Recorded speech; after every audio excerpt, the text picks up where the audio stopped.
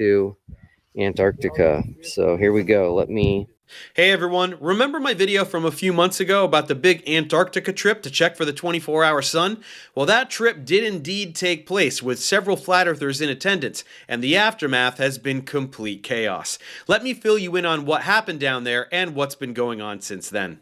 Once again, the whole point of the trip was to document the 24-hour sun that flat earthers have said for years doesn't exist in the southern hemisphere. And it will surprise absolutely none of you that they saw exactly that. They were down there for 4 days and the sun was circling above them in the clear sky the entire time, just like anyone who isn't a complete moron knew was going to happen. This was first documented in a live stream mere hours after they arrived on site. Let's check out some highlights from that live stream to kick things off. And there you go, everyone. It's there's the sun in all of its glory right there over the Ellsworth Mountains. So here we go. Keep in mind, you can see everybody's cameras out, but the sun is exactly where the globe predicted it would be. Not only is it midnight here, but you are actually looking due south. So the sun is still up, and it is to the south of us. There you go, flat earthers. Case closed. The sun is directly overhead at midnight, illuminating everything when you think it should be all the way on the other side of the pizza land, leaving them in total darkness. So you're wrong, and the earth isn't flat. Of course, all flat earthers watching the live stream immediately accepted defeat and abandoned their cult of delusions to become normal contributing members of society. The end. I'm just kidding. It's going to be a non-stop train wreck of reality denial and coping mechanisms for the rest of the video. But what about the flat earthers in attendance? What do they have to say? Let's start with Jiren. Sometimes you are wrong in life, and I thought that there was no 24-hour sun. In fact, I was pretty sure of it. But I respect Will Duffy for being a stand-up guy, at least in the way that he kept saying it was true. I kept saying it wasn't. He said, "Do you want to go? I'll take you," and brought me here. And it's a fact. The sun does circle you in the south. So what does that mean? You guys are going to have to figure that out yourself. Don't listen to my beliefs or my opinion. It shouldn't matter to you. But at least you should be able to accept that the sun does exactly what these guys said as far as circles the southern continent. So that's about it. I realize that I'll be called a shill for just saying that. And you know what? If you're a shill for being honest, so be it. I honestly believe there was no 24-hour sun. I honestly now believe there is. That's it. If you want to call me a shill, so be it. They sure will, Jiren. They sure will. But more on that a bit later. Now it's Austin's turn. Yeah, so I mean, I was one of the people that said I definitely didn't think that there was a 24-hour sun. We obviously haven't actually seen the sun for 24 hours, but it is doing what they said it would do very clearly. And it is still dancing around high in the sky. So obviously we're documenting it. But yeah, you know, I said what I feel about this the whole time. Truth doesn't fear investigation. I think that we're truly trying to figure out the truth. Obviously, some people think that what we were told is the truth. I don't think that, but I do think that people need to be honest and humble and be like, whoa, you know, we were wrong. It's cute that Austin thinks flat earthers have the capacity for honesty since he's not exactly famous for it himself. But while we're on the subject, are you guys really in Antarctica? Come on, get real. Isn't this Greenland or something? They followed through with their word. We are in Antarctica. I can assure you, we tracked it with multiple compasses the entire way. We were going south or just off of south for 4 consecutive hours from Punta Arenas. I can guarantee you that's where we were as well. So whatever, shill. Anything else? Well, this is pretty like legendary stuff. Like no one's ever actually done this. We have multiple cameras. We have cameras documenting the camera. We have everything you could imagine. This has never been done. We're getting the sunspots. We're getting every different angle you can imagine. It's truly amazing. It's very cool. We're doing a lot of firsts. No, Austin, what you're doing is not new or remarkable at all. You are not a hero or a pioneer of any kind. You're just one of the only flat earthers who accepted a free trip to Antarctica, a place where humans have been doing research since the middle of the 19th century. Everything you are doing has been done countless times. Flat earthers just say it's all fake, which is why someone paid for you to go and see for yourself. Do you think the rest will keep pretending it's all fake, even though you're telling them it's real? I guess we'll find out, won't we? Now let's check with another flat earther named Jonathan. We really just want to see things for ourselves, and this has been unbelievable. I wish it would set. I think the magic of a setting sun would make me a lot happier. I'll sleep better. The mountains, you can't see any behind us, but the mountain here is like, I mean, I think we're probably a little further now, but it's 2 miles from our camp, and it looks like you could touch it. Just overall incredible. Cool beans, Jonathan. Anyway, this specific part of the live stream leads us to our first big conspiracy from the flat earthers watching at home. Jonathan has a patch of green, as well as other little bits of green on his jacket. This live stream is happening from Will Duffy's computer, and Will uses a green screen at home. That's how he gets his logo behind him for all of his videos and interviews. Because he uses a green screen, he uses a chroma key, which he happened to leave on, along with his default background, the TFE logo. That's why the green parts of Jonathan's jacket look transparent as he moves around. You're basically seeing a green screen effect on those green parts of his jacket due to the chroma key being on. Naturally, flat earthers at home decided this meant they are filming in front of a green screen to fake their surroundings. Of course, in reality, this actually proves they are not in front of a green screen, or what's happening on his jacket would be happening to the entire background. The chroma key takes out anything green. Look, it even happens earlier in the stream when they go into this building and look at a scale, and when the display lights up green, it disappears and you see a little piece of the TFE logo.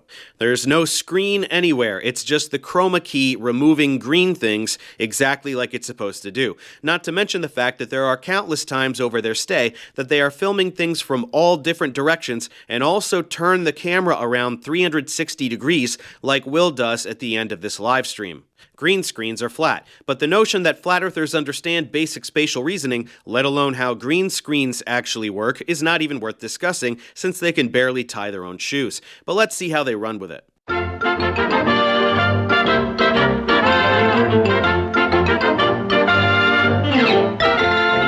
I'd like to invite Jonathan Morandi to come on.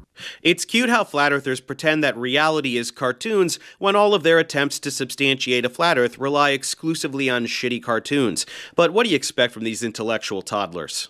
Hello from the South Pole. I should take this off. I can hear myself. This is an amazing experience. Thank you, Will. It's been really great to know everybody and meet everyone. Dave, who's been my roommate. Pack it up, guys. Green screen busted. The arrow is pointing to a jacket, not a screen, but there are 3 exclamation points, so this is pretty convincing. To the Flat Earth team, you know, Yes, for a split second it says, screenshot at East Australia at. That's not even a sentence, but more importantly, it can't possibly mean anything. There is no area of Australia that looks like Antarctica, and if he is pretending that they are in a studio in front of a green screen, why the hell would they go to Australia to do that? Anyone else?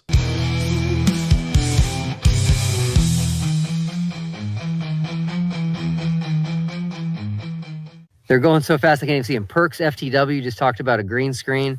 Definitely not a green screen. It's also cute when flat earthers make little cartoons like this, the obvious implication being that all of us globers are just zombies regurgitating the false narratives fed to us by the mainstream media. In reality, they're the boners glued to Rumble and BitChute, repeating the lies they hear from the dumbest frauds alive, while other people, even other flat earthers, go to Antarctica and actually do something. Pathetic.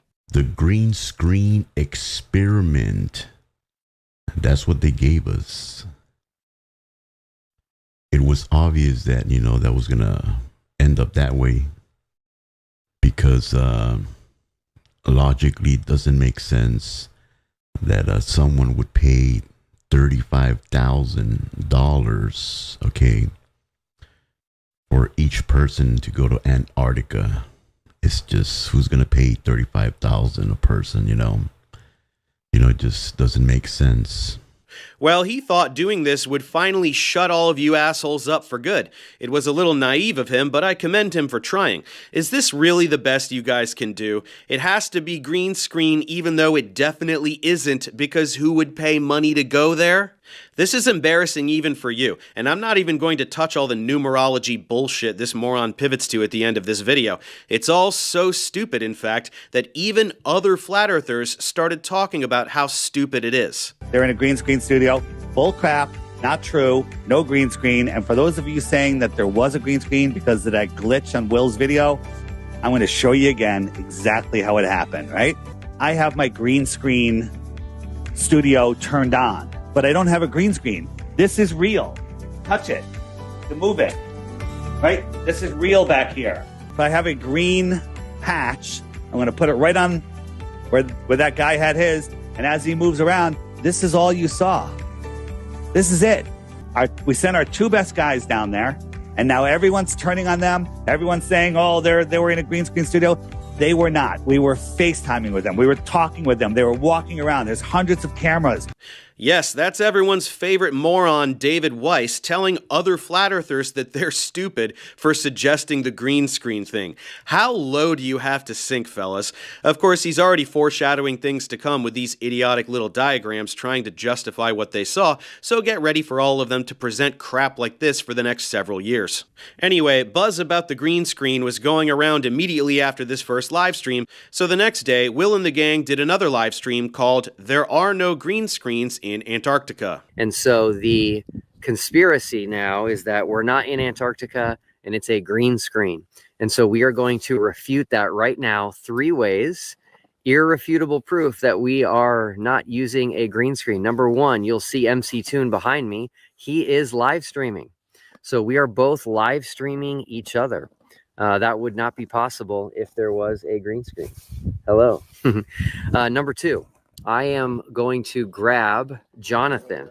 So Jonathan Morandi, when he went on camera, he had a patch on his shirt that was greenish in color, which was removed because of the chroma key.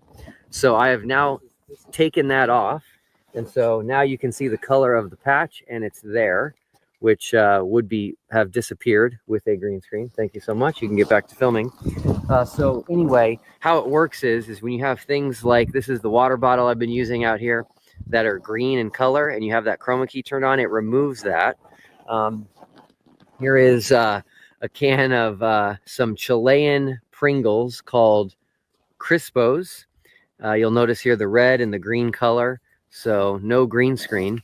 So that should have been sufficient for any normal person. Multiple people are live streaming at the same time, looking in different directions, and everyone sees the same background, which is not possible in front of a flat green screen directly behind one camera. They hold up green objects and nothing goes transparent, which is also not possible in front of a green screen. But let's try one more thing. This is my DJI drone that I brought to Antarctica. So here we go. Let me go ahead and launch this here real quick for you guys. All right, here we go.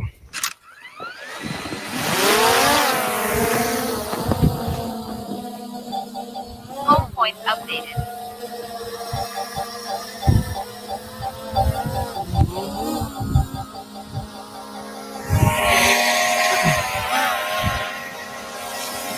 Okay, hopefully you can hear me with the drone, but I'm also going to record what the drone is videoing, which is my screen. And I'm going to go backward. So obviously, if there was a green screen, this drone would not be able to fly backward toward MCToon, who's also live streaming. And who's also filming the drone. All right, now I'm going to come right back to us. All right.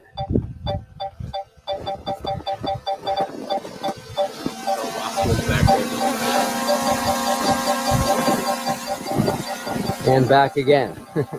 So there you go. You all watched the drone go really far back, so there's obviously no screen there. Right? Right, guys? Do you think it was a real Duffy's location? drone. Did you see the thing where Duffy's drone?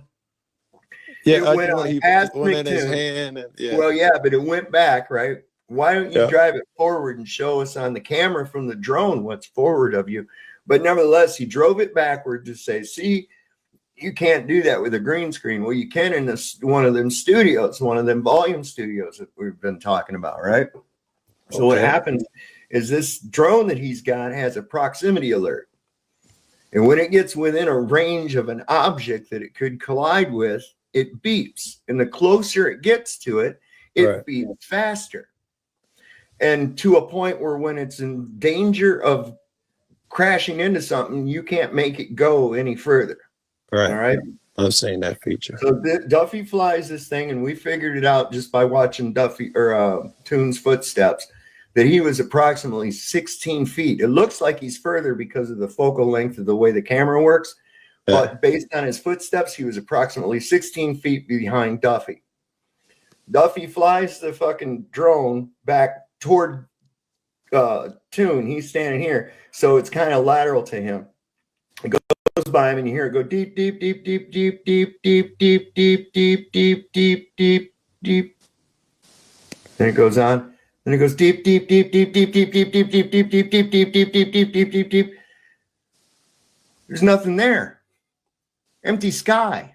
Jesus Christ. The drone controller beeped because the drone was close to MCToon, genius.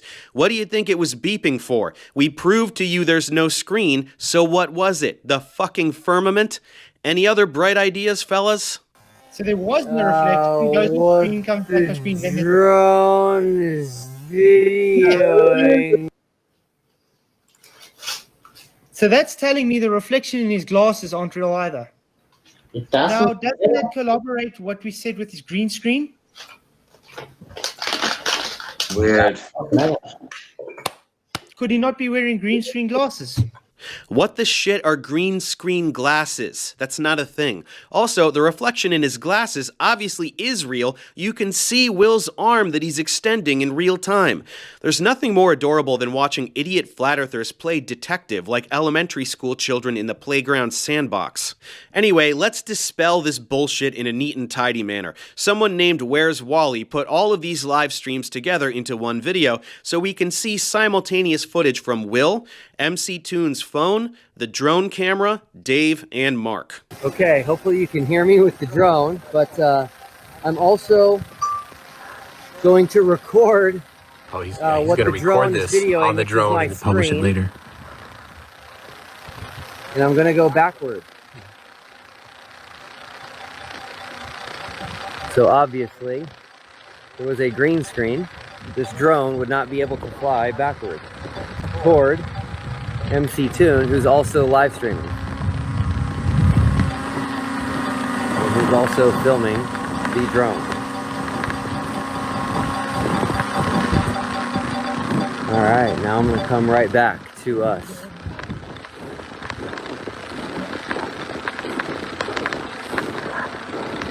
Alright. Look at that. Well, that should put this drone bullshit to rest. No, we clearly see what's happening from 5 different angles, including the drone camera itself. We clearly see the beeping occur as the drone approaches MCToon, stop as it goes past him, and then start again as it passes him going back the other way. So we can all drop this green screen bullshit now, right? We are live from Crusaders of the Resistance headquarters. I am King Nico, and we are currently exposing the final experiment. The Crusaders of the Resistance headquarters, also known as King Nico's mom's basement. Did mommy stock you up with your favorite snacks for this super important broadcast, Nikki? Hey, Mom! The meatloaf! We want it now! A bunch of Freemasons traveled to an area which was supposedly Antarctica and somehow filmed a 24-hour sun, which is pretty much impossible on both models, the heliocentric and the geocentric model. You have no idea what Freemasons are. The word you're looking for is supposedly. They objectively did go to Antarctica, and all you assholes live-tracked their flight there, which went directly south from the southern tip of Argentina, and a 24-hour sun isn't impossible at all. That's why they definitely did see it, as we all expected by having basic spatial reasoning skills. 164,000 subscribers. Notice how many videos he has posted. 665 videos. That's just one away from 666. Wow, you're really good with numbers, buddy. It's so cool how you knew which number came next. Anything else?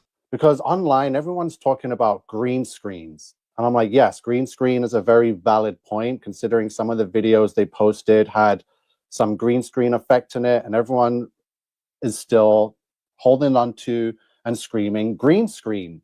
No, only idiots are screaming green screen because they prove to you there are no green screens 4 different ways. And while watching some of these videos, I immediately saw that there's a separation between the sky and the floor, which is the staged setting here, where snow looks like it's been brought in. And there's a line here that goes pretty much all the way around the setting.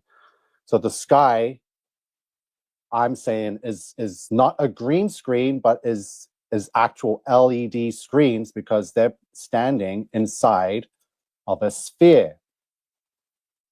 So here's the sphere in Las Vegas, and the screens can show images on the outside and also on the inside. So let's quickly see some of this video that's showing the inside of one of these spheres. Right, it's a huge sphere, like the one in Las Vegas. You know, the one that cost $2.3 billion to build, which is why seeing a show there is so insanely expensive. Small-town Colorado pastor Will Duffy and his Freemason handlers spent several billion dollars building another sphere thingy in Antarctica because, again, they were provably in Antarctica. Then they brought a bunch of fresh snow inside the sphere to make a little Antarctica set, again, in Antarctica, and they did all that for the singular purpose of recording a few live streams to trick flat earthers. Nothing wrong with that logic at all. And even in this footage, I can see that the sky is not real. The floor is real, but their whole surrounding is LED screens. Based on what, dumbass? Wishful thinking? How should a real sky look? Exactly like this, since it's a real sky? Pathetic. Your own flat earth heroes, Jiren and Austin, are telling you what they're seeing. You don't care what they have to say all of a sudden? True Christians, as Jeranism has been an antichrist and a grifter and shill since day one of when he started pretending to be a flat earther. Thank you, True Christian. Yes, 0 flat earthers were involved with this. The TFE hoax. Every single one of them is fake and working for the NWO. Exactly my thoughts and everything you've said I agree with, so thank you. That's a fun little loophole you guys have going. Any flat earther who says anything you don't want to hear is not a real flat earther and never was. Convenient. Again, I'm not saying they were in Vegas. I'm just saying that there's a sphere in Vegas that pretty much shows the capabilities of the technology. And yes, they say it costs $2.3 billion, but come on now, they can put a price on anything and say it costs that much just to make us think that it's impossible for us to recreate. Yeah, totally. They're lying about how much it costs to build something like that because reasons. In actuality, it costs about $1,200, and anyone can do it on their own with parts you can find around the house. Tune in next week for more building projects the government doesn't want you to know about. Surely no other flat earthers are dumb enough to run with this idiotic premise, right? Wrong. Neo-Nazi Eric Dubay ran with it and has been running with it ever since. The final experiment has finally happened. After half a year of hype, Will Duffy's band of globe defenders have performed what they deem a death blow to flat Earth. So how did they do it? Did they find and measure the globe's mythical curvature? Did they film a convex horizon without using a fisheye lens? Did they circumnavigate in a perfectly straight line and return to their starting point? Or did they construct a demonstrable model of water sticking to a spinning ball? No. They didn't even attempt any of these things that flat earthers have actually called for and admitted would provide evidence for the globe. Instead, they made up their own strawman experiment and labeled it final, with the hope that their results would be the last words on the flat versus globe debate. Well, isn't this pathetic? Ignore everything that proves you wrong and keep spewing this make water stick to a ball bullshit, no matter how many times people explain to you how it's completely meaningless. Hey Eric, did you forget about all the times you've said this? In order to fit the heliocentric globe model, This midnight sun phenomenon must also occur for observers south of the Antarctic Circle during winter solstice. Depending how far south the observer is, the sun should be seen for several days or weeks, never fully setting, just like it does in the north. In reality, however, there is never 24-hour sunlight anywhere in Antarctica at any time of year. You've been emphatically stating for years that there's no 24-hour sun in Antarctica. You were offered a fully paid trip to go see for yourself. You declined like a coward. But now that other flat earthers went and saw it for themselves, you turn into a revisionist and pretend you've never made such claims and that seeing the 24-hour sun doesn't change anything anyway. Well, yes it does, Eric. It proves you wrong. You said it's impossible on a flat earth, and they saw it. So the earth isn't flat, no matter how much you want to whine about your dry balls. Since this one fact would destroy the heliocentric globe model, there is, and has been since the 1950s, an Antarctic treaty signed by over 50 countries banning all independent travel and exploration of the Antarctic. Excluding overpriced, chaperoned penguin tours and government-approved contractors, nobody is allowed to step foot in Antarctica, especially not during winter solstice, when there should supposedly be constant 24-hour sunlight. Well, don't you sound stupid now, Eric. Was this a penguin tour? I didn't see any penguins. How did these guys get past all the NASA guards? Also, you clearly have never read this treaty you're always talking about because it says nothing like that. Conspiracies this stupid fall apart when you actually read the thing you're referencing. So basically, for years and years, Eric has admitted that a 24-hour sun in Antarctica would prove the Earth is a sphere, which is why nobody is allowed to go and check for themselves, which is why he has in the past been so desperate to explore the realm and check out Antarctica for himself. Well, why can't I, similar to like Antarctica, but why can't I go see for myself? Why are you just telling me, oh, it's a globe, it's a little continent on the bottom, you don't fall off because of gravity, you're good, don't bother going there. Well, why can't I go and see? I want to go there and check it out for myself, and then I'll decide. Can't we do that?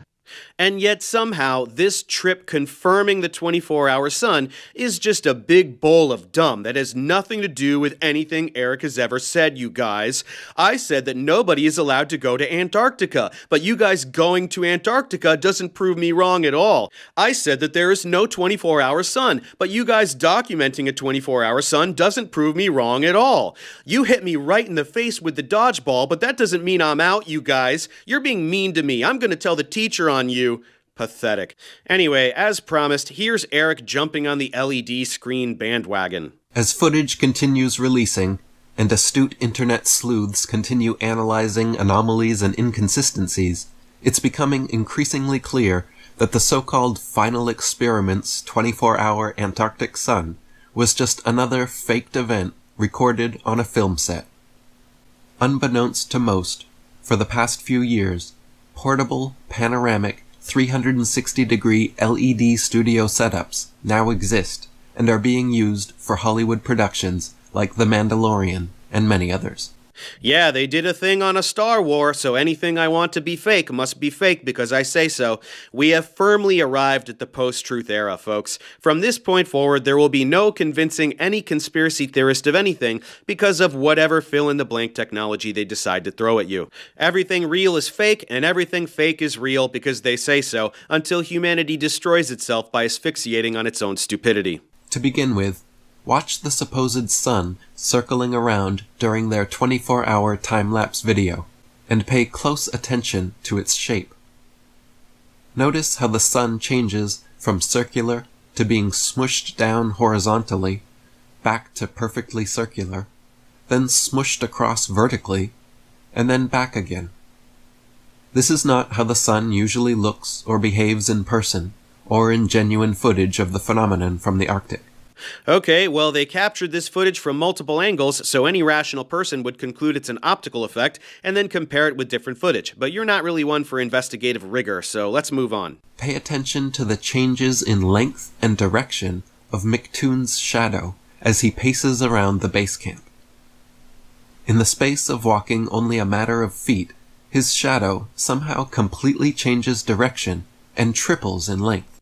Does it really triple in length, genius? Were you there to measure it? If you were walking alongside him, would it appear to triple in length? Or does this have something to do with perspective as he walks towards the camera? The following is a simple demonstration of how light and shadows work depending on the distance of the light source. In the first example, the light source is held close to the action figure as he moves along the table, and we see quite pronounced changes in the length and direction of his shadow. Funny how flat earth experiments always involve children's toys, huh? Hey Eric, why don't you get off your ass and try this outside with real shadows and real people? Oh right, that would involve having both a shred of intellectual integrity and also a single friend willing to spend time with you. Now let's watch as MCToon and Austin Whitsitt respond to commenters asking them to show their breath in the Antarctic.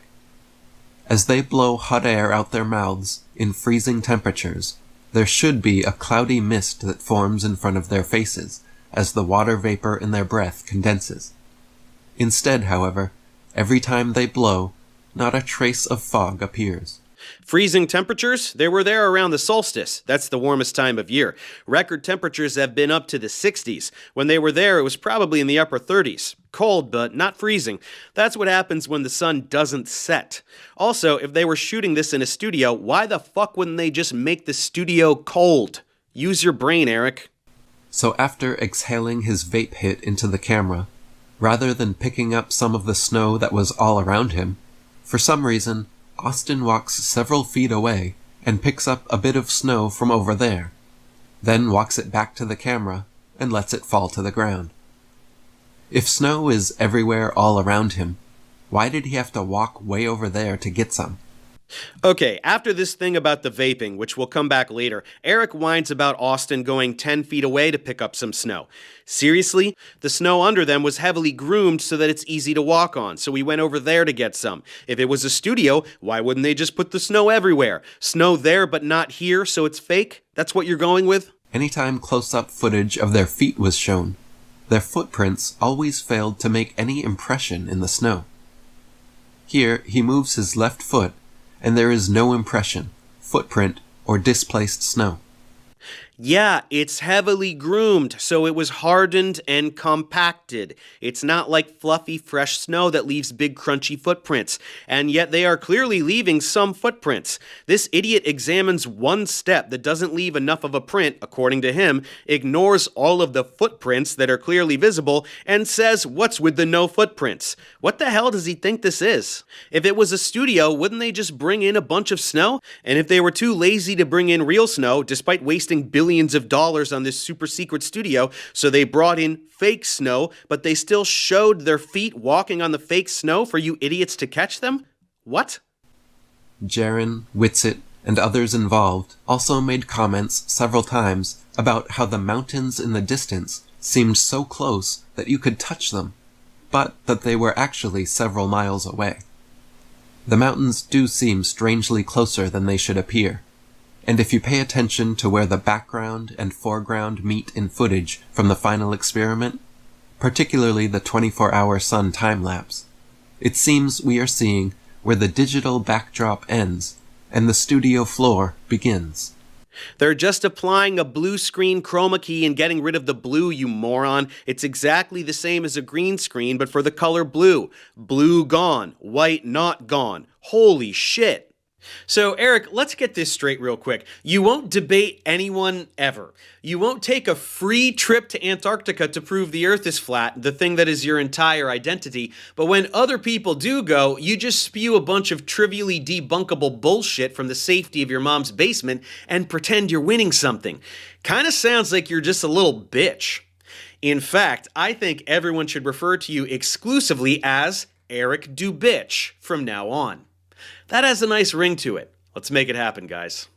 To review, in response to being shown a 24-hour sun in Antarctica, the thing that all of these morons have been saying is impossible for years, we have Studio Gate, Breath Gate, Snow Gate, Footprint Gate, and Shadow Gate.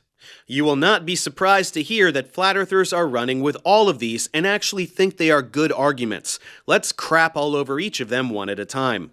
The studio thing. It's just a big dome like the one in Vegas. Alright, cockbags, then explain this. While he was there, Will flew his drone straight up into the sky. Really high. 1,500 meters, or almost 5,000 feet. The sphere in Vegas is 367 feet tall, so this drone is going well over 10 times higher than that, and also almost twice as high as the tallest building in the entire world. So if you want to believe that the Illuminati lizard people government have secretly built a megadome conspiracy studio twice as tall as the Burj Khalifa that nobody has ever taken a picture of from the outside, you go right ahead. The rest of us will apply Occam's razor and accept that there's no fucking studio.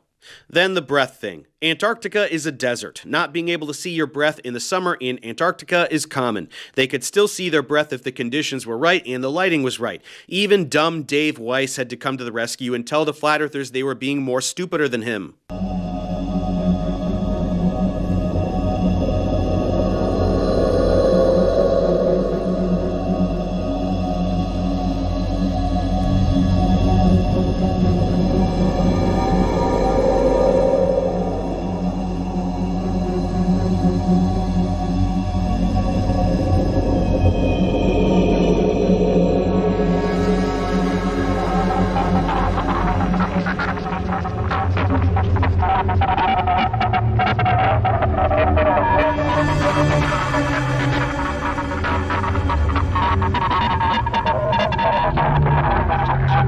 So this puts to bed the breath thing and the vape thing. Sometimes you could see their breath, sometimes you couldn't. Why anyone gives a shit whether Austin hit a vape or not is completely idiotic. And then the snow and footprint crap. Once again, the snow was compacted by local staff using a very large groomer to give them a flat place to set up their cameras and tripods and equipment.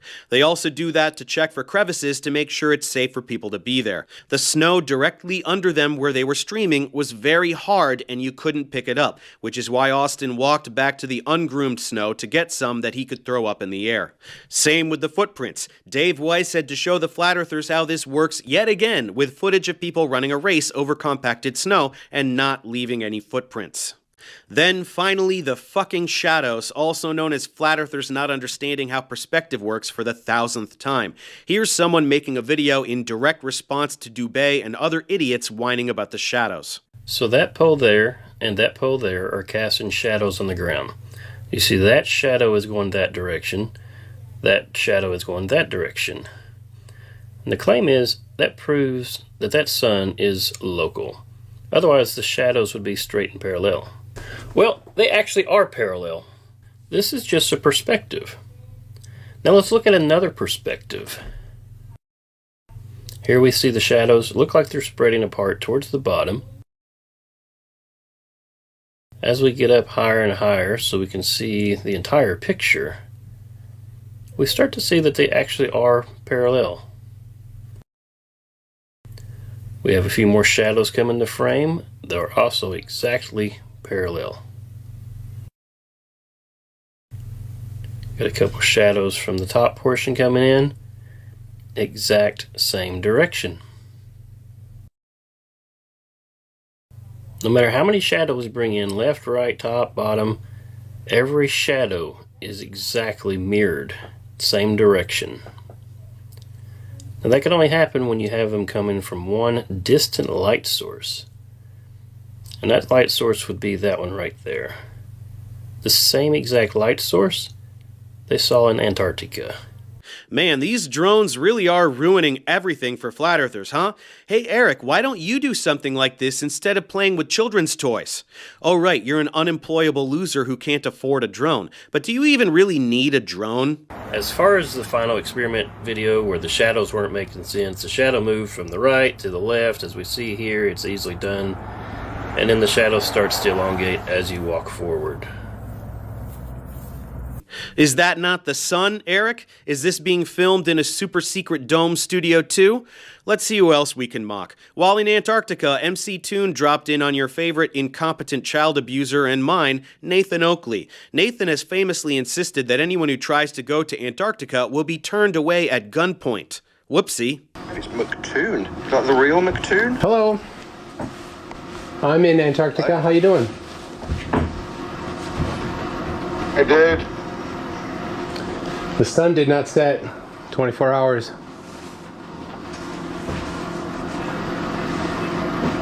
What are you guys up to? 24 hours now. Yep. Did not set. 24 hours. It did not set for 24 hours. So you've been up for 24 hours straight? Wow. I have.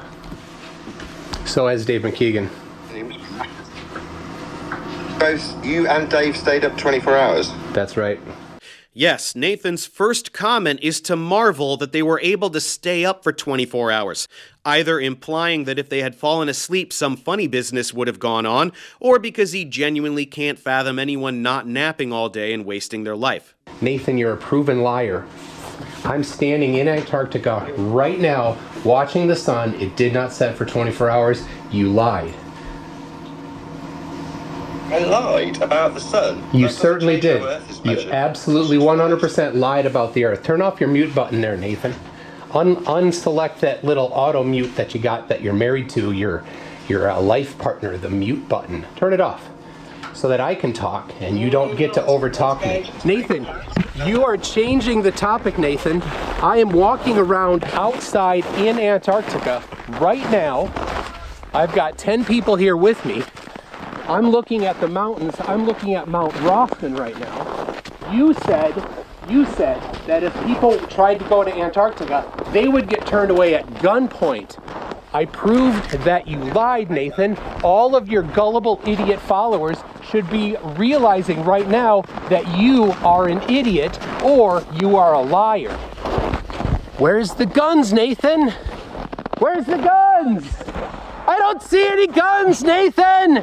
You lied! Ah, that's fun. And if you somehow weren't yet convinced that Nathan is a gigantic piece of shit, watch how he talks to Austin, who decided to go on Nathan's show after getting back home for whatever reason. Why? Do you want our feedback?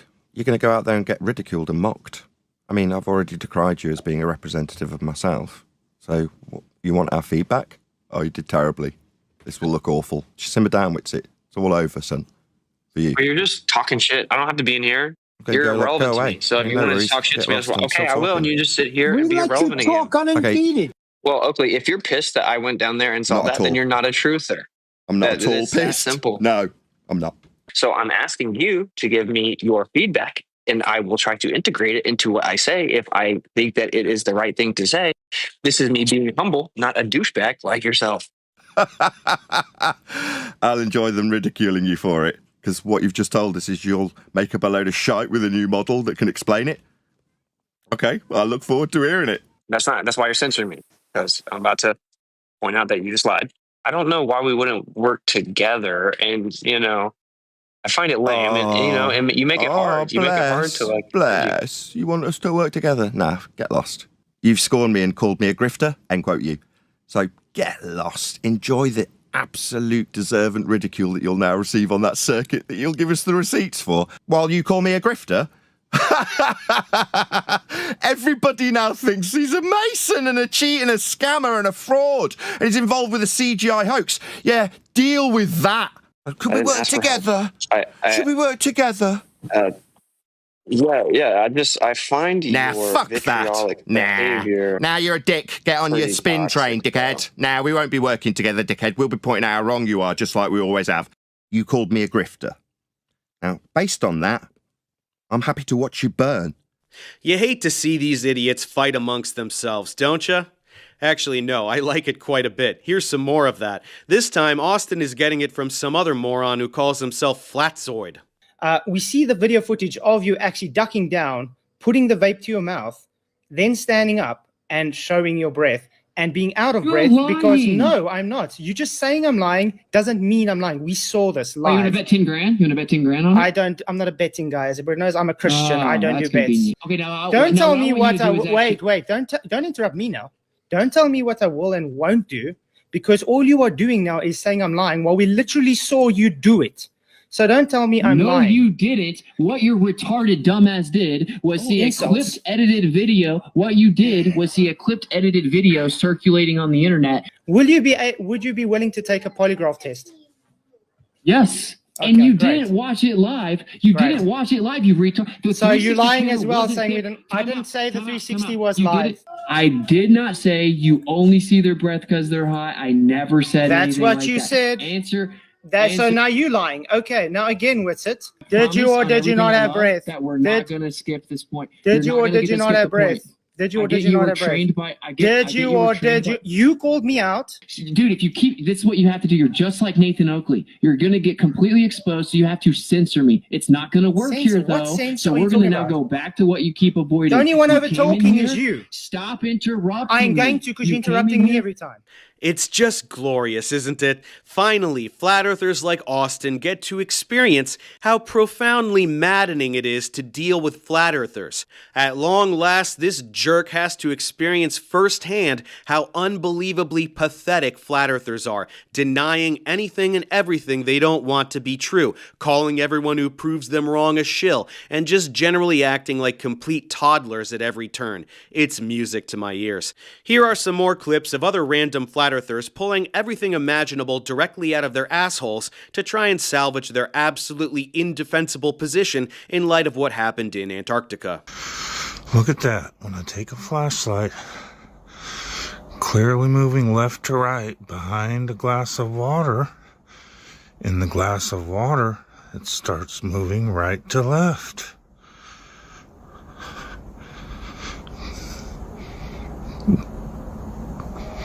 But because the sun moves right to left in Antarctica, it has to be a globe, Jiren. There's no possible way. Is this guy filming in a secret apocalypse bunker or something? He even sounds like he just got done running from zombies. Here's another lunatic. They're on a sound studio somewhere, a stage, and those lights came from cameras or lights, or it was the reflection off the firmament, which the Bible tells us is like molten looking glass. If it's reflecting off the firmament, there could be many shadows going different directions. Either they're on a sound studio, a stage studio with different lights, or it's the reflection off of the firmament. Whatever caused those inconsistencies and those divergent shadows on the ground, that light source was very close. You heard the aging boy band backup dancer. All of those non-existent inconsistencies are totally explained by this magical dome that absolutely wasn't there. Airtight. It doesn't prove anything. This experiment, the final experiment, does not prove or disprove the globe or flat Earth in any way, shape, or form. The only three things that could prove that we live on a spinning ball inside of a vacuum going over 1,000,000 miles per hour in 4 different directions would be spherical nature, right, or curvature, motion, and or gravity being isolated and proven. Those are the only three things that can prove that you're on a ball or the globe model is accurate. Okay, well, the curvature of the Earth can be demonstrated in hundreds of ways and has been done right to your dumb faces, you just deny it. Motion has to be inferred by looking at other things because the Earth is so huge, as you would know if you understood inertial reference frames. And gravity being isolated is literally meaningless. Gravity is exerted by all massive objects, and the biggest object near us is the gigantic planet we're all living on. I won't go on this tangent for the 100th time, but anyone who denies the existence of gravity is dumber than rocks. What's going on, right? Just calm down and keep doing actual science, and these little shenanigan experiments won't mean anything. Yes, everyone calm down, because everyone is indeed freaking the hell out, including this jerk. And once you're nice and calm, just keep doing real science, also known as avoiding real science like the fucking plague and spewing your idiotic script forever. What will pass as science in this world? I mean, we all lived through the pandemic fiasco, so it's not surprising, but it's hilarious. So, come up with this observation wherein you completely deny two possibilities because it's an observation and not anything near a final experiment, wherein it can, one, be faked with video, or two, you completely discount the possibility of optical illusion in your visual observations and you call yourself scientists. Then you name this entire fiasco clown show a final experiment. Oh wow, the moron who says plandemic unironically also fell for the dumbest hoax in human history. Shocking. The only time of the day they could have shade in front of the mountain is early in the morning. So they probably filmed these like 6 a.m. and claim to be midnight because the sun is coming from here, and when it's supposedly 10 p.m., the sun's going to be in this position illuminating the mountain. Hey dipshit, all of this was live streamed, specifically so that morons like you can't pretend any of the footage was doctored in any way. You're so dumb that you just pretend it was anyway, even though that makes no sense whatsoever, because again, it was fucking live streamed from like 10 different devices simultaneously. Holy hell. Now let's pivot to this jerk, Pastor Dean Odell. Remember, he was the guy who was whining about how badly he wanted to go to Antarctica to check for the 24-hour sun. You can fly there today. No, you can, fly there and see the coastline. That's about all you can do, a little bit of the coastline. Absolutely not. Oh, yes. And if you want to go there and stay, you have to have permission from a government. Have you ever seen the amount of stuff you have to fill out to go through there? Yes. And also, they're not going to let you go on an expedition inland just as a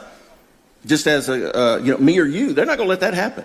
And here's another thing. If this would be easy to prove, but they hide this from us too. All we'd have to prove is go to Antarctica. Let me and you go to Antarctica, spend a week there in the summer.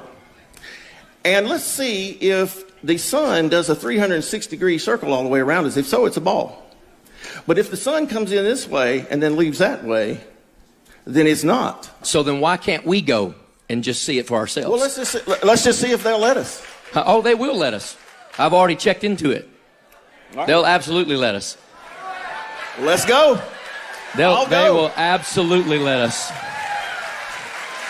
Well, now that some people actually did the thing he was pretending to want to do, this moron is now saying that Will Duffy worked with Lucifer, aka the devil, to clear the weather in Antarctica and fake the 24-hour sun. This is, of course, to cover for the fact that everything he said was laughably wrong. Will and company didn't need permission from any government to go there. You can indeed go inland, as they went to 79 degrees 46 minutes to reach Union Glacier Camp, a full-service private camp which is nowhere near the coastline and is open to absolutely anybody.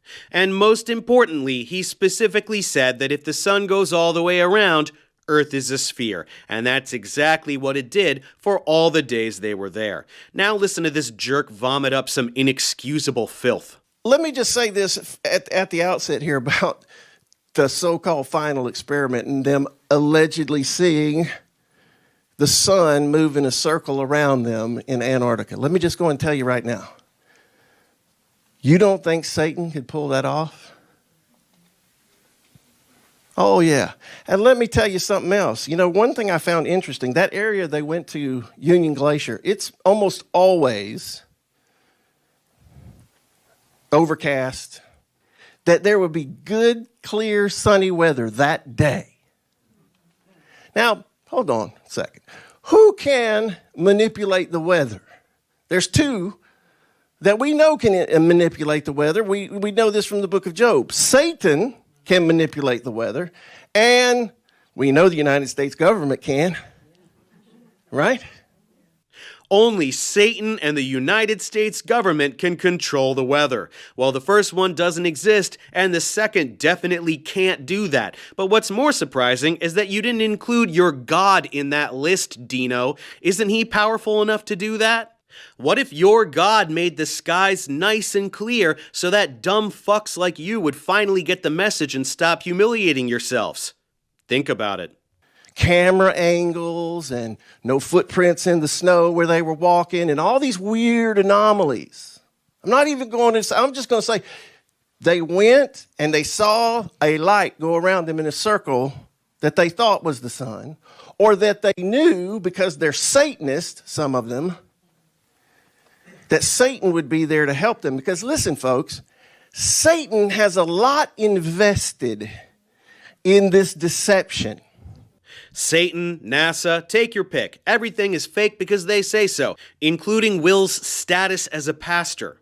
The Lord Jesus, not Will Duffy. Another just con artist, man. He's not a pastor, y'all. He pretends to be one. Right, sweetie. Everything you don't like is fake. Shh, it's okay. It's okay. Like last week, I was teaching on spiritual authority and trying to explain that. And old McToon is one of these guys, one of these globe tards that went to Antarctica. Yeah, he's a globe tard. Probably a government agent, more than likely. But he keeps attacking me. I'm going to tell you what, this is one guy I'd just like take out behind the woodshed and let old Dean come out for a minute. All right? But he better be glad I love Jesus, right? Wow, threatening physical violence. That's real Christ-like of you, Dean. There's no hate like Christian love, am I right? Anyway, if you thought it couldn't get any dumber than all this, you'd be wrong. If you want to understand the United Nations map, once you understand Antarctica, this is Antarctica. The Antarctic continent like this does not exist. And the bases are distributed like this, according to Vibes of Cosmos, on the moon map. That's why the moon, we always see the same face. It's a little late for Antarctica does not exist, morons. You picked your best and brightest and sent them there yourselves. Speaking of which, Jiren and Austin have been universally shunned from the entire Flat Earth community, just as most of us predicted. Here's another douche named Dustin Nemos who decided to challenge Austin to a debate. For context, this is an example of the level of integrity we're dealing with. Well, bring it up, liar. Daylight savings to fix it in a couple years. Bring it up, little didn't need leap years liar. Come on, liar. Bring it up. You made the claim. Are you a pedophile? Okay. All right. Really? We are going. Are you a pedophile? All right, Ryan. Ryan? We're on Ryan, mute. Sorry, Dustin. We can't be. Yeah, we can't be doing. Called me a liar? No. We're done. Yeah, when someone catches you in a lie, just call them a pedophile. Classic flirf tactic. I think there's a job waiting for you at the Daily Wire, Dusty. Anyway, here he is with Austin, desperately trying to maintain this idiotic charade that they were in a studio of some kind. Is your claim basically that the Owen Benjamin stream was in a different place that wasn't in the studio? I would, imagine that would be afterwards, in response to Vapegate, basically. So, like, we were somewhere with Antarctic mountains that was cold, or I gotta understand. I don't doubt that you guys flew there. Okay. The footage of you flying there seems real. I haven't checked it out. People have alleged it's fake. I don't necessarily believe it is. It's insane. But I believe that you took a trip to Antarctica, gave you real footage, and then you did the rest in a studio setting where there was no cold breath. Okay, so you're saying that we went to Antarctica, and in Antarctica at Union Glacier, there's a studio. And so we're normally just in Antarctica at Union Glacier, everything's all normal. And then they take us to a studio so that we can fake the sun. And inside that studio, it's not cold. For all I know, you guys went there last year, or you went to the Vegas sphere. Well, okay, so for one, you would have to claim that the Owen Benjamin live stream is not live. It could be live. I mean, you guys had internet for that one, but you did that afterwards, you said. So yeah, but wait, time out. That's in response to Vapegate. That seems sus. So are you saying I broadcasted my live stream, but it wasn't actually live? No, it could be live, and it could still be somewhere that is cold. Well, you said we could have filmed it last year, so you're now going to have to throw that off the table, obviously, because I was interacting with the live chat at the time. So they did go to Antarctica, but they filmed the sun in a studio. That's why there was no cold breath. And maybe they filmed the sun at the Vegas sphere, which of course is completely idiotic because it's full of seats for people to watch shows, so that makes no sense whatsoever. I've never seen flat earthers grasp at straws like this. It's so pathetic, even for them. I think we can accept now that Whitser has been compromised. Yeah. Yeah, we agree. Yeah. However, could we turn him into a double agent? No. Now he must. I would say he must. No, you cannot. Do you want to know why? Hear me out first. Can you kill his finish family? first, Ryan, and then pull it up. Okay. Can you kill his family though? Okay, go ahead. They won't kill anybody's family. Take no notice of that. Okay. Listen, he must have some evidence that this was rigged. He must have either emails or payment into his bank account or something that he could show us all and spill the beans. I will give him $100 if he does that, and I'm sure you would all give. It would be a world changer. Wow, a whole $100. Come on, guys, let's pool together all the money we made mowing lawns over the summer and see if we can bribe Austin into being a double agent in our super awesome spy games. It would change the world. Jesus fucking Christ, the way their thought process genuinely mirrors that of a small child playing pretend on the playground is absolutely tragic. My friends, we are witnessing the splintering and hopefully the final demise of the Flat Earth community. It's complete chaos. Jiren and Austin have been cast out as shills. Anyone who pushes back on idiotic talking points like the green screen thing are also accused of being shills. The rest of them can't agree on anything whatsoever. They can't agree on whether this group of people actually went to Antarctica or not, with some still claiming the Vegas sphere bullshit. They can't agree on whether the 24-hour sun was real or not, with some claiming it was fake and others desperately coming up with insane ad hoc explanations for how it could work on a flat Earth. And they are all just incessantly going back and forth about studio this, shadows that, dome this, vape that. They're in complete panic mode, and once again, the flat earthers who went down there now know exactly what it feels like to interact with flat earthers. Their brand of dishonesty, gaslighting, reality denial, insults, accusations, and infantile delusions has now been experienced firsthand by Jiren and Austin.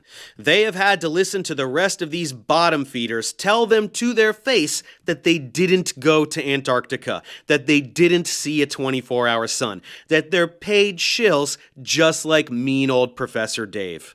In fact, as a result of the experience, Jiren has quit Flat Earth. Here's a live stream where he announces that he's leaving the Globebusters. I just really appreciate it. I mean, you guys are my family. I hate to have to duck out, but I'm going to. And there's multiple reasons for that. But really, I'll just explain simply what I've seen that has kind of made me take a step back and go, okay, I need to look at this whole thing.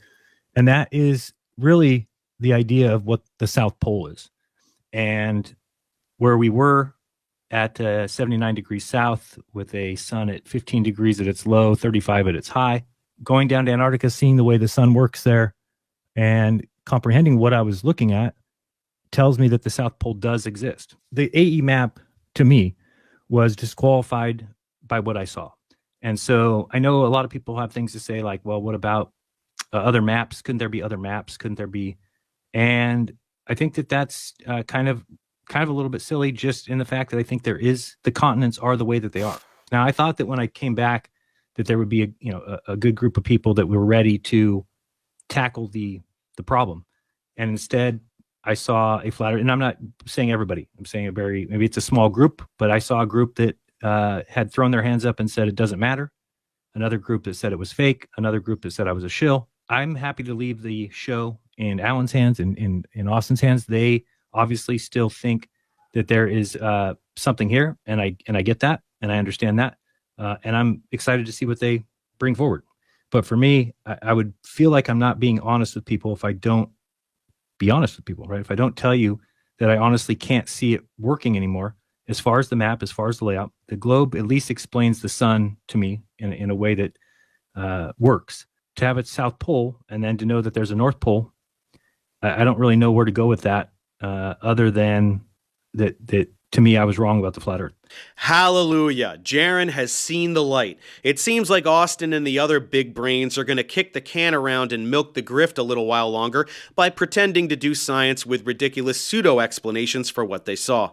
Presumably there are others who can see how ridiculous this all is, and hopefully they can exercise an ounce of critical thinking to realize how this is exactly what moon landing deniers sound like, or anyone who denies the existence of satellites, the ISS, rockets, probes, and all the rest.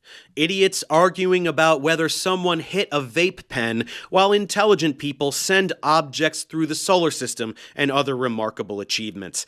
Never has there been a better case study than this regarding the psychology of conspiracy and the cult-like devotion that has to be maintained at all times in order to survive such undeniable evidence to the contrary. Anyway, after all that, let's check in with Will Duffy one more time to get his take on how things went down there and what's coming next for him and everyone else who took the trip. Will, welcome back to Civilization. Looks like you had a great time down there in Antarctica. Just first things first, how was your experience? Just tell me, you have a good time. What was it all about? It was incredible. Definitely a once in a lifetime opportunity. I'm so grateful I was able to do this. Prior to going, people were telling me that Antarctica is the most beautiful place on Earth. And I couldn't buy that. I thought they were just telling me that to get me to go. But it is, I can say now firsthand, the most beautiful place I've ever seen. Wow. A frozen, barren wasteland, yet magic to the eyes. That's pretty cool.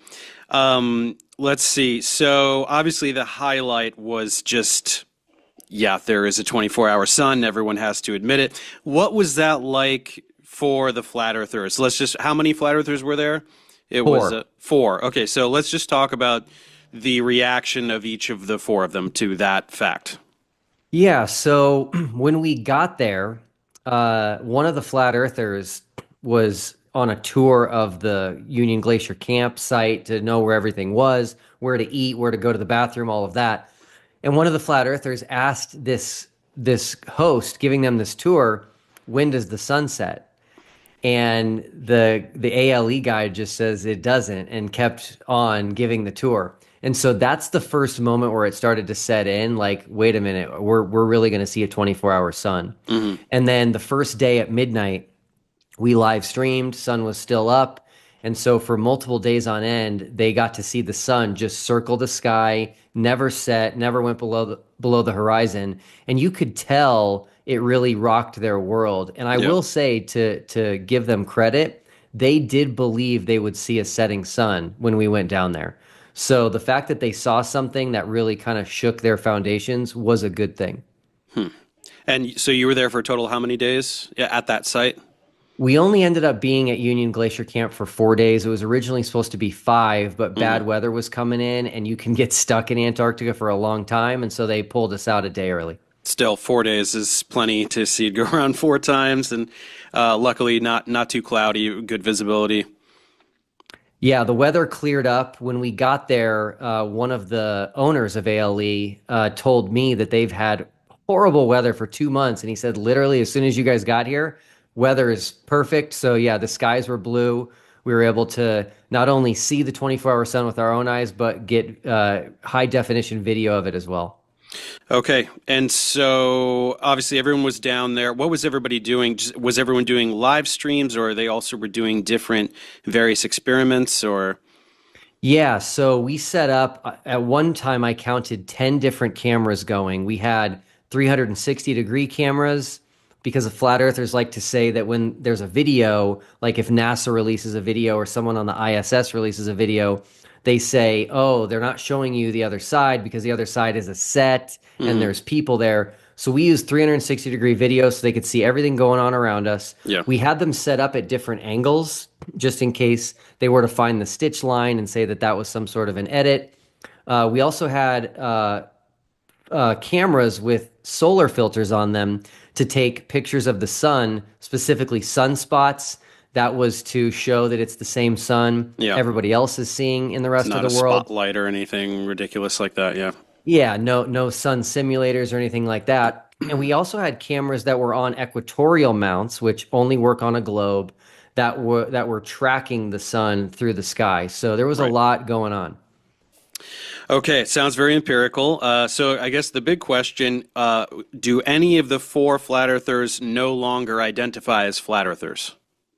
I do believe that 2 of them, at least, are going to admit that they were wrong about the Earth being flat and that we live on a globe, based on conversations I've had with them. But I'm going to let them make that public announcement whenever they feel ready. Okay.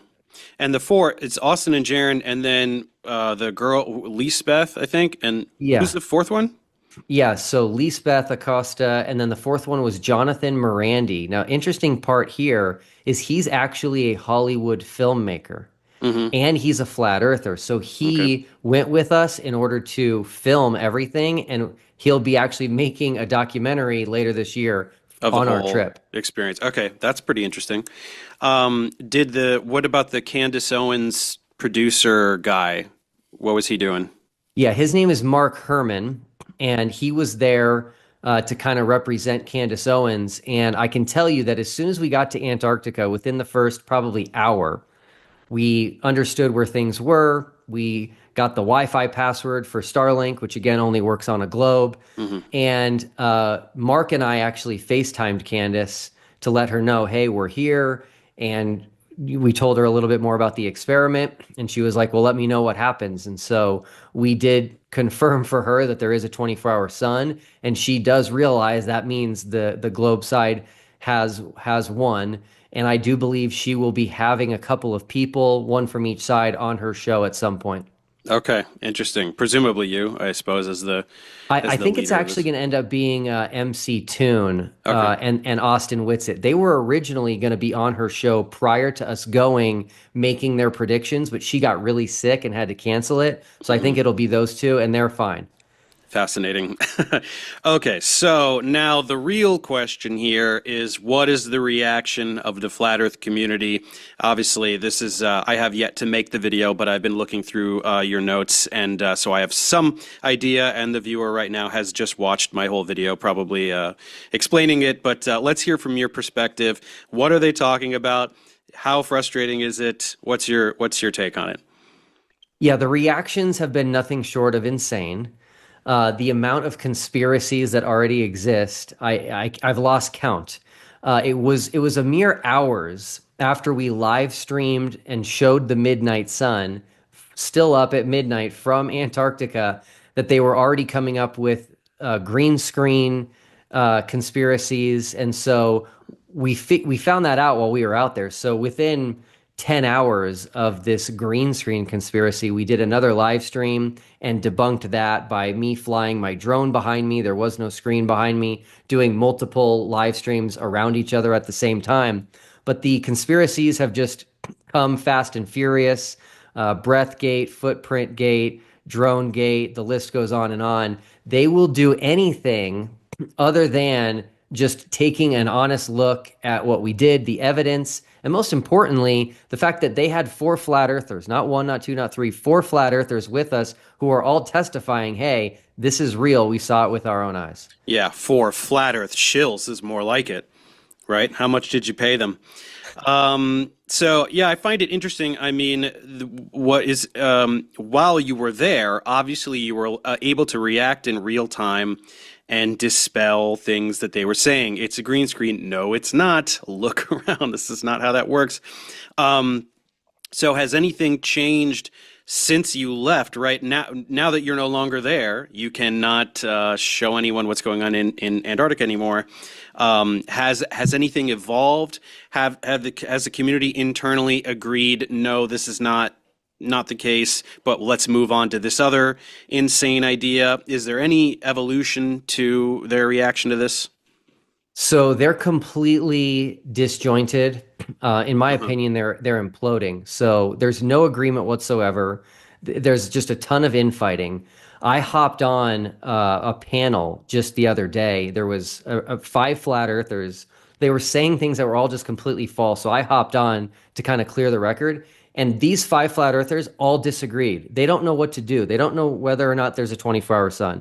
They don't know whether or not to say we were actually in Antarctica or not. They don't know whether or not to say it was fake and it was done in a studio. So there's no agreement whatsoever. The latest crazy theory is some guy who has 0 training. He's a flat earther. He has 0 training in body language, is claiming that he can read our body language and can tell we didn't actually see a 24-hour sun in Antarctica. And he also claimed that Jiren said something when we were in Antarctica. And so I connected him with Jiren, and Jiren said, I didn't say that. But of course, he's not going to believe Jiren, but he will believe something he thinks he heard in a live stream. Okay. Yeah, of course. So I guess my last question would be, does any of this surprise you? Did you expect this from flat earthers or not? I am disappointed and I am surprised. Now, people around me like you and others who have been in this space much longer are not surprised, and I can see why. You've heard these types of arguments and excuses and wild, crazy conspiracies for years, so you saw it coming. I didn't, but I will say we tried to think of as much as possible that they would come up with ahead of time. Yeah. And so we collected nearly 100 terabytes of data. We have released a mere fraction of that. And all of the things that they're saying are easily debunked and will be debunked. And in my opinion, they're just digging their own grave. Yeah, you did. I'll give you that. You did try to preemptively dispel. And I mean, that's the thing, is that when you're not as insane as a flat earther, it's hard to imagine what insane things they'll come up with. But you can't, like, oh, that's not the sun. Yes, it is. Let's do the solar photography. You did try to just think of everything that they could possibly say. Yet, lo and behold, they've come up with other insane things because that is their nature. I'm not surprised at all, but it is going to be interesting to see what happens moving forward, and like what if they have, new people are going to try to rise up and be, I'm the new leader of the thing and I know what's going on. And it's just the funniest thing in the world to me. And I know that a lot of my viewers also find it extremely humorous. So that's all I can think of. But anything else you want to talk about in terms of what your plans are moving forward, what you're going to do? Anything else? Yeah, so the most important thing is we are releasing all of the information on all of the experiments that we did on our channel on YouTube, The Final Experiment. There's a playlist called The Final Experiments, plural. That's going to be the most important thing that we are giving back to the world from this entire endeavor. And so the purpose of that is we do not believe that Flat Earth has an answer to any of these. There's going to be 15 videos. They all confirm the globe. And so if you know somebody, a friend or family member who's Flat Earth, share these videos with them. They're very convincing. And if you meet someone who's considering Flat Earth, share these videos with them because they are that powerful and I think will prevent people from believing this myth in the future. Sure. I think the best we can do here, there are many that are just too far gone, but there are those who run the risk of falling down the pipeline, and we can catch them before they fall. So, yeah, you heard it here. If you are fascinated by what went on down there, you can check out the TFE YouTube channel, and there's going to be all those experiments up there if you want to see exactly what went on. And but that's it. Thanks very much for doing this. It's been incredibly hilarious to watch from afar and see what is going on with the Flat Earth community. So, I thank you for it. Appreciate you having me. Well, that about does it. It goes without saying, but nobody alive today is more pathetic than the few remaining flat earthers. They will make up absolutely anything, no matter how transparently insane, to cling to their pointless identity. They could be brought up to low Earth orbit to see the Earth from space for themselves, and they would claim that NASA implanted microchips in their eyeballs. Their own God could come down to Earth and personally tell them it's a sphere, and they'd simply remark that the conspiracy goes up even higher than they thought.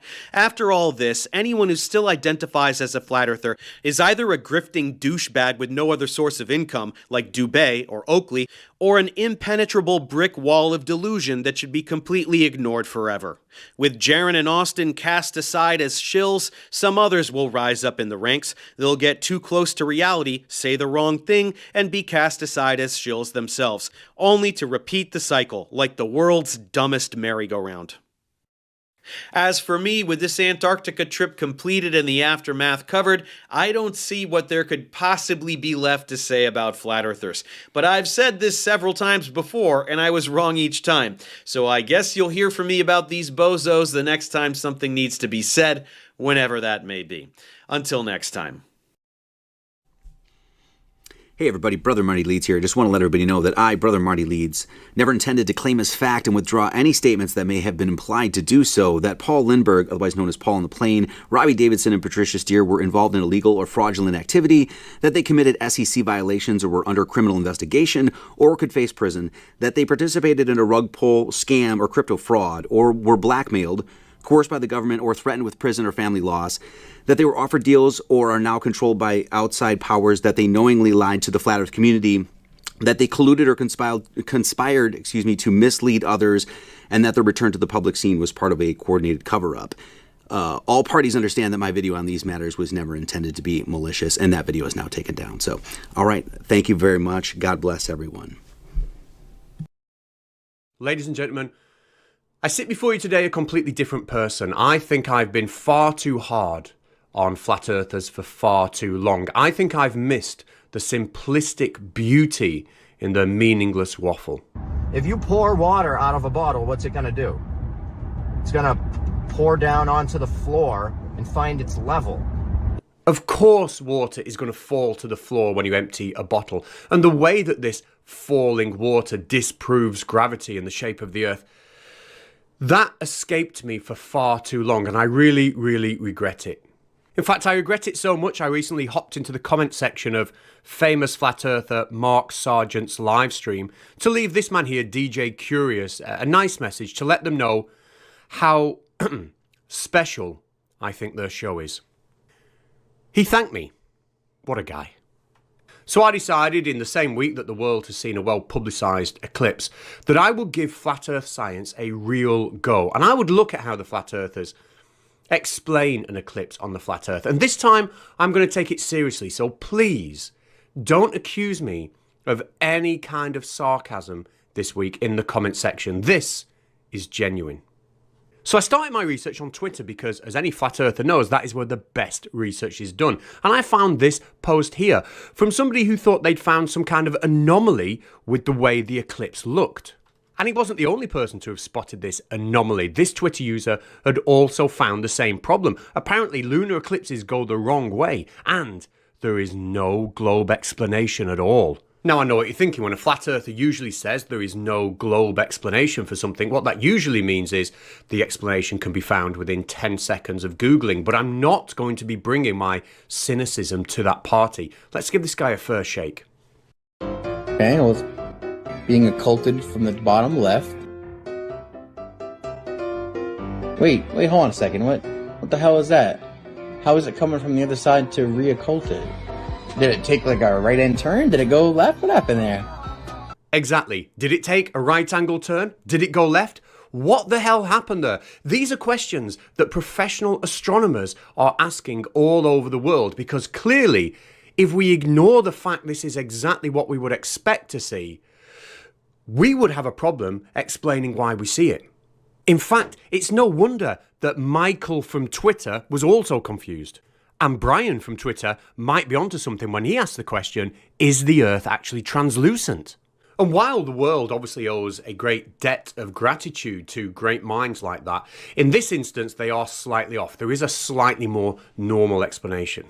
But to actually find out what that explanation was, I had to spend literally minutes of my time coming up with this on PowerPoint. And thanks to this high-level research, I can now reassure astronomers across the globe that actually when the moon passes behind the Earth's circular shadow, we would indeed expect to see it be covered from the bottom left to the top right, and then uncovered from the top left to the bottom right. We can now all sleep just that little bit more easily. But if I'm truly going to be a flat earther, I can't simply just accept an answer that makes absolute sense and perfectly explains what we see around us. I need to find a way to make up utter bullshit to explain what I see. And for that, I needed some help.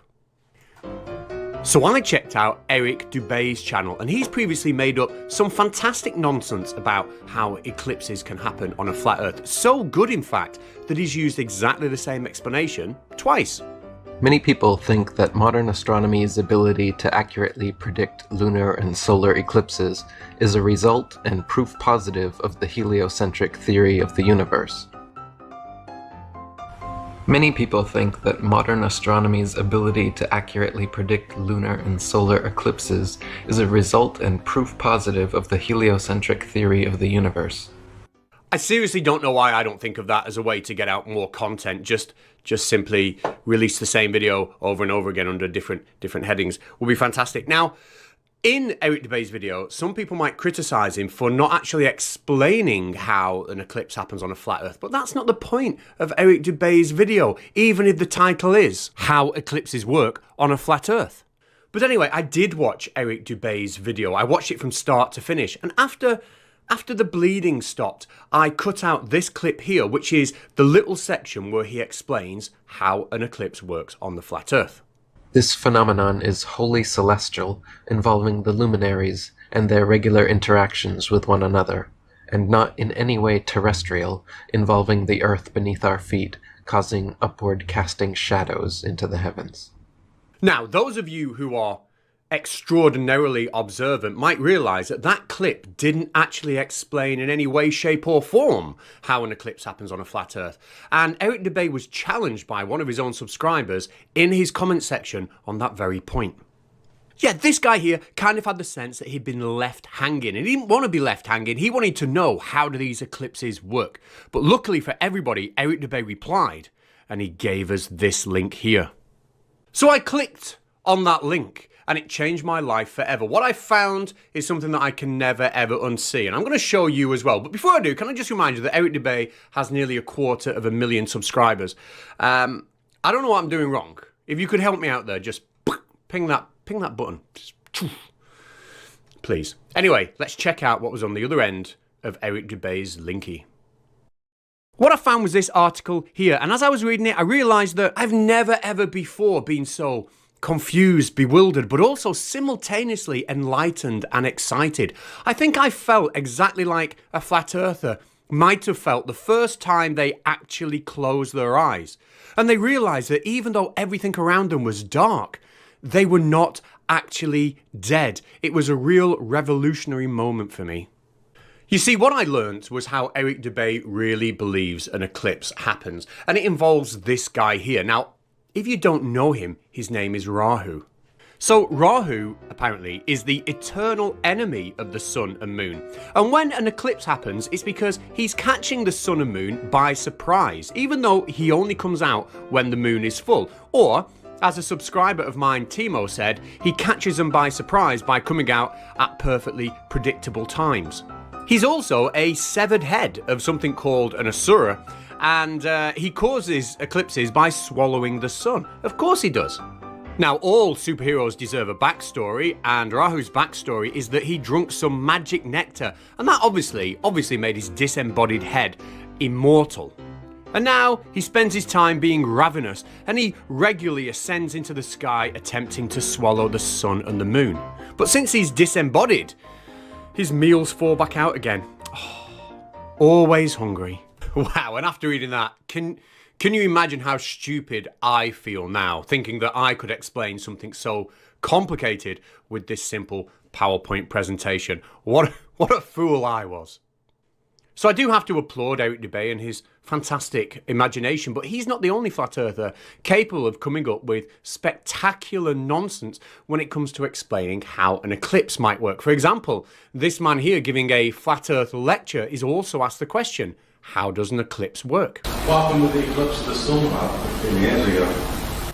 Yeah, they reckon that there may be what's called a black sun in the sky which causes it. And that's also some great made-up nonsense, well done. And we shouldn't forget Flat Earth Dave. He's brilliant at just coming up with some nonsense. For example, in this video on his channel, he demonstrates peak flat earth thinking by filming a torch through some kind of fabric and then just putting the words on the screen. This proves the sun, an eclipsing object, is small and close to the earth. Fantastic flat earthing, Dave. Or maybe I should adopt Flatzoid's model of what the moon is and how moon phases and eclipses work. He once showed me in a live stream that the moon is actually a ring of plasma. Look how it's moving based on that. Does the moon do that?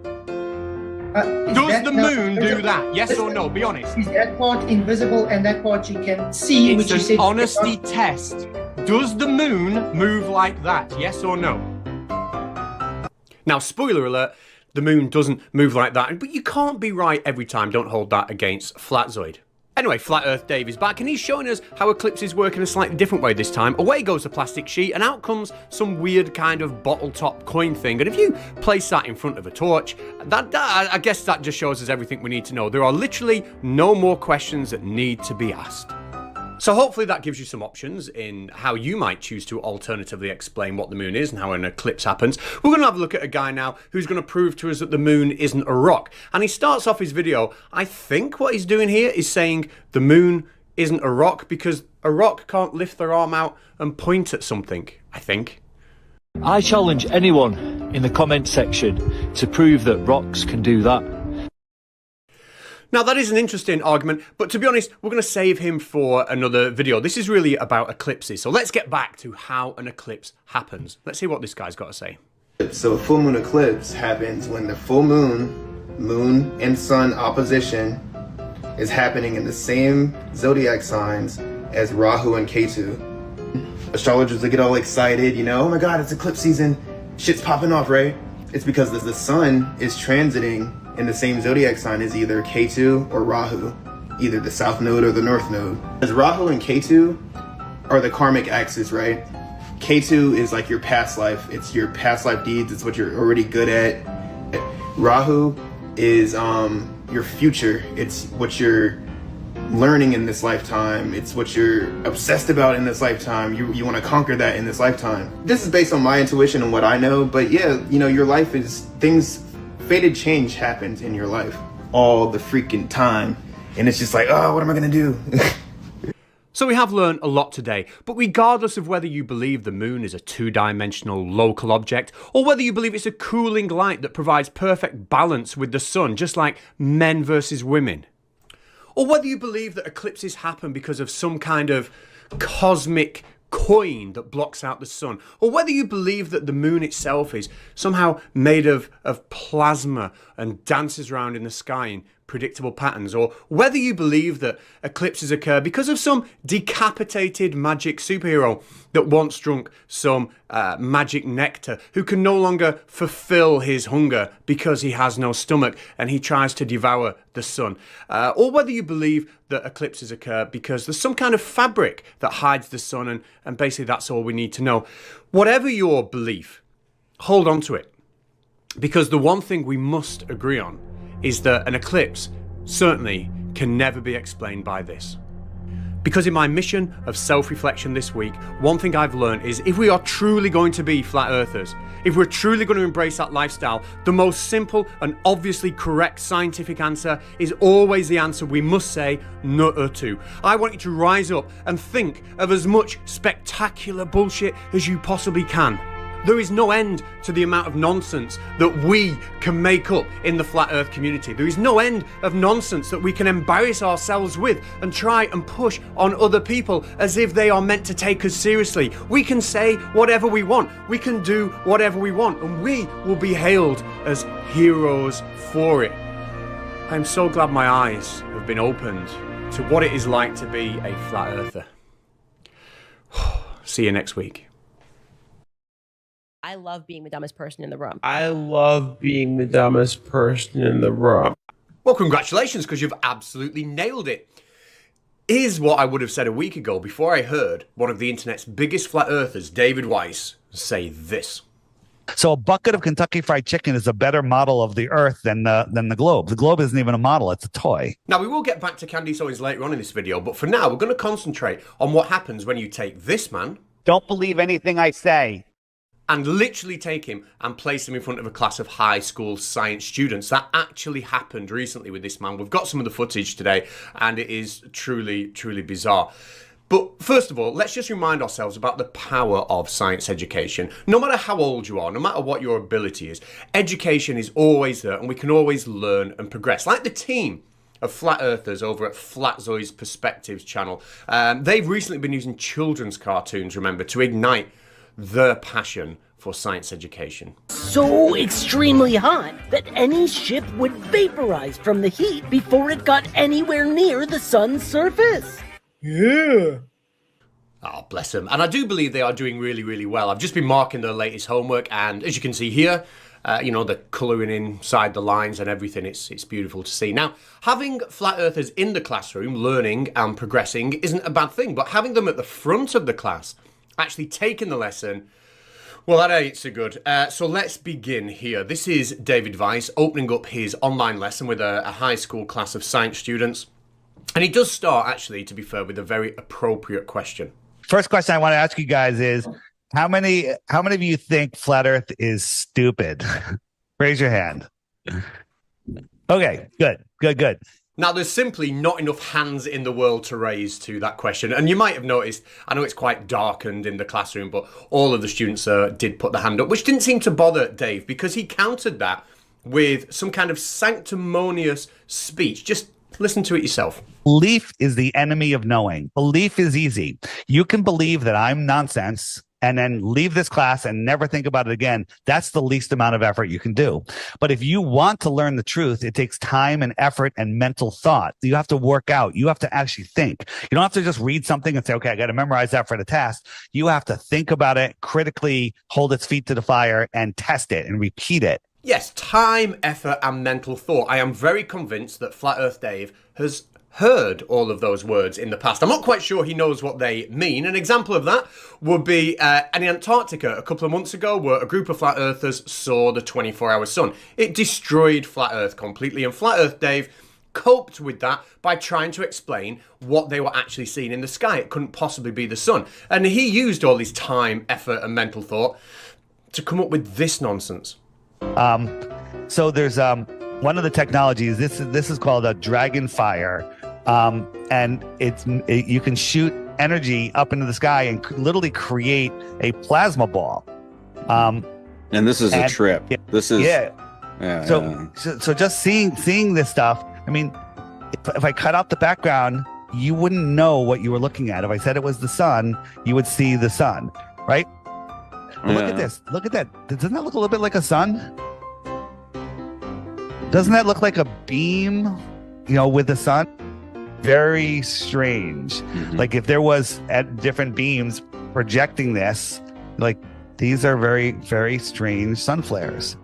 This could be an extraterrestrial orb that we don't understand, or this could just be another hoax with some directed energy, a plasma ball being projected in the sky. Looks a little bit like a sun. So if here's Union Glacier, their camp is somewhere in here, you could have one location here, and it beams the sun around this beam, and then when it gets over here, there's a handoff to another projector. Now, the lesson itself involved Dave giving his usual flat earth presentation, absolute nonsense, but it became very, very interesting at the end, where it was question and answer time. And the students obviously were full of questions, and Dave was also full of it in his answers. Check this question out from a student. I am going to repeat the questions that the students ask because their voice is quite low. So this student here is asking, what about meteorites? Where do meteorites come from? And the answer will blow your mind. Yeah. Where do meteorites come from if it's water above us? Yeah, so meteorites are interesting. Here is this is a military, this was a leaked footage of them testing a shooting some basically fireworks things out of airplanes. And when you compare that to all of the shots that we see of meteors coming in, they look kind of exactly the same. Like these meteors are, these are big meteors that we see. They're always caught on a dashboard cam in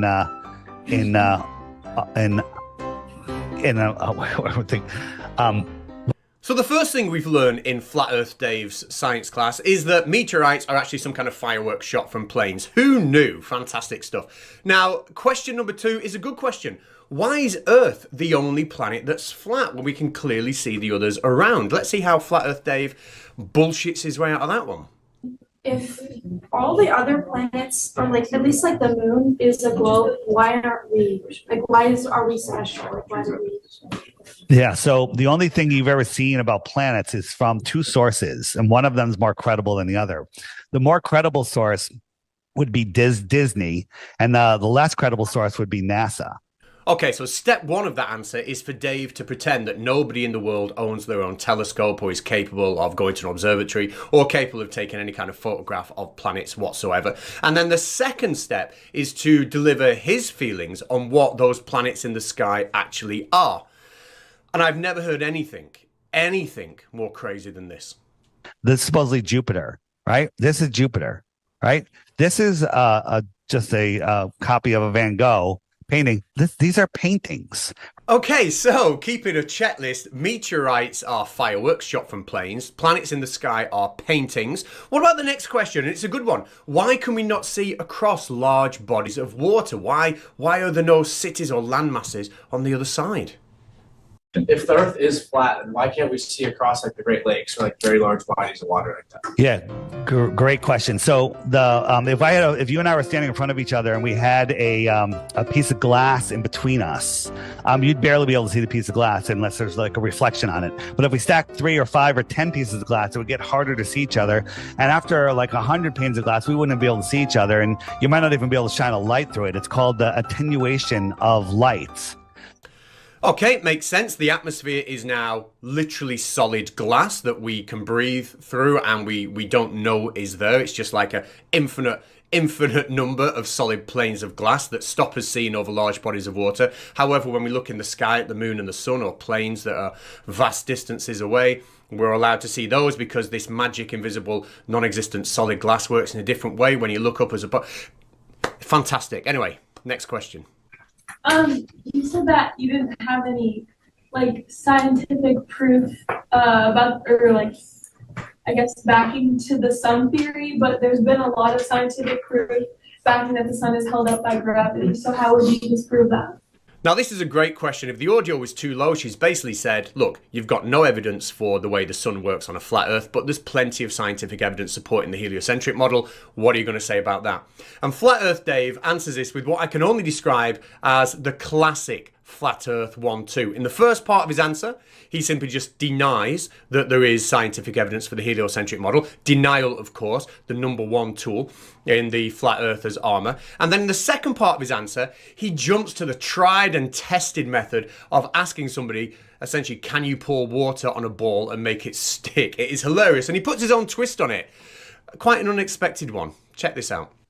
You had a globe, right? A model on your desk, a globe, right? Can you pour water on the outside? No, it won't stick.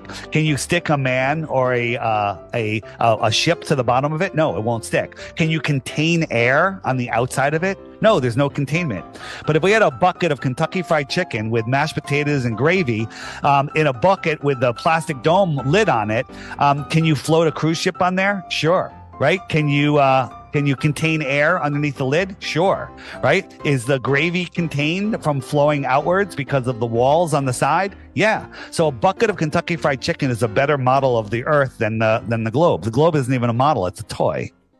That's right, the Kentucky Fried Chicken Flat Earth model, the truth of which is being hidden from us, of course, by them. Now, one of the students in the class does ask Dave who they are, and he obviously gets a very concise and clear answer. I'll play it for you now, and hopefully we'll all be far the wiser by the time he's finished speaking. Hey, Brady, who is they? Great question. So they are the people the they for us are the people that we see, that but I don't think that they are the actual controllers of the world. Those are the puppets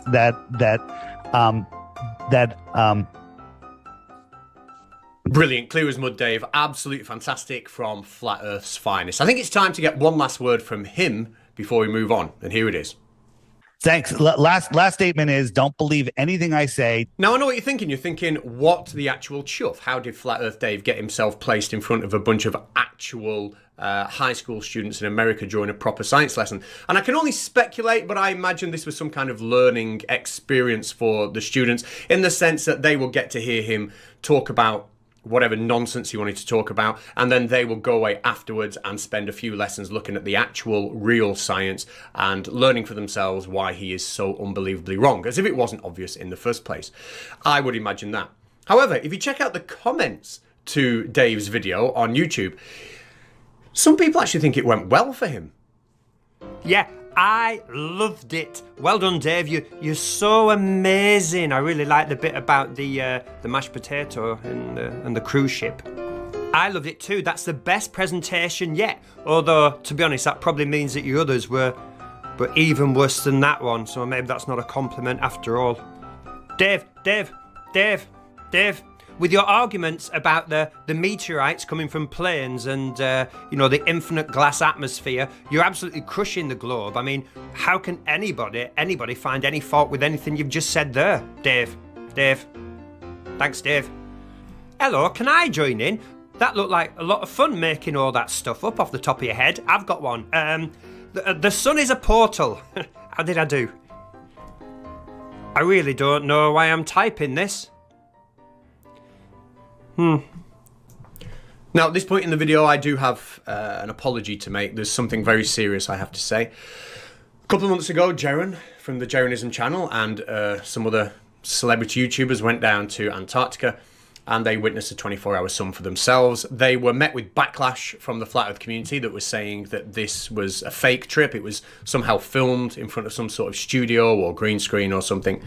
And I denied that. I said it was a genuine trip that actually happened. However, I have seen a comment in a comment section backed up by video evidence that I cannot debunk. I'm going to need your help, but it has got me questioning the authenticity of the entire trip. And it's based on this video here with Jiren riding his bike through the snow in Antarctica. Sure, when you look at it, it looks genuine.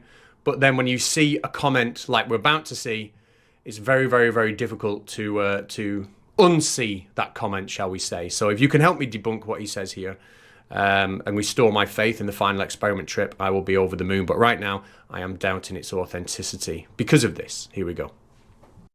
Yeah, check this out. You can clearly see the LED screens when he's bicking. That's why his bicking so wobbly. He's bicking on LED screens. There we go. Final experiment debunked. Never happened. Bye-bye.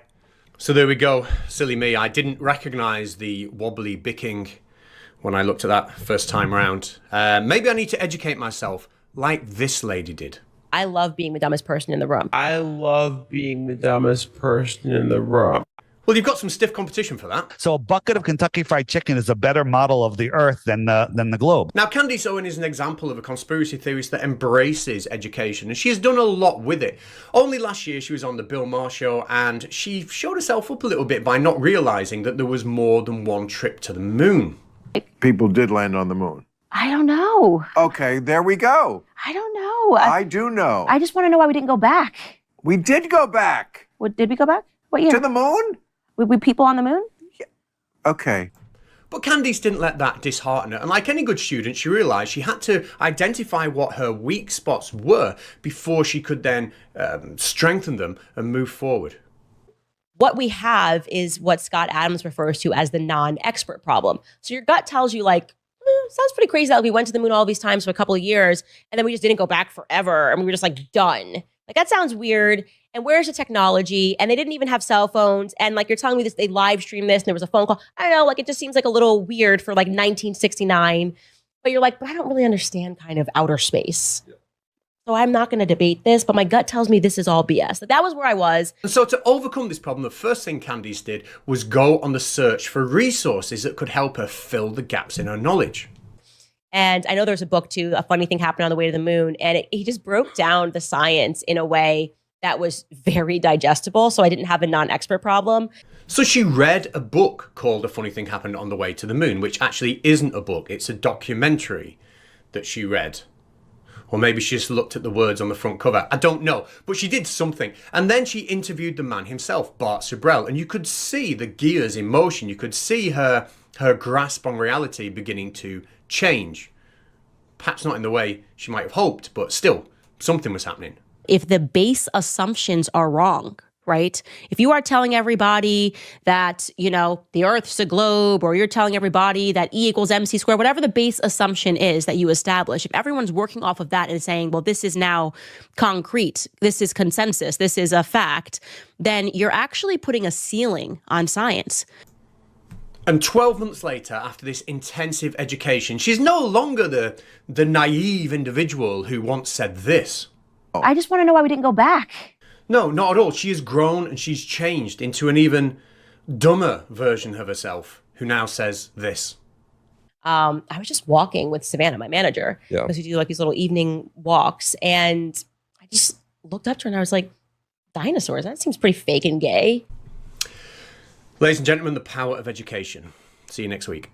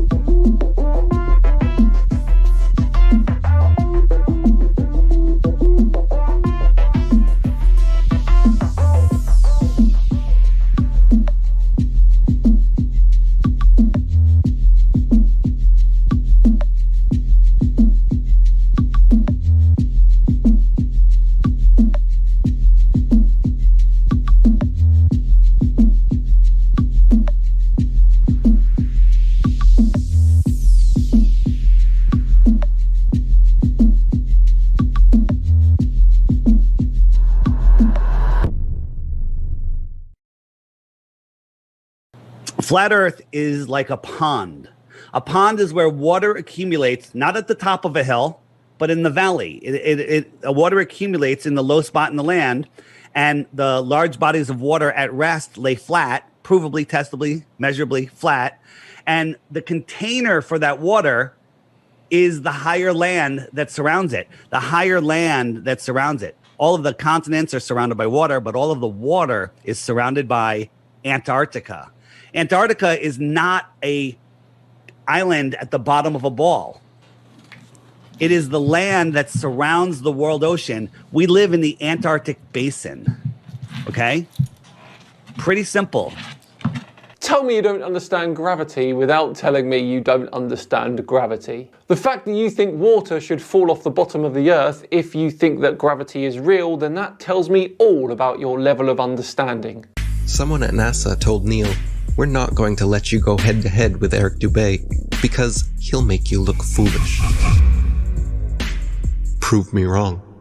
Continuing with the theme of requiring precisely zero science to show that Flat Earth is the dumbest hoax on the entire internet, one thing that anyone can do to prove that the Earth is a sphere is to look at commercial airline flights. Like, you guys are making flat earthers. I hope you know that. I keep saying that every week. Science is making flat earthers. Globe Earth believers and proponents who lie and obfuscate and pretend there's nothing here are making flat earthers. Hello everybody, hope you're doing well and thanks for joining us for another video. Now, rather unsurprisingly, my videos receive a lot of comments these days from flat earthers. So 9 years ago today, in 2015, I created the very first Flat Earth Clues part one. Well, actually it was the introduction to it, just called Flat Earth Clues Introduction. And which was 12 minutes and 36 seconds long. Does the Bible say the earth is flat? The answer is absolutely not.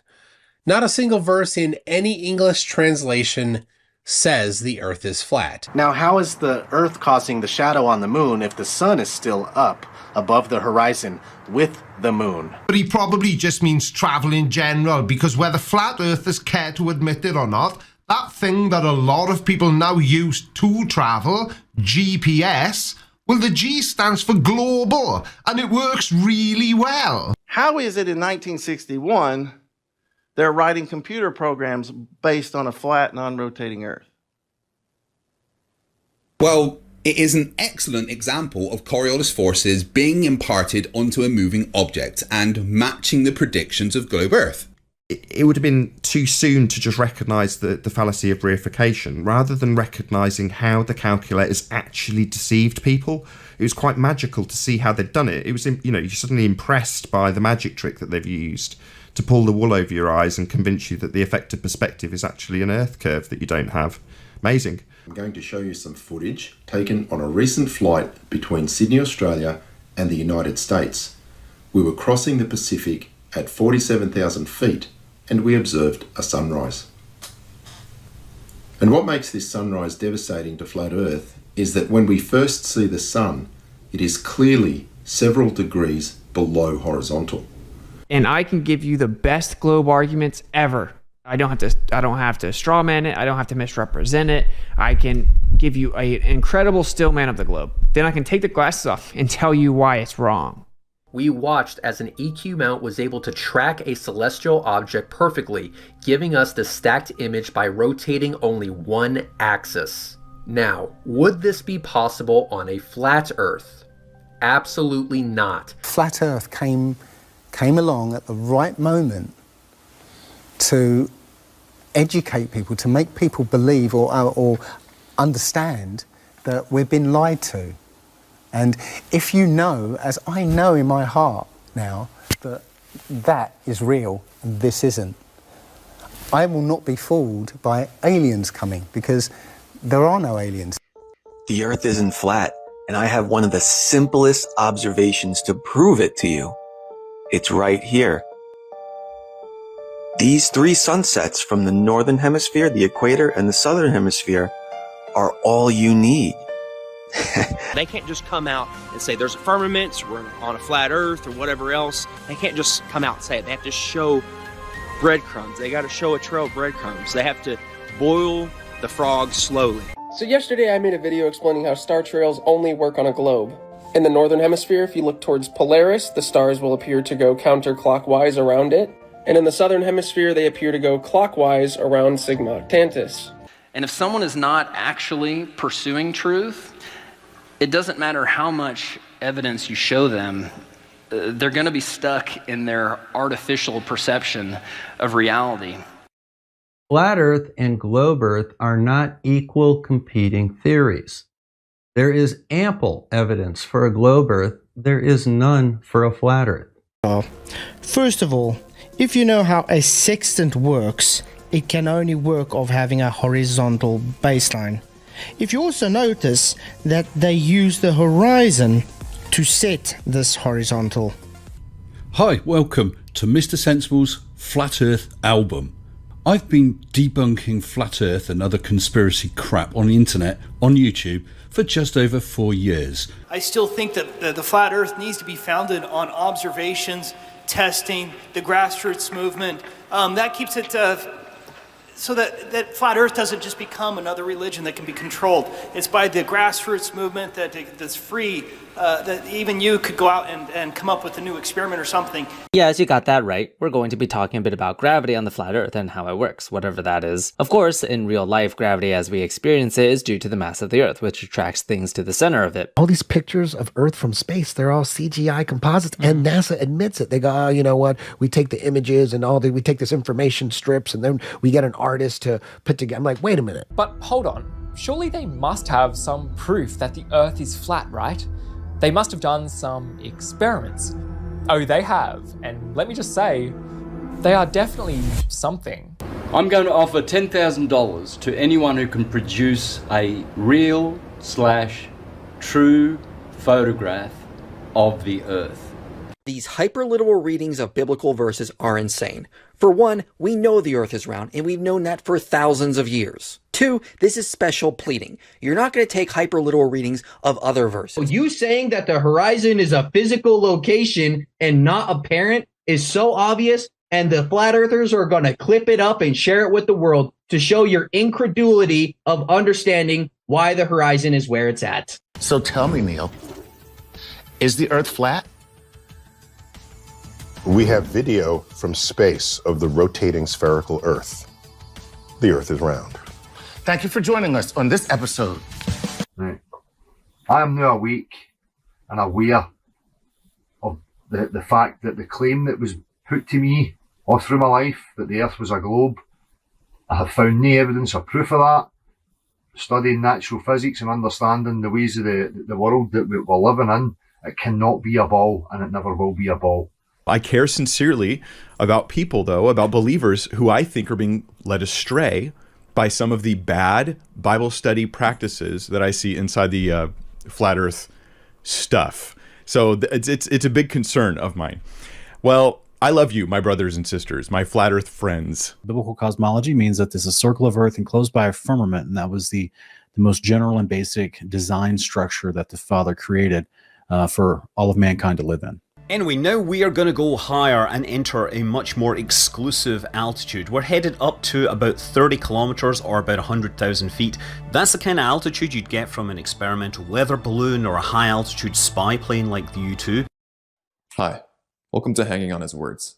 My name's Ken Heidebrecht, and I've noticed a trend over the past few years that seems to be gaining a lot of inertia. What trend? Questioning our heliocentric globe Earth cosmology and scrutinizing its validity. Welcome to Tales from the Rabbit Hole. I'm your host, Mick West. My guest today is a flat earther, someone who actually believes that the Earth is flat, or at least believes that the Earth is not a spinning ball in space.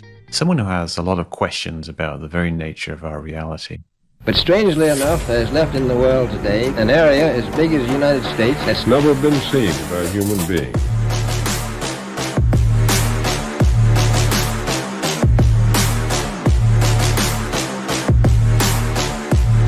Citation needed. And trust me, I did the legwork. The only source I could find that was not obviously just a screen grab or a repost was from this random Twitter account, And they don't give any information. As far as I can tell, there's no evidence this is even in Antarctica, and flat earthers have just latched onto it without fact-checking. Neil deGrasse Tyson, Bill Nye, they just laugh and mock us, but we're just saying, let's have a debate then. If it's so silly and you wanted to shut it down and it's not scientific, well, come to the table. Facepalm protection will be required for this one. So today we are looking at a flat earther that thinks that he's managed to prove that the famous Earthrise photo taken by Apollo 8 is fake. You know, one of the things that I find odd about this society that we live in is how willing and aggressively people will ridicule those of us who do not place our faith in these so-called professionals and these space agencies, NASA in particular. Is the Earth flat? No. Thank you for coming. I really appreciate it. What? I answered the question. Oh, you want me to give some reasons? Oh, okay. That's fine. I can do that. National Space Station, that's a complete fraud. It's a complete hoax. I don't believe that all these astronauts are living up there and doing all this. No, I'm not a flat earther. I'm not a flat earther. I believe the Earth is a sphere. I looked at all the arguments. I watched all the debates, and I don't think there's anything here. There ain't no ball. The globe religion about to fall. We gonna open your eyes so you can see who you gonna call if you wanna be free. Globebusters! G'day everybody, where's Wally here? Hey, on Thursday, the 15th of June at 6:26 p.m, the ISS is going to pass over Brisbane, and I want to capture that moment.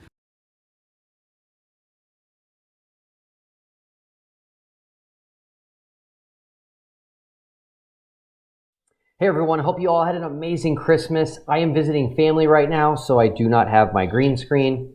You know, my Antarctic-sized green screen.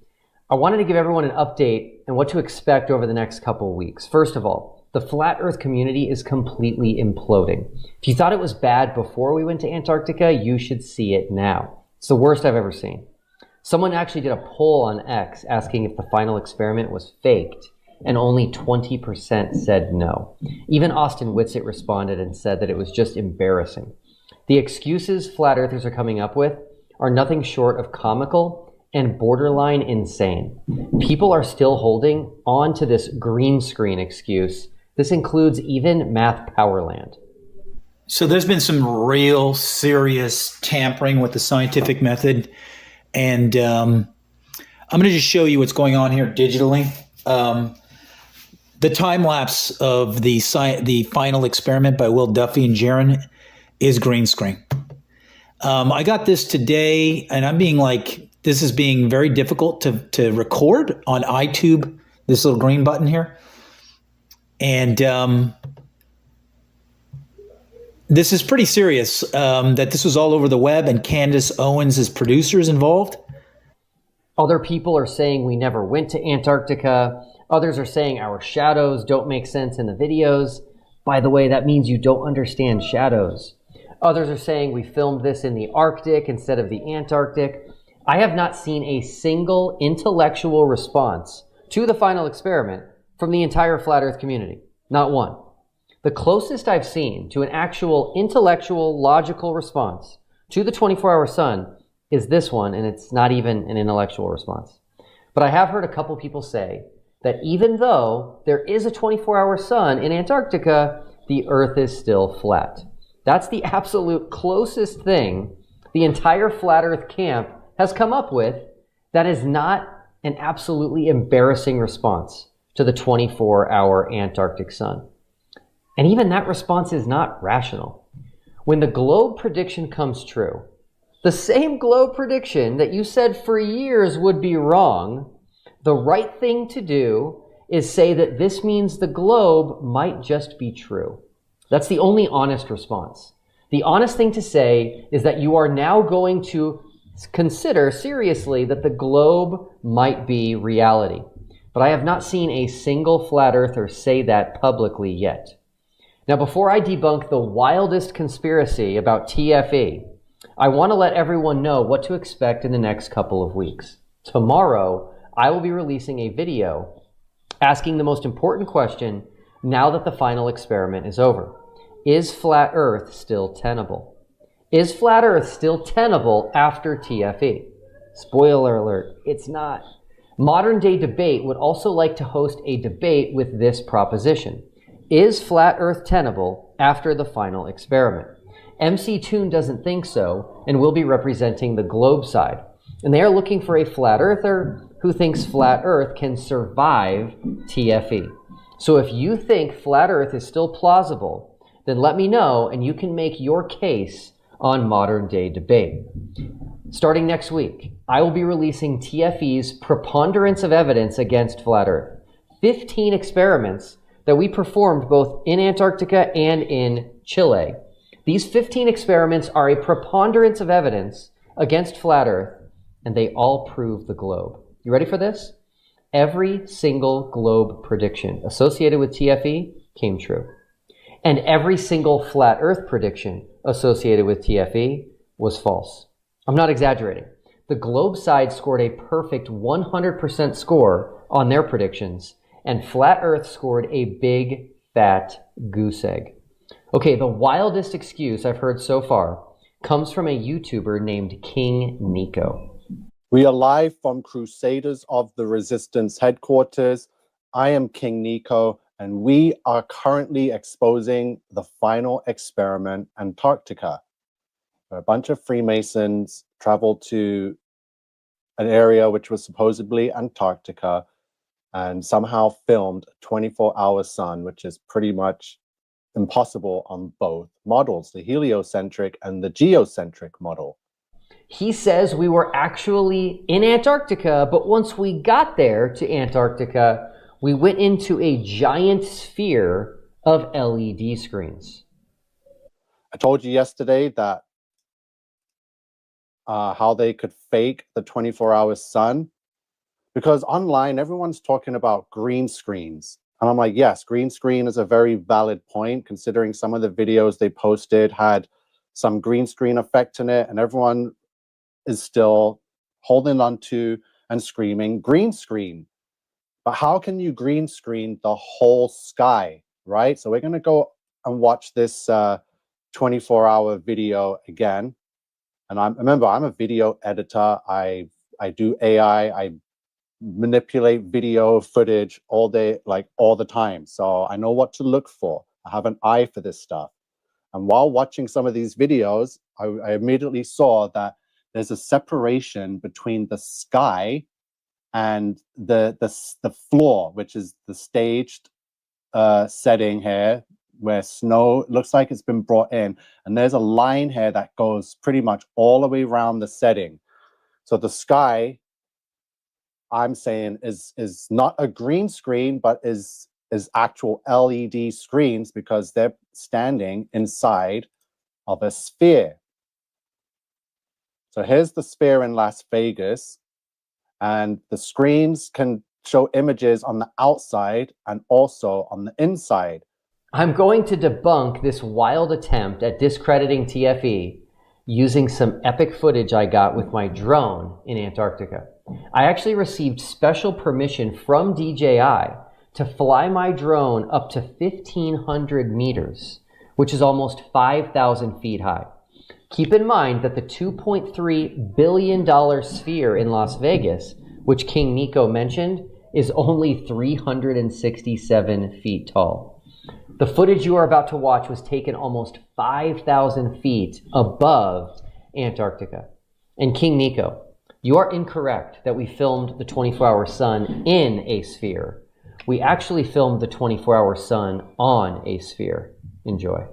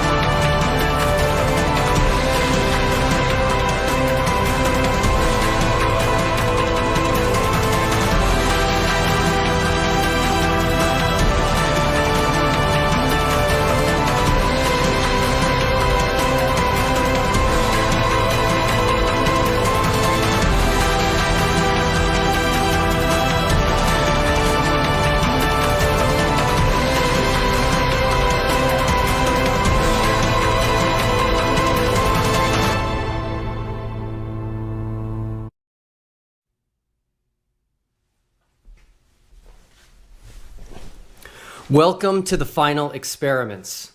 The final experiments are a preponderance of evidence against flat Earth. And the final experiments all confirm the globe. These experiments were all conducted in December of 2024 when 4 flat earthers and 4 globers went on a journey to Antarctica with me, Will Duffy. We spent time in Punta Arenas, Chile, which is at the southern tip of South America, before flying to Antarctica. This entire trip allowed us to conduct historic experiments and collect data firsthand from an area of the world that few people will ever have the opportunity to visit and do this themselves. Prior to my announcement of the final experiment in early 2024, a vast majority of flat earthers, with very few exceptions, promoted the Gleason's map of the world, which is an azimuthal equidistant projection.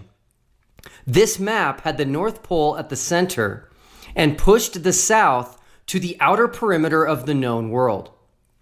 This made Antarctica an ice wall perimeter around all the world's continents, which served to hold in all the world's oceans, as flat earthers claim water must have a container. It also extends the entire southern hemisphere into a larger and larger area where on the globe, everything south of the equator gets closer and closer together. This made being at the southern tip of South America and in Antarctica the perfect place to test flat Earth claims and also confirm the globe predictions. Every single flat Earth claim failed. Every flat Earth prediction was demonstrably false. The final experiments are meant to be taken collectively, just like evidence in a court of law. Undoubtedly, flat earthers will attempt to discredit individual experiments we did, while at the same time ignoring the rest.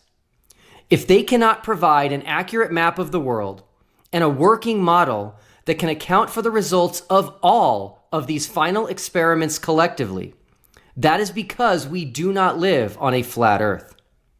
If they try to say these experiments are not actual experiments, but only observations, that is because they cannot reconcile our findings with a flat Earth.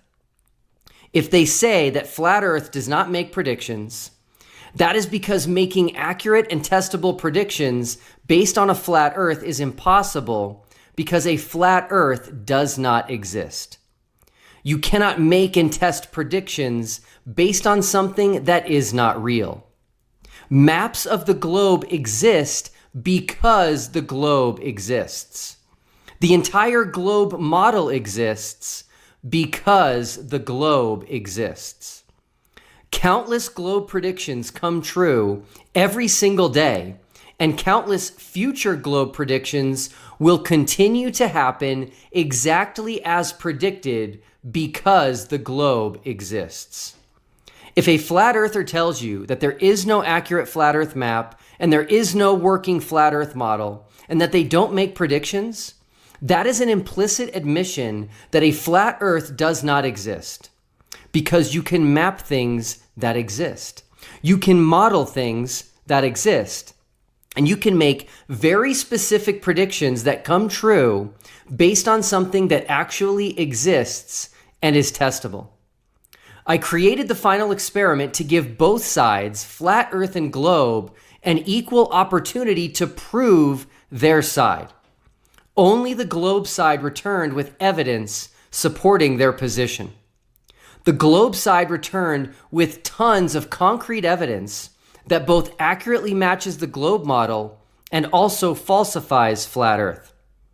This brings us to the distance between meridians, specifically southern meridians, which confirm that the Earth measures curved. Meridians, more commonly known as lines of longitude, are imaginary lines that run north and south on the Earth from pole to pole. And these lines of longitude represent one of the most significant differences between the globe and a flat Earth. As I already mentioned, on the globe, everything south of the equator gets closer and closer together, eventually coming to a single geographic point, the South Pole. But on a flat Earth, everything south of the equator extends into a larger and larger area indefinitely. Here, flat earther Eric Dubay correctly assert what lines of longitude would do if we live on a globe versus a flat Earth. If the Earth were a globe, lines of longitude would bubble out at the equator while converging at the poles, whereas if Earth is an extended plane, lines of longitude should simply expand straight outwards from the North Pole. So which is actually the case? And that is the question. Which is actually the case? Do lines of longitude get closer together south of the equator, eventually converging at a geographic South Pole? Or do they diverge from one another, constantly increasing the distance between them as you head further south? Now, I need to mention something very important throughout this video, and that is what's known as the burden of proof. When someone makes a positive claim, the burden of proof lies with them to give evidence of and attempt to prove their positive claim. If you make any positive claims, you have the burden of proof, right? If you say the Earth is flat, yeah, you have a burden of proof for that. Absolutely. Austin is correct here.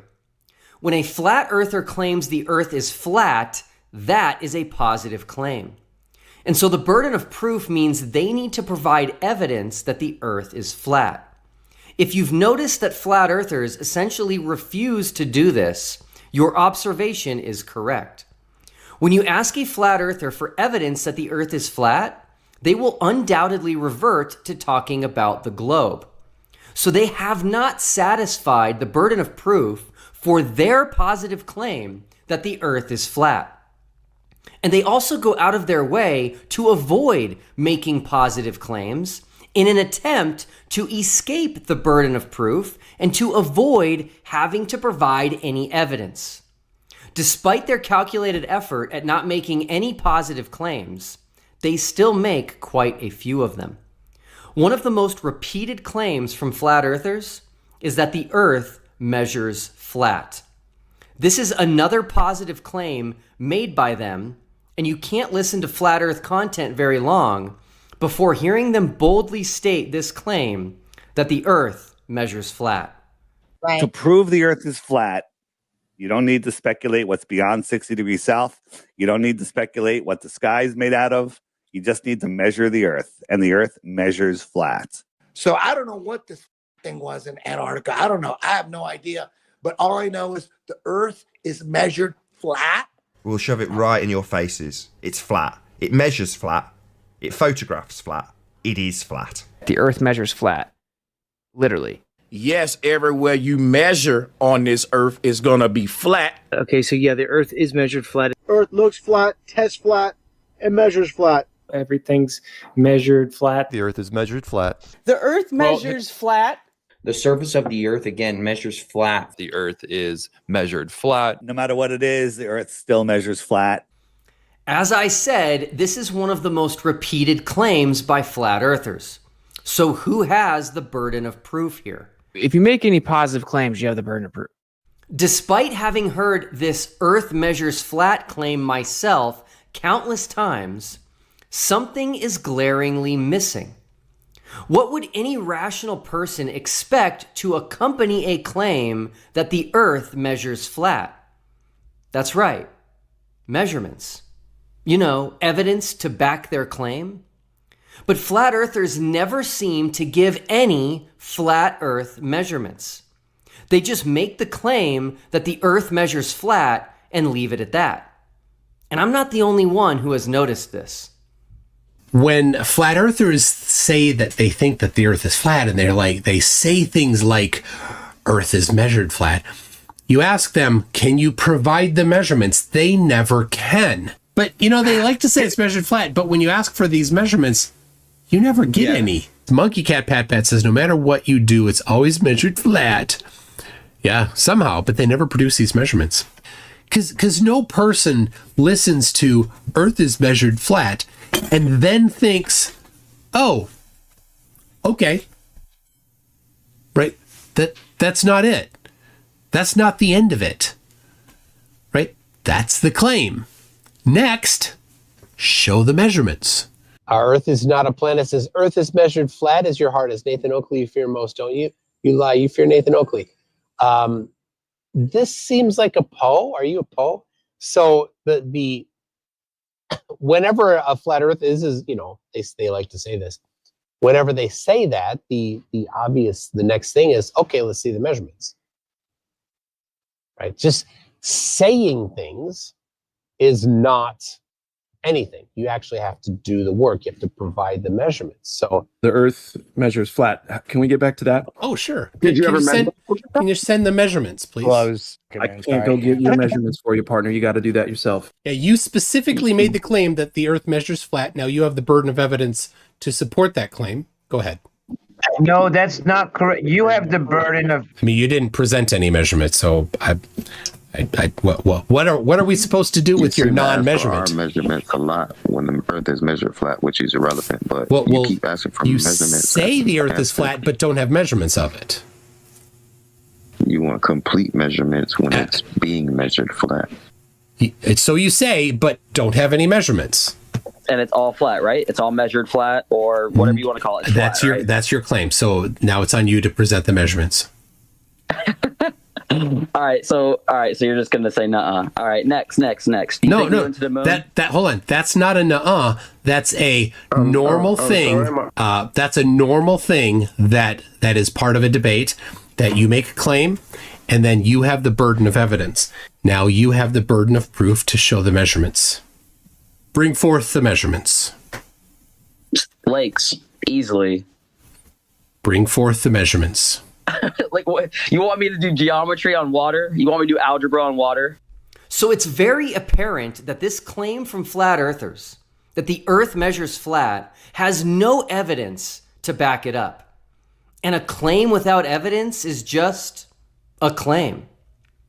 Now, there is one flat earther in particular who has made this very claim his sole battle cry. If you bring up any other talking point, he will avoid that and just incessantly tell you that the Earth is measured flat.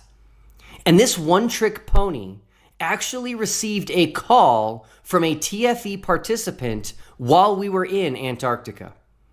Oh, it's MCToon. Is that the real MCToon? Hello. Hello. I'm in Antarctica. The sun did not set 24 hours. You know Earth's measured flat, though, right, Toon? Hey, Nathan, you lied. You know Earth's measured flat, though, right, Toon? Yeah, you're a liar, Nathan. You're a liar. You said the sun sets. You lied. Caught you. I lied about the sun? That doesn't change how Earth is measured. It's measured flat. Absolutely 100% lied about the Earth. I've asked him if he appreciates Earth's measured flat, and now he's rumpusing. Nathan, stop talking. Stop changing the topic, Nathan. Earth's measured flat, Toon, like in your challenge. Your elevation angles are flat Earth measurements, Toon. Nathan, you said I would get turned away at gunpoint. I did not. I did not get... I have not said anything of the sort, but we'll rattle them off. These claims of what I've said that Toon says. Notice they've not got quotes around them yet. Meanwhile, Toon's challenge utilised a flat Earth measurement. You are changing the topic, Nathan. I am walking around outside in Antarctica right now. Do you accept that Earth is measured flat? Last night. Do you accept that Earth is measured flat? You said the sun sets. You said that if people tried to go to Antarctica, they would get turned away at gunpoint. I did not say that. Earth's measured flat and Toon doesn't want to communicate with me. His only tactic is to incessantly talk so he doesn't have to listen to anything I put to him. If they don't immediately demand that you stop lying, you need to stop now, Nathan. Yeah, I heard you. Okay, I'll take that under consideration, Toon. I'll try and stop lying. Will you accept the Earth being measured flat with your angle measurements in your 10K challenge there, Toon? Get off the internet. Stop putting your lies out there. You're running from the topic, Nathan. Flat earther Nathan Oakley's sacred mantra is the 4-word phrase, Earth is measured flat. And he doesn't hide that this is his calculated tactic and encourages others to do the same. But I want to do a call to action. I've said it 3 times and I'm going to reiterate it again. Yeah, this is the most empowering time since I've been in this subject. I've been here 10 years almost. And in that entire time, I cannot think of a single thing that is more empowering than the statements we're currently making in 2024. The Earth is measured flat. And as an audience, I hope you can round out on that note, which is to say, go forth and tell people that. If you're going to engage in this discussion, start on the front foot by telling people how Earth is dealt with. It is flat. Now, Nathan Oakley at least makes an attempt to give evidence for his claim. He says that elevation angles are flat Earth measurements. When MCToon called him from Antarctica to let him know that the sun never set for an entire 24 hours and that we weren't turned away at gunpoint, Nathan Oakley immediately started saying the Earth measures flat and that MCToon's challenge used flat Earth measurements. He's referring to MCToon's Celestial Navigation Challenge. MCToon has a Celestial Navigation Challenge where he will award $10,000 to any flat earther who can demonstrate how celestial navigation works on a flat Earth. No one has collected the prize money because we live on a globe and celestial navigation would not work on a flat Earth. And after Ruhif debated a flat earther on celestial navigation a couple years ago, and that flat earther was not able to even begin to show how celestial navigation works on a flat Earth, I highly doubt any flat earther will ever again consider debating this topic.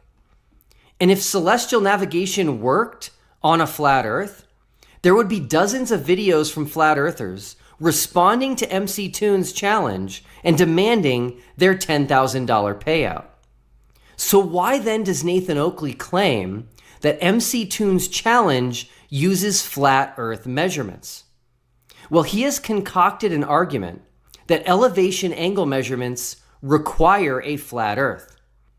You may have even heard Nathan Oakley say that the globe came from flat Earth measurements. Welcome to Flat Earth. Those latitude lines are measured on a flat baseline. A flat Earth, it's an elevation angle. Elevation from the surface, which is flat, it's an angle. Earth's measured flat for those lines you don't deny the measurement of. What I do care about is elevation angles, which we measure the Earth with and then map the Earth with and survey the Earth with. Horizontal planes of reference. That's how we measure Earth. I'm here as a flat earther and telling you how Earth's measured. Flat. His argument is completely false, and nothing could be further from the truth. He thinks there are triangles used in celestial navigation, and he thinks the Earth is the baseline when taking elevation angles. And he will frequently put up pictures of triangles as he repeats his sacred mantra, Earth is measured flat, Earth is measured flat. There's just one massive problem. There are no triangles with celestial navigation. And the Earth is not the baseline for elevation angle measurements. His entire argument collapses from the very beginning. Anyone who has done celestial navigation or used a sextant knows there are no triangles used in the process. And they also know that the baseline for the elevation angle never touches the Earth, as it's an angle created by the observer's horizontal and whatever the observer is looking at. The observer's horizontal is above the surface of the Earth at the point where he or she is standing and is above the horizon away from the observer as the Earth dips down from the observer in all directions. The mere fact that there are no triangles used when it comes to celestial navigation, and the fact that the Earth is not the baseline when taking elevation angles, means Nathan Oakley's argument falls completely flat. Pun intended. One other argument you will hear him make is that you need a horizontal plane for celestial navigation and obtaining elevation angles. And what he seems to have forgotten is that the horizontal plane in celestial navigation is imaginary. Yes, the horizontal plane used when taking an elevation angle is imaginary. And that's because a horizontal plane does not exist on the actual surface of the earth. There is not a single horizontal plane anywhere on our natural earth. On land, you have terrain such as hills, mountains, and valleys. So you won't find a horizontal plane anywhere on the land.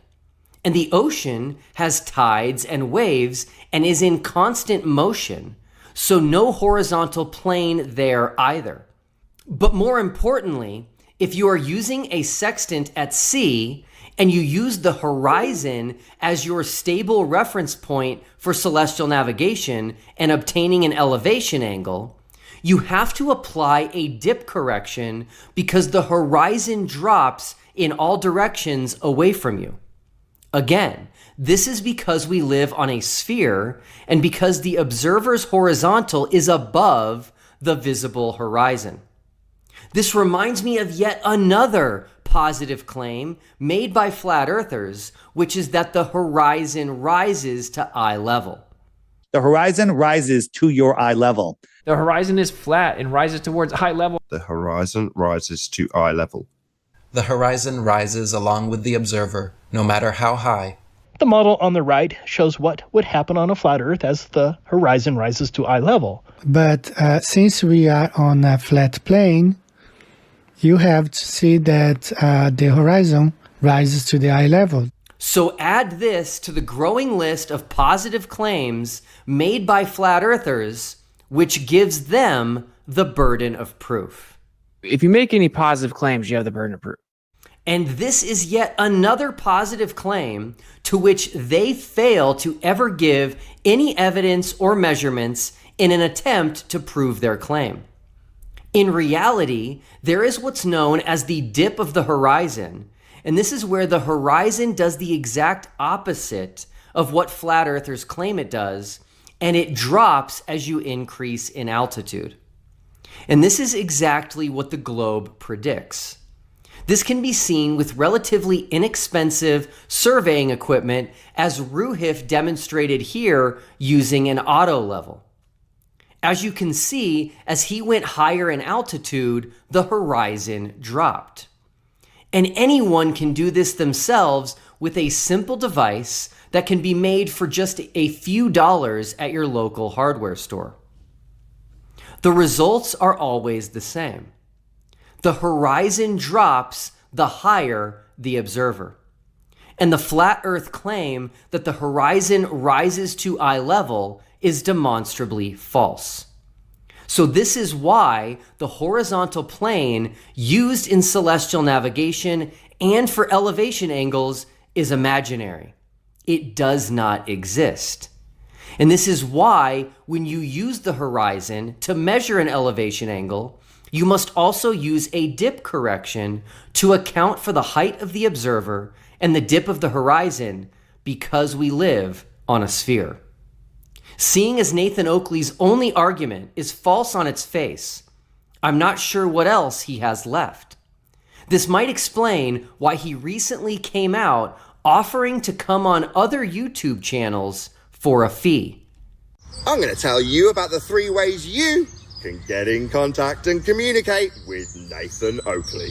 Number 1, you can join my live streams weekdays at 2 p.m. for free.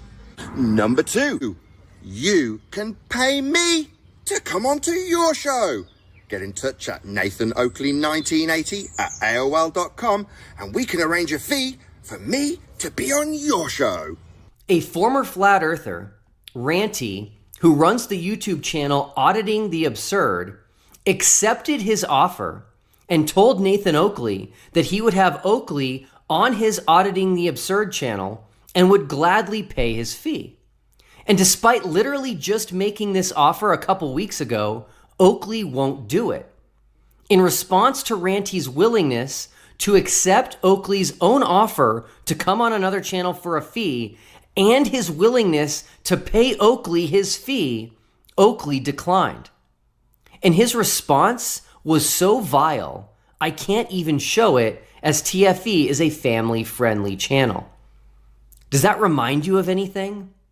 It's so similar to all those flat earthers, including Nathan Oakley himself, who turned down all expenses paid trips to come to Antarctica with TFE. Flat earthers said for years that Antarctica held the key to the truth about the world we live in. They said for years that they wanted to go to Antarctica to show the world the truth. And they said that this whole debate could be settled by simply going to Antarctica and seeing what the sun does. But as soon as I announced the final experiment would go to Antarctica and that I would be paying for participants from both sides to participate, the flat earthers quickly changed their tune. So many of them turned down the opportunity, even at no out-of-pocket cost to them. This is eerily similar to what has transpired between Oakley and Ranty. Oakley says he will come on other channels for a fee. Ranty accepts his offer and agrees to pay his fee, and now he won't do it. What does this tell you? I think it's obvious. Since flat earthers have no evidence for their claims that the earth is flat, that the earth is measured flat, and that the horizon rises to eye level, where do they go from here? Well, they have yet another positive claim, which was briefly mentioned at the beginning of this video. And that's the claim that if we live on a flat earth, lines of longitude would diverge indefinitely. That lines of longitude would get further and further apart as you travel south. And on our planar Earth, lines of longitude only converge upon the North Pole center point and project out straight southwards from there. Once again, this is a positive claim made by flat earthers, and so they have the burden of proof. If you make any positive claims, you have the burden of proof. What evidence do they have that the distance between meridians increases more and more as you head south? Surprise! Once again, they make this positive claim without providing any evidence or any measurements. They don't even make an attempt at satisfying the burden of proof here, and I think it's clear why. Well, in fairness, the globe makes a positive claim here too. The globe claims that lines of longitude converge, get closer together as you head south of the equator. The globe says that the meridians keep getting closer and closer together, eventually meeting at the geographic South Pole. This is the globe's positive claim, and therefore the burden of proof lies with the globe side to provide evidence and measurements for this claim.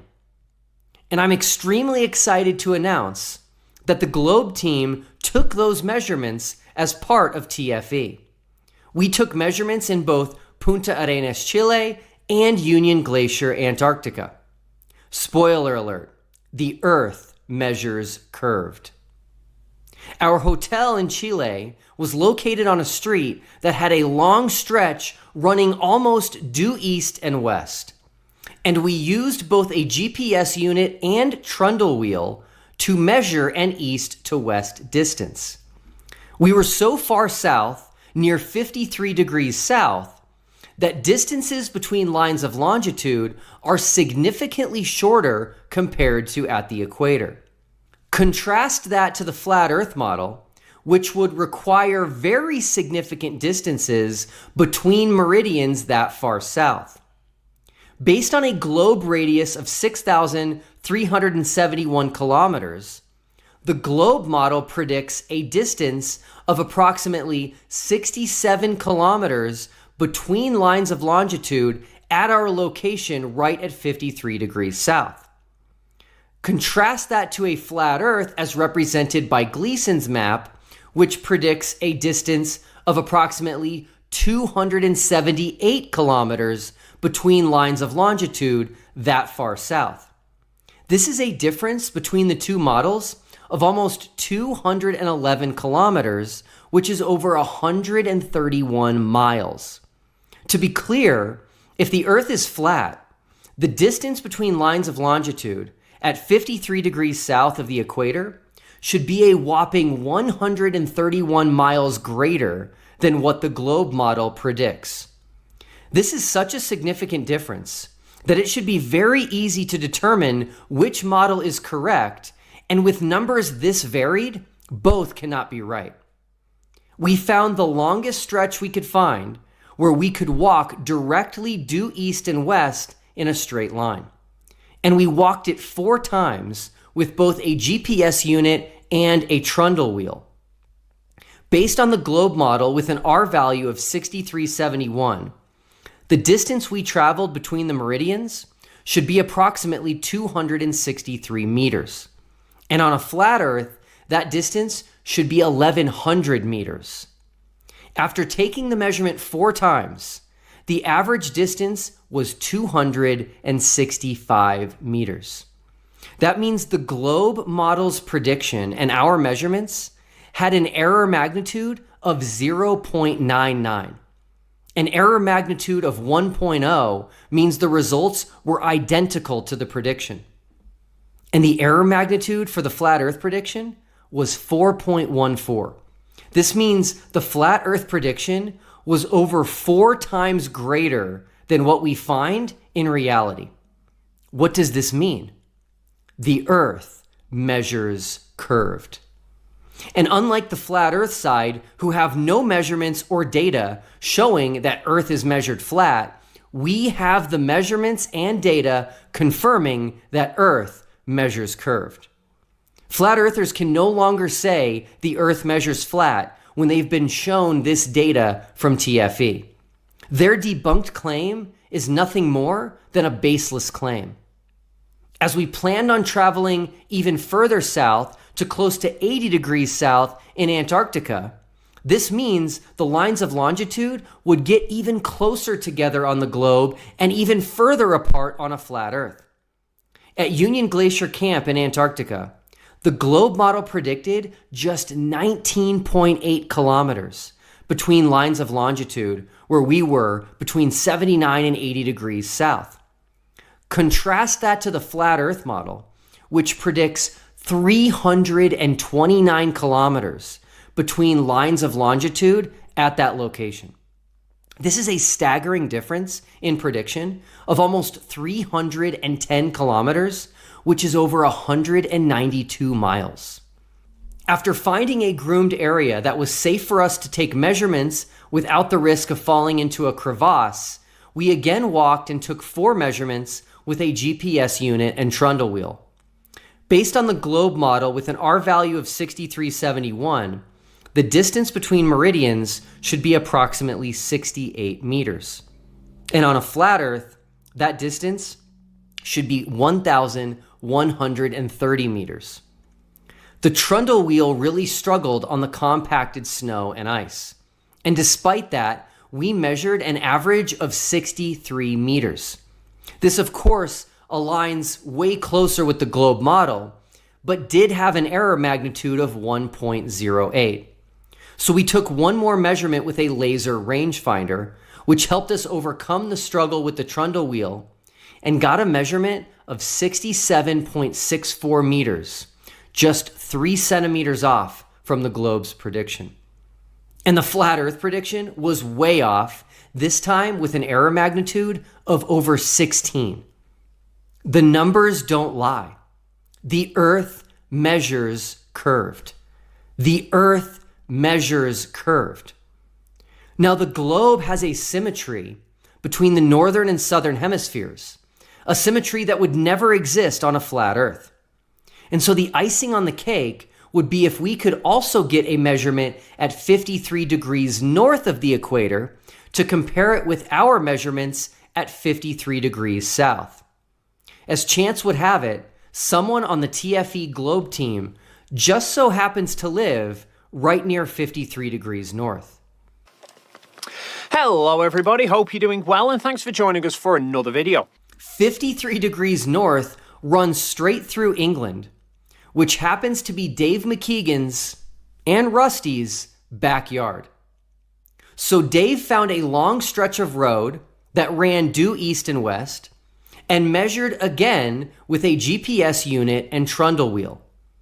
And again, since there is global symmetry between the northern and southern hemispheres, the globe's prediction for distance between lines of longitude at 53 degrees north was also approximately 67 kilometers, just like at 53 degrees south.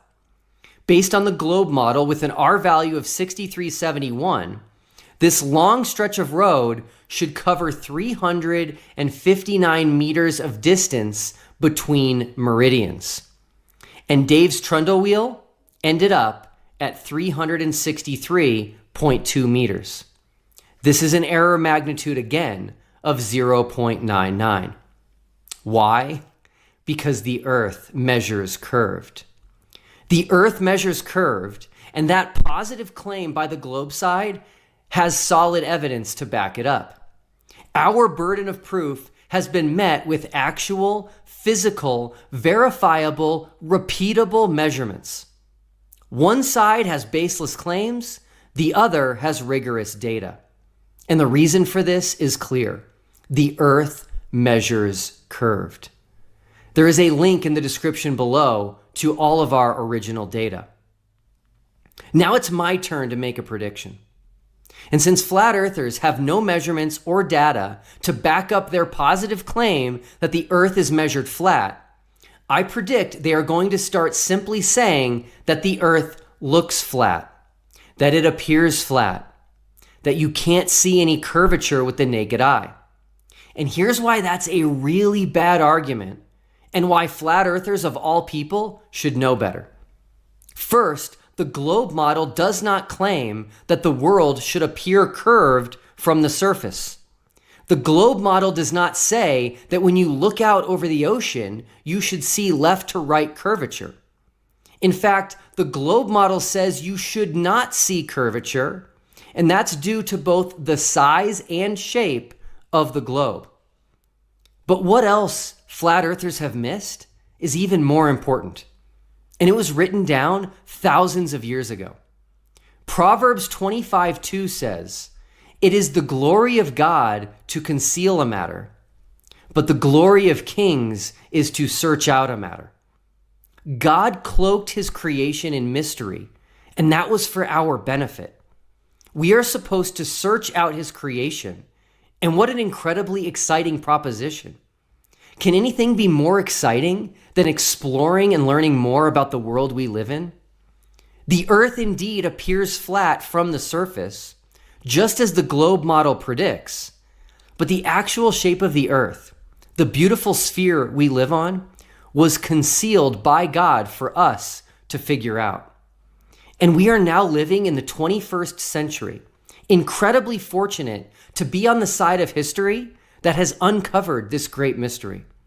And I look forward to what great mysteries we will solve next.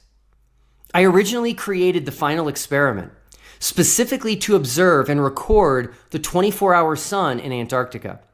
But every step of the way through our journey, other flat Earth predictions kept being falsified, and the globe model was confirmed over and over and over again. Make sure to check out all of these in our other videos in the Final Experiments series. And please share this video with anyone you know who is a flat earther or considering flat Earth or claims the Earth is measured flat. As Jesus said in John 8:32, "You will know the truth, and the truth will set you free."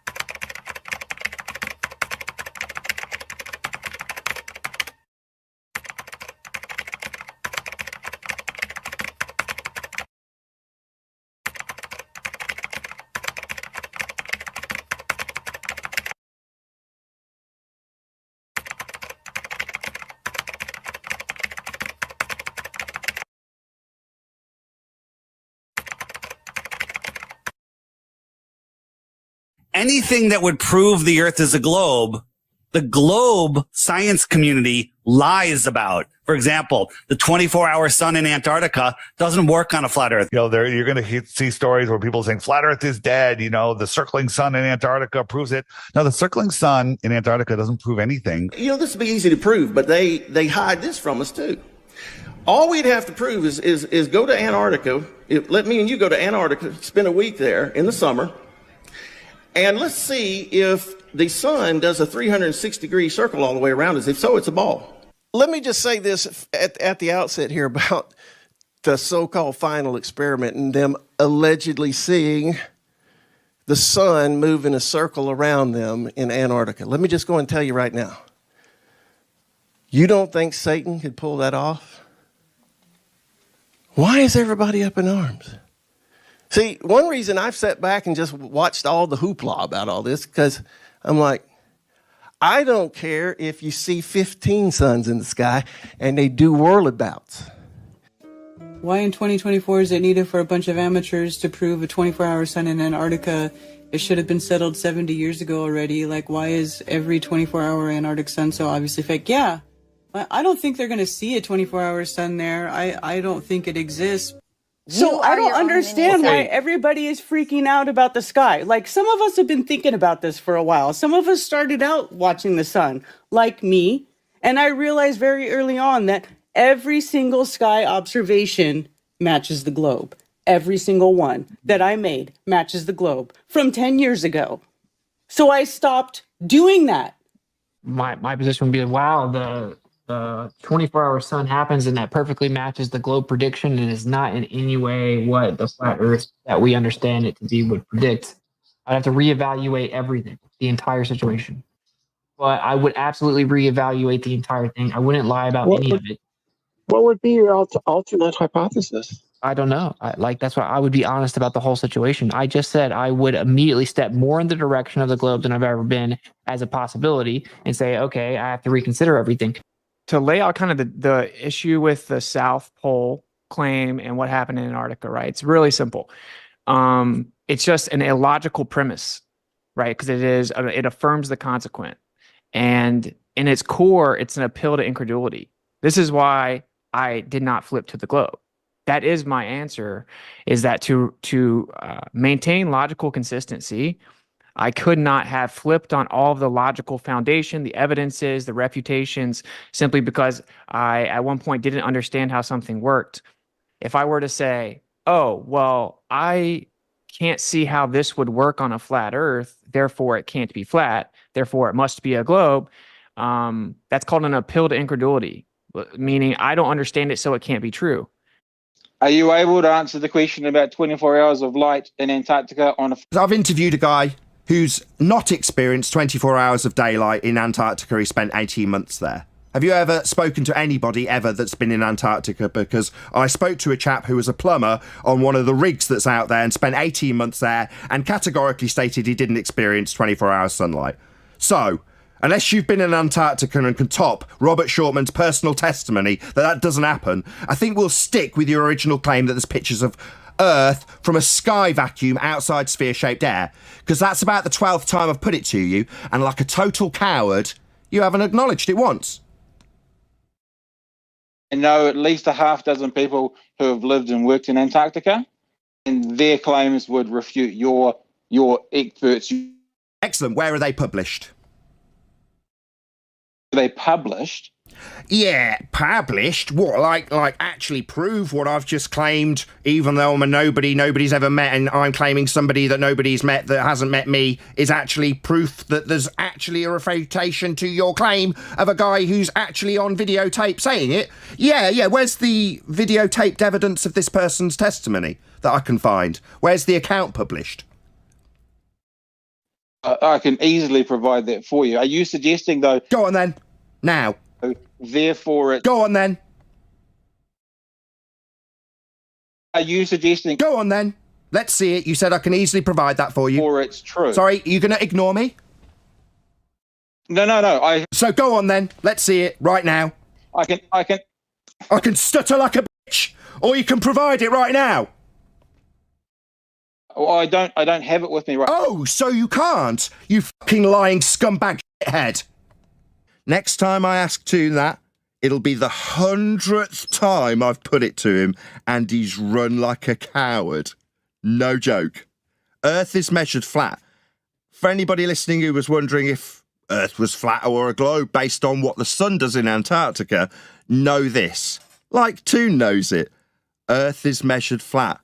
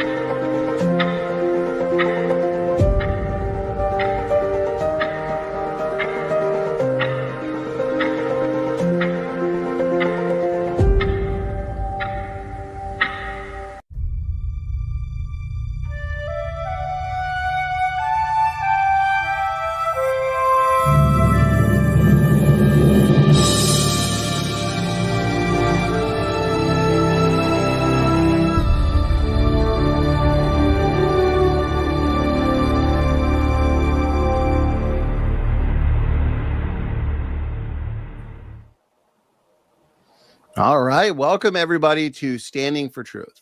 My name is Donnie Bedinsky, and I am your host and moderator for tonight's highly anticipated great shape of the earth debate between Will Duffy from The Final Experiment and Sean Griffin from Kingdom in Context. I am thrilled to have Will and Sean for this exciting debate because I know they've both spent considerable time studying this topic. That means we are going to get a comprehensive, thought-provoking, and professional exchange on tonight's subject matter.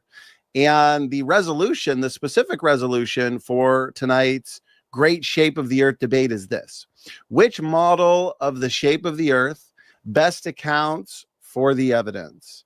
Will and Sean are no strangers to debates, nor are they a stranger to the Standing for Truth debate platform. And so I appreciate the both of them being willing to be seen with me in public for a few hours here. And so, Will, Sean, let's get acquainted, gentlemen, and break the ice a little bit before we get into our opening statements. Will Duffy, let's start with you. It's great to have you. I appreciate the time you've offered for tonight's event. And tell us a little bit about yourself, Will. Yeah, so glad to be here. Thanks for hosting. Big fan of your channel. I'm Will Duffy. I created The Final Experiment. And if you're not familiar with it, you will be after tonight. I'm coming to you guys from Colorado and really looking forward to this. Awesome. Appreciate that, Will. For those in the audience that enjoy what they're hearing from Will Duffy here, do check the description box where I have a link to his YouTube channel where you can go over there and subscribe. Sean Griffin from Kingdom in Context, it's great to have you as well. I appreciate the time that you've offered for tonight's debate. A lot of people really looking forward to this one, and that includes myself. And Sean, tell us, how are you doing tonight? And also tell us a little bit about your channel, Kingdom in Context. Thanks again for having me, Donnie. I'm doing well. Thanks, Will, for doing this. And yeah, this is a fun topic. I'm excited to talk about this one. I've been studying biblical cosmology for 10 years, since 2015. And I feel like there's just ample evidence, both in the physical reality we see as well as in the Word of God. So I'm excited to talk about this topic. It is something we discuss on our channel, Kingdom in Context. We mainly try to focus on the gospel of the kingdom that Christ and all the prophets preached, but the creation and the design of the creation is a part of that message. So it matters to the details, and I'm excited to flesh those out tonight as a part of this debate and engage with Will and his points as well. Very good. Thank you very much, Sean Griffin. To those in the audience who like what they're hearing from Sean, I also have his channel linked in the description box where you can go check that out and see more from him. Will and Sean, thank you for helping us to get acquainted and get to know you guys a little bit before our comprehensive debate tonight. Again, to anybody just joining us, as we are doing this live and people are still making their way in for this epic exchange, the debate resolution for tonight is: which model of the shape of the earth best accounts for the evidence? And here's our format. Why I say tonight is going to be comprehensive is because we have 30 minutes each for opening statements. For those who might remember, last month we had a live debate negotiations event just to hash out all the important details. And so for the 30-minute opening statements, both debaters will bring 6 main arguments or points to engage. Then we'll jump into a round of uninterrupted rebuttals. Uninterrupted rebuttals will be 10 minutes each. Those will be meant to respond to the 6 major arguments or pieces of evidence that are brought up during the opening statements. Then we jump into a discussion. Now, the discussion, rather than a strict cross-examination, this is going to be more free-flowing and organic, where Sean and Will can have a dialogue or a conversation on the issues at hand. Then this is where we get you guys in the audience involved. We'll have a roughly 25 to 30 minute audience Q&A, depending on how many questions come in. Please keep the questions respectful. No personal attacks. Feel free to send in challenges. Perhaps you hear something Will says or Sean says and you disagree, you object to what they're saying. Again, send in an objection. Make sure there's a question mark at the end of it, but keep it respectful. No personal attacks there. And what we'll do in light of tonight's large live chat is we'll bump super chats to the top for those who want to guarantee or ensure that their questions are engaged. And that's it for format. So, gentlemen, let's get into the fun. I am looking forward to this. Will Duffy is going to be kicking us off in terms of opening statements. Again, we have 30 minutes. Will, please just let me know when you're ready to go. I can also put your slides up or your presentation up whenever you're good with that as well. Yeah, why don't you get it set up and then we can start. Okay, so I've got that up on the screen and I can start the timer as soon as you're ready to start your presentation. Okay, I'm ready. Okay, go ahead. Flat Earth is officially finished. I created the final experiment, TFE, to once and for all settle this debate over the shape of the Earth. I came up with TFE in November of 2023 after hearing so many flat earthers say there was no 24-hour sun in Antarctica, and if there was a 24-hour sun, that would prove the globe and be impossible on a flat Earth. Shortly thereafter, I was invited to watch a debate between two pastors over the shape of the earth. The debate was between Greg Locke and Dean Odell and took place on December 2nd, 2023, near Nashville, Tennessee.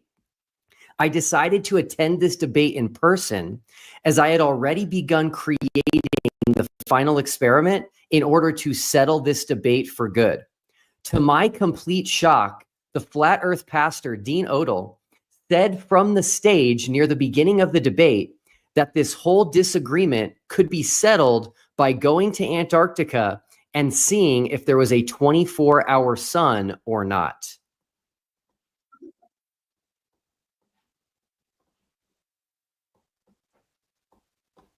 You know, this would be easy to prove, but they hide this from us too. All we'd have to prove is go to Antarctica. Let me and you go to Antarctica, spend a week there in the summer, and let's see if the sun does a 360-degree circle all the way around us. If so, it's a ball. This was my confirmation that my idea for TFE was indeed final, hearing from yet another flat earther himself that going to Antarctica and seeing if there was a 24-hour sun would end this debate. The final experiment was just that, final in every way. There is no flat earth map or model that can account for the observations and experiments we conducted on our trip to Antarctica and to the tip of South America. As it turned out, the 24-hour sun was just the tip of the iceberg, pun intended. So many other observations and experiments confirmed the globe, and these are all impossible on a flat earth. If no flat earther, including my opponent Sean, can provide a working map or model that can account for all of these, then the debate is over. Full stop. As we go through these observations one by one and the results of our experiments, I want you to keep something very important in mind. Every single flat earth claim was wrong. Every single flat earth prediction was demonstrably false. Every single one. This is not some crazy coincidence. It's because we do not live on a flat earth. Because we live on a globe, every single time a flat earther makes a prediction or claim that contradicts the globe, it will fail. I don't have time to cover all of the demonstrably false claims from flat earthers prior to TFE, but I will highlight some of the bigger ones now. First, flat earthers said for years that you could not go to Antarctica.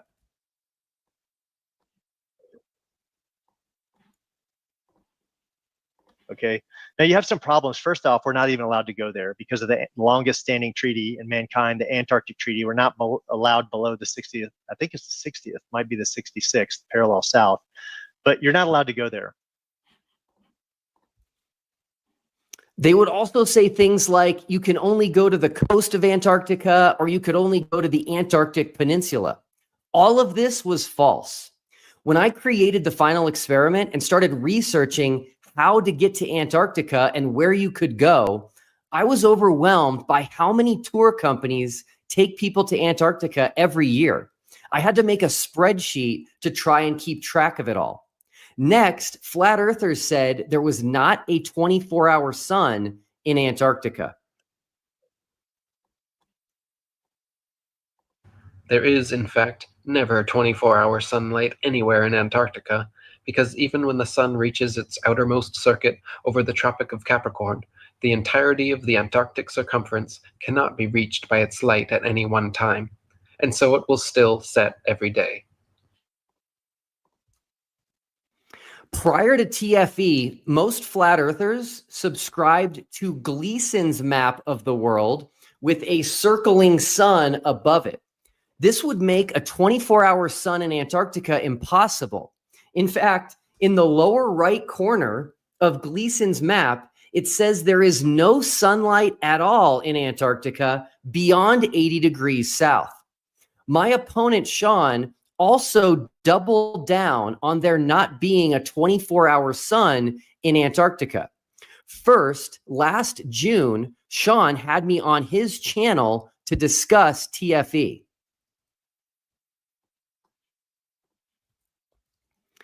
Now, we need to take a quick tangent here. Notice in the description, Sean says I am joining him to discuss my public challenge to biblical cosmology. This is manipulative and disingenuous. Flat earthers, including my opponent, use this term biblical cosmology as if it's synonymous with a flat earth. Nothing could be further from the truth. I hold to biblical cosmology, as does Donnie, who is hosting this debate, but we have disagreements with Sean's position on biblical cosmology. People disagree with each other. That's a fact of life. And in the world of theology and biblical matters, it's no different. Disagreements and different interpretations abound.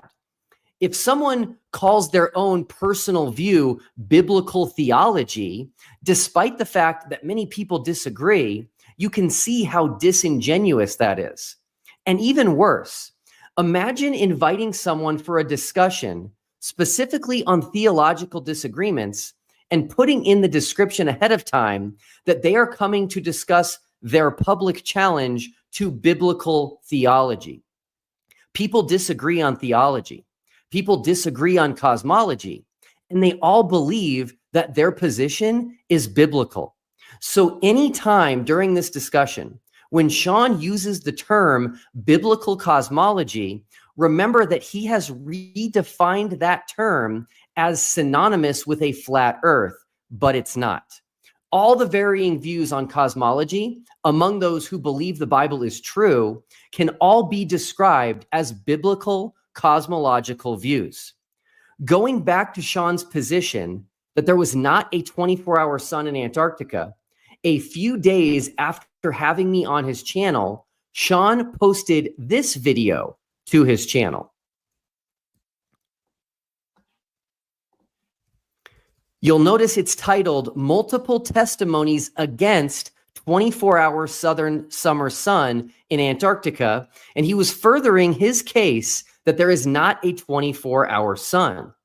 And then a few days later, Sean had MCToon on his channel, and both TFE and the 24-hour sun were, of course, brought up. And Sean told MCToon that the globe side has no video evidence of a 24-hour circling sun in Antarctica.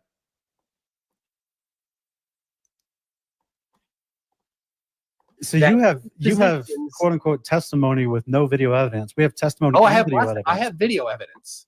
No, you don't. You've got edited film. You do not have a 24-hour video evidence of the Antarctic summer sun circling above someone's head for 24 hours. The body of the sun. Now, this was completely false, and so MCToon brought up a video of the 24-hour sun in Antarctica, and Sean argued against it with some incredibly weak arguments, as you will see here.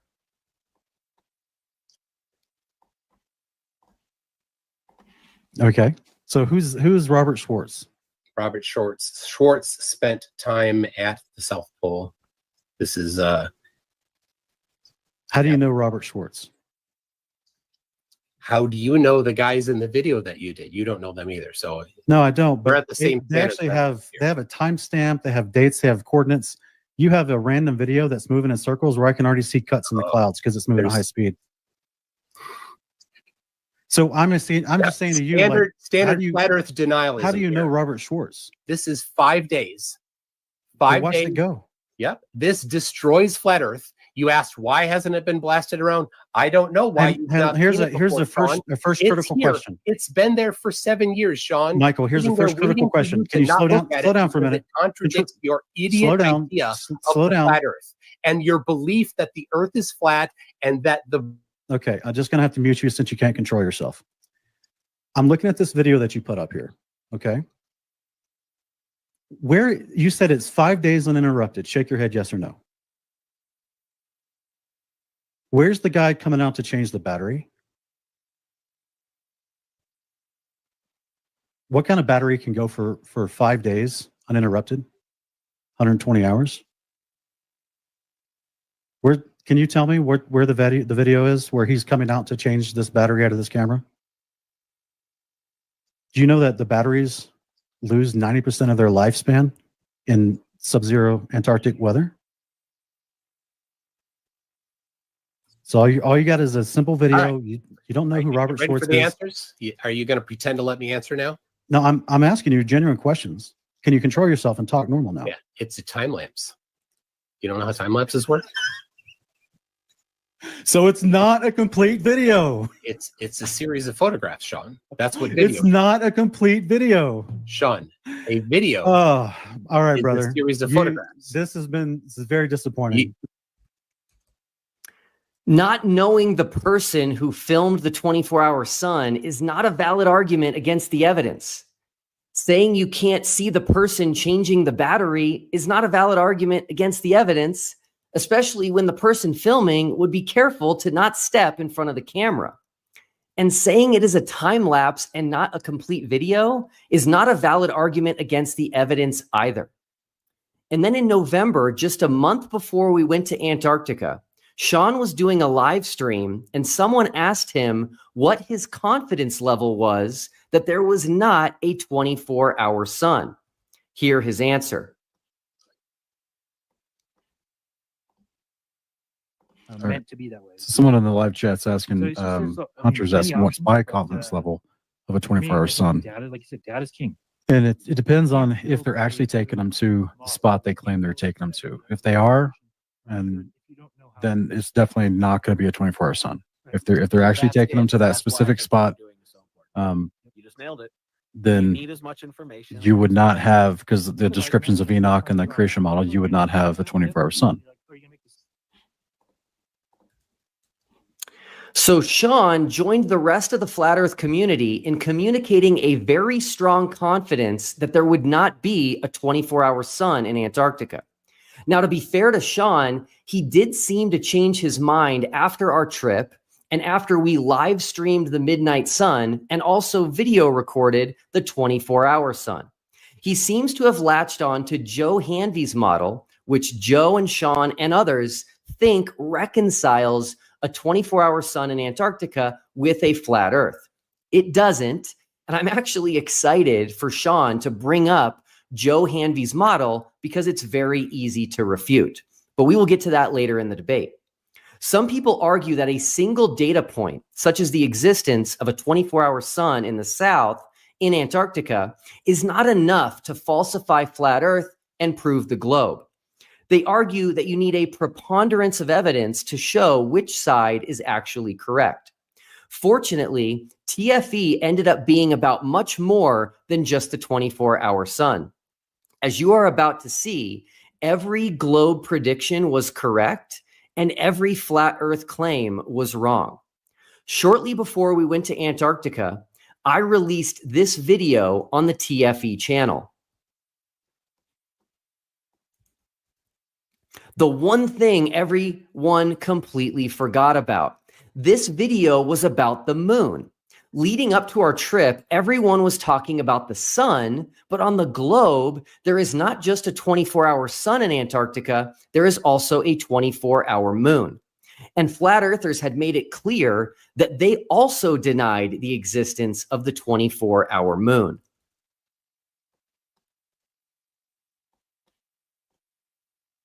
Right? You know, there's a 24-hour moon in the north, but not a 24-hour moon in the south. And my opponent also asked me about the 24-hour moon during our interview last June.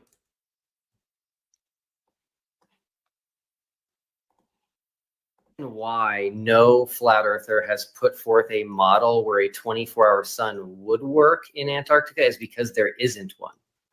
Why are we just talking about the sun? What about the moon? Wouldn't there be a 24-hour moon also? Yes, Sean, there is also a 24-hour moon. Multiple people have filmed the 24-hour moon in Antarctica. And we actually released the first ever video of a 24-hour moon taken in the winter in Antarctica, courtesy of Anthony Powell, who has spent many years in Antarctica.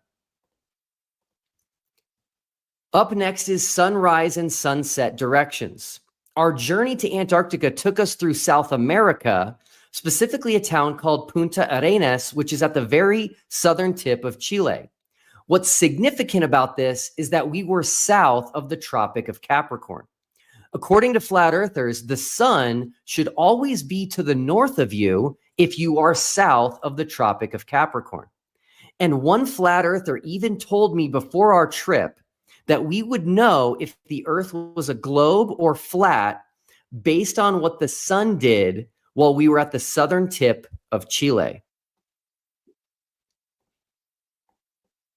When you're in that place, regardless of whether you're on a globe or whether you're on a flat, you are going to be south of the Tropic of Capricorn.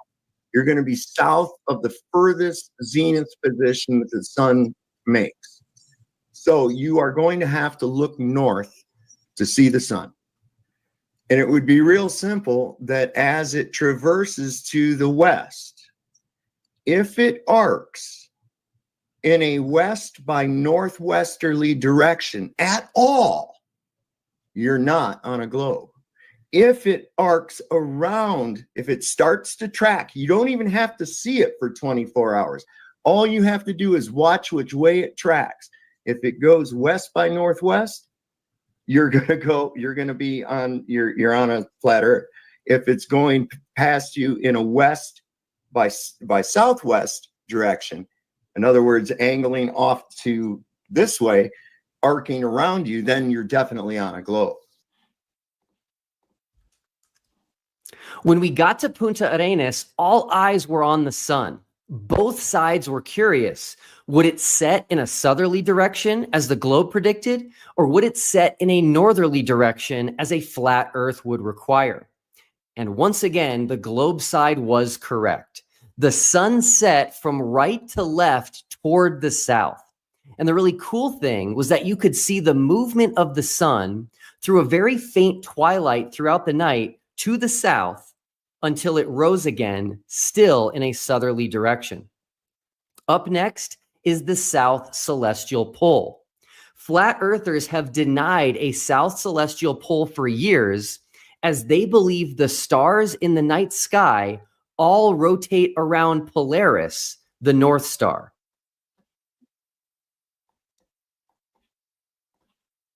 In the southern outer hemisphere, people say that the stars rotate in the opposite direction. They make circles in the opposite direction, and that can only happen on a ball Earth. I have yet to see any real proof of this. On a globe, you would have both a north and south celestial pole. And most importantly, on a globe, the stars in the south would rotate in the opposite direction that they do in the north and around a different point in the sky. And again, while at the southern tip of Chile, we were super curious to see the movement of the stars in the night sky. And once again, the globe side was correct. 3 of us, MCToon, Dave McKeegan, and myself, all filmed the southern stars rotating clockwise around the south celestial pole. This, of course, is the exact opposite of the counterclockwise movement of the stars around Polaris in the north. Here is an incredible video taken by Robert Schwartz of the South Celestial Pole while he was in Antarctica, and he actually took this at the geographic South Pole. Now, speaking of the South Pole, that is up next. A geographic South Pole is impossible on a flat Earth, and flat earthers do not shy away from this fact. No one's at the South Pole because there is no South Pole. Now, while we were in Antarctica for the final experiment, a friend of mine was actually at the South Pole. His name is John Santandrea. He works at the South Pole every year, and I asked him to take some pictures for me while he was there this past December.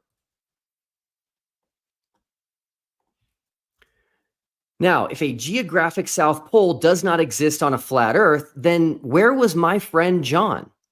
Well, flat earthers like to claim that since a geographic South Pole does not exist, that people who go to the South Pole are just dropped off at some random spot in Antarctica. Well, this is simply not true. People visit the South Pole for many reasons, but one of the main ones is to visit the Amundsen-Scott South Pole Station.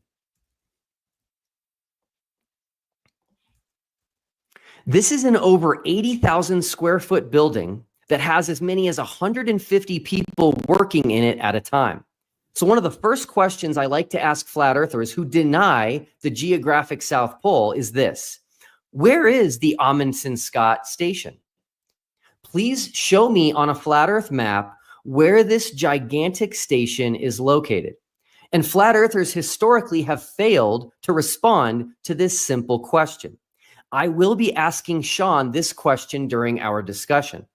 And I would like to suggest that if flat earthers do not know where the Amundsen-Scott South Pole Station is, they need to rethink their stance on flat earth.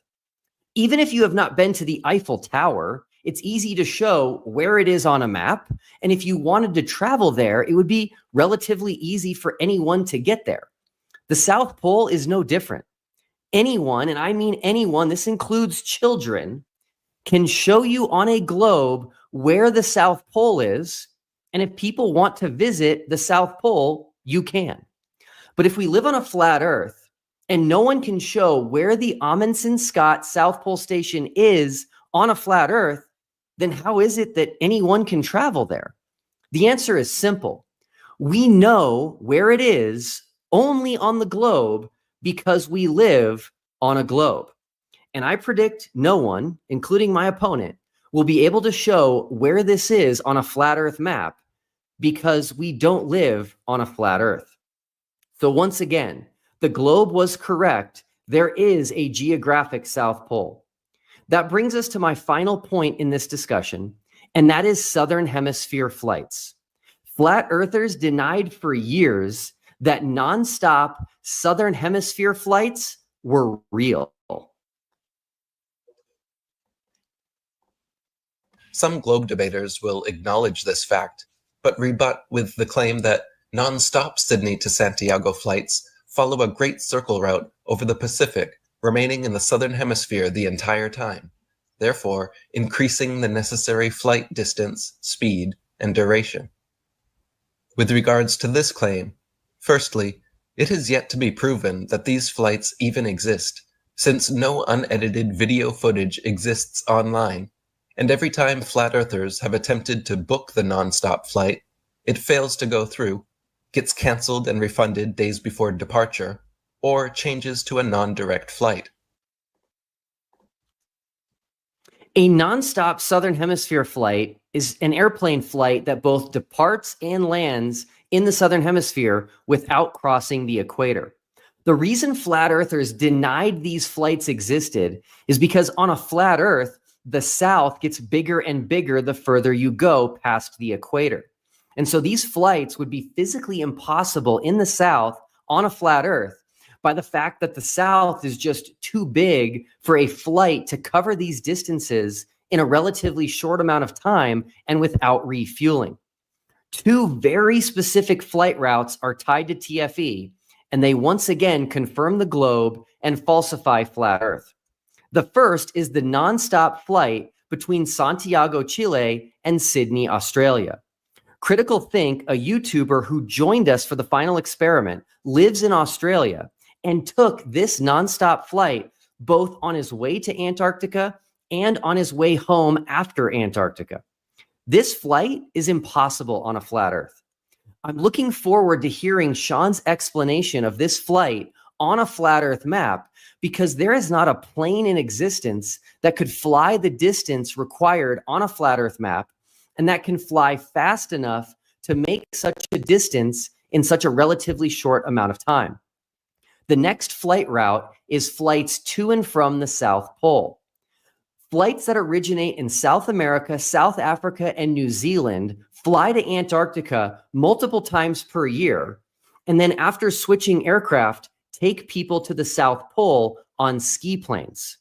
A ski plane lands on skis as opposed to wheels, as there is no runway at the South Pole. Here is a quick visual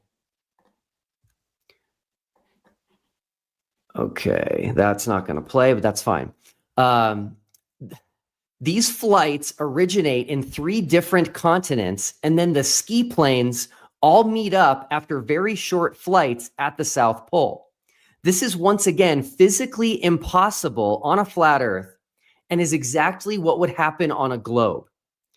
In closing, I would like to read a verse from the Gospel of John. Jesus says this in chapter 3, verse 12. If I have told you earthly things and you do not believe, how will you believe if I tell you heavenly things? This reminds me so much of this conversation and debate. Sean has now been told and shown earthly things, facts about our present reality and the globe we live on. If he cannot accept this, then that is only a hindrance to a proper understanding of Scripture and heavenly things. I predict that Sean will try to avoid discussing the observations and experiments we did as part of TFE and instead focus on what the Bible says. But if someone cannot understand our present world, the one we live in and the one we can go measure and test and explore, then their opinion on what the Bible says is not going to be that respectable, at least not to me. If you cannot understand earthly things, how are you going to understand spiritual things? The Message Bible translates John 3:12 very bluntly. If I tell you things that are plain as the hand before your face and you don't believe me, what use is there in telling you of things you can't see, the things of God? And this is where we are at with this conversation. Sean may try to wiggle out of these clear facts about our world by saying he does not have a flat earth map or a working flat earth model. But in the 21st century, that is no longer a valid excuse. There is no shortage of maps today, and there are 100,000 daily commercial flights available to the public, all of which make perfect sense on the globe. And there are no flat earth cartographers or flat earth pilots. Sean, I'm going to take a pretty firm stance on this. If you are unable to produce a working flat earth map that can account for these 6 things I just went through, then this debate is simply over. I will still engage with you on a biblical conversation and show you that the Hebrew word rakia does not mean a hemispherical dome. But please realize that without a flat earth map, you've lost this debate. We have way too many data points, and all of these data points coexist simultaneously. And therefore, any map must be able to account for all of them. And the globe does. You may have been able to appeal to a lack of accurate maps or a lack of accurate data hundreds of years ago, but you can't do that in 2025. So, Sean, the ball is in your court. No pun intended. Will, thank you very much for that 30-minute opening statement and presentation on your 6 major points and arguments. I will now put you backstage and bring in Sean Griffin. Before Sean presents, I will remind everybody in the audience that we are having an audience Q&A as soon as we're done with the discussion portion of tonight's great Shape of the Earth debate. I am all caught up on your questions. I appreciate all of the engagement and interaction in our lively live chat tonight. In light of all the questions and comments coming in, I have bumped the super chats to the top for those who want to guarantee that their questions are answered and engaged. And lastly, a reminder to anybody just joining us, we want your questions and comments to be respectful and also professional, as our debaters tonight, Sean Griffin and Will Duffy, have been generous and gracious with their time, not only for the debate itself, but for the prep that goes into these kinds of debates to give us a thought-provoking one. So again, please keep it cordial. And nothing wrong with attacking arguments, but just make sure it's the arguments that are being attacked and not the persons, not the debaters themselves. Okay, Sean Griffin, I am going to reset the timer, and this is going to be our second 30-minute opening statement. Did you want me to get your slides up? They're in the studio already. Okay. All right, here we go. You just let me know when you're good to go. I'll start the timer, and you have 30 minutes. I'm good to go. Okay, floor is yours. Thanks again, Donnie, for doing this. I think this is an important discussion because we're going to validate God's word is true. We trust in the Bible. We don't trust in man's claims when they contradict the Bible. So I'm going to offer to my debate opponent tonight that if he cannot account for the Big Bang heliocentric cosmological model's claims, all of them claims, then all of the observations that he attributes to that model are incorrect. They're wrong. All of his observations are wrong. Every single one of them. Let me repeat his debate fallacy again. If he cannot account for all of the Big Bang's cosmological heliocentric claims, including dark energy, dark matter, quarks that apparently appear and disappear in and out of existence, then all of the other claims that he has according to that model are also wrong. Every single word that comes out of his mouth is wrong. Every single thought, his whole reasoning, his whole logical, substantial, coherent framework of his entire life and how he reads the Bible, how he does his taxes, how he actually goes to the bank. Every single thing that he does and reasons in his life must be incorrect if he doesn't have all the answers for a model which admits it has many answers missing. So since we're fully engaged in debate fallacies tonight, I thought I'd just go ahead and get that out of the way.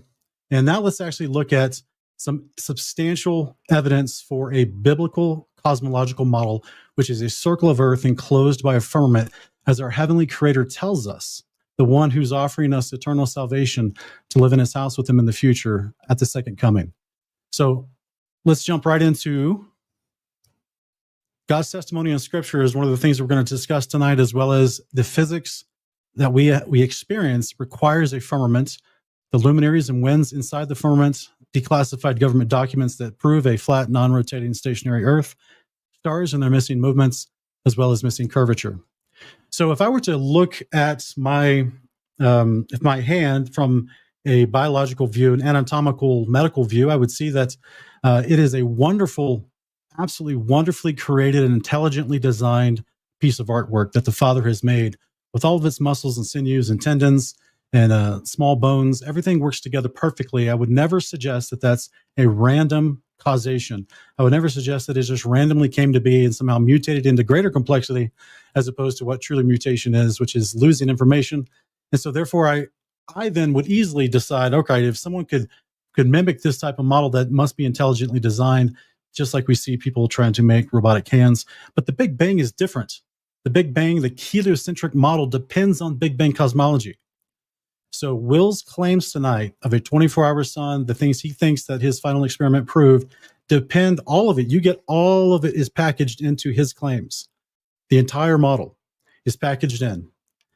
If I'm going to be spoken for by random other people that are not me, and he's not going to address my beliefs in biblical cosmology, I'm going to easily just pack his whole argument into the Big Bang cosmological claims, which are everything exploded out of nothing. There's a vast misrepresentation between the expansion rate versus the actual strength of so-called gravity to 120 decimal places. It's according to astrophysicists and quantum physicists, it is the greatest misappropriated calculation in all of science. They talk about it, they know it. Even PhD Harvard mathematicians like Eric Weinstein have tried to speak about it to his colleagues in the mathematical quantum gravitational study world, and they admit that there's huge problems with the entire model. This is why they invoke things like dark energy and dark matter in order for them to try to make up for what's lacking in the model, because the model doesn't make sense mathematically, and it doesn't make sense according to actually what they see when they try to map the universe itself through the cosmic microwave background radiation. This is why they have to invoke imaginary concepts like dark energy and dark matter, which have never been explained, never been observed, tested, or picked up on any instrumentation ever. Our brother Will tonight is appealing to a model that's never been proven. It's all hot air. It's all claims. But he forgot to tell you that. So let's go. Let's look at what the Father actually described as his firmament enclosed model. 7 firmaments. His house is on the top. The sun and moon are in the 3rd layer, to my best estimation. There's a layer above us that is contained between the first layer above us and the second layer that contains the water that was split on day 2 by the firmament that was put over us. And the firmaments as a whole encircle the earth, the flat, stationary, non-rotating, immovable earth. Here's some wonderful depictions brothers and sisters have made as we've studied biblical cosmology, and we try to look at all the evidence that we see in nature as well as in the scriptures, and to account for what the Word of God says where you live, not what NASA says. So let's look at God's testimony in actual scripture. Amos 9:6, he talks about a vaulted dome in the heavens. A vaulted dome in the heavens. This is something that is over the earth. Directly covers over this unambiguous language. Amos 9:6. Genesis 1:1-8. First 2 days of creation. And verses 6-8 talks about the firmament that was enclosing over us, which would have been the last firmament created that actually separates waters from waters. The waters below that firmament receded, dry land appeared. The waters above that firmament are still there. They're the waters that actually came down in Genesis 7:11 through the firmament windows that actually poured in for the flood. So this is the description of the actual Bible. Now, if we look at lexicons, concordances, as the Hebrew Brown Driver Briggs explains what the actual expanse is, which is a word taken from the Greek word stereoma, and it's beaten out as if solid above a flat expanse, or as if compared to something that supports, like a base support. And we see an example of that in Ezekiel chapter 1, as the vision that Ezekiel's seeing is God on an actual platform, which is a firmament, that it's called a firmament. We see the same thing in Exodus 24:10. We'll talk about that later. We also have the concept of the rakia, which is the vault of heaven or firmament regarded by the Hebrews as solid and supporting waters above it. So this is the actual definitions from the scholars, from the concordances and lexicons about this word expanse in the stereoma, which is the Greek, or the rakia. It's also translated as firmament, coming from the Hebrew. And it's a solid, vaulted structure, a visible arch of the sky, a firmament, a solid structure. It's not the sky, it's not the earth. And it's also, by its root definition, means something that is spread out as an expanse. That's why it's called an expanse, not because it is an openness. This isn't science fiction's definition of an expanse. This is an expanse according to the definition of the word, something that's a solid structure that has been spread out over something. Furthering definitions from scholars about the rakia, it describes it as serving as a dome-like structure that encompasses the earth. Encompasses, what does that mean? What is the definition of the word encompasses? Merriam-Webster tells us it's something that is to form a circle about, to enclose. Something that is to completely go around. The definition for something that encompasses. Here's some synonyms for the word encompass. We have the concept of circling. Completely goes around. We have the concept of a compass. It's something that is circular, that encompasses the measurements within according to the magnetics. Encircling something is an army encircles another army to cut them off and surround them.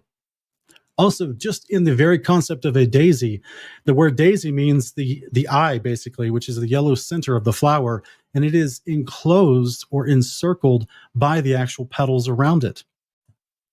In the same way, another synonym for the word encompass is surround. So we have surround sounds that are put in speakers in people's homes for better audio quality. It's because it's put all around them. We know what these words mean.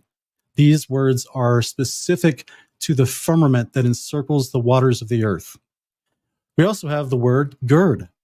We see this in the book of Job, that he should gird up his loins when the Father starts speaking to him in Job 38. But the concept of how you actually would take your robe and tie it around yourself, tightening it around the lower part of your hips to gird yourself up so you can run or fight, is because it is now enclosing, encircling your waist in a tighter fashion. It's actually the definition of the Hebrew word in Amos 9:6 that we looked at, which is translated as vaulted dome, which is the word agudah, which is something that is a troop, something that is enclosed tightly as an encircling concept. In Proverbs 8:22-29, as you see in the highlighted yellow here, it says, when he established the heavens, that's the word in Genesis 1:8 that was given to the firmament. I was there when he inscribed a circle on the face of the deep, when he made firm the skies above, when the springs of the deep became fixed. So at the beginning of creation, wisdom was with the Father as he created and established the heavens as a circle on the face of the waters. It says the King James Bible uses the word compass. The New American Bible uses the word vault. And the Berean Standard Bible uses the word circle on the face of the deep. These are very specific language. Job 26:10, he inscribed a horizon on the face of the waters at the boundary between light and dark. The boundary between light and dark. He encompassed the waters with bounds. Other translations, even the Syriac Peshitta, has circled the waters with bounds until the day and night come to an end. This is the firmament that has been circled, the waters that have been circled with bounds. It's the firmament that encloses the seas and the land of the earth. He placed a limit on the waters, the boundary between light and day. So this is a concept of the actual water, or the actual sun, creating light and dark, creating night and day, which are the bounds within the firmament of our earth. Job 22:12-14 says, of the Father in heaven above, that thick clouds veil him so he does not see us. He traverses the vaults of heaven. More specific language, we know what a vault is. It's an arched concept, an arched solid substance. He traverses it. He walks across it. 2 Ezra chapter 6, 1-4. In the beginning, when the earth was made, before the borders of the world stood. The world has borders. It's the firmament.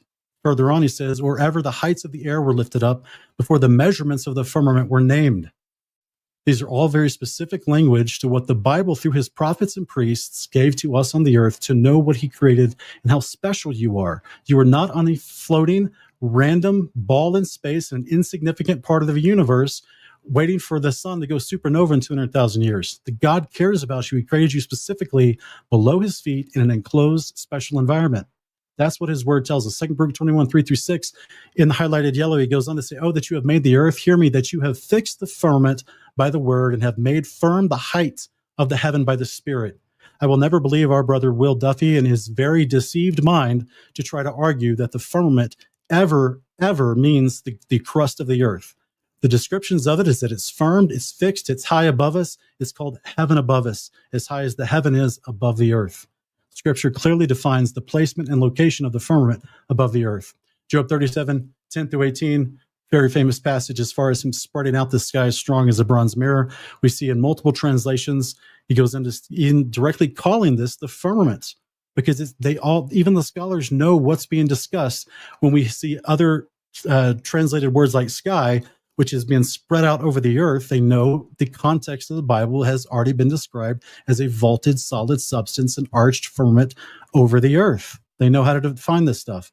So we also see how the waters receded on the earth, dry land appeared. This is complete contradictory chronological events to the heliocentric Big Bang cosmology, which believes in an old earth, millions and billions of years, swamp gases arising out of a rock, and the moon breaking off from the earth millions of years ago. Swamp gases slowly create an atmosphere somehow, some way, ignoring the second law of thermodynamics.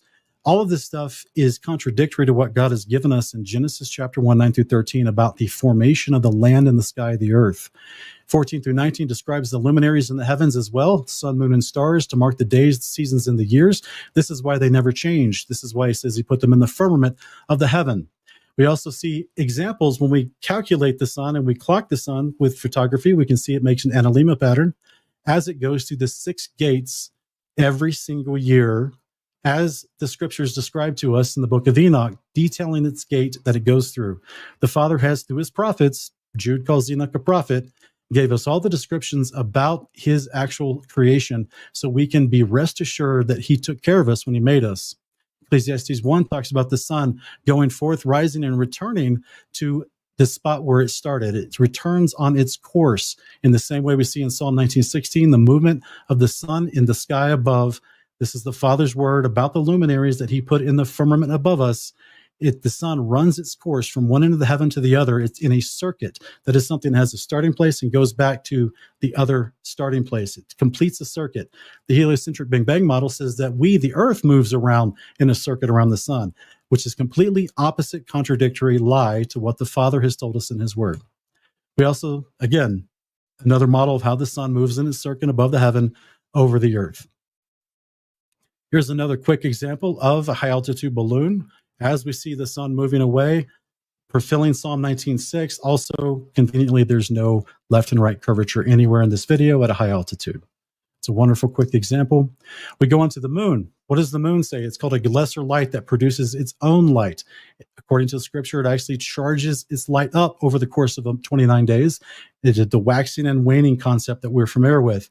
And that there will be a day when the moon will not give its light, also referred to in a female pronoun as her, not only by the prophets, but also by the Messiah. The moon will not give her light on the day of the Lord. Why not? If it's a ball in space and the sun is just shining on the earth, shining on the moon, reflecting onto the earth, then it should always perpetually give its light. But on this day, the moon will not give its light. 1 Enoch 78:17 talks about how there is nothing in the moon except its light when it waxes and wanes. Well, so once it wanes and it departs and it just disperses all of its light and it goes dark for almost 2 full days and nobody can see it.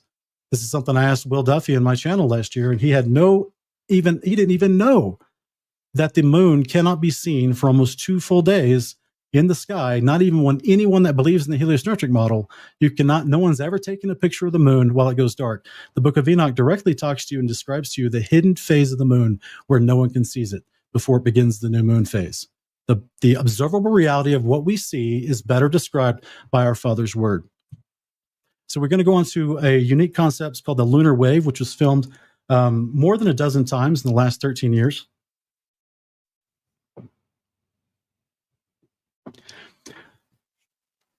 Amateur astronomers filming the moon nonstop found what looked like a wave of water moving across the face of the moon. Now, I'm not saying it's moving across the actual moon itself. I'm asserting the biblical cosmological model is that between us and the moon, there's a layer of firmament with water still above us, as the Bible says, which is why, as you can see on screen right here, he's seeing water flow up as he's looking at the moon. He's literally watching a wave inside the firmament enclosed water above us between us and the moon. It's pretty amazing. Caught on camera. What we see in observable reality better matches the evidence of God's word. Excuse me. Exodus 24:10 describes the firmament itself as clear, almost like sapphire stone, and having the body of heaven in clearness. This is the King James version. So the body of heaven, the heaven, Genesis 1:8 was described as the firmament, which is a solid arched substance above us. Well, now we're getting a furthering description of that it's clear, and it's a paved work like a sapphire stone. Lots of clear sapphire that you can see straight through it. It's very clear. So this is what Moses is seeing on Mount Sinai as he's celebrating Shavuot with the 70 elders, and they see the feet of God standing on this slab of firmament, this body of heaven in clearness. We see also the same concept in the literal standard version, describing it as a substance of heaven, as the substance of heaven. So it's not space vacuum. It's not just the atmosphere. It's the substance of heaven that the feet of God were standing on in Exodus 24:10. Same thing for the Septuagint, comparing it to the firmament of heaven in its purity. So we have definitions for these terms and words. The Bible is not ambiguous. The Bible is not contradictory about this concept. What encloses us, what the Father said is the heavens above us. In the Dead Sea Scrolls, and as well as the 14th century Armenian Orthodox Bible, we see the Testament of Levi describes the 7 layers of heaven with great specificity and detail. Speaking about the 3rd layer of heaven, where the sun and moon are, and the New Jerusalem, as 2 Corinthians 12 talks about the paradise of God, that's in the 3rd layer of heaven. It's much bigger and brighter than the 2 layers below it. So we see that there. This is why there's still there's water suspended above us between firmament layers, just as Genesis 7:11 says, Psalm 148:4 says, just as Revelation 21 verse 1 and 2 talks about, as the firmament is renewed, there's a new heaven, a new earth, as the New Jerusalem comes down, that suspended sea that the Testament of Levi describes in the 2nd layer above us, that suspended sea is moved aside, it's no more. Genesis 1:20-23 describes the open area where the birds fly as called the open firmament. Why? Because that's where the open air is. Makes a lot of perfect sense. I'm not trying to sound like Kent Hovind back in the day, but I'm hearing myself sound like this. Pretty wild. Also, Genesis 2:1-3, the heavens and the earth were completed in all their vast array. The heavens and the earth were completed, not that they're continuing to expand and birth new stars in celestial star nurseries. They're completed. They're done. The 7 layers of the firmament, all the moving pieces, sun, moon, and stars, the portals of the winds that come into the earth, everything is completed in 7 days, 6 days. 7th day is the day of rest. The firmament is the handiwork of God. Deuteronomy in the Septuagint 33:26, he's called the magnificent one of the firmament. Psalm 33 says that the Father Yahweh looks down upon the earth, upon mankind, We also see in Isaiah chapter 40 that the heavens are stretched out like a tent over the earth. That's a very specific description of shape.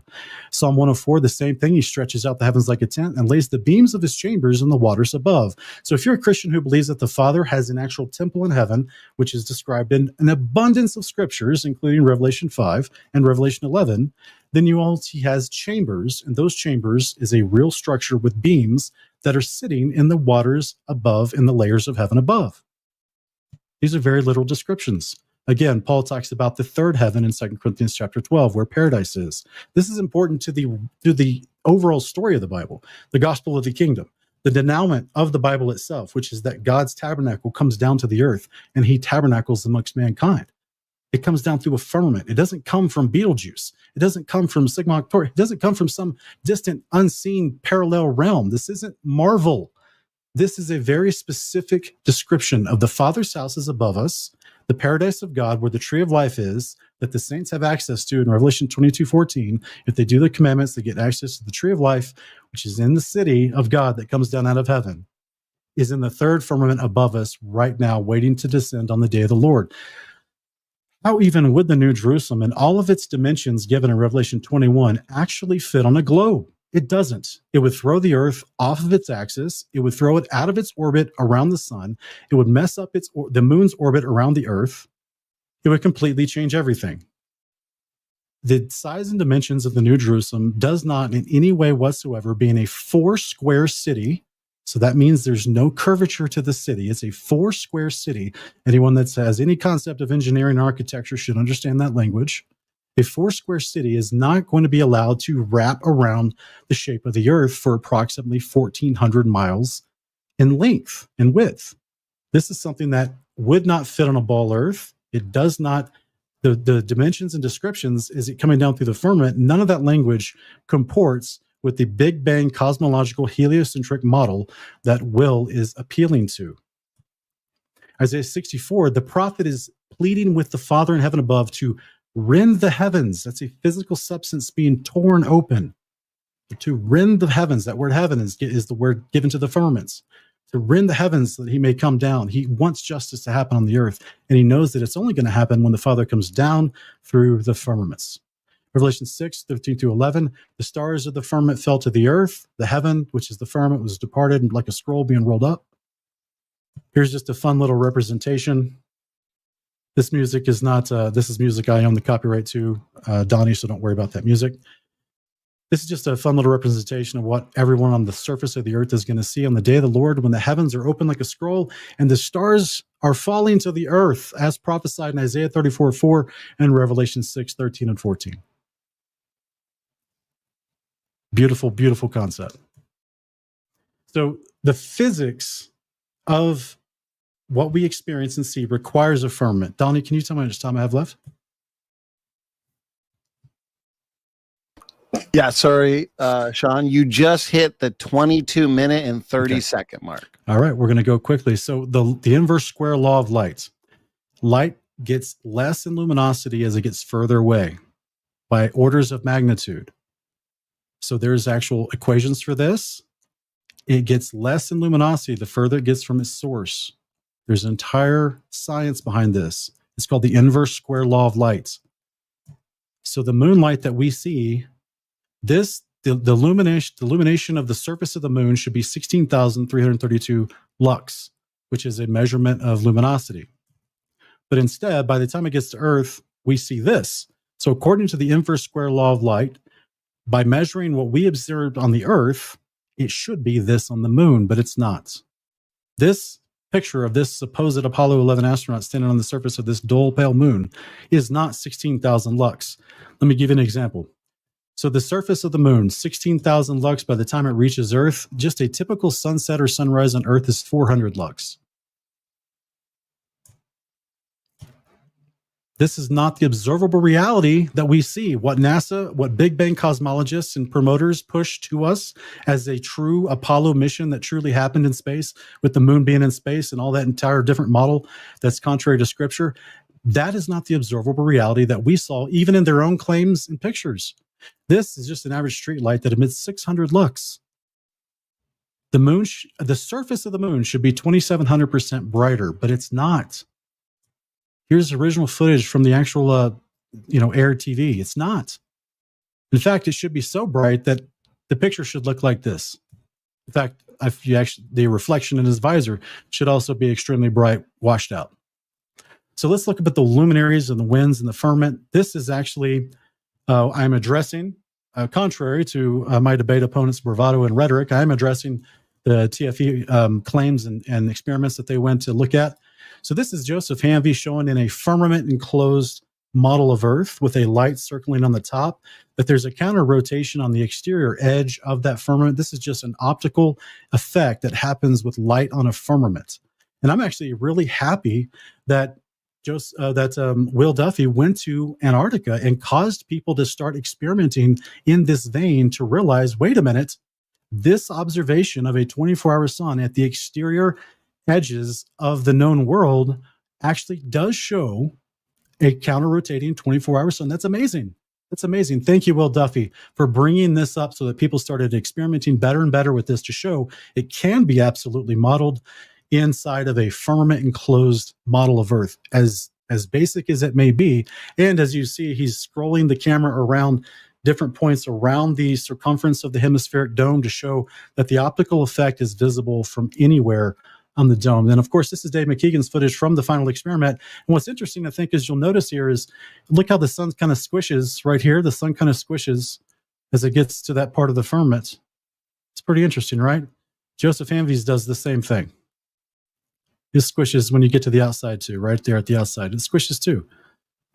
Better seen right here. It squishes as well. Look at that squish. Wow, it's almost like the observable reality that Will Duffy and some other people saw in Union Glacier is modeled and fits a biblical cosmological claim according to Scripture. Amen. Pretty amazing, right? We also talk about the Scriptures describe the portals of heaven where the actual wind comes into our enclosure and gives us different winds. Those winds are recorded highest in the exterior perimeter of the Earth, what we would generically call Antarctica. This is a wind map from across the Earth, which shows higher winds in Antarctica, just as Scriptures might describe. We also see celestial movement in our dome. This is I'm actually going to skip this for now. We can look at this later, but this is experience of stars and how they look like they're in water. It's pretty interesting. This is what you've been shown by NASA that Venus looks like. Yet in 2021, someone recorded Venus actually looking like this. Look at that. Is that a ball in space? Nope, that's not. That's them recording Venus. Isn't that crazy? 2021. It was actually done on a live stream. Let's look at declassified government documents just real quick. We have all types of military and NASA documents that have been opened, available for public reading.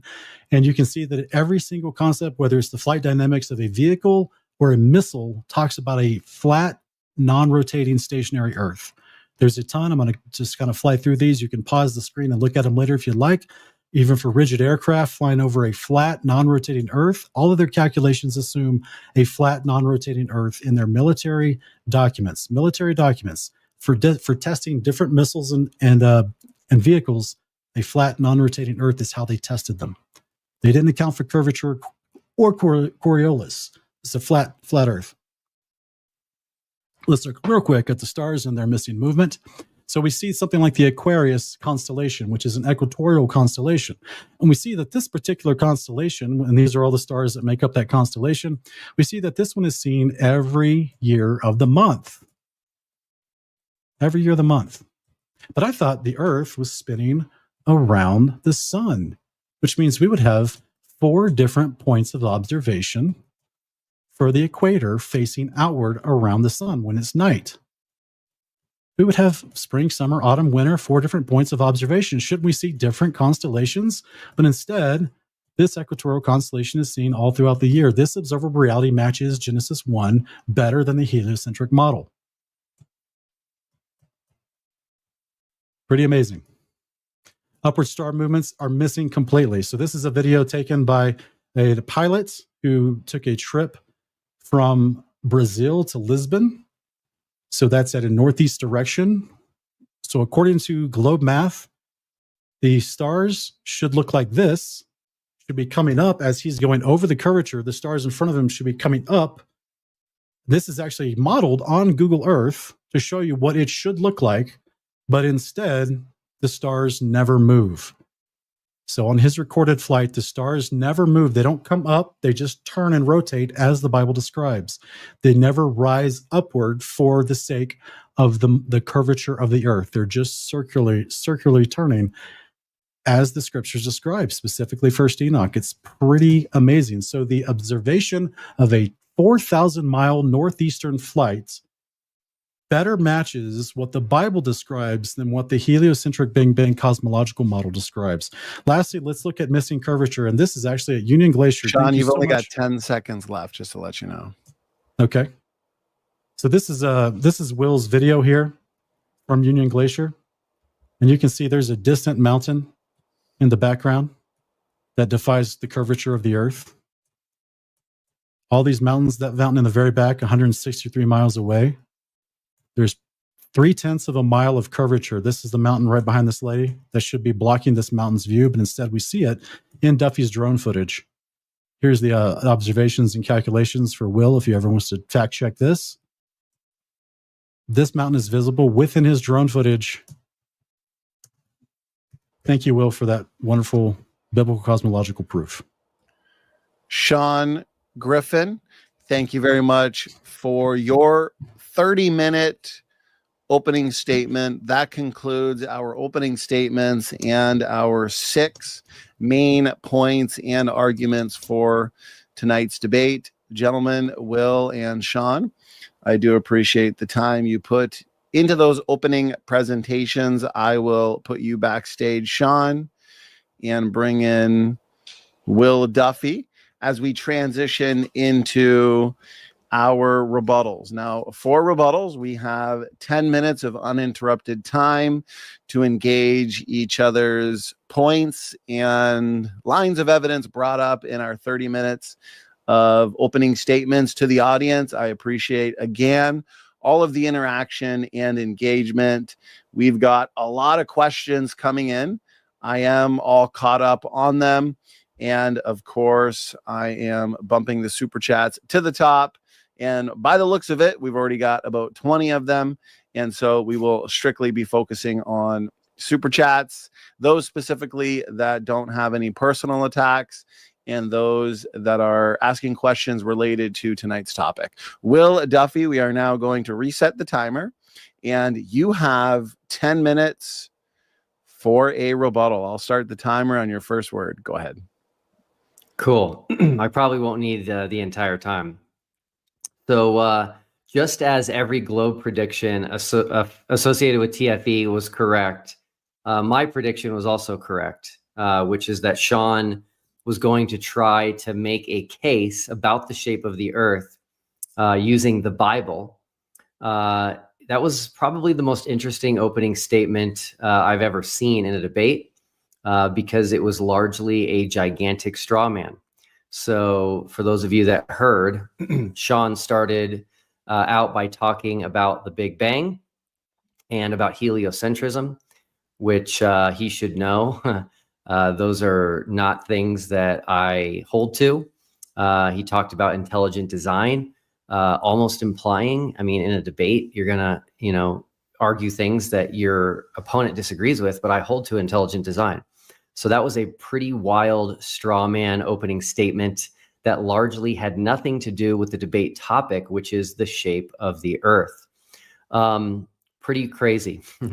Again, I'm going to hold Sean's feet to the fire because the shape of the earth is something that we can establish very easily in the present. We're not talking about something that happened however long ago that nobody was there to be there to see it or to witness it. We're talking about the earth that we live on, an earth that we can go out and look at, measure, test, explore, etc. And so the debate topic is an important one.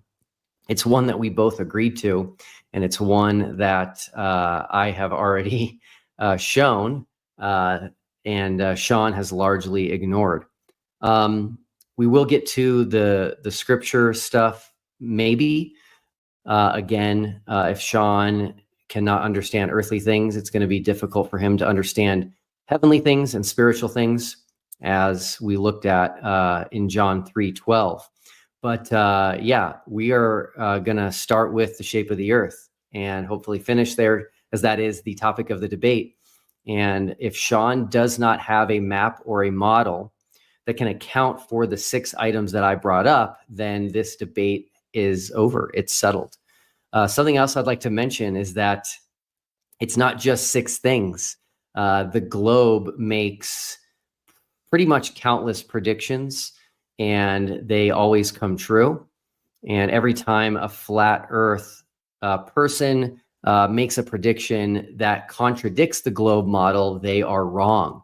One of the new challenges I give to people who are still desperately holding on to flat earth after TFE is to just give me one globe prediction that they think will not come true, and they usually can't do that.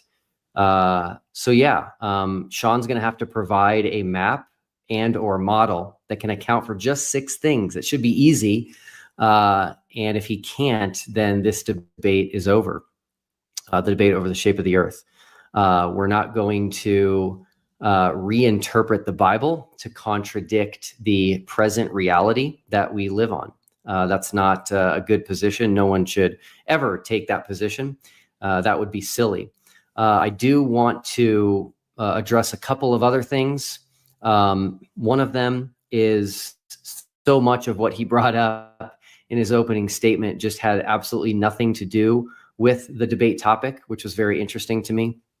Also, at the very end, he is claiming that there's a mountain in Antarctica that can be seen in my drone footage that should not be visible on a globe. I'm super excited to talk about that one because I did my homework on that one ahead of time. And sure enough, the globe prediction is right again. But I do want to point out a bit of a logical fallacy that Sean is making and that flat earthers make when they say that we can see too far for the globe. That is also completely irrelevant to the shape of the earth discussion. If something could be seen too far, which there isn't anything, but if something could, that doesn't have anything to do with the shape of the earth. It doesn't mean we don't live on a globe. It could very well mean that we live on a bigger globe than the math formulas are accounting for. It has nothing to do with a flat earth. I also want people to realize that Sean quoted a lot of scripture. He quoted from a lot of texts that the majority of Christianity does not consider scripture, which includes myself. And what's interesting is that if you go back and re-listen to his opening statement, you will and you look at these passages and these verses that he's referencing, none of them say that the earth is flat. So this is a bit of smoke and mirrors thing that flat earthers do, which is they, again, claim to be showing a flat earth, and then they show verses that literally have nothing to do with the shape of the earth or have nothing to do with the earth being this flat plane. And so please don't be fooled by that. Go and read each one, and you will quickly see that none of them say that the earth is flat. Now, the big one that Sean is relying on is the word, the Hebrew word rakia. And the Hebrew word rakia actually does not mean firmament. That is something that's relatively new in history. I had a Hebrew expert who lives in Jerusalem on my channel, Dr. David Weisskopf, and everyone should go listen to that discussion. He's a biblical Hebrew expert, and he's a modern Hebrew expert, and he's lived in Jerusalem for many decades. And he put out a challenge in that video to try and find an authentic Jewish source that states that the Hebrew word rakia means firmament or dome, or that we live on a flat earth, and you just won't be able to find it. Flat earthers like Sean utilize solely non-Jewish resources in order to make this argument. And in reality, when you look at the Jewish resources, you see that before there was even an English language, they were describing rakia as an expanse, essentially referring to the sky and referring to the heaven that way. And one of the best ways to understand how or understand what a word means is in the context of that word being used. So if we look at Genesis 1, we're actually going to see that the birds fly both on, in, and above the rakia. And so that is completely a non-starter to claim that it is referring to a glass dome. Something else that flat earthers like to assume, which is not in the text anywhere, is that it's a hemispherical dome, meaning half of a sphere. That's on all the pictures that they use. Nothing in the Bible talks about anything that is in the shape of a half dome. Sean mentioned Amos 9:6.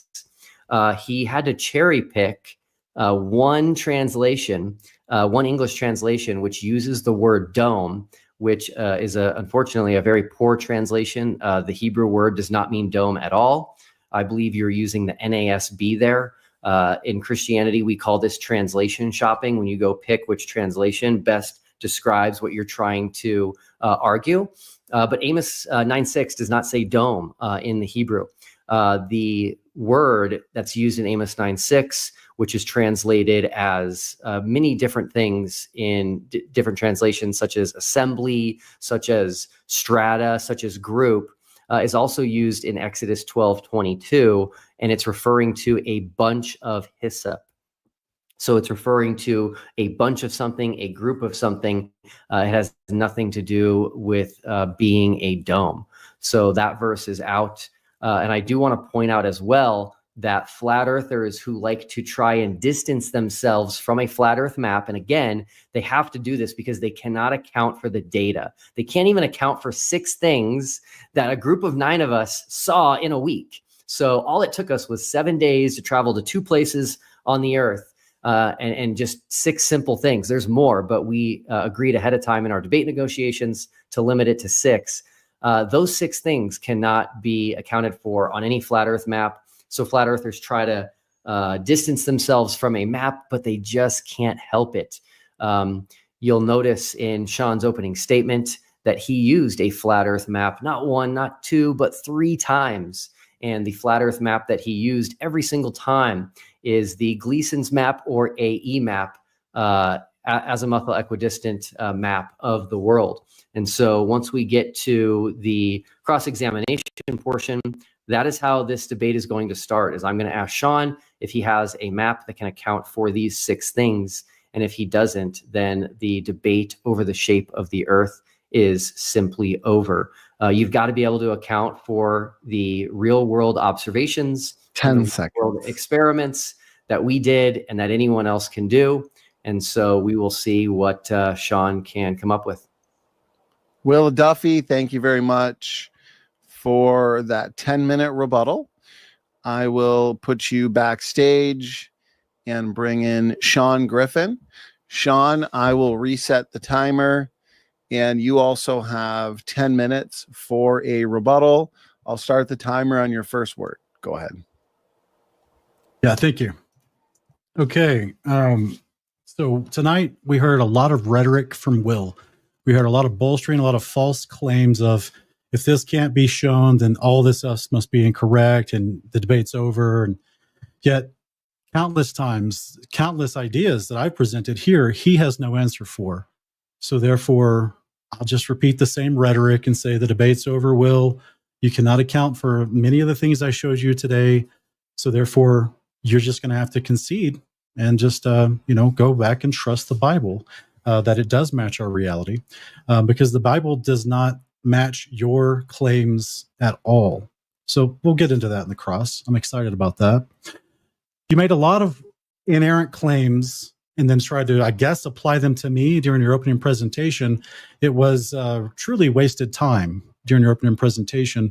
Instead of providing explanations about TFE and why these are solid proofs with, what is his name, Critical Think or whatever, his plane flight, without even showing the images. I've got the video pulled up. I can see how he's, I'm excited to talk to you about stuff like that, right? I watched your TFE videos, and I watched Critical Think try to do measurements with with scales that weren't zeroed out and weren't calibrated, and how he's just trying to find a random flat spot so he can do like the most unscientific measurements that he's claiming. Oh, it proves the globe. Yeah, there's less centripetal force down here. It proves the globe. Like, just the most unscientific bolstering and bravado of nonsense. And for you to try to disassociate yourself from the Big Bang heliocentric model must mean that you have a completely separate concept of the constellations and how that reticule has been put into a coordinate system as a map. This map that you claim that you do have that solves all your answers and your problems for yourself, that's based on a heliocentric modeling of the sky.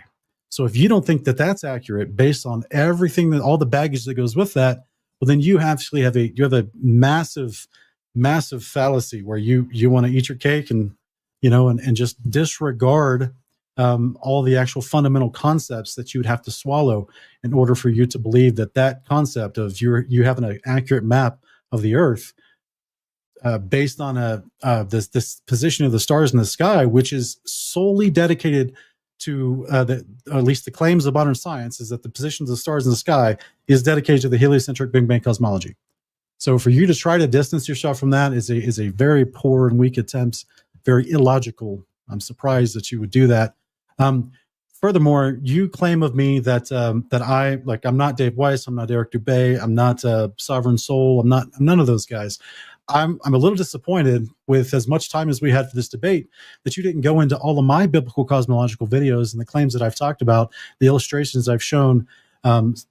The things that I've shown tonight are just a small fraction of the stuff that I've actually been putting out in the past 5 years dedicated to this topic. So you could have been better informed about what I actually believe and teach from the scriptures, as opposed to just lumping me in with people who do claim that the A. Gleason's map is a accurate projection of distances and land masses and continent sizes, which I do not. So I don't like to be lumped into that. In no way. I even sent you an email before we started this debate. I sent you an email. Donnie is a witness to this, telling you, hey, don't straw man me on the A. Gleason's map, because I don't hold to that. I'm not like the other flat earthers. I know why it was made, and I know what it's for, and it's not to accurately represent a firmament enclosed reality. But yet you're still even bringing it up here and now, claiming that because I use the concept of it as an illustration that I hold to all of its claims. I don't. That's silly. So we'll get to that in more of the cross exam. That'll be fun, I suppose. But it's very interesting to me because the type of straw manning that you did as far as showing other people's claims, like Eric Dubay, which I've never shared an Eric Dubay video in my life. I've listened to maybe 1 or 2 Eric Dubay videos in my life. I'm kind of off put by the guy. I don't think he's a good representative of this topic at all. And he doesn't believe in the God of the Bible, which you and I are believers in. I hope that you are anyway. You don't seem to really believe his words very much. But if you're going to lump me in with other people and then try to present that in our debates, well, then I'm going to lump you in with geocentrists like Tycho Brahe. You're not a Copernican heliocentrist then. Are you a Tycho Brahe geocentrist? Do you not believe in elliptical orbits? Do you believe in something different? I mean, you must, right? Because if you claim not to be a Big Bang heliocentrist, then you can't be a Copernican heliocentrist. Then you must be a geocentrist. If that's the kind of fallacious, bad logic you're using for me, why can't I just use it for you? Do you even know who Tycho Brahe is? So, for years, we've described and we've discussed a biblical cosmological firmament enclosed reality, which has multiple layers of heaven above, firmament encircled earth, as I put all the definitions on screen, which you're ignoring, as well as the Sheol and Tartarus, which are below, which are in Scripture. And I'm sincere, actually sincere, which is why I included as my last point about the missing curvature at Union Glacier. I'm actually thankful to you that you went down there and you stirred up this conversation. It's kind of the greatest irony of 2024 and 25 that you've stirred up this conversation about a 24-hour sun, moon, and stars concept visible in Antarctica, or as I would say, at the outer extremities of the Earth that's enclosed by a firmament. Because it did lead to us actually experimenting with the optics of that and seeing, oh, wait, you can actually have a rotating 24-hour sun from an observer point, as far as the azimuthal distant dome of his vision that he can see, according to how the optics of a light shining in a circuit above a firmament, specifically a vaulted firmament like the Bible describes.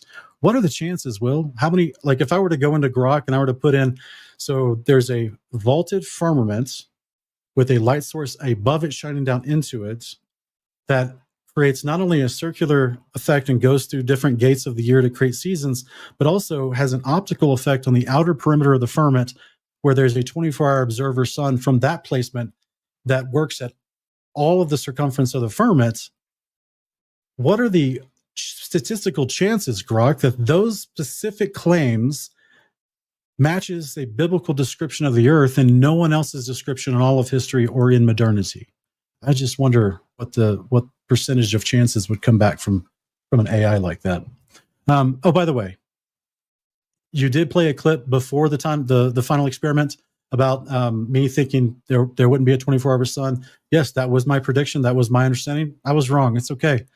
I was wrong about that, and I'm glad that you gave us some more trusted information. Unfortunately, I don't know who NT Pal is. I didn't get to talk to him like I did you. You and I spoke, 2 or 3 times? 2 times, I guess, at least before the final experiment. So when you went, and I knew other people that you took with, like Austin and Jiren, and I thought, okay, this is information that I can trust. So then I took that information, I trusted it, and now I realized, oh, okay, so now I have to absorb this into what I believe, and will it work in an actual firmament closed model? Lo and behold, it does. So it worked out. So just like scientists in the past, when they used to think that the sun was 22 million miles away, but now it's 93 million miles away, according to their calculations. So just like those guys were right when they were claiming 22 million, but then they had to change their mind, I was wrong. I changed my mind based on new information. Thank you for that new information. No big deal. I'm okay to admit I was wrong. But what hasn't changed is all the observations of a light that needs an enclosed medium to propagate, which is what a firmament provides for us. It's that water does need a container in order for it to stay level, which is what the firmament provides for us, which is what Proverbs and Job explicitly says. The vault of heaven, the firmament, is the circle that encloses the waters of the sea and the earth. That air pressure needs a container. Second law of thermodynamics. So I'm happy that those things have not been changed. There's no new information there. Those physics of life are observed and depend on a firmament to create that effect for us and that just demonstrable reality. So I don't have to change my mind on those fundamental concepts, just on this one particular aspect of the light in the sky that's moving overhead. So thank you for helping me come to a better understanding on that part of biblical cosmology. Also, I hope that we can get into your claims that you put up about a 24-hour moon. You just flashed it on screen. I think it was Anthony Powell. I don't think it was a Schwartz video. I think your Schwartz video was the stars. But I think it was the Anthony Powell video that you flashed on screen for like 5 seconds of a 24-hour moon being filmed, and it was at night. So I hope we can get into that with the cross exam as far as like if there's a 24-hour sun in the winter or in the Antarctic summer, then. And that's for what, 2.5 months or whatever. I'm just wondering when you filmed that, what month was it that you filmed that nighttime observation of the moon? Not even doubting anymore that it's a possible optical phenomenon of the firmament. I'm just curious as when that particular filming was done.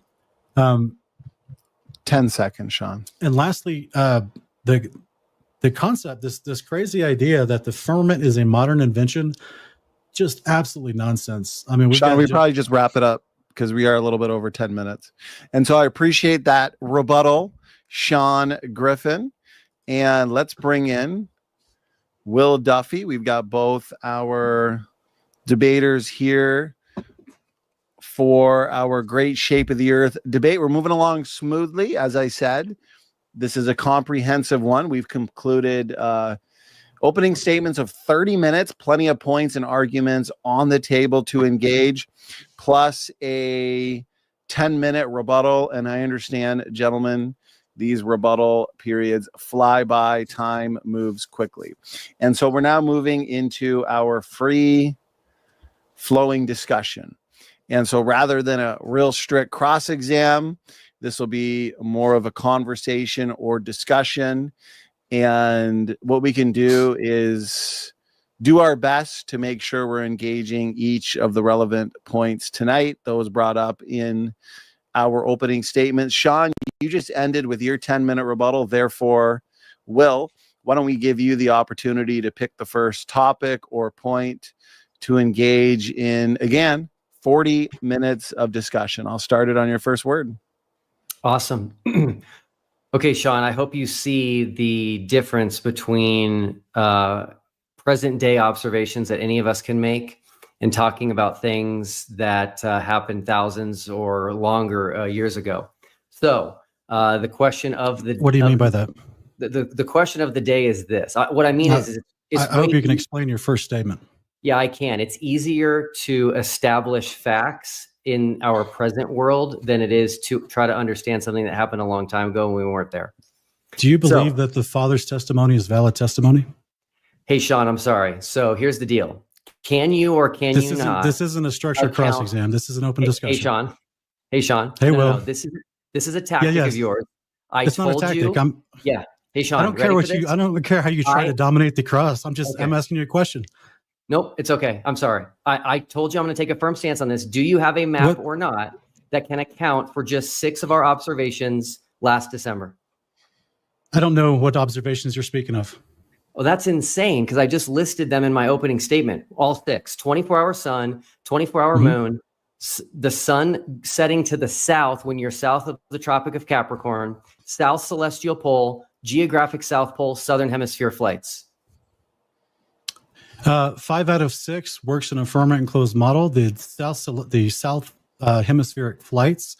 I don't actually have, like you admitted in your rhetoric that there are no quote unquote biblical cosmological Cartesian surveyors, right? So we haven't had an opportunity to explore with great specificity the open waters of the ocean and the distance between land masses without the actual GPS of the modern day. So if we ever have a chance to do that, we may have to find a more accurate representation. But the first 5 things are accurately described in a firmament enclosed reality with the optical effects of light moving overhead, as I demonstrated in one of my points in my opening.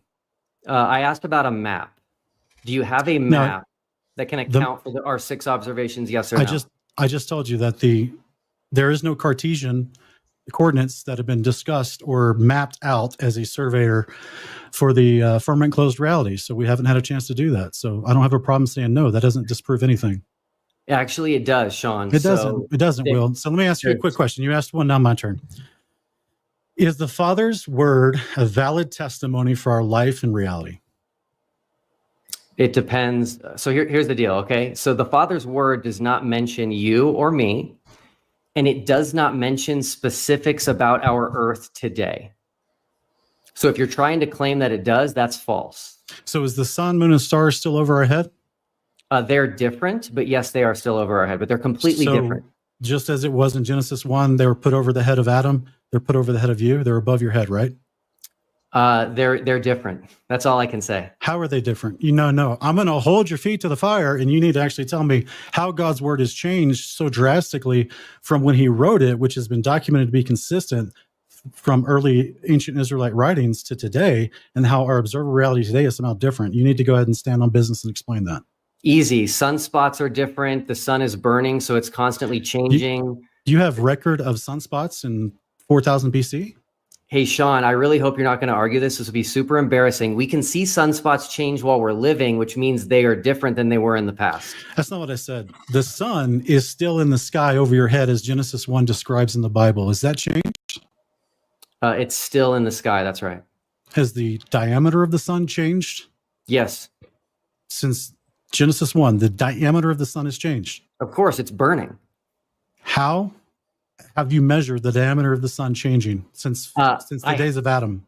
I haven't measured it, and I want to point out. It's a false claim. So you're just appealing to. Hey, Sean, let me answer. I want to point out to the audience, you are evading the topic of the debate, which is the shape of the earth, by talking about the sun. I'm going to point out every time you evade the topic because this is what you do. So let's go back. We have an actual witness here. We actually did a debate, a film debate agreement where we discussed the actual prompt of the debate itself.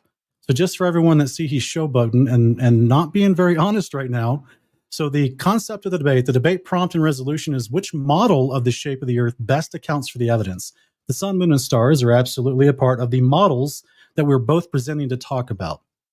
So let's go back to some more logical, grounded, reality-based questions like the one I asked you, which is you're claiming that the Bible actually is an inaccurate depiction of major concepts like the sun, moon, and stars being over our heads, and that they're somehow different from what was described in Genesis 1. Hey, Sean, please don't interrupt me, okay? You just lied. You just strawmanned me. I never said that the fact that the sun, the moon, and the stars are above us is inaccurate in the Bible. You just strawmanned me. Please stop doing that. Well, you literally just said the sun and moon and stars are different from when Correct. Adam saw them over his head. That's So right. maybe you can clarify and explain your stance a little better. I already did, Sean. I said that You the did sun. not. Yes, I You did. did I not. said that the sunspots are Okay. different. So, Actually, Sean, I'm going to jump in real quick. So, as moderator listening, my understanding of Will's answer was, and correct me if I'm wrong, and then Sean will let you respond. You're saying they're different in the sense of their attributes, traits. So, sunspots decreasing a little bit because of burning up. Is that what you meant, Will? Of course.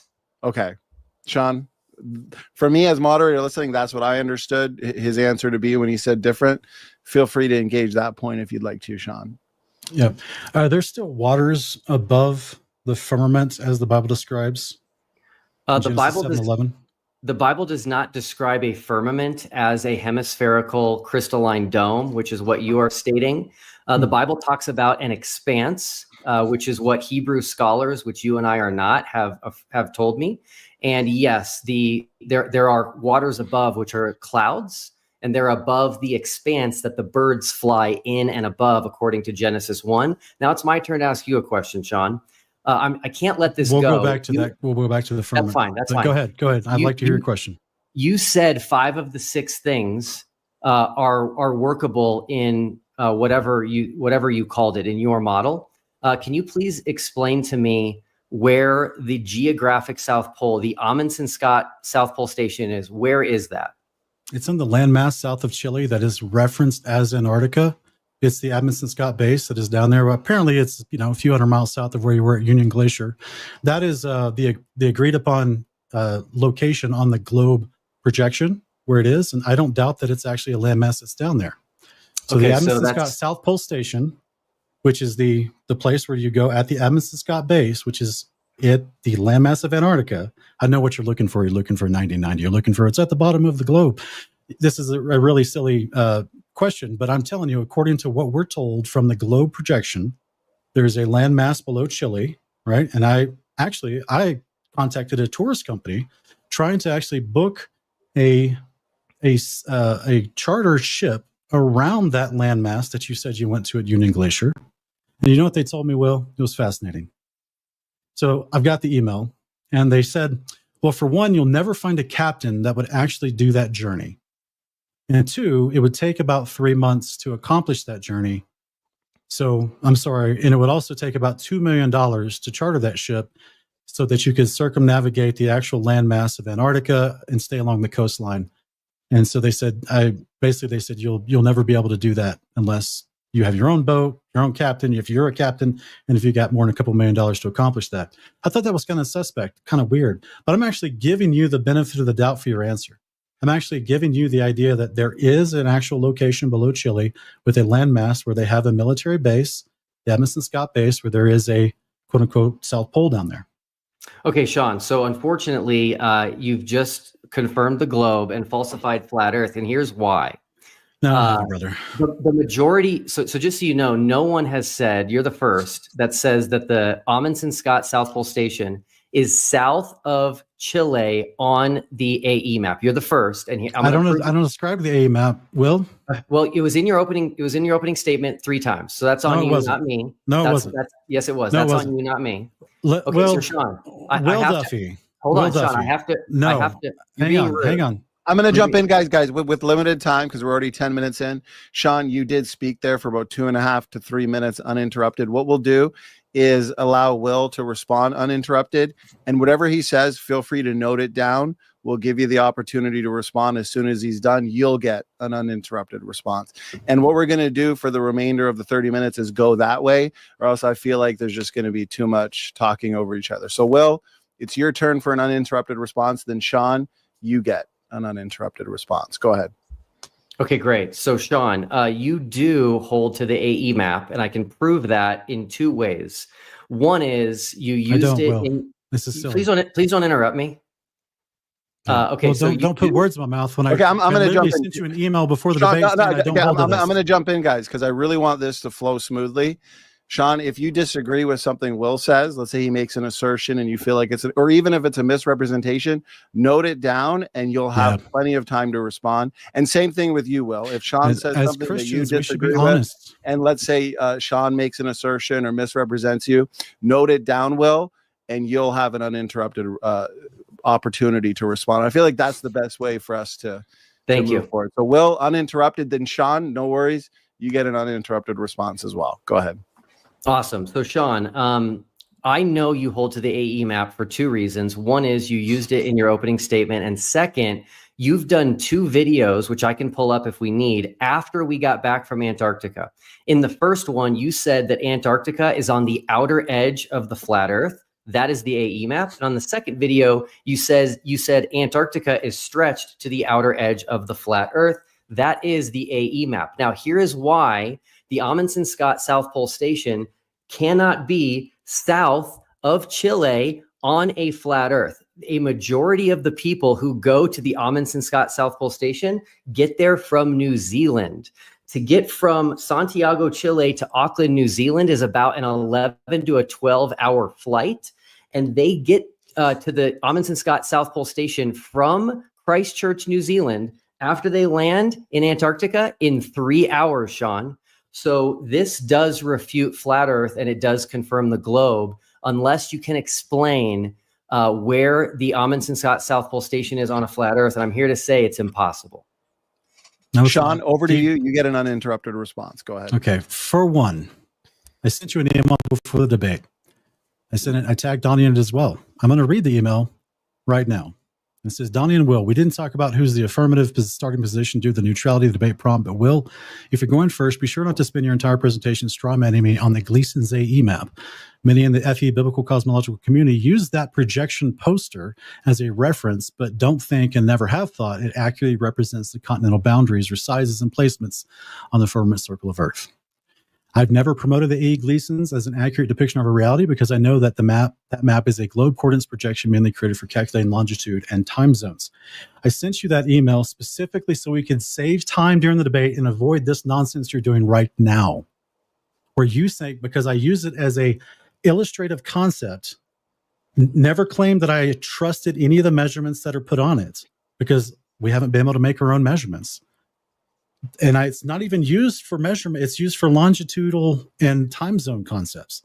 Do you even know that's the initial purpose of the Gleason's map? No. Are you even listening?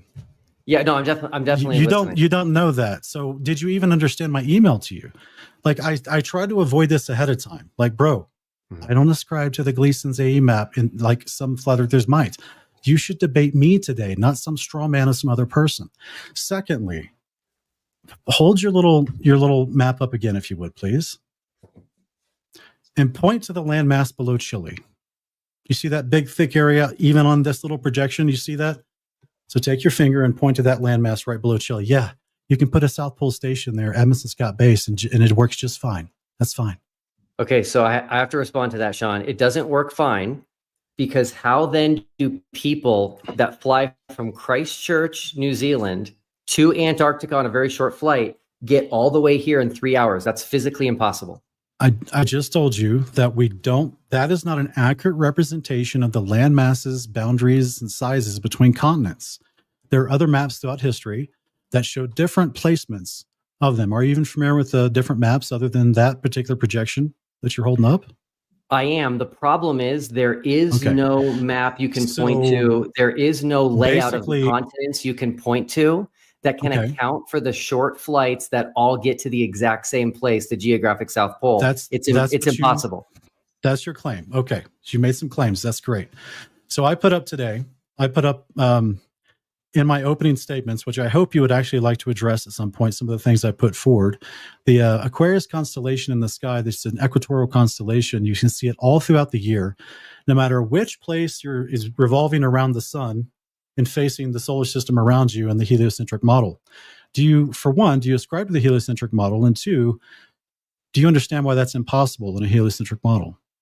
I'm going to have to call you out again, Sean, for not being on topic. The heliocentric model has nothing to do with the shape of the Earth. There are many, many people that reject heliocentrism. There's many people that hold the geocentrism, and that has nothing to do with the shape of the Earth.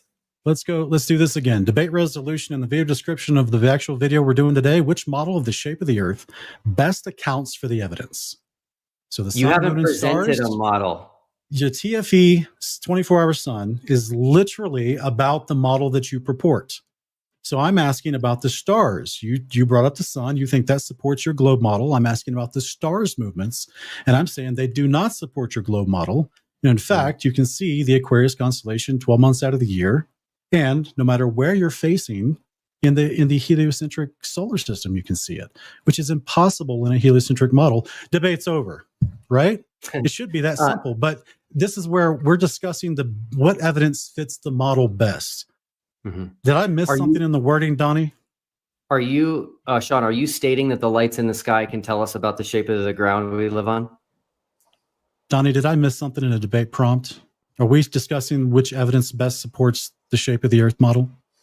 The resolution I have, which I've gone over several times for us and the audience, which model of the shape of the Earth best accounts for the evidence? So that'll be the last time you bring that up, okay?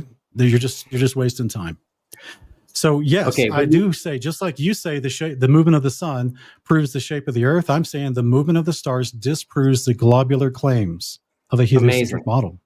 Yes, the movements of the stars and how they can be seen supposedly in a heliocentric model, no matter which way you're facing as your back is to the sun, which is impossible in the solar system. Okay, so you didn't, I don't know what evidence you've provided for this. You showed like a cartoon. Did you watch my presentation? Did you take notes? You're interrupting me again, Sean. Are you doing a good faith debate today, Will? Yes, you showed like a cartoonish drawing in your opening statement, and that's the only evidence you provide. In contrast that, I showed you a video of the South Celestial Pole, which is stars rotating in the opposite direction, which is impossible on a flat Earth. No, it's not. It's actually an optical effect of the firmament. So as you move to the outer edges of the firmament, the optical lights that are circling over the center of the firmament, they have an effect on the outer edge, and there's different stars and how they project to be seen according to the outer edge of the firmament. This is it's a part of the rotation that you see as your hemispheric dome of observation is what it's called. Right? It's actually the very video that I skipped in my opening presentation because of time. And so as you actually are looking around, there's a convergence point between the ground that you're looking at in the distance with all the stars and everything in the atmosphere is how your eye works. There's a convergence point. And so as you turn a 360, you can only see so far. And as you do that, you see different, you only see a limit to how many stars you can see in the sky. And that hemispheric dome of observation will change the further to the outer edges of the circle of the Earth that you get to, allowing you to see the stars rotating in a different fashion above your head at the outer edges of the Earth. So this is it's a mixture of how your eyes work with the hemispheric dome of vision with the optical effects of a dome with lights above it shining down into it. Okay, great. So please let me respond without interrupting. Number one, there is no firmament. There is no dome. You've produced zero evidence that there's a firmament, zero evidence that there's a dome. It's never been observed, can't be tested, can't be seen. So I can't let you slide. Number two, if that's not a big enough hurdle, the second one is even worse. You're implying that the southern celestial pole is a reflection of stars in the north. That's completely false. They're different stars. They're different constellations. So you have not solved this in any way, shape, or form. Okay, my turn. You ready? So I presented tonight in my opening statement the definitions of the word firmament expanse. They're a solid structure. This is detailed, scholarly agreed upon definitions. You claim you found some random, unnamed, unpresented. You're just appealing to some rando who's a Hebrew scholar, you claim, who says it's never been the definition.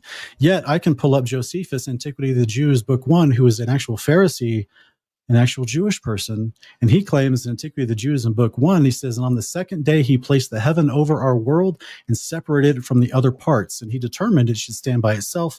He placed a crystalline firmament around it, that's our world, and put it together in a manner agreeable to the earth.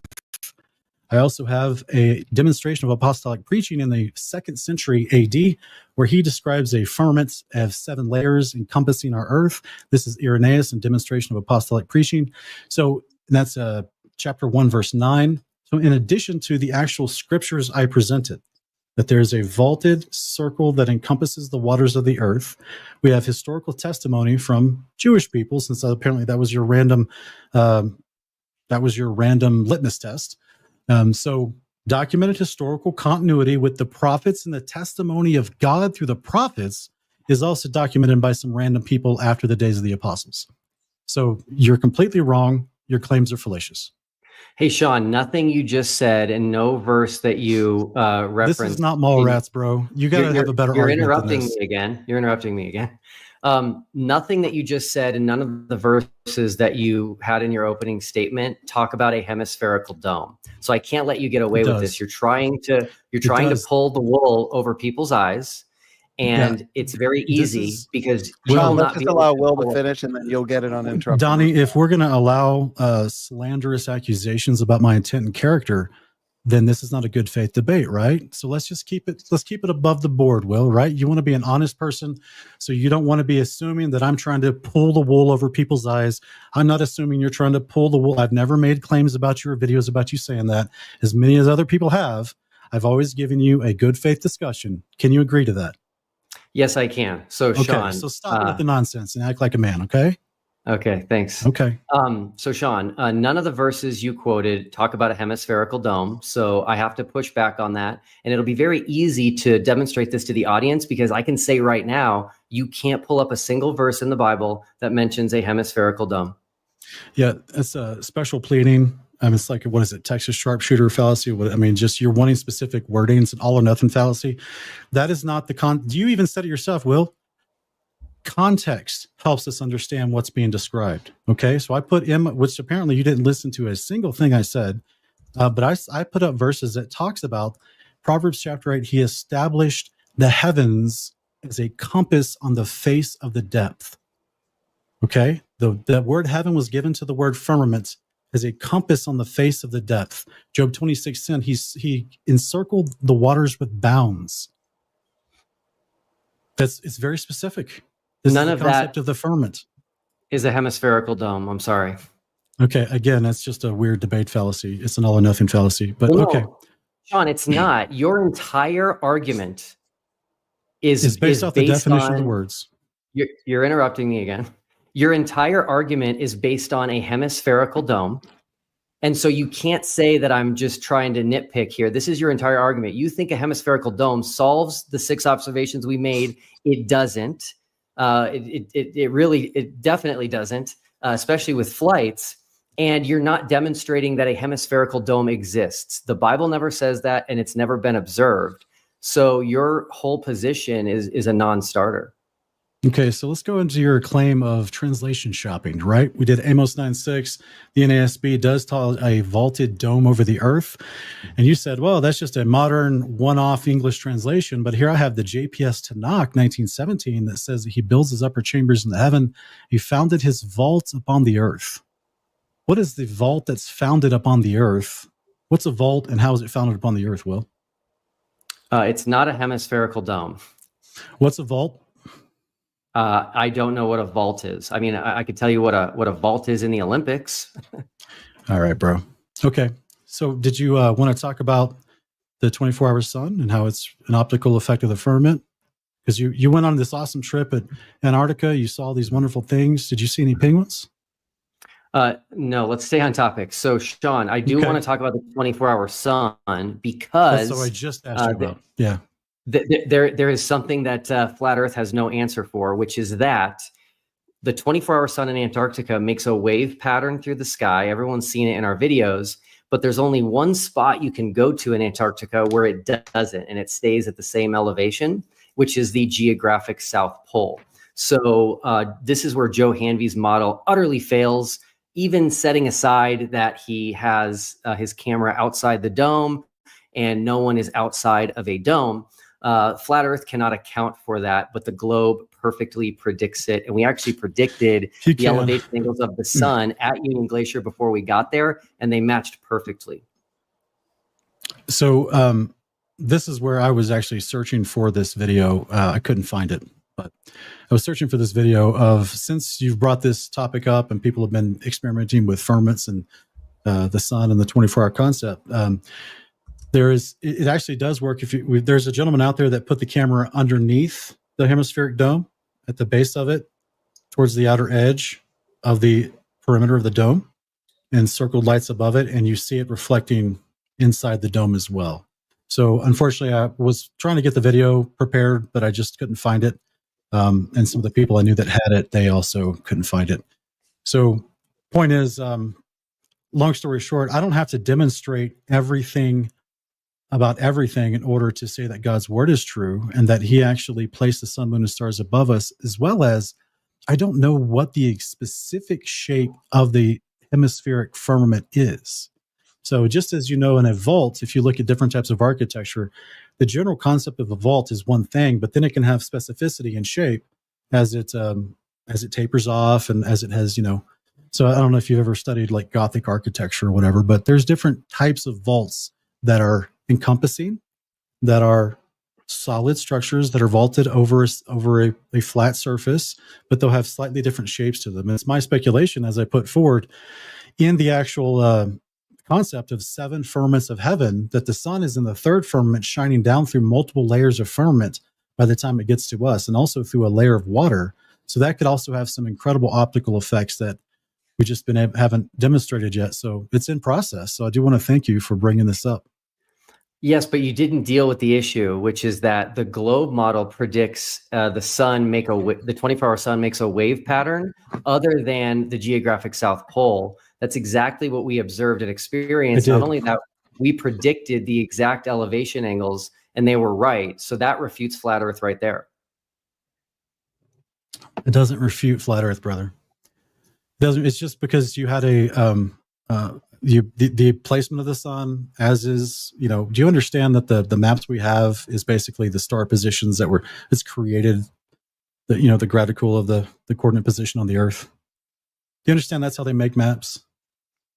I believe maps today are made from satellites, which are taking pictures of the Earth from space. So that's why we have such accurate maps. So all throughout history, I don't even know if we want to go into this, because you just said you have no clue about it. So I'm not going to sit here and give you a lesson on how this works. I'm not trying to be condescending. I apologize, Will. I just think that we're at a huge impasse in certain points of the conversation when you're like, I have no clue about that. And it matters to your understanding on what you're claiming, right? Just the same way you claim, well, that's not the definition of the firmament. It never has been. But here I pull up historical documentation and you just say, everything you said isn't true. Like, this is weird. This is not intellectually honest. Okay, so Sean, here's the cool thing. So I asked you about the constellations in the sky and how you can see them at different points in the year throughout the solar system. Would you please address how that's possible in a heliocentric model? Hey, Sean, I have no idea what you're referring to. You did not provide any evidence. You did not Donnie, provide... can I put this on screen to show him Sean, what I'm talking about? Please don't interrupt me. Okay, let's allow Will to finish his thoughts, and then Sean, if you wanted to screen share something, feel free to do so. Cool. So Sean, you made a claim. You didn't provide any evidence. You didn't provide any videos. That's what I came with. I came with receipts. I came with videos. I came with eyewitness testimony. So if you're going to make a claim right now without any evidence, it's going to be very difficult for me to respond to, because I don't know what you're talking about. You don't. But I have it in the studio. If you wouldn't mind putting it on screen for me, Donnie, I appreciate it. So here's the evidence that the world, through Google, will tell you that the Aquarius constellation is visible every month of the year. February, March, April, May, June. Okay? It's visible in the southern hemisphere and in the north, by the way, but also in the southern every month of the year. So if we go to an actual depiction of the model that you believe in, which is a heliocentric model, you see as the globe turns and spins around the sun, there's a portion when it's nighttime, it's facing away from the sun and facing different coordinates throughout the solar system throughout the year. Right? Summer, Awesome. autumn, winter, and spring. And this particular constellation is seen every month of the year, all throughout the year. How is that possible? Okay, great. So I will establish that we're using AI here for your claim, which is fine. That AI would also tell us that we live on a sphere. I know something from personal experience, which is that the North Star is visible all year. I asked you about the Aquarius equatorial constellation. It's important that you stay on topic. I am staying on topic. Equatorial constellation. I am staying on topic. I've never heard of If you can't Aquarius. account for this, then the globe's dead. John, you keep interrupting me. I am answering you. So I know that Polaris is visible all year, and that is completely possible on a globe. And so I'm guessing, because this is the first I've ever heard of this, that whatever constellation this is visible in the same way. But again, I want people to notice the level of evidence. Okay, before you go into the rhetoric, no, you're interrupting me. You're interrupting me. Yeah, John. well, you've moved away from the answer. Tom, because to be fair, you have, I think at this point, been talking more than Will, and that's okay. It's a free-flowing discussion, but just to keep it as even as possible, Sean, Will, let's allow Will to finish his thoughts, get out what he'd like to get out. Sean, you're always free to note down what he's saying, something you disagree with, or maybe Donnie, I'm not trying to be rude. I'm stopping. I'm the mod. Listen, I'm putting my foot down. We have 9 minutes left. I've just made a rule. Okay, this is what we're gonna do. Will, take your time. Sean, you can address it after. Okay, go ahead, Will. Awesome. So I want people to realize the quality of the evidence that the globe side brings, which is video evidence, high definition video evidence, multiple eyewitness testimonies. If I were to have come to this debate using AI to say, Sean, look, AI says we live on a globe, you wouldn't accept that. So what I'm going to have to tell you, Sean, because this is something that I've never seen, I'm going to have to tell you that I'm going to have to go look into it. But I can tell you that fair enough. People are blowing up my phone right now, and they're saying that AI is actually wrong, which AI is wrong all the time, and that Aquarius is not seen all year, and that you will not be able to have solid video evidence of this. Sean, you get an uninterrupted response. Address whatever you'd like to. Go ahead. If you'd please put on screen what I put in the. So you want high definition. How about your own footage? Is that high definition enough for you? Yes, thank you. High definition. Okay. So we can look at your own footage, okay? High definition drone footage from Will Duffy at Union Glacier. Speaking specifically about a mountain range called the Sentinel Range, of which there's multiple mountains within this range, okay? We zoom in on the range. I'll put up on screen on the right-hand side the Google Earth projections for the distances from Union Glacier up into Mount Vinson, which is 86 miles away. Now, according to the observer height and the calculation of the curvature of the Earth, this should actually be the horizon, the apparent horizon. But yet we can see much further than that. And if we go, there's another mountain peak in the back that's 100 miles. If we go to this little one on the far right-hand side, which is much smaller, that's actually also 89 miles away. But if you look very, very close in the very back, you can see further beyond a specific shape to its right, much further in the distance in the back that's grayed out with shadows because it's so far away. It's actually 140 or 163 miles away. I apologize. That's a typo. 163 miles away, which matches the yellow box on the right-hand side as far as the distance on Google Earth where this mountain range is. And this lady is pretty cool. She is actually, she's climbed all 7 of the highest peaks in the world. And she took a picture of this mountain range. It's behind her as she stands up on Mount Vinson. And you can see that mountain range in the back. And there it is, the same shape as the one we see to the right, which is 163 miles away. And that is the actual, it's 0.03.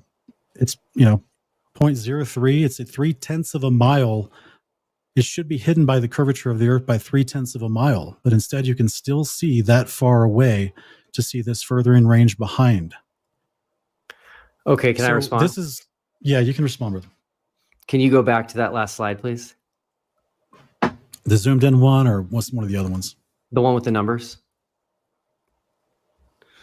Okay, cool. So you missed one thing, which is the elevation where we were at Union Glacier. You only have the drone height here. So this is common, by the way. Flat earthers do mess up the globe math frequently.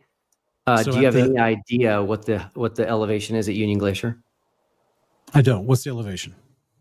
It's 700 feet. Okay. So can you add that to this and tell me what it says when you've added it? To what you want to add it to the eyesight level? Of course, because that's not how it works. Because you already have your elevation above 700 feet. Did your drone calculate as a baseline of 700 feet, or did your drone calculate 4,900 feet above sea level? Okay, so I have to correct you because this is super important, and I think you'll agree with me on this. Okay, if you are assuming the globe model, I'm going to answer. Assuming the globe model, if you are standing on the beach and you're looking out versus standing on a mountain and looking out, can you see further if you're standing on a mountain? Yeah, you can see further because you've raised in elevation. I'm asking you, you have a video where you put the schematics of all the logistics of your drone flight on camera, and that's where I got the 4,918 feet while making this observation. Was that from sea level, or did you input a baseline of 700 feet? It was based on, it's essentially zeroed out from where you launch. Okay. So you're claiming that it already assumed 700 feet above sea level. Is that true? Sorry. I made a huge mistake. It's 700 meters, not 700 feet.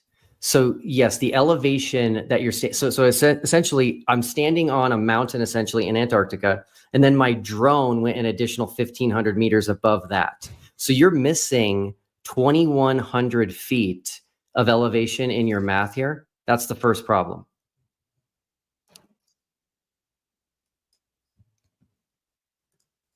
Well, we'll have to, can you give me some documentation that that's how your drone works? Yes. You could talk to anybody that uses a drone. They'll tell you that if you literally go to like a 14er, which I know you're close to, that we have in Colorado, and you launch a drone from the top of the 14er, it starts at 0 and goes up from there. Can you explain to me the distance of horizon that's on screen here? No. So do you not know how that works? I don't know what I'm looking at. You made this slide. No, this is just a calculation, a screenshot from a curvature calculation. So you put in the fields. You're asking me to adjust the eyesight level field and add 700 meters. Yes. Right? Without documentation. You're asking me to do that without documentation because your drone readings says 4,918 feet. Okay. So I'm asking you, within your drone readings, do you know how the distance to horizon works? At 85 miles, it says that there's a horizon at 85 miles. No, Can you explain what that horizon is? No. I don't know the math that you're using for this. I'm sorry. Okay. Well, you can go to any curvature calculator and put in the same numbers. It'll show you the distance to horizon is 85 miles. Well, guess what's 85 miles away? It's Mount Vinson. And you can see the base of it. You can see the bases of all the foothills to the right of Mount Vinson as well. You can see 85 miles away. You can see the supposed horizon 85 miles away. Yet you can see another mountain that's an additional 80 miles beyond that.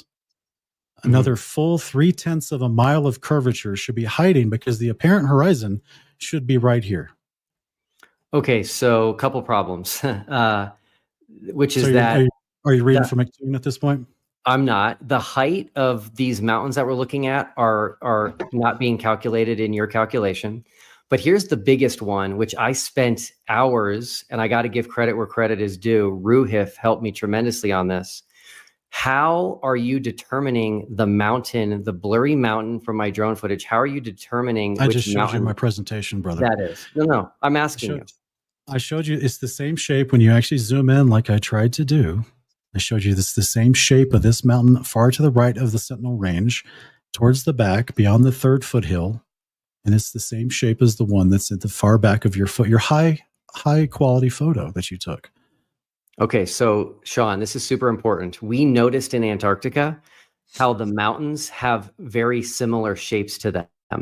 There's actually multiple No, please, Sean, don't be disrespectful. There's multiple mountains in Antarctica just around Union Glacier that actually have pyramid shapes to them. So you're making a wild leap here, claiming that a blurry mountain in the background of my drone footage must be another specific mountain because they have a similar shape. Mountains generally have a similar shape. If you're okay, I actually worked with here's a photo I have on screen of your high altitude, high definition stuff. Are these mountains of a similar shape? You mean because a mountain has peaks? Hey, Sean, I worked very tirelessly on this to actually figure out what the mountain is in the background, and you're wrong on the mountain. And so if I'm allowed to share my screen now, I'd like to present that. Sure. Is the slides I see at the bottom or presentation at the bottom, Will, is that what you'd like me to share? You can go ahead and share it. I'm adding it to it right now. Okay. You worked very hard on it. Is that what you said? But you don't know the apparent horizon? I worked very hard on your example. So, Sean, the mountain that you can see in the back of my drone footage is Flowers Hills. No, it's not. I already have this one in the footage. You have to look at my presentation. All right, look. Yeah. This one. This is Flowers Hills. It's 89 miles away. I have it pointed out. It's the third foothill that you see from your high def photo. Bro, you know what foothills are. You live on the Front Range like I do. This is the third foothill. Anyway, I would disagree with you. I'll disagree with you. Okay. We spent a lot of time on this to try to figure out exactly what the mountain was. And the mountain that's in the background is Flowers Hills. Now, regardless, I'm going to share one more thing, which is super important. 1 second. Okay.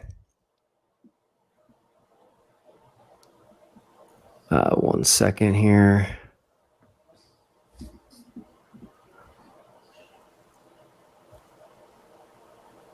Oh, shoot. Sorry, guys. Give me 1 second. Okay. All right. Share this tab instead. So this is software that we utilized to determine elevation, peaks, and distances. And you'll notice there's something there called the max distance visible, and it's 239.9 kilometers. So once you factor in observer height of the drone, elevation of Union Glacier, and direction that you're looking, you can see very, very far. Is refraction included in this? It's not. It's not, is it? Why is it not included in this? Because I didn't need it. So your one example. So you only invoke it when you need it. No, your one example is visible on the globe, no problem. Interesting. So why does it look flat? Big objects that are curved look flat. Even a 2x4 at Home Depot projection that has curve to it looks flat. Let's forget about Home Depot. Can you show me in this projection that you just brought up that MCToon sent you that you did not put together yourself? Can you show me the apparent horizon on this projection you just made? Number one, I've got to push back on that personal attack there. MCToon did not send me this. He did not help me with this. This was all Ruhif. And if you look in the lower right corner, this screenshot was taken April 12th. Okay. So can you show me where the apparent horizon here is this and why? Two-part question. Where's the apparent horizon and why does everything behind it look flat? I don't know what you're referring to by an apparent horizon, so I can't point to it. Okay. And the reason, and by the way, it actually doesn't look flat. There's a lot of bumps in the middle. Okay. Awesome. Cool. We'll have to agree to disagree on this one. So we have no answer for equatorial. You just have the claim of you have the claim of, oh, it's impossible to see. No, that wasn't my claim. My claim was... have the claim that the firmament doesn't exist. I think we're running out of time, so I'm just trying to give conclusion here to our cross. You claim that my arguments are null and void because the firmament doesn't exist. Is that right? Yes. So number one, on the equatorial one, I said you didn't provide any evidence. I'm happy to look at evidence, but this is the first that I'm hearing of it. And again, people are blowing up my phone saying that AI is wrong. So again, that's possible. We can go ahead and look at that. And yes, I did say that you have not provided any evidence of the firmament whatsoever. So there's no refraction involved in your drone footage. You admitted that. But There's yet no- 230 miles away looks flat. 240 kilometers. Okay, which is 100 and now the entire range is like 217 miles, but from your observation point on Union Glacier is approximately to the far range that I'm pointing out, not to the 89 miles away that you think that you're pointing out, but to the mountain behind the one that I pointed out, 163 miles away. Why does that look flat from your observer point? Why shouldn't that be obscured by 0.3 miles of curvature? So you don't, the Earth is so big that you don't start to see curvature until you get to around 40,000 feet. So the globe does not predict, Sean, that a drone at 1,500 meters is going to see curvature left to right. That's just a straw man. Interesting. Okay. So you said earlier that if there are any observations where people can see too far, and you're not, I guess, invoking magical refraction, which only apparently works in one direction, never works left and right, just always works in one direction for the globers. If you're not invoking refraction and there's an observation that can be seen too far, you said that the globe could be bigger. No, I said if it was established that something that the current globe model says cannot be seen, can be seen, that doesn't in any way, shape, or form refute a globe. That was a logical argument that I made, and it's absolutely true. No, you said that it could be a bigger globe if there is something that we could see too far. It could be a bigger globe than we know. Right, that's a fact. So therefore, if we have observations of things we can see too far, which there's plenty of, you're saying your answer is that, well, it could be a bigger globe if those were true. And I'm sure you would like to see the evidence of those claims, right? But yeah. if one of those claims ever turned out to be true, like what I talked about, being able to see the fullness of of Pikes Peak from Fort Collins, then you would say, well, it must be a bigger globe. You would never concede that maybe it's a flat topographical plane enclosed by a firmament. I've never seen a single example where the globe side says, here's our accurate math. We think this should be visible or should not be visible, that flat earthers then refute. I've never seen a single example of that. Interesting. Okay. I mean, that is the generic claim, right? It's, kind of the head in the sand claim of, it's not working. So help me understand this. Is this the time?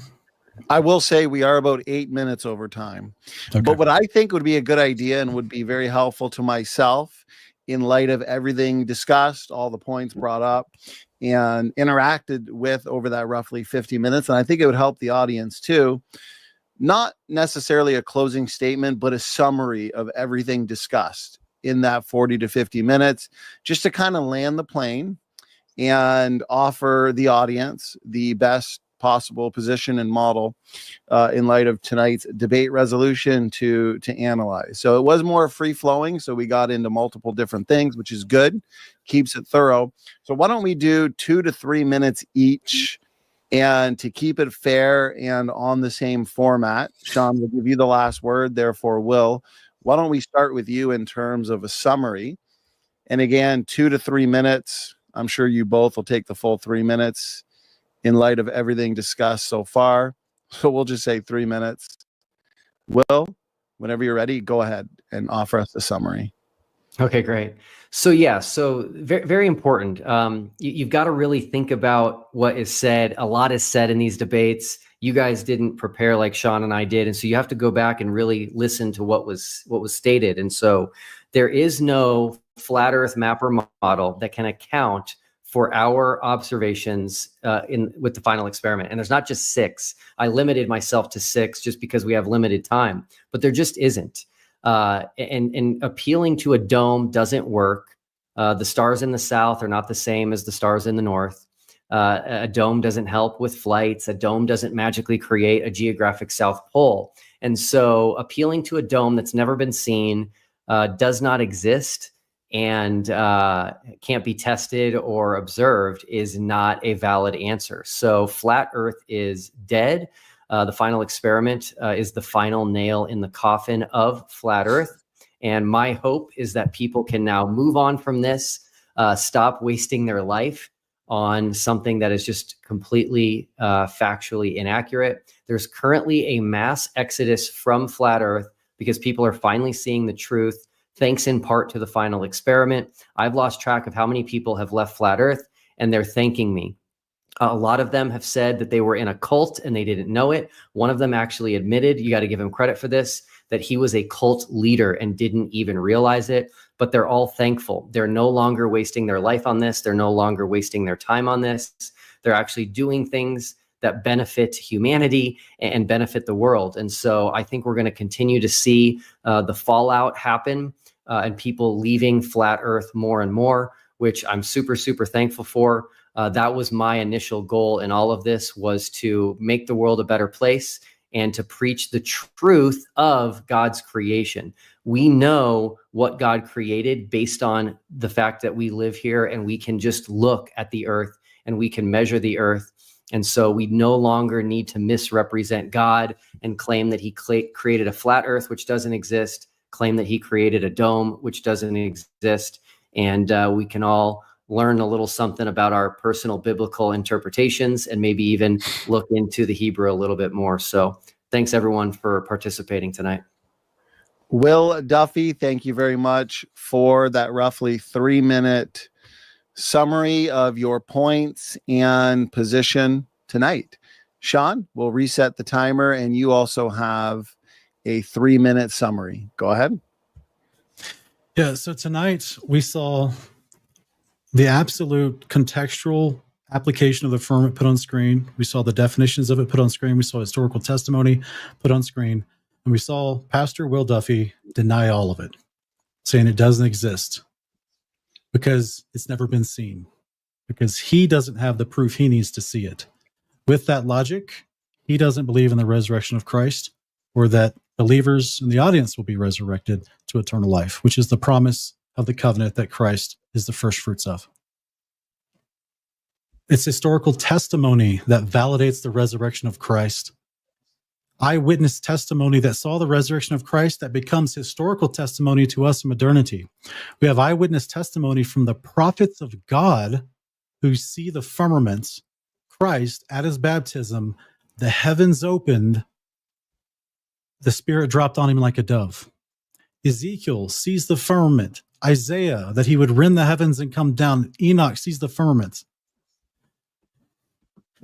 Revelation 21, John, the prophet and apostle of Christ. Eyewitness testimony to heaven above, where the Father's throne is, seeing a new heavens and a new earth, firmament roll back like a scroll, New Jerusalem coming down through it. The claims of the Bible itself, historical valid testimony of our heavenly creator through his prophets to us, which is the basis for our faith and hope for eternal life. All of it hinges on the truthfulness of God's word and his prophets.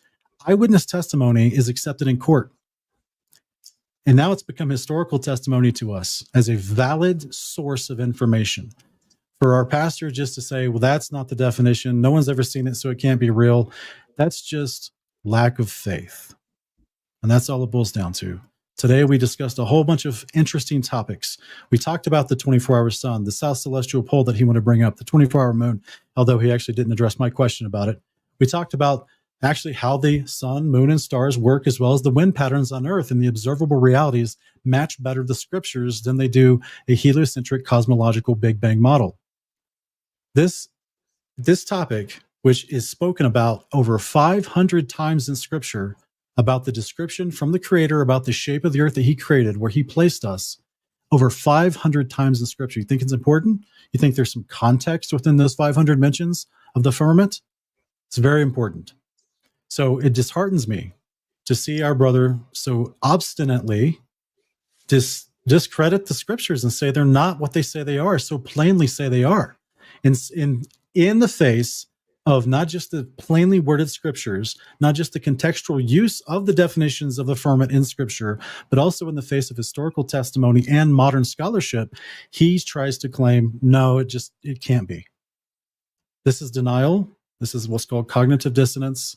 I'm going to pray for Will that he comes out of this stupor and believes the plainly worded Scriptures, as well as the concepts that maybe you actually can rewind the tape and look at the things I brought forward today, specifically the inverse square law of light, which disproves the heliocentric model pertaining to what they claim about the moon. So I put a lot of things forward today. I hope people will take the time to research them and study them out for yourselves. Read your Bible, believe what it says. I don't know if Donnie's back yet, but that's all for my time. Okay, Sean, thank you very much for that summary. Will and Sean, appreciate you guys being good sports and giving us a solid, energetic, and definitely engaging debate here tonight on the shape of the earth, specifically which model of the shape of the earth best accounts for the evidence. A stimulating back and forth discussion, that's for sure. And we've had enough questions and super chats come in from our awesome audience tonight that could keep us busy until same time next week. Obviously, gentlemen, you guys at some point are going to want to get some sleep for tonight. I know how busy you both are. And so what I did at the beginning of the debate was let the audience know that super chats are bumped to the top for those that want to ensure that their question is going to be asked. But by the 90-minute mark, we already had about 30 questions. So at that point, I notified the audience that if you send in a super chat, it's not at that point going to be guaranteed to be answered, because we got about 45 here. And so what I would recommend, gentlemen, is in light of our comprehensive debate tonight, 30-minute openings, rebuttals, discussions, we can go power rounds for every single question. And that way we can get through as many as possible. And so what we'll do to that's fine, Donnie. Okay, cool. But we can still keep to the same format. Like Sean, let's say it's for you. You get to respond. Will, you can have a quick response. Then Sean, you get the last word. But we'll just make each one of those segments quick. And again, ahead of time to those in the audience, those that sent in just more so comments, or especially those that sent in super chats that were attacking any of the debaters or asking something irrelevant or off topic, we're not going to be able to get to those ones, as those rules were laid out a month ago in our debate negotiation. So, okay, let's have some fun. David English, $5 super chat. First question is for you, Sean. What physical evidence would convince you that the globe model is true? Yeah, that's always one of these questions. Not much, to be honest, because the scriptures plainly teach a firm and closed reality. So that's like asking, how many times does a medical doctor have to tell me that there's no resurrection before I disbelieve Christ's resurrection? So I'm going to believe what scripture plainly tells us. And so I'm going to keep it at that. My faith is in God's word. Thank you, Sean. Will, over to you if you had anything you wanted to add. Yeah, very brief. Scripture never talks about a flat earth or a hemispherical dome. Thank you, Will. Sean, last word.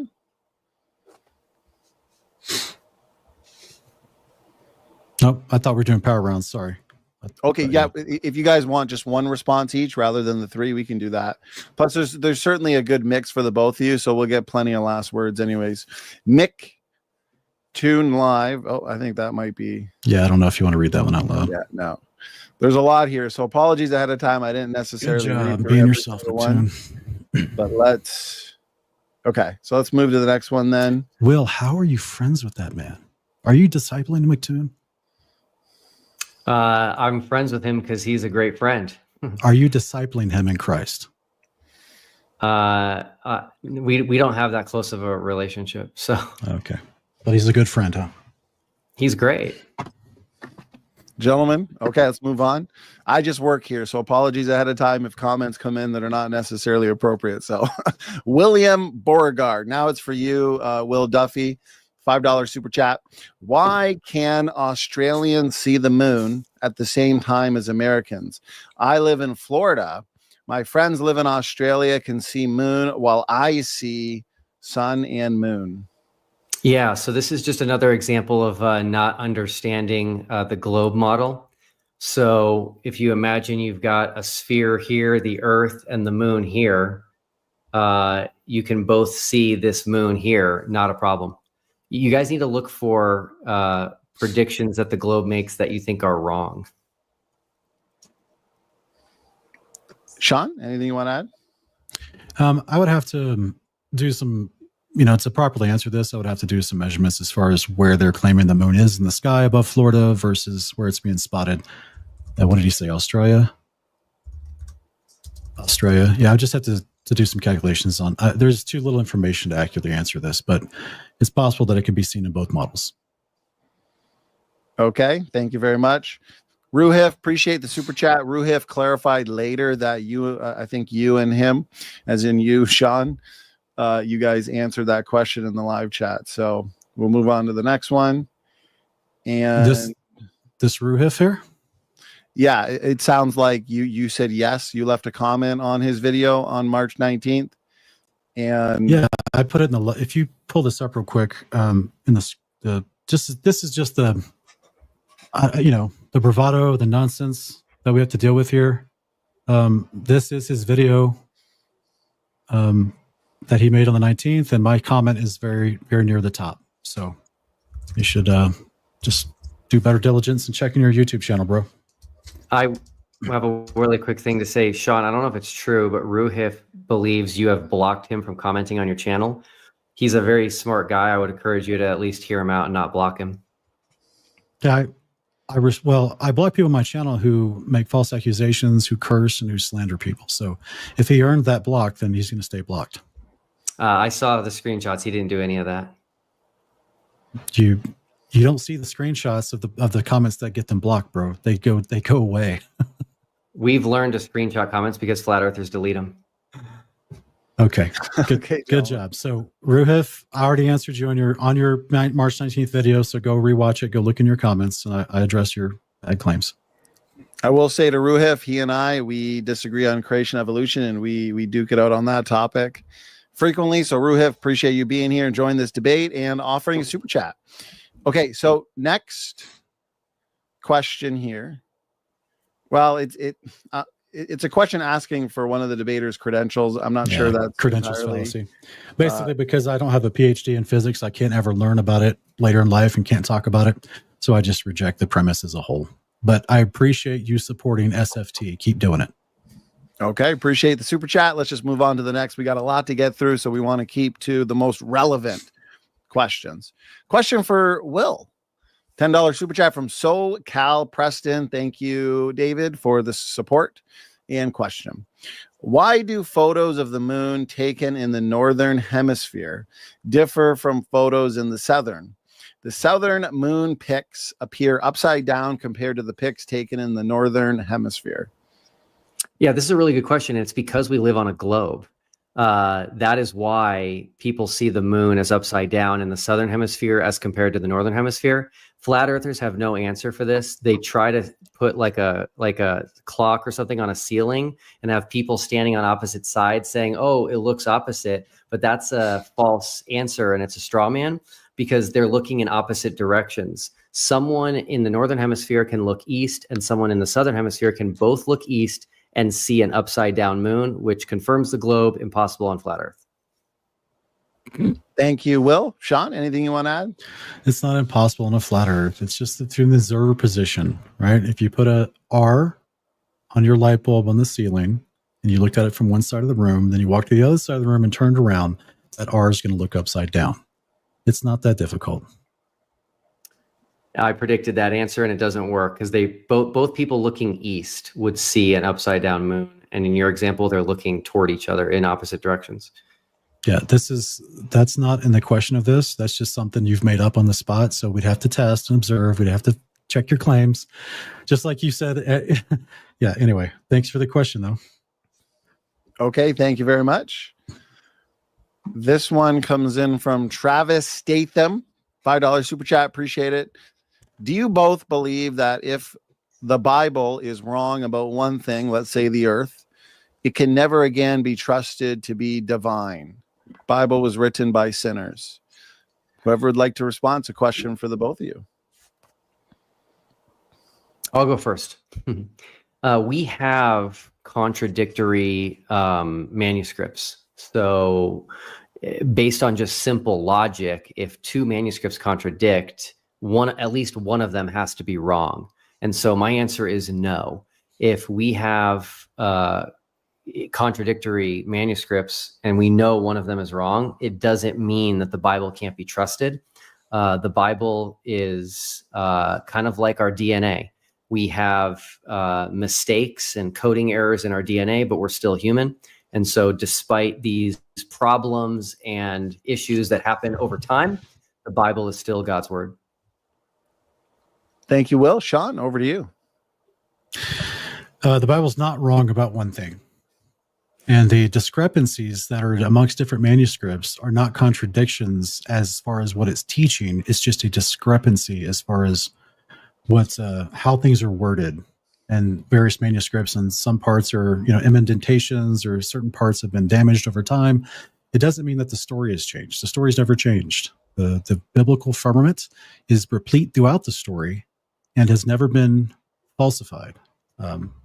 So I would say that the Bible was not written by sinners. It was inspired by prophets of God, usually priests or prophets, who gave us this sure testimony from God, the creator of heaven and earth, Hebrews 1:1. Many portions in many ways. The word was given us through prophets. In these latter days, he's spoken to us through his son. So this is why we have our faith. This is why we put our faith in God and his word is constantly being proven right over and over again, just like in many of the examples that I showed in my opening presentation tonight. Thank you for the question. Thank you, Sean. Will, appreciate the responses. Okay, next one is for you, Sean. Judge Rightly, $10 super chat. Appreciate the support. And here is his question. Earth equals ball or flat, excluded middle, he's got there in brackets. Will gave 6 defeaters that show Earth equals ball. Until you refute them, this debate is over, regardless of how you interpret the Bible. Sean, feel free to respond to that however you please. Yeah, sure. Will asked me about his supposed 6 defeaters of the flat Earth, and I answered specifically addressing all 6, 5 of which I covered in my opening, how they're easily shown on an FE model. The other one, which is more of a circumstantial quote-unquote defeater, it's a circumstantial concept where basically the FE community, the biblical cosmological community, would have to start doing Cartesian work, right? Going around and actually measuring things. Now, it's interesting, though, that there is a guy named Hervé Raboni. He's actually a French yacht captain who is a part of the Globe Vendée race, which is yachts that go all across the Atlantic down into the south, and they race around parts of the earth and they come back up. And he's been doing that for 20 years. And he actually became a flat earther because there's actually a larger exodus from people from the globe than from the FE side, and that there's a larger amount of people coming to the flat earth. And it's actually this particular captain of this yacht, who's been a mariner for 20 years, is now a flat earther because, hear this, Will, because he realized the coordinates that he has for his globe map were stretched and out of proportion and were not correct. So therefore, the Cartesian work would still need to be done to show proper boundaries between continents and spaces as far as ocean distances, because that's what made him a flat earther, is because he realized as a mariner, as a yacht captain sailing the 7 seas, that the distances purported on the globe were not correct. So we have physical testimony of someone that's qualified in the field. And in the future, Abba willing, we'll be able to do some Cartesian work and answer Duffy's 6th claim. But I put forward a whole host of things today that Duffy has no answer for that destroy the globe. So hopefully we can address those at some point. Thank you, Sean. Will, the floor is yours. Awesome. Yeah. So unfortunately, there were no rebuttals to the 6 flat Earth falsifiers that I presented.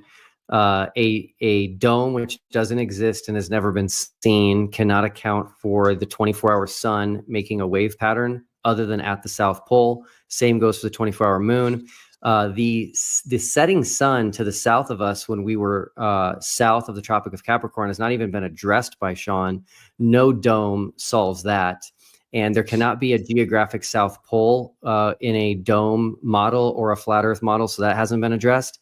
And a dome doesn't help you with flights. So all of them are still completely valid. Flat Earth is dead. Okay, thank you, Will and Sean, for that response. Okay, here's the next one. Comes in from On the Level Narrow Road, $5 super chat. Appreciate the support. This time it's for you, Will Duffy. Sean is presenting biblical evidence. Would you not agree God's word should give us the best descriptions of God's creation?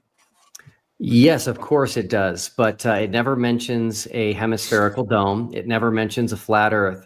And we have to realize that when we're talking about the past, that is very, very different from today. For example, I believe that the Bible actually describes Pangea, which is where there's only one landmass on Earth, and it's not all separated and spread apart like we see it today. So the creation that God created back in Genesis is very different than the one that we see today. And because we can look at the earth, measure it, test it, and explore it, we know exactly what it is today. And we can't have that wrong, or our interpretations of scripture will be wrong. Thank you, Will. Sean, floor is yours. Go ahead.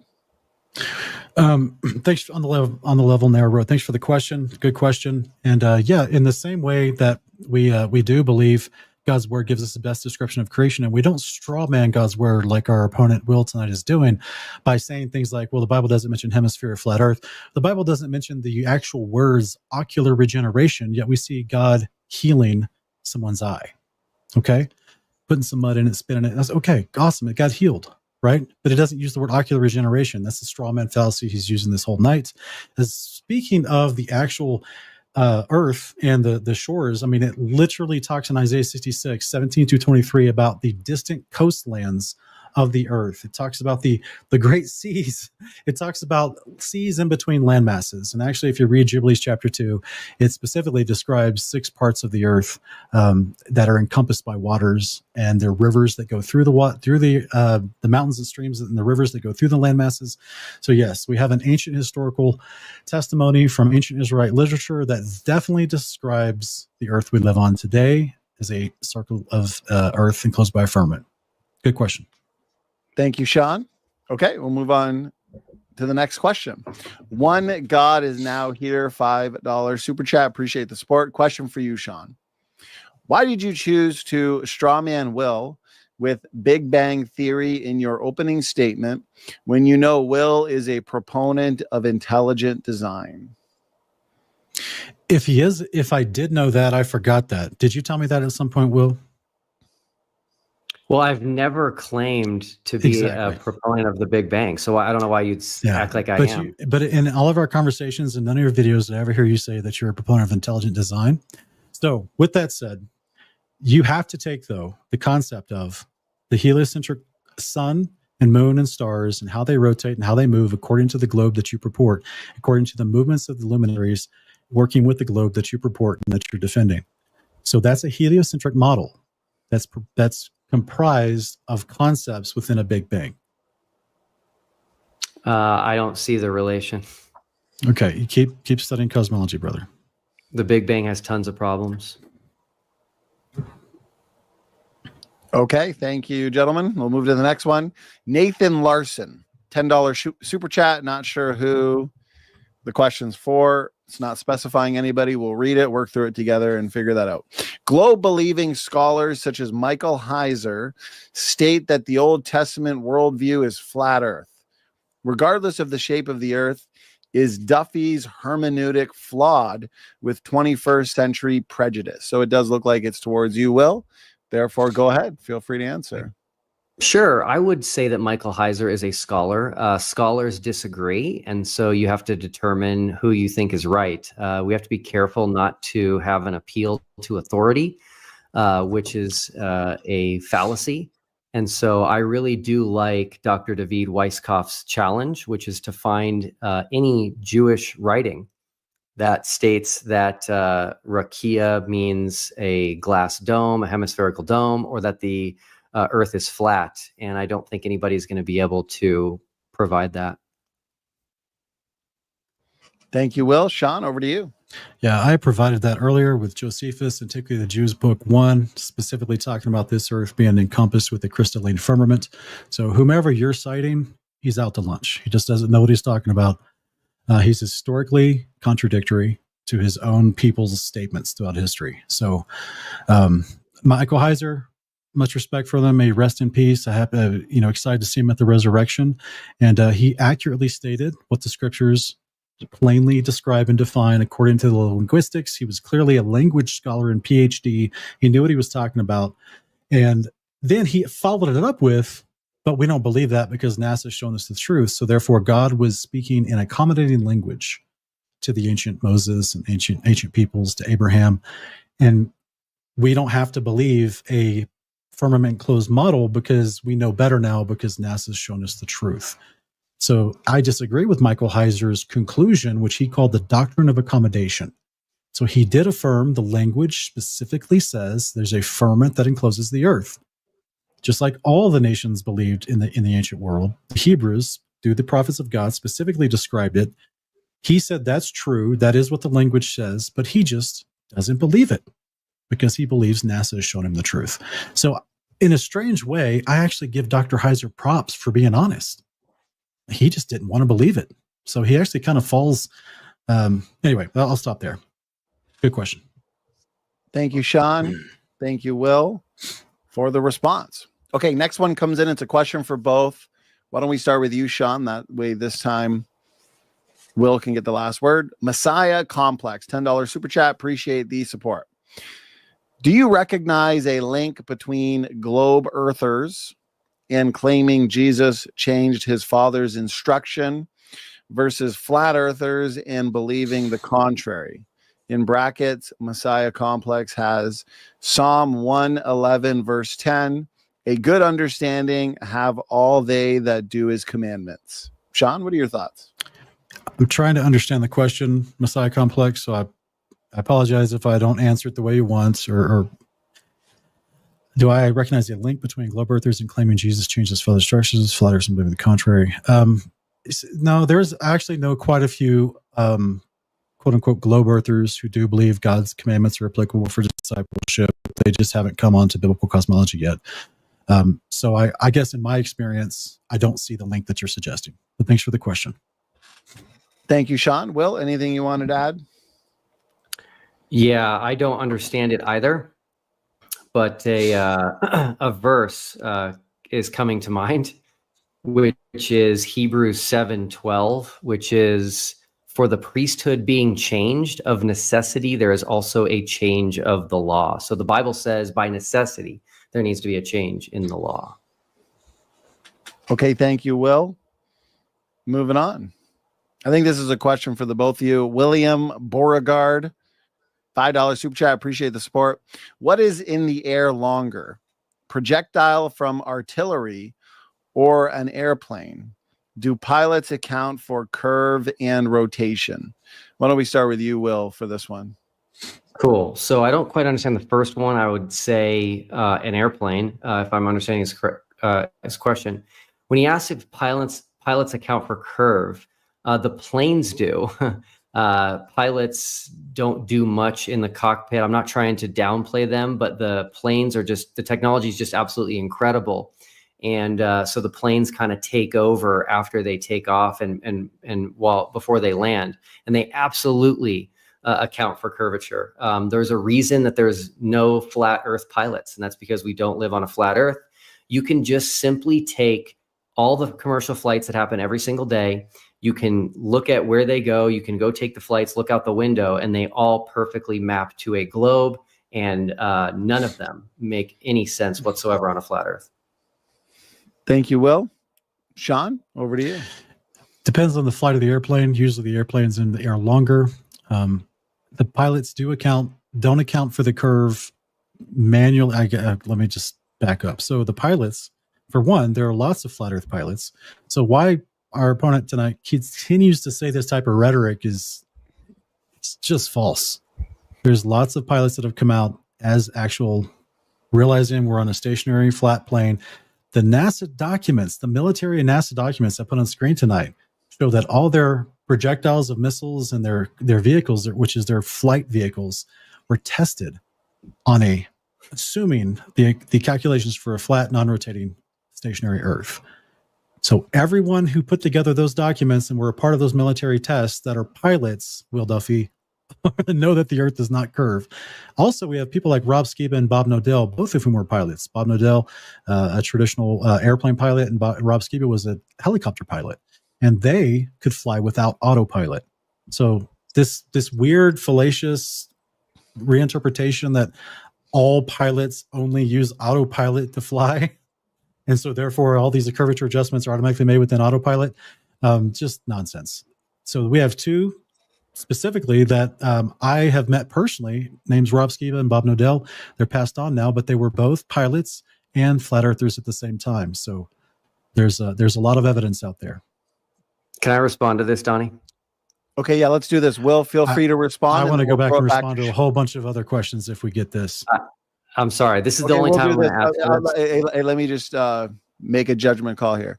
We'll give you 20 seconds, real quick response. Then we'll throw it to Sean for, unless you don't think this is fair, Sean. I don't, brother. Back up I don't. there yeah, but you're still getting the last word. You'll get 20 seconds. You don't want the last word? Okay, I want to go back to a whole bunch of other questions. And Sean doesn't like it. And get a response. He's the boss tonight, so let's move on. If you let me go back to some other questions, I'll gladly let him respond. Well, you guys can sneak in rebuttals to things said on other questions in questions coming up. So why don't you do that? Try and sneak in some rebuttals, okay?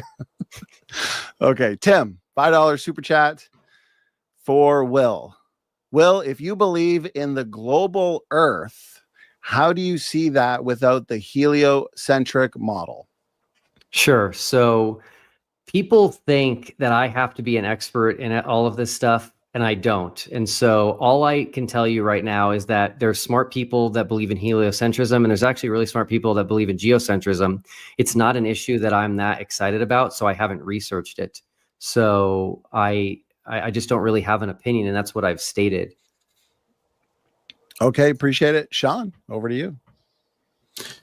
There are geocentrists out there, but even in geocentrism, they argue for all the same physics that the Big Bang cosmology is inherently involved in their whole redshift observation, cosmic microwave background radiation, all the stuff that they claim is also observable phenomenon that's somehow legit according to the interpretation of those models. They assume so many of the same mathematical equations and fundamental glue, if you will, that it's a very, very fine line to appeal as a geocentrist and not fall into the actual heliocentric model as far as the physics and the math involved and the distances between stars and the inverse square law of light and all that kind of stuff. So it's a contradictory concept, and we didn't see Will flesh out his actual belief. He just presented his 6 concepts about TFE that he thinks are correct, and then we don't really get a lot of background. I try to show a comprehensive working model from scripture and from observation to show like this is what we observe and this is how the world works. So thanks for your question. Thank you, Sean. Thank you, Will. Let's move on to the next one. Jason and Caitlin Hooser. $5 super chat. Appreciate the support. Question for Sean Griffin. How can low pressure weather systems rotate anti-clockwise in the northern hemisphere due to the Coriolis effect if we have a flat Earth? So the Coriolis effect is not a real thing. It's the different weather patterns that I showed on screen tonight. From Psalm 72 and 1 Enoch 71 about the windows of the firmament. They're called portals that allow in the different wind and weather patterns into our enclosure that creates different types of winds all throughout both northern and southern areas, what we would consider on a globe, northern and southern hemisphere, but on a topographical plane would be the inner Earth versus the outer perimeters of the Earth, and how the winds are stronger on the outer perimeters. This causes certain types of rotational effects, but it's not due to Coriolis. There's ample evidence that Coriolis is never a factor for long-range sniper shots, high-altitude weather balloons, or commercial airplane flights. Thanks for the question. Thank you, Sean. Will, anything you want to add to that? Yeah, since I'm not too familiar with Coriolis, I'm going to say this. The flat earthers like Sean, who use the NASA documents and the government documents that say that it's assuming a flat, non-rotating Earth, have completely missed it, and it actually refutes their position. Those assumptions in those documents are actually things that they know are false. For example, next on the list is they say we assume a constant aircraft mass, which they know is false because it changes when the fuel is used up. And they say that it assumes a rigid body aircraft, even though they know that the airframe is not rigid. So they're actually refuting their own point. They just don't know it. Thank you, Will. Thank you, Sean. Okay, let's move to the next one. Judge Rightly, $5 super chat for Sean. Have you heard of the global flood and the hydroplate theory? If not, I recommend, and I see you nodding your head, so the answer is yes. Anything you want to? Yeah, wasn't it Dr. not Brown, but with hydroplate, Walt Brown. Walt Brown, yeah.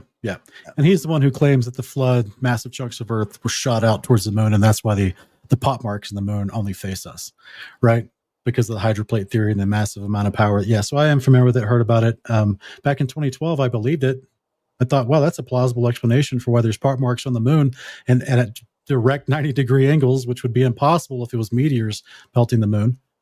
Statistically impossible, specifically since it's the side facing the Earth and the moon itself doesn't rotate. It always, that side faces us. So it's like the Earth, 4 times larger, would protect it from all those meteor strikes, especially at a 90-degree angle. But the hydroplate theory was a valid speculative theory to address that observable thing about the moon. But then I found the definition of the word firmament, and then it all made much more clear sense. But thank you for the question. Appreciate that, Sean. Will, go ahead. Yeah, Walt Brown, who I believe is still alive, has made predictions which flat earthers either don't do, or when they do, they're wrong. He's actually made predictions that have come true. And so that intrigues me about his theory. And yeah, so that's it. Worth looking into. Okay, thank you very much, Will. All right, next one. Evil Ducks, $10 super chat. Appreciate it. Sean. If all of astrophysics must be true for the Earth to be a globe, then every word of the Bible must be true, or the Bible must be false by your logic. Are bats birds? Yeah, this sounds like a agnostic question 101. So this is just a wordplay concept. I don't believe, unlike my opponent here tonight, Will, I don't believe the Bible can be falsified. And so I think that the logic is consistent, that the Bible tells us an accurate depiction of reality. Now, if he's found some specific translation that calls a bat, because it flies in the air, a bird, as opposed to a rodent, which is what modern day scientists have labeled its genus, that's fine. Whatever. That doesn't disprove the Bible. That's just in the same way the old KJV talked about chimeras and, chickens that were chimeras with snakes and all kinds of things that was it called the cockatrice or something like that, where modern scientists would say that's fictional. They never existed, right? Same thing with the dragon. They would say a dragon never existed. How dare you? You mentioned something like the Leviathan. But yet we believe scripture, not modern day poor translations or modern day scientific assertions to try and discredit the Bible. But thank you for the question. Thank you, Sean. Will, over to you. Yeah, so there's a difference between saying the Bible is falsifiable and the Bible can be falsified. My position is that it's falsifiable, not that it has been falsified. And the Bible itself states this when it says that if Jesus did not rise from the dead, then our faith is in vain. That's a verse stating what would falsify our faith. Thank you, Will. Okay, next one comes in for you, Will. Smitten Miss Griffin, $5 super chat. Greatly appreciate the support. And it's for you, Will. Give us the verse that describes a spinning water ball in infinite space. Yeah, so I don't know who this person could be. I'm just kidding. So number one, my wife could handle you by herself. Yeah, that's awesome. We'll see how she handles this. Number one, I never said that the Bible describes this. It's my position that the Bible is largely silent on the shape of the earth, but the Bible does, I think, hint at the rotation of the earth in Genesis 1, because it says that there was evening and morning and days, the first day and the second day and the third day, prior to the sun being created. And I've yet to hear a flat earther explain to me what the evening and morning were and what the days were without a sun. Thank you, Will. And for your wife's question, Sean, you get the last word. Go ahead. Yeah. So this is her playing upon Will's bad debate fallacy, which is give me the all or nothing specific wording. That Will wants to see a hemispheric flat earth wording. He wants to see a specific verse that says the firmament's a hemisphere and the topographical plane of the earth is a flat earth. He wants to see specific wording, which is a debate fallacy, right? Because he's even ignoring his own appeal to context that he put forward in his opening statements. Whereas she's just calling him out that there is no specific wording of a verse that describes the earth as a spinning water ball in infinite space. So all of it is just eisegesis. All of it's just assuming your own theology into the words of the Bible. And so I pray, Will, that you come to believe the scriptures someday. Thank you, Sean. Next one is another one for you, Will. Byron Johnson, $10 super chat. Will, please explain the star trails over the TD Observatory. If star trails are evidence of a spinning globe, how could you have clockwise and counter rotation in the same location at the same time? Go ahead.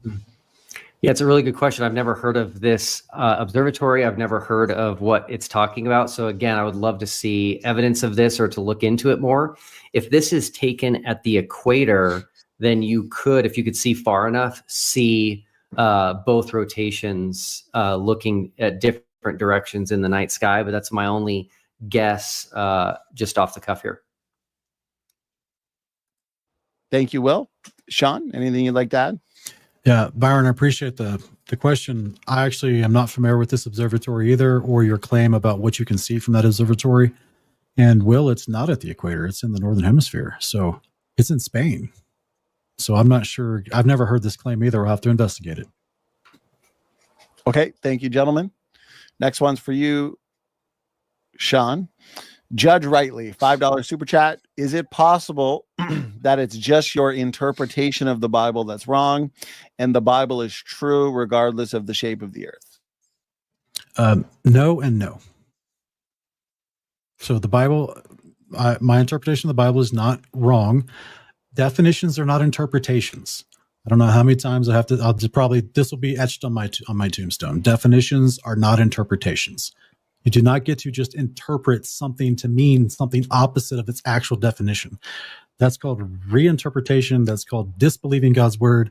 Definitions are not interpretations. Otherwise, you can't trust anything in the Bible. Like I keep bringing up, you can't trust the resurrection if we can't trust the definitions of terms. So therefore, the Bible is true and the definitions of the words are true. They're historically consistent and true with observable reality. So I'm thankful that we live under a firmament. Our Creator is close by. Thanks for the question. Thank you, Sean. Will, over to you. I think it's important for people to hear that in answering no to the first question, Sean is saying that it's not possible his interpretation of the Bible is wrong. I think that's a very dangerous position to hold, and we should always be open to being wrong about our interpretation of Scripture. And I'll also say this, definitions are debated, definitions are disagreed upon, and there are many resources, many scholars, many experts that define rakia as an expanse. And that makes the most sense in the context, considering the birds are flying above and on it. And so I think that people need to realize that defining rakia as only a hemispherical dome is not a good position to take.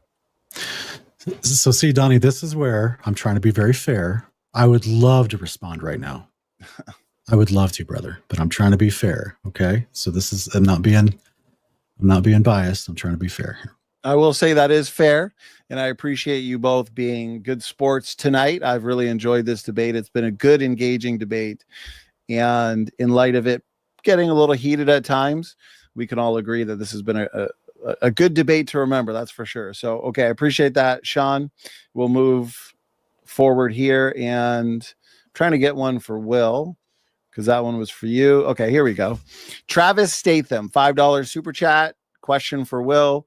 Why is the Bible true when unfalsifiable, but gone is true when falsifiable. Atheist Glober here thinks you're using double standards. Will, feel free to address that however you'd like to. Yeah, I wish I understood it. I think maybe I'm wondering where he says gone. Is that supposed to be? Yeah, he's basically just saying, he's just saying, like, if the Bible is true when it's unfalsifiable, why is it something untrue when it's falsifiable? Okay, so maybe Travis, you can contact me if this is not a good enough answer for you, but I do believe that the Bible is falsifiable. So hopefully there's no double standard here. Of course, it says it's falsifiable. It is falsifiable. We don't want to take a position that's unfalsifiable, in my opinion.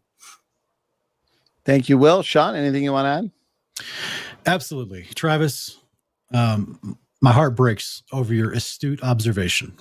You're correct. And I'm sorry to hear that you're an atheist. I hope that you come to the faith in Christ, that you feel his love is shed abroad in your heart and it changes your life. I don't care if you believe in the firmament or you stay a Glober. I don't care. I just hope that you find Christ. And your astute observation tonight breaks my heart that we have a pastor who claims to teach the Bible but says it's falsifiable when it suits his cognitive dissonance or his lack of belief. This is not cool. And you're right to point it out. So this is why I do what I do, right? As much as I get mocked and made fun of, I try to present accurately what the Bible says according to its definitions and context, and I'm just going to believe what it says. And I get made fun of on all kinds of topics for it. So, but that's just who I am. And I just pray that other people would adopt that same mindset. We can be confident about what the Bible says. It's not always up for interpretation, Will. We can be confident in what it says. Thank you for the question. Thank you, gentlemen. Okay, next one. Jerry Janowski, appreciate it. $10 super chat for Sean. How does a flat earth explain the simultaneous 24 hours of light in the South Pole and the corresponding 24 hours of dark at the North Pole, and that it reverses every 6 months? Yeah, Jerry, if you go back to my opening presentation, I show graphics about how the sun moves through the 6 gates. Now, I covered it quick, granted, because I was trying to squeeze a lot of information into 30 minutes. But I have a large, you could just, slow down the video or pause it as you need, because I do put the slides on screen with all the corresponding verses and illustrative graphics to show you how the sun, looking from a top-down firmament view of the circle of the earth, the sun moves through the 6 gates in the firmament as it circles over the earth to create the effect that you're talking about here. Now, when it gets to the Tropic of Capricorn, as I showed with the modeling, the Joe Hamby's modeling of a firmament, an actual live demonstration, that it actually creates an optical effect to the observer at the outer perimeter of the earth, where the firmament looks like this shows the sun going overhead in a specific spot. So there's actually an apparent sun versus the circuit of the sun going over the Tropic of Capricorn.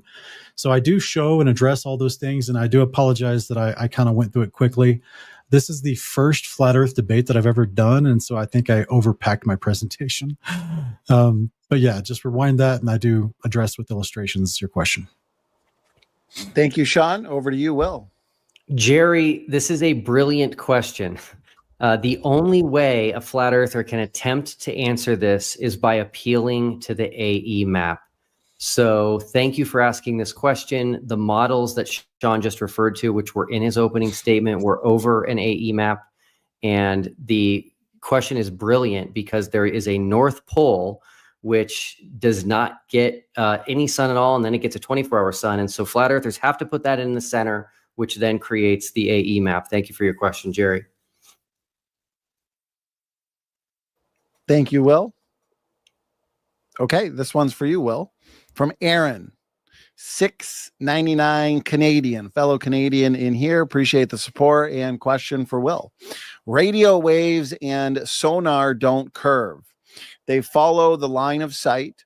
So how do you explain these transmissions being received over hundreds of miles? Yeah, so when I hear things, so I don't know anything about radio waves and sonar, but when I hear things like radio waves and sonar don't curve, it sounds a lot to me when people are just like, water doesn't curve. Well, it's like, well, have you looked at it carefully? I do know that radio waves and sonar, I believe, bounce.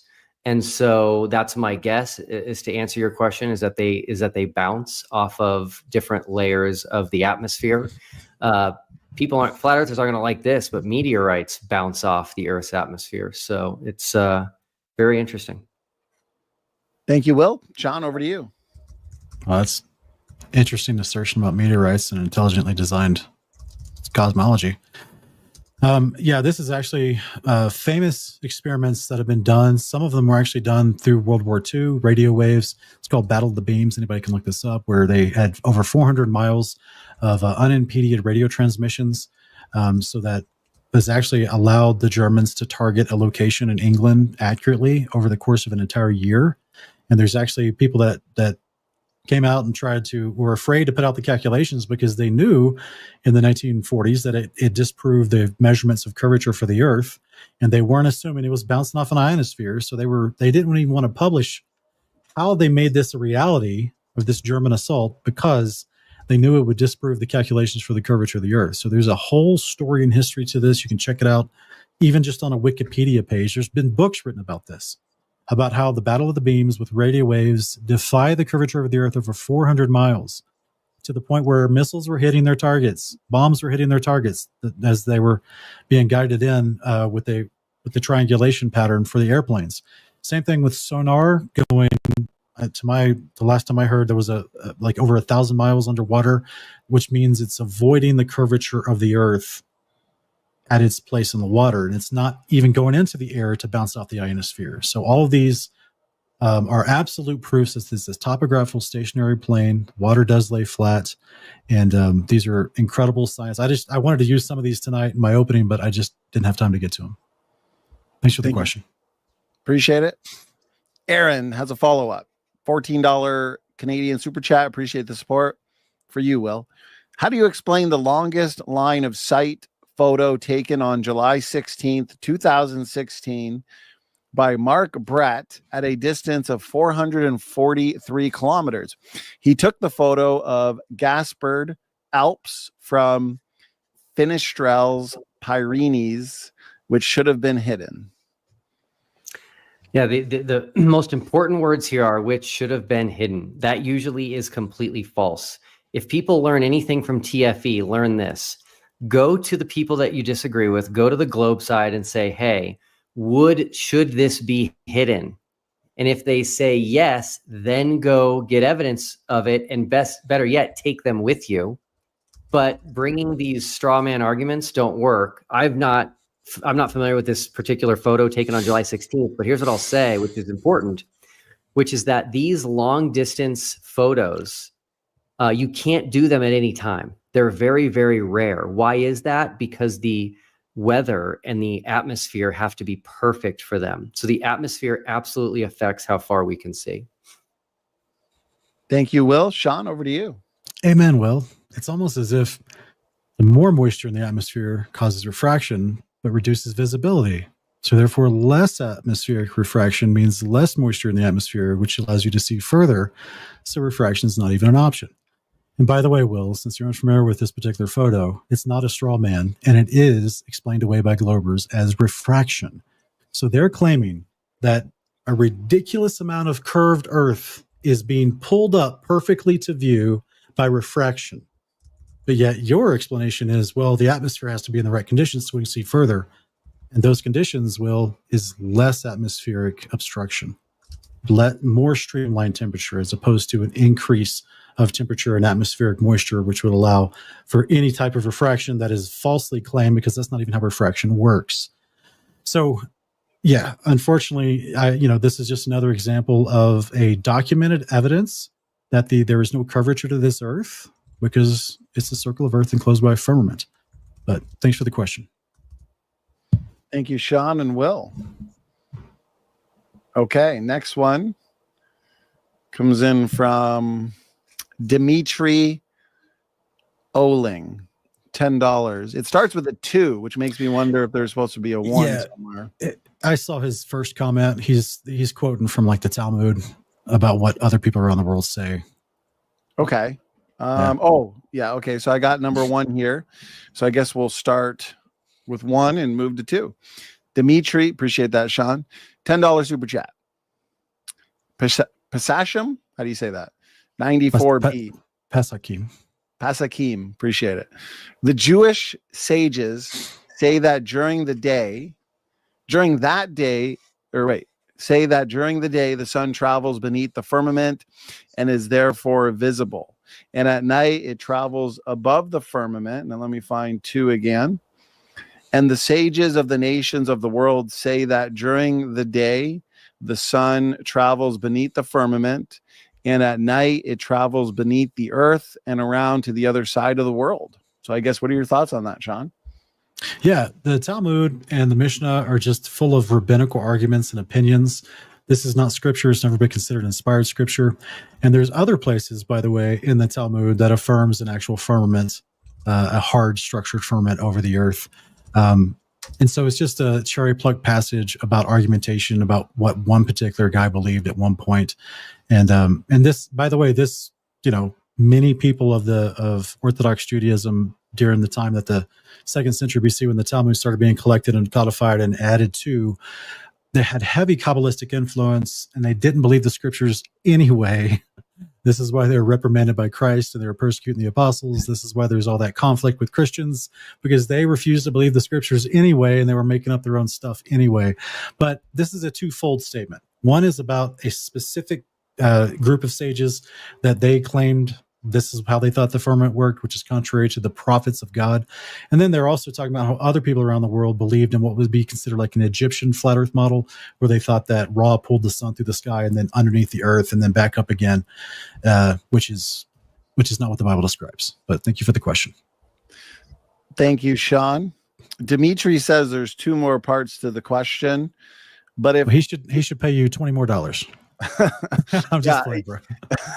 And if you did, Dimitri, and you did that within the latter end here, after we kind of cut off the guaranteedness of getting these questions answers, I apologize. I may have missed them. I'm not sure.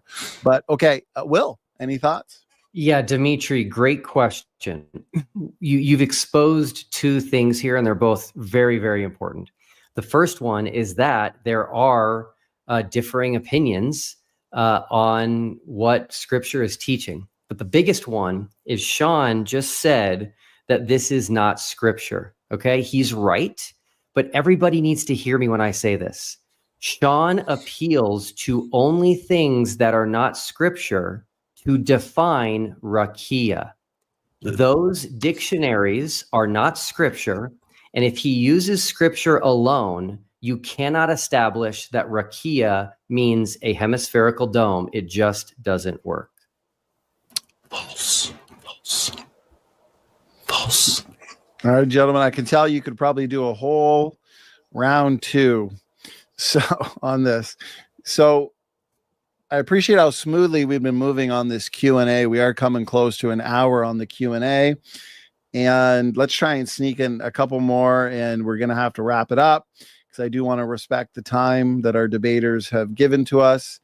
And we did cut off the guaranteed nature of getting the super chats in at about the 90-minute mark, because they've just been flying in. And so let's see what we have here. A lot of comments, just people kind of giving their thoughts and rebuttals and counters in the form of super chat. So those aren't necessarily questions anyways. You got any thoughts on this, Sean? From Judge Rightly, $5 super chat. Appreciate the support. Did or did not Paul say, if Christ is not risen, our faith is in vain? How is that not a test of falsifiability? Yeah, 1 Corinthians 15, Paul's referencing the concept of the resurrection, how it's central and core to our faith, specifically Christ being the first fruits of that resurrection. He then is going to resurrect us later. And he's specifically addressing arguments that he addresses also this in 1 Timothy, Thessalonians, other places where people run around saying the resurrection hasn't happened and that Christ wasn't resurrected. So he's not assuming that there is no resurrection of Christ. He's just saying, if it didn't happen, our faith is in vain. But he then goes on to teach how it did happen. In every single letter that Paul produces, he teaches about Christ's resurrection. So this isn't saying that the Bible could be falsified. He's actually addressing the false claim and then continuing to preach the truth that it is the word of God and it is unfalsifiable because it continues to be God-breathed, instructional for proof, correction, teaching, train up in righteousness. So I think it's a poorly formed question, Judge Riley, but I appreciate you supporting FST. Thank you, Sean. And Will, go ahead. It's a great question. Again, there's a difference between something being falsified and something being falsifiable. Just because something is falsifiable doesn't mean it's false, and it doesn't mean it can be falsified. It just means that doesn't mean that it has to be falsified or is falsified. It only means that there is something that would falsify it. That's it. Thank you, Will. And let's get this one in here. Medical Mastery. $5 super chat. Appreciate it. Will Duffy, when have we demonstrated radio waves bounce off of air? This shows a solid object, as Job 37:18 describes, is as hard as a cast metal mirror. Yeah, I love these types of things where they make assumptions that just make zero sense. So flat earthers have been saying recently that planes in Antarctica have to fly at a lower altitude to not hit the dome, and they have no idea what they're talking about when they are talking about how low those flights are. So anyway, this reminds me of that. Someone in the comments, again, I'm not familiar with this. I don't know anything about radio waves. Someone in the comments says that radio waves bouncing off the atmosphere is very established. So maybe you could go check that out. Okay. Anything you want to add to that, Sean? Yeah, this is actually something when you look into radios and radio transmission, shortwave radio, this has been something since the 1800s. Because of the heliocentric model, they started claiming, well, you know, we got this curve thing. How's it going around the curve? It must just go up and bounce off the ionosphere and then perfectly down to the target. So they were very surprised whenever they were contacting Paris from New York. And they were like, how is this working? Because they were assuming the wrong model. And they just assumed that it's going up to the ionosphere and hitting air and not continuing to project through it, but instead perfectly diverting at an angle down to their intended target. That's literally still the claim today, Will. That's literally their ridiculous answer today. But it's a flat topical plane, and this is why with enough signal strength you can cover the distance without having to bend, warp, or twist or bounce. It's just further into the convergence zone. It's just further on. So this is a wonderful proof of a firmament enclosed circle of Earth. Okay, gentlemen, let's sneak this one in and call it a night on the Q&A. This goes to show how excited everybody was for tonight's debate between the two of you, as you both have brought an excellent audience, a very lively live chat, a lot of side debates going on. I do appreciate the energy and passion. I understand these topics are important, and it is understandable to be passionate on these issues. And we've really only gotten through a fraction of the overall questions, and we got through as many as we could. Our debaters gave us an hour for a Q&A. So that's like a separate program. So Will and Sean, I do appreciate it. But again, to the audience, we do got to, wrap things up at some point. So I apologize. Aman 316, $5 super chat. I'm assuming it's for you, Will, but let's see. Christ passed through the heavens according to Hebrews 4:14 and Acts 1:11. Where is he now according to your models? So for both of you, we'll start with you, Will.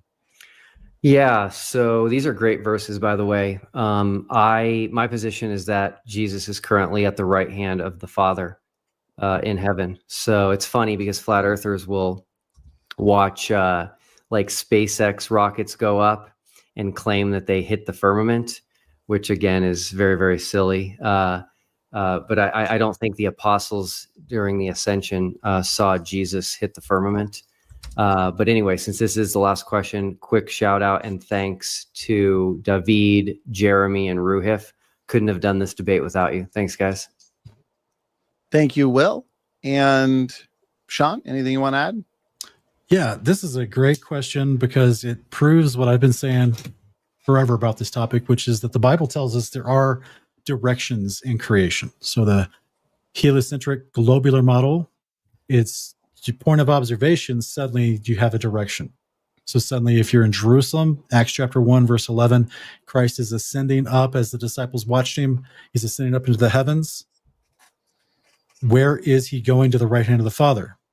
I've asked other pastors this. They never have an answer. One of them, a PhD in Hebrew, who refuses to believe the definition of Rukia. Also, he claims, well, Jesus must have just went through like a portal to go to wherever the Father's throne is, right? So he's invoking science fiction, modern day science fiction, like a Thanos portal from the Marvel movies. But the scriptures definitively describe up, down, left, and right. This talks about the four quarters of the earth, the four quarters of the heaven, even. And it talks about heaven being always above the earth, and that there's multiple layers to the firmament to which the Father's throne, the temple that Christ serves in Hebrews 8, 1-4, is the one he ascended into the heavens, Hebrews 4:18, to go to. And it doesn't mean that Christ hit his head on the firmament on the way up. There's doorways and portals within this intelligently designed structure that holds the sun, moon, and stars, water above us, the places for the angels to live, and as well as the throne of the Almighty at the very top. That's why it's called the Most High. So all of this is directional. And this is what the Bible definitively describes. That's why Christ is coming down through the firmament. He's not coming over from some constellation as we're making our way around the sun and twisting that day. He's coming down definitively from the firmament, from the third, bringing the New Jerusalem with him, from the third layer of the firmament. So these are all very specific directions in Scripture. These are great questions. I thank you for it. Okay, gentlemen, that wraps up our epic debate here on the shape of the earth. Time flies by. I feel like we were just sitting here together negotiating the details and format for tonight. And so again, I want to thank you both for doing this, and that includes the time it takes to prep for the debate, and then also the time you offer for the debate itself. I'm not sure any of us expected a 3.5 hour debate, but we probably didn't expect the amount of questions that came in, which is good. I like to see all the interaction and also interest from our live chat on this topic. I hope you both feel like you had the fair amount of time to make your points, to address each other, and it's a great debate. So let's start with Will. We'll have some quick final words and final thoughts.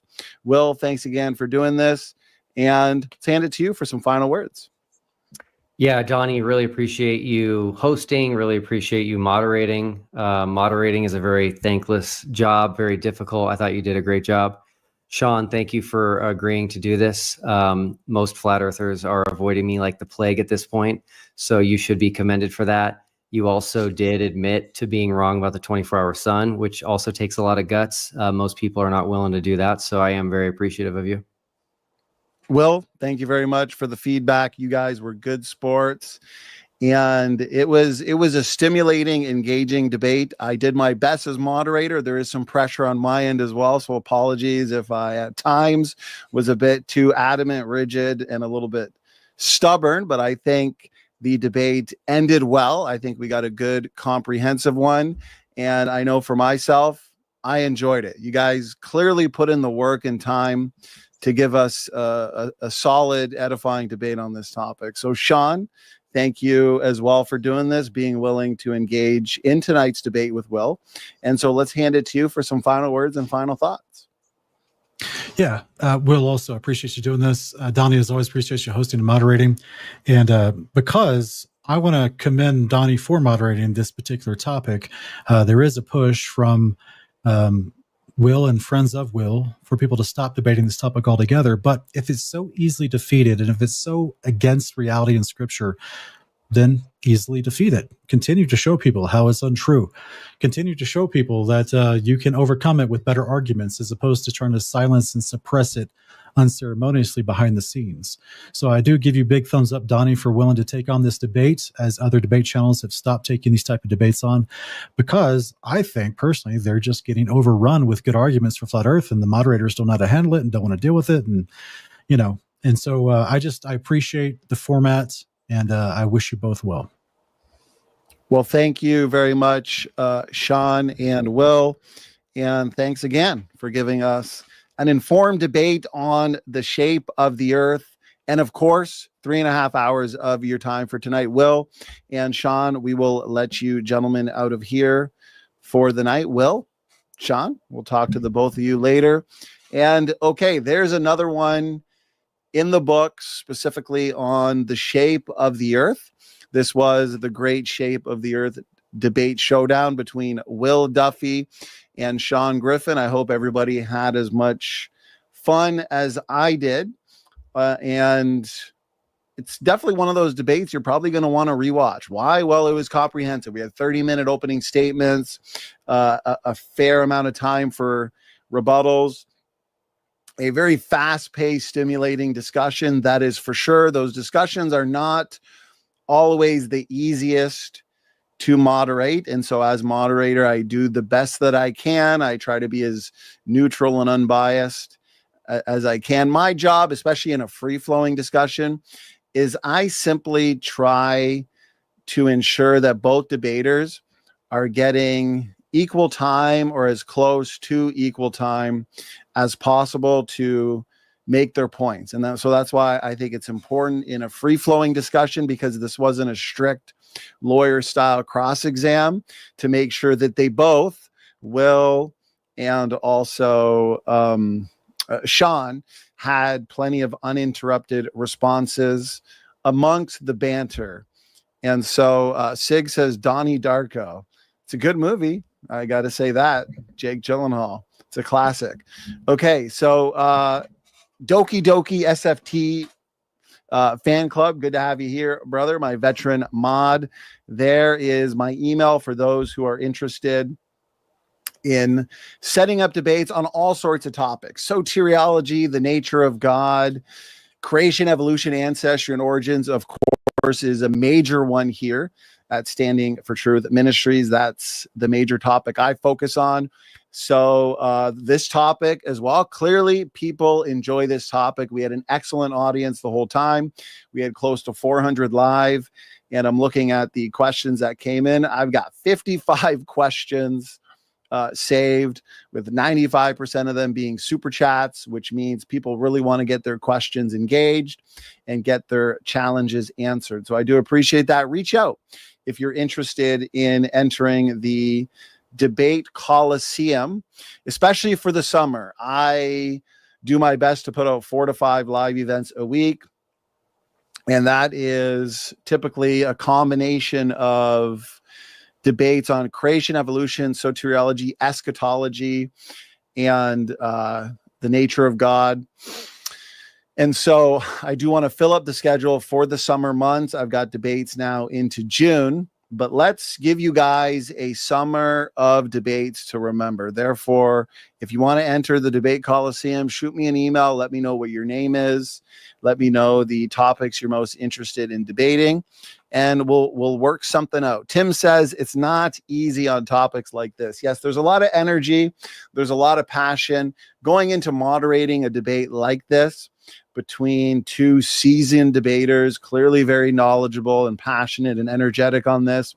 It's not always the easiest to make judgment calls in the middle of an energetic conversation, but we'll keep it that way. But I do hope that our debaters tonight feel like they had the time necessary to make their points, but also make the counterpoints, of course, to the arguments that were brought up. Medical Mastery says this is a great topic. Keep it up. Thank you for your questions tonight, Medical Mastery. And so, okay, well, tomorrow, before the long weekend, Easter weekend, we've got another debate for you. So tomorrow is going to be on the nature of God. So for those who like a good old debate, a good old duel in the Debate Coliseum on the nature of God, we have Albie Al and Stacy Turbeville. And so they'll be debating live here, same time, 8 o'clock. Does the Old Testament teach that Messiah is Yahweh? And I'm looking forward to this one. This should be a good debate. And for the rest of April and May, we've got a lot of debates to look forward to. So if you guys enjoy debates on eschatology, for example, we've got the great rapture debate coming up, pre-trib rapture versus pre-wrath rapture, Tim versus Pastor Tommy McMurtry. I'm excited for this one. In July, So right at the start of the summer, we got a big 2 versus 2 great Trinity debate showdown here. I am pumped to have Albial, God Logic, Andrew Griffin, and Carlos Xavier entering the debate coliseum for a comprehensive exchange on the Trinity and the nature of God. So this is going to be good. We've got another Trinity debate here. Metaphysics Mike and Desmond Robertson. These gentlemen here, this will be their first time on the Standing for Truth debate platform, and I always look forward to having new faces and fresh debaters for these programs. Now, for those who are interested in the topic of the age of the earth and the science behind the age of the earth, which I know both debaters tonight would agree on the age of the earth, young earth creation. We did our conference a couple weeks ago. For those in the audience who haven't yet seen this, firstly, hit that subscribe button, share this content around, hit the like button. It really does help with the algorithm. I teamed up with ICR, Institute for Creation Research, their president, Dr. Randy Galuza, and Dr. Brian Thomas. Dr. Dan Biddle here from Genesis Apologetics, and also Dr. Carl Werner from the Grand Experiment.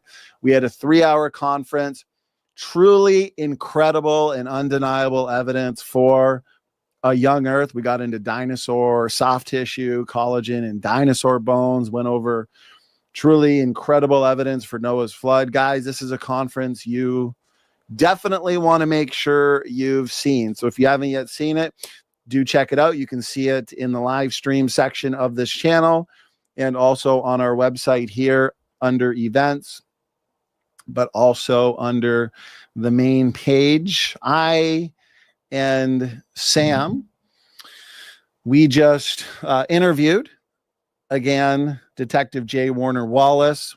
His work on cold case Christianity is a blessing. He's done a fantastic job defending the truth of Christianity. And we interviewed him last week on his new book that defends or reveals the truth of the Christian worldview. And this is Case Files, Murder and Meaning. So if you haven't yet seen that one, check the live stream section and give that a watch. Lots of good information there. My copy just came in, and I'm excited. It is beautifully done, especially for those who love graphic novels, which I am a fan of for sure. I got quite the collection. And this one is a graphic novel titled Case Files, Murder and Meaning. But again, it as you go through it, it has Christian themes. And so it is for Christians. So it's not going to have the anti-Christian ideas and themes that you might find in other graphic novels and stories. But again, it's a beautiful book, well written, well illustrated, and reveals the truth and the power of the Christian worldview. So I do recommend people check that out. I'll be here with Dr. John Hartnett coming up for a 2-day seminar going over the amazing science of young earth creation. That'll be in May. We've got a massive debate here that I am very excited for.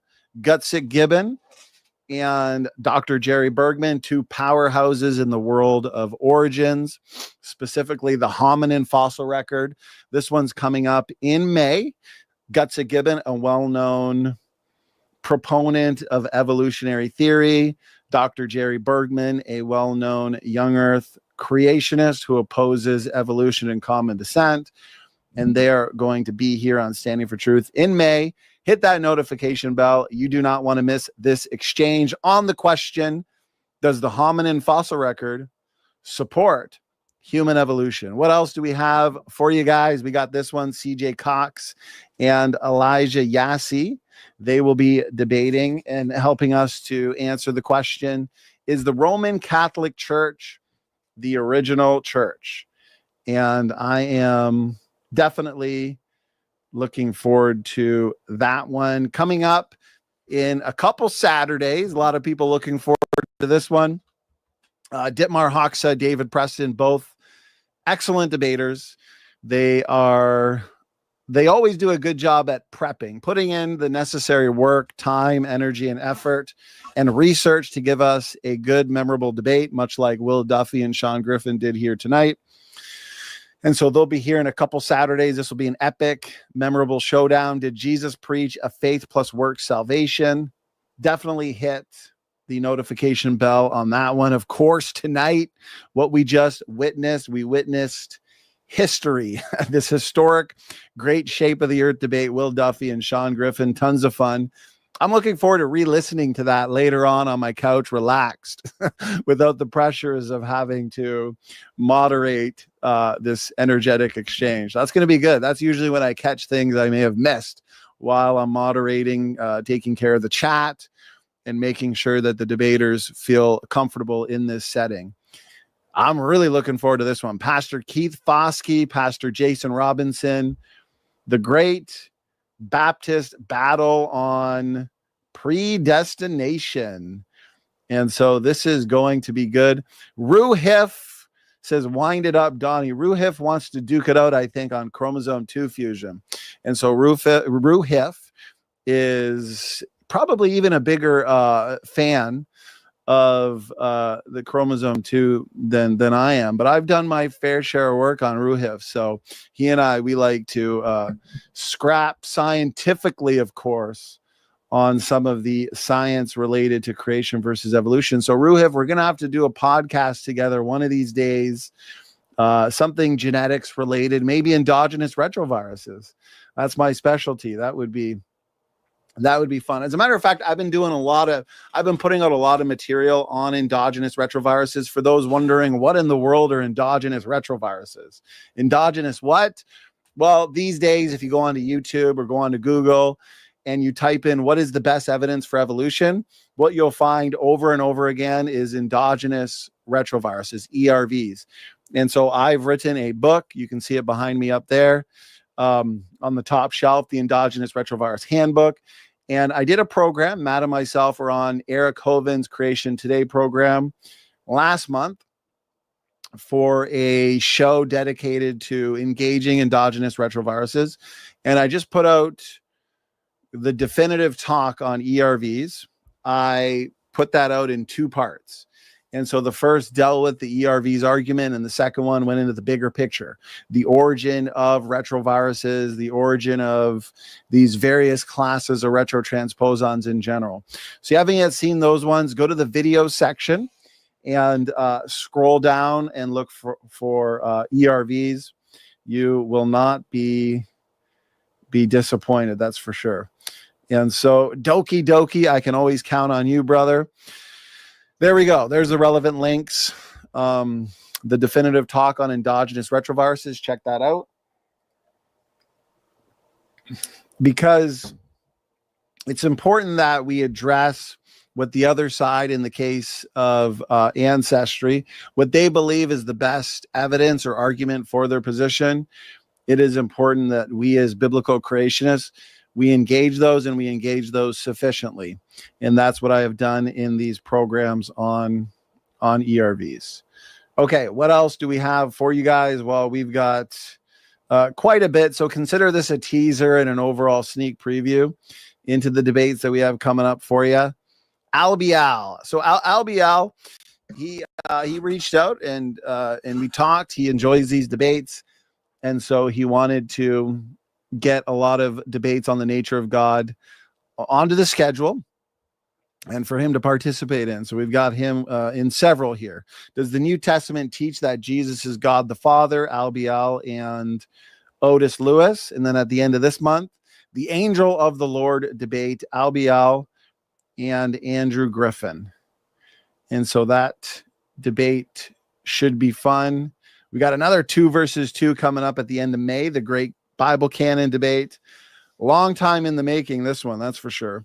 Turretin Fan and Dan Chapa, they are the Protestants, taking on William Elbrecht and Dr. David Zaraz. They're the Catholics. So this is a good old-fashioned Protestants versus Catholics debate. If you go to our main website, standfortruthministries.com, or check the description box of our latest live streams, upcoming live streams, You'll find links to the main website, standfortruthministries.com, and also links to ministry partners as well as secondary websites. And so those comprise our creationistclothing.com website, where you can get SFT gear, and also my wife's awesome website here, JB Naturals skincare company, where you can enjoy all natural organic products, which is right in line with our biblical worldview here that we uphold. Whipped body butter, all kinds of creams, oils, face masks, chapstick, all kinds of things that you certainly will not regret the second that you use these products. A lot of benefits to them, that's for sure. So check that out on the website, and you can also see our Truth in Research division, where we are doing research on all kinds of topics. I am working on getting another secondary website that'll just be truthandresearch.com, and so that is in the making. And of course, our new logo for the Debate Coliseum, which is the division here at the ministry where we do what? Well, we host debates, which tonight was, and it was an excellent debate. But we don't just host debates. We do interviews, discussions, seminars, conferences. We put out books, articles. We do a lot here, as we don't want to be a one-trick pony. And so, okay, I think that's all I have for you guys here tonight in terms of reminders and announcements. It has been a great month so far in terms of material and content, and we are slowly moving into the summer months. And I have been working tirelessly to give you guys a summer to remember in terms of events. And so, okay, let's wrap things up for tonight. This was the great Shape of the Earth debate showdown. I almost want to say conference between two people who obviously disagree, but they're informed enough to give us a comprehensive event, because we are coming close to 4 hours. And so if you're looking for a go-to video on the shape of the earth, this might just be that video. This might just be that debate for you to enjoy. Debates are important. They get us out of our theological echo chambers. They get us out of our scientific echo chambers, depending on what the topic is. And it puts us into the ring. We got to think fast on the spot. It helps with critical thinking. And I know, as an observer, those of you in the audience, it helps you guys figure out what is true and what is not. And that's why it's important to get out of our echo chambers, get ourselves together here for some healthy debate and discussion and dialogue. And even though it might get heated and energetic at times during the debate, it's important, like tonight, that we can wrap up the debate in a cordial, professional, and friendly manner, shake hands, and say, that was fun. That was a good battle. And I think tonight was just that. It was a good battle. And so, Sean Griffin, Will Duffy, thank you very much for that. To the audience, thank you so much for tuning in. I appreciate all the awesome support, all the super chats, all the questions, all the feedback, all the interaction. I do apologize to those who sent in their super chats a bit later. We did an hour straight of Q&A, and we did a lot of power rounds, so we did get through as many questions as we can. But feel free. We have many more debates in the future. Clearly, we just gave you a sneak preview and teaser of that. Tune in to any of our upcoming live debates, and we'll get some of your questions in there, especially if it's a topic that you enjoy, which is why we're giving you a bit of everything coming up. Okay, God bless all. Thanks again for tuning in. Standing for Truth is out.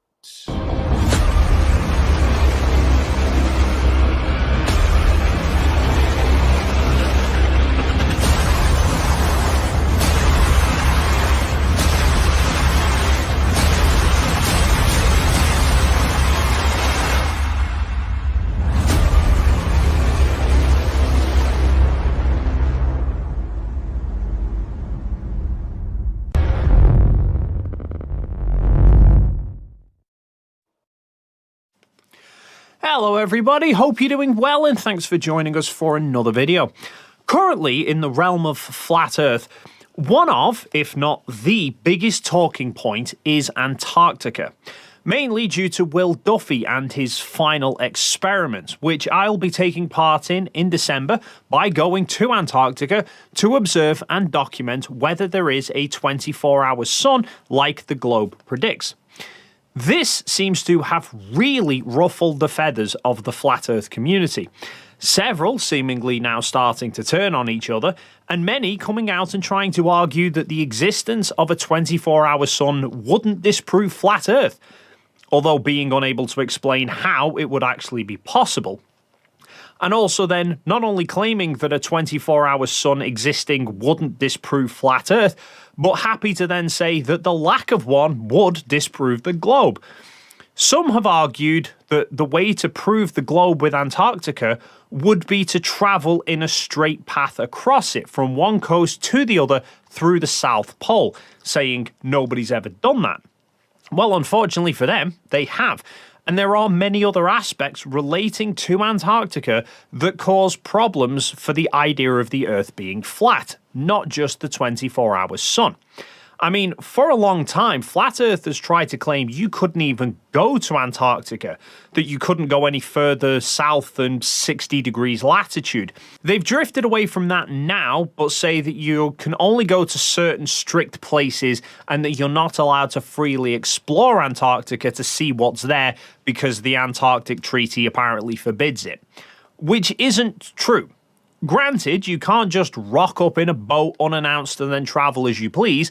The treaty was brought in to protect the environment there, so you do need to apply for a permit from your government, namely so that they know that you aren't going to be going and presenting a major environmental problem. And in reality, Joe Public is not really able to just go and explore Antarctica freely without having a major environmental impact, because the place is bloody huge. Antarctica is larger than the entirety of the United States, and there are no 7-Elevens there to stock up on supplies. But as we'll see going through this video, lots of people have actually gone to Antarctica for many reasons. I mean, there have been marathons held there, but mostly people go there to research and learn things. Although you don't need to travel all the way to Antarctica to research and learn. Thanks to today's sponsor, Brilliant.org, you can learn about maths, science, and computing from the comfort of your own home. With topics suited to every ability, there is something for everyone. Just pick a topic, start learning, and test yourself with questions as you go. I personally find their use of interactive animations makes the topics a lot easier to understand and much more engaging. My daily streak continues, now being up to 468 consecutive days. And I'm currently on a probability course about going viral on X. And they have new courses being added all the time. So why not see if you'd enjoy Brilliant as much as I am by taking a 30-day free trial, visiting my link brilliant.org/Dave McKeegan, and doing so will entitle you to 20% off an annual subscription. Now, arguably one of the most famous people relating to Antarctica is Robert Falcon Scott, who ventured there twice, first leading the Discovery Expedition from 1901 to 1904, where they travelled to within about 530 miles of the South Pole. And then in 1910, he led the Terra Nova expedition, where he and 4 others managed to reach the South Pole on January 17, 1912, although all of them unfortunately perished in bad weather on the hike back to the camp. However, when they reached the South Pole, they discovered a Norwegian flag had been planted there a month prior by Norwegian explorer Roald Mundus, who Scott knew was also trying to reach the pole as well. How does any of this relate to Flat Earth, you might ask? Well, Scott's journey started from the UK but made several stops along the way, the last one being New Zealand. Setting sail from Port Chalmers on November 29, 1910, he arrived at the Ross Ice Shelf on January 4, 1911 and landed at McMurdo Sound. So 36 days sailing south from New Zealand, 4,000 kilometres. The Norwegians' journey, by comparison, set out from Norway on June 3, 1910. Sailing south, they stopped at Madeira, which is a small Portuguese island in the Atlantic just north of the Canaries. Then sailing from there in July 1910 and sailing south, they landed in the Bay of Whales January 14th, 1911. So they had 6 months of sailing. But the Bay of Whales and McMurdo Sound are both on the Ross Ice Shelf, only a few hundred kilometres from each other. In fact, some of Scott's team happened upon Amunda's camp while sailing along the coast to explore other areas of the continent. So let's just consider the implications of all of that. Scott takes just over 1 month to sail from New Zealand south and lands at the Ross Ice Shelf. Amundsen takes 6 months to sail south from Madeira and yet winds up just up the coast from Scott, meaning on a flat Earth he would have had to have sailed all the way round to past South America and then sailed a huge loop round to the other side of the world. Even if we say there was no suitable places along the way for him to stop before the Ross Ice Shelf, that is still well over 6 times more than Scott sailed. So he would have had to have been travelling at some crazy speeds, even though his ship was rated 1 knot slower than Scott's. Even then, once they then landed, they were just over 600 kilometres apart from each other.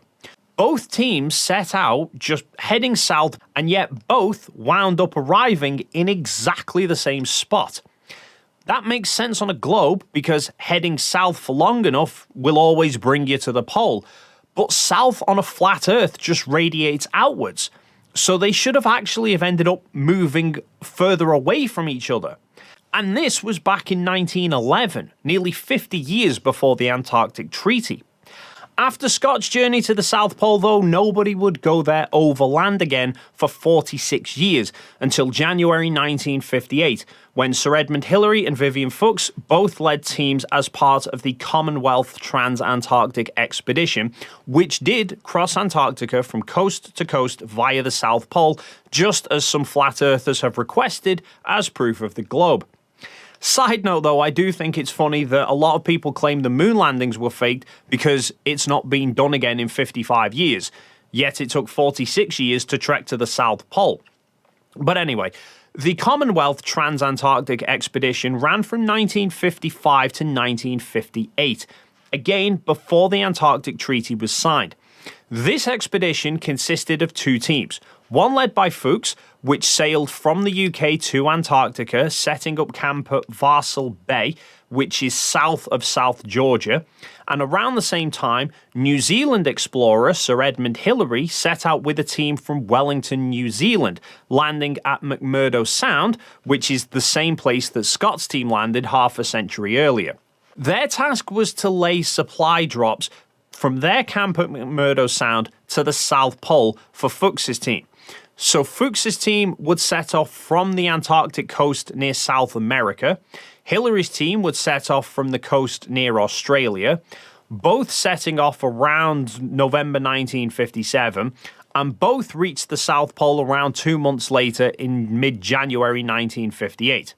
Fuchs's team then continued along the route back that Hillary had taken, arriving at McMurdo Sound on March 2nd, 1958.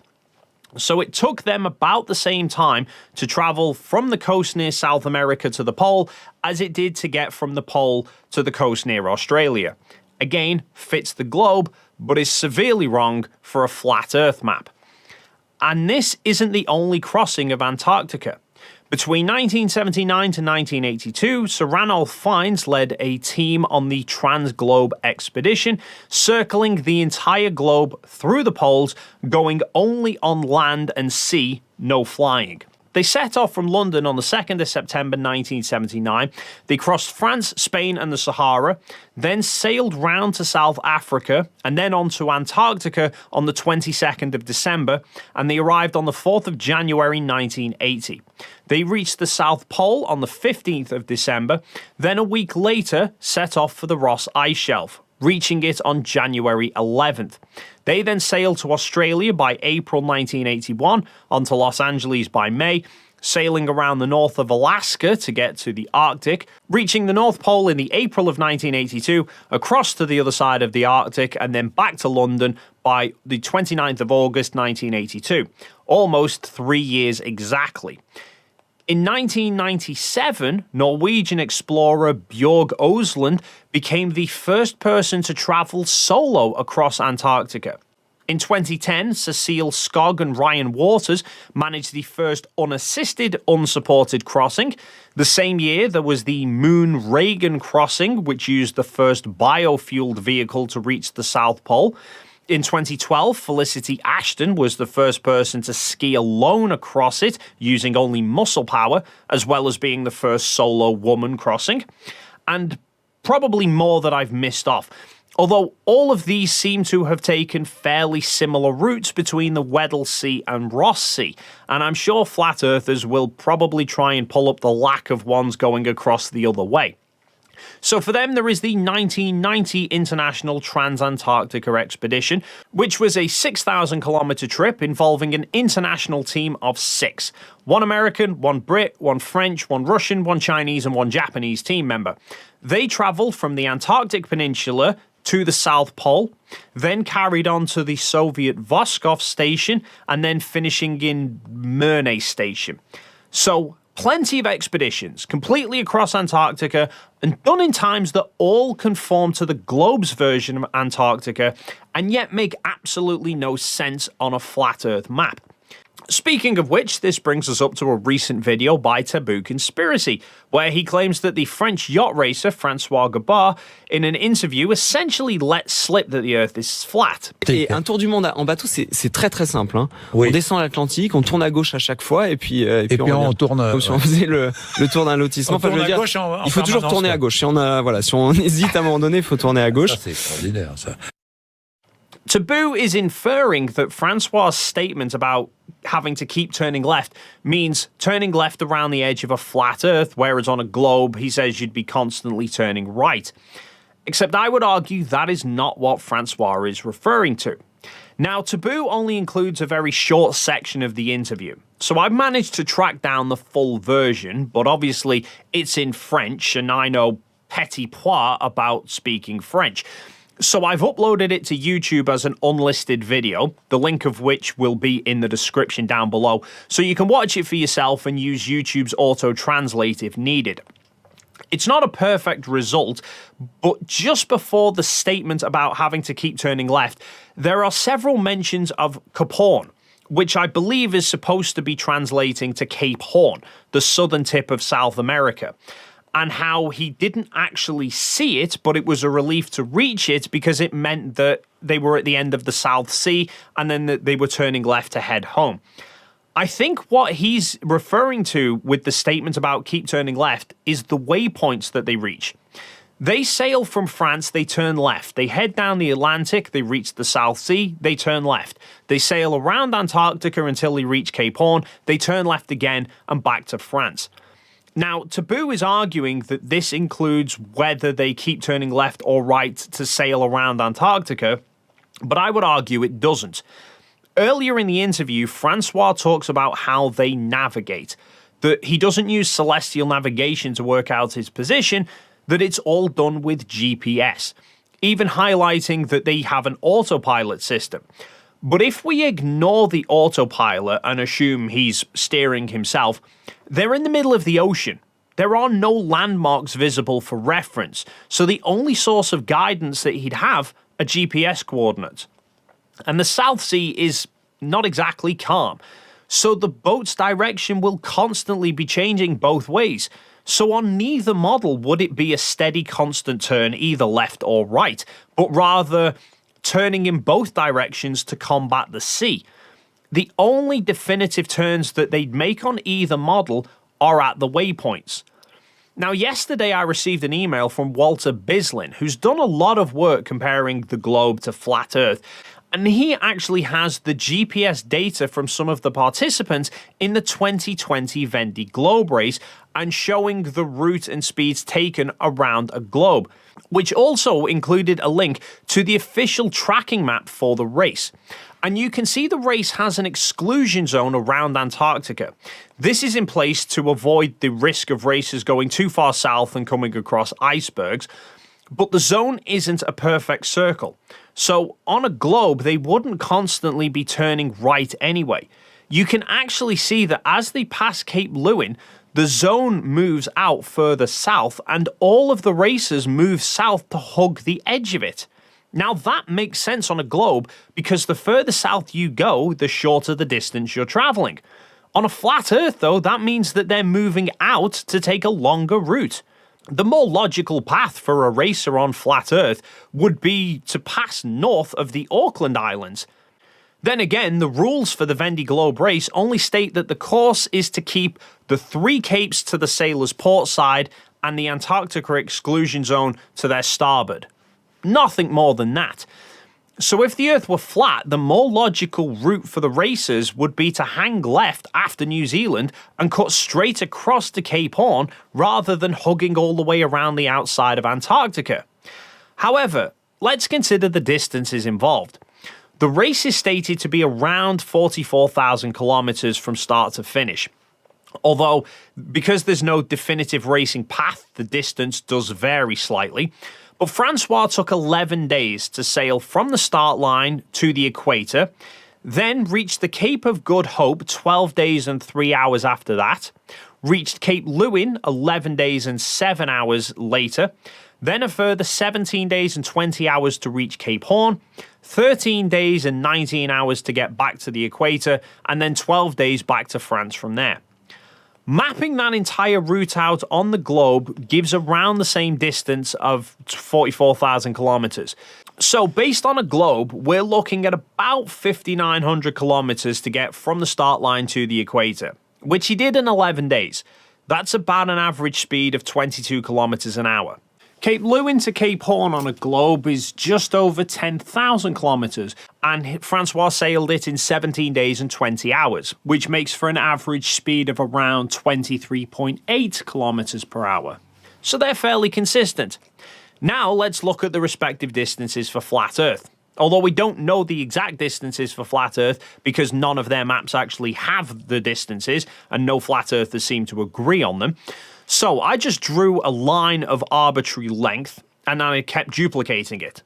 Between the start line and the equator, I was able to place just over 5 lines. Between Cape Lewin to Cape Horn is 42 lines, which puts the distance between the capes at 8 times the distance from the start line to the equator. So if we say that the 11 days to the equator is 5,900 kilometers sailed at an average of 22 kilometers an hour, then the 17 days 20-hour journey between Cape Lewin to Cape Horn would be 47,000 kilometers. That makes for an average cruising speed over those 17 days of 110 kilometers an hour. Average.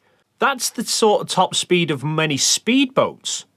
I'm sure some flat earthers will be thinking along the lines of there being really high speed winds all the way around the edge of the world that can account for the difference.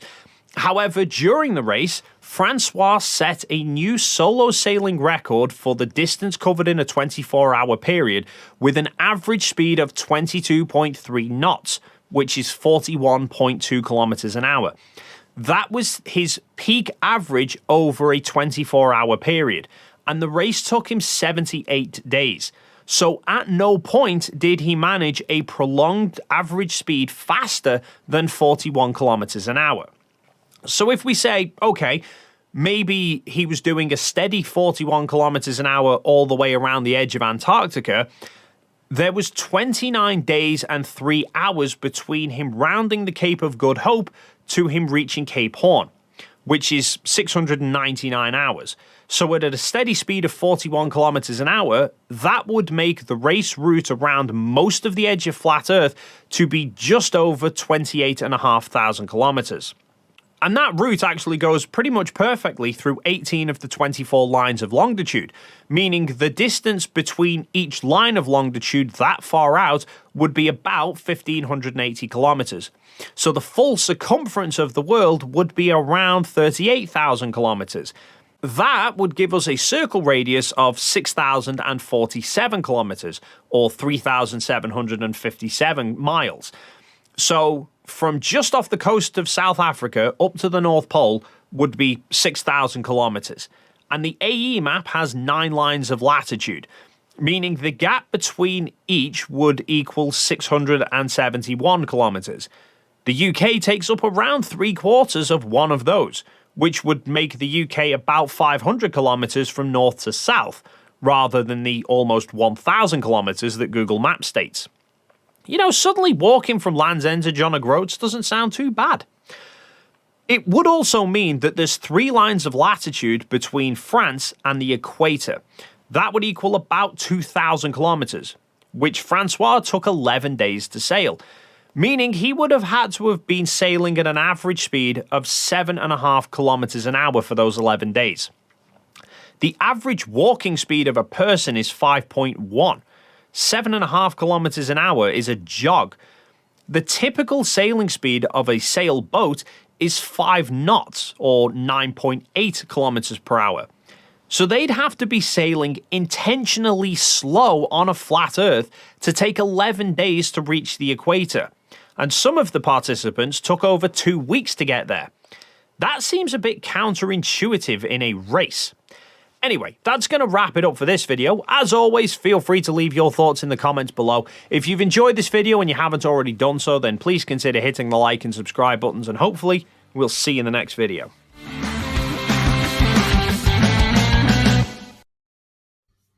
Today is TFE challenge number 2. Thank you to everyone who has already made submissions for TFE challenge number 1. We've received entries already from all over the world, including Germany, New Zealand, Italy, Wales. The guy from Wales has tattoos, bald, glasses. Anyone know him? And we had a submission from Santiago, Chile, which is cool, as that is the destination for those 4 flights. Obviously, we had a bunch from the United States, but the most impressive one from the US came from a high schooler in California. How cool is that? Now, there is a common theme so far, which is that all of the people who have put in their calculations and answers are globers. Still no flat earthers, but a flat earther in the comments said he will submit his numbers and calculations, so I will keep my eye out for that. And please keep the entries coming. They must be submitted before our flights depart mid next week. Okay, TFE challenge number 2 is about sunrise and sunset in Punta Arenas. Now, we will be very far south before we fly to Antarctica. Punta Arenas is 53 degrees south. To put that into perspective for everyone, that's further south than Australia, New Zealand, and South Africa. It's even further south than the Falkland Islands. The only land that far south that's not Antarctica is the very southern tip of South America, which is where we will be. Now, this is going to present a very unique opportunity to take observations and measurements while we are there. Now, tracking the sun's movement through the sky is an important data point to test the globe model and the flat Earth model. Each model has very specific predictions as to the sun's movement through the sky. And by the way, the predictions are very different between these two models, especially the further south you go. So for this challenge, you need to submit your predictions concerning the sun in Punta Arenas, Chile. Now, these should include sun angles at sunrise and sunset, and also sunrise and sunset times. Now, just so you know, the globe model and the flat Earth model have wildly different predictions for these sun angles when you are that far south. They're so different, they're almost opposites. Now remember, flat earthers have said for years that the furthest the sun travels south is the Tropic of Capricorn. And the Tropic of Capricorn is at about 23 degrees south. We will be at 53 degrees south, way further south than the Tropic of Capricorn. So the direction that the sun rises and sets is completely different on these two models. Now, a couple things for this challenge. You are allowed to cheat on this one if you want to. You can look up whatever you want online, but you must explain why you think your answer aligns with your model. Remember, the two models are very different here, okay? Now, the other thing I'll say is that you can be as technical as you would like, or you can be as simplistic as you would like. If you want to give angles like sunrise at 113 degrees and sunset at 237 degrees, you can do that. But if you want to just give cardinal directions, that's fine. You can do that too.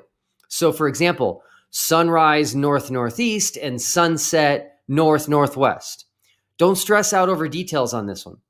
Now, if you are a flat earther, feel free to use your Gleason's map for this challenge, especially if you want to submit actual sun angles. Here is a picture of how you may go about this.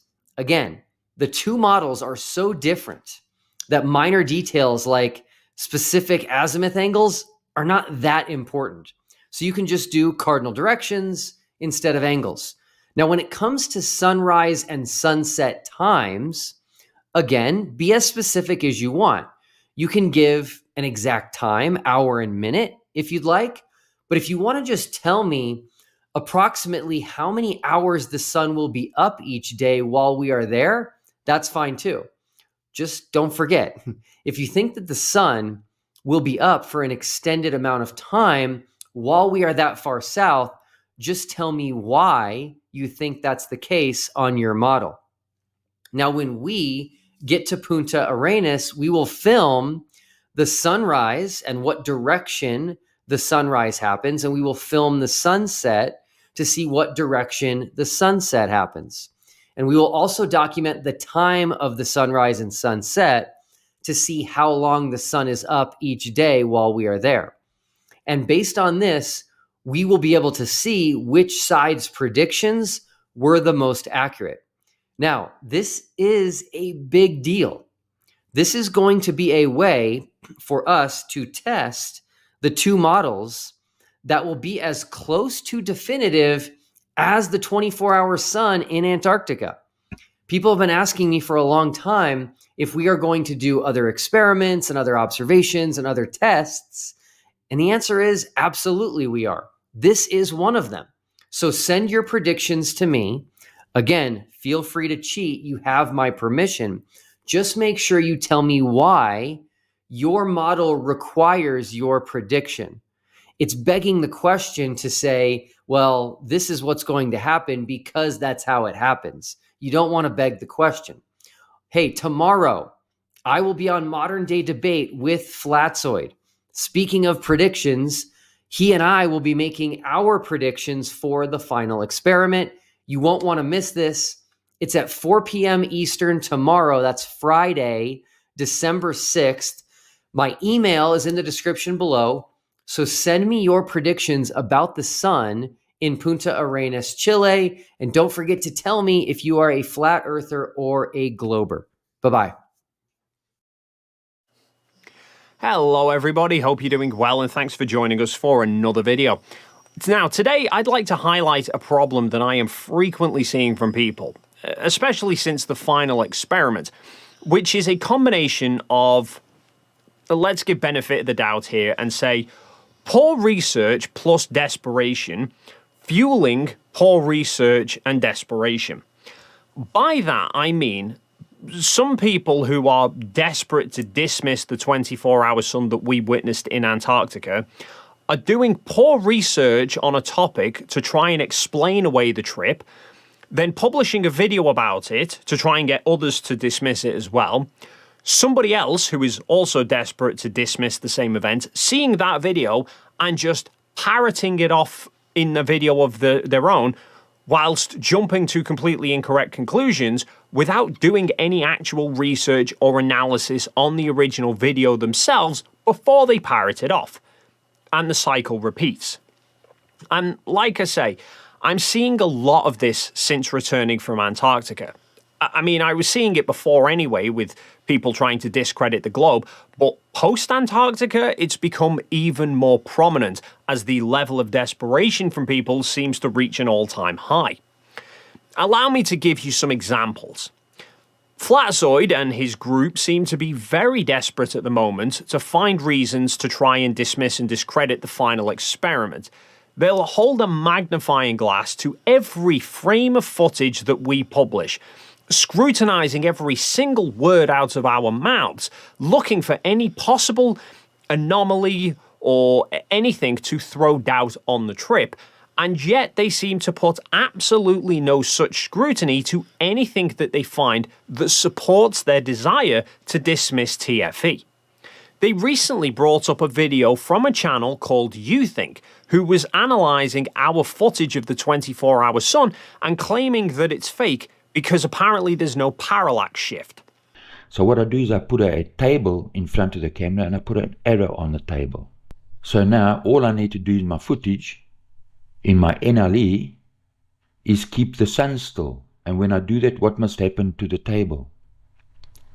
If I keep in the sun in front of me, the table must rotate, because the Earth is rotating. Now if we look at their footage, you see the same side of the table, right? Means the Earth's not rotating, and they're bullshitting you, because they're a bunch of clowns. You Think has done several videos regarding TFE, and they brought up this parallax shift idea on multiple occasions. But when I saw Flatzoid's review of You Think's video, the animations of the cameras on the roundabout immediately sparked a red flag for me. Now, I said I'd give benefit of the doubt here regarding poor research. However, the benefit of the doubt is it poor research or is it intentional deception? Because You Think's video strays very close to the line, in my opinion. Because they've created the animations for this demonstration. They're not stock ones that they found as an example.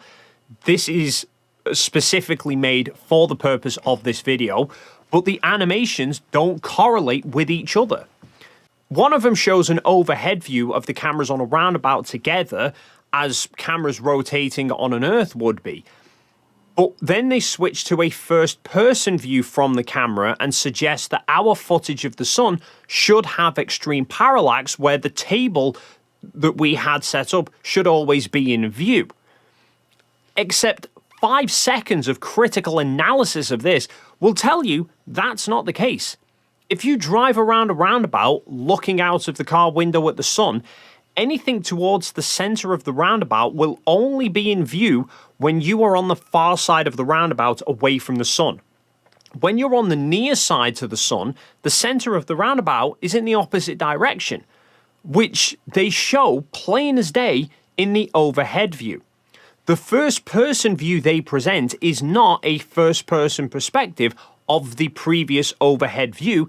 It's a completely different scenario in which the observer camera is physically moving around different places of the roundabout. You can tell it's not just them changing the camera perspective to a first-person view of the original render, because the bike's now missing. They've had to compile a completely new setup for that first-person render, but they've not compiled it as an accurate representation of the overhead view to test what we should see and what it should actually look like. They've just presumed in their head that the table should stay in view, so they've then designed the render to show that, even though it should be blindingly obvious to anybody that that is not the case. Which is either sheer desperation that they've not actually thought about it before they've made it, or it's intentionally trying to deceive people. Either way, Flatzoid and his group all watched this and just went nodding along and actively agreeing with it, and none of them bothered analysing to see if that's what would be the case before they started running off and asserting it as fact and proof of fakery.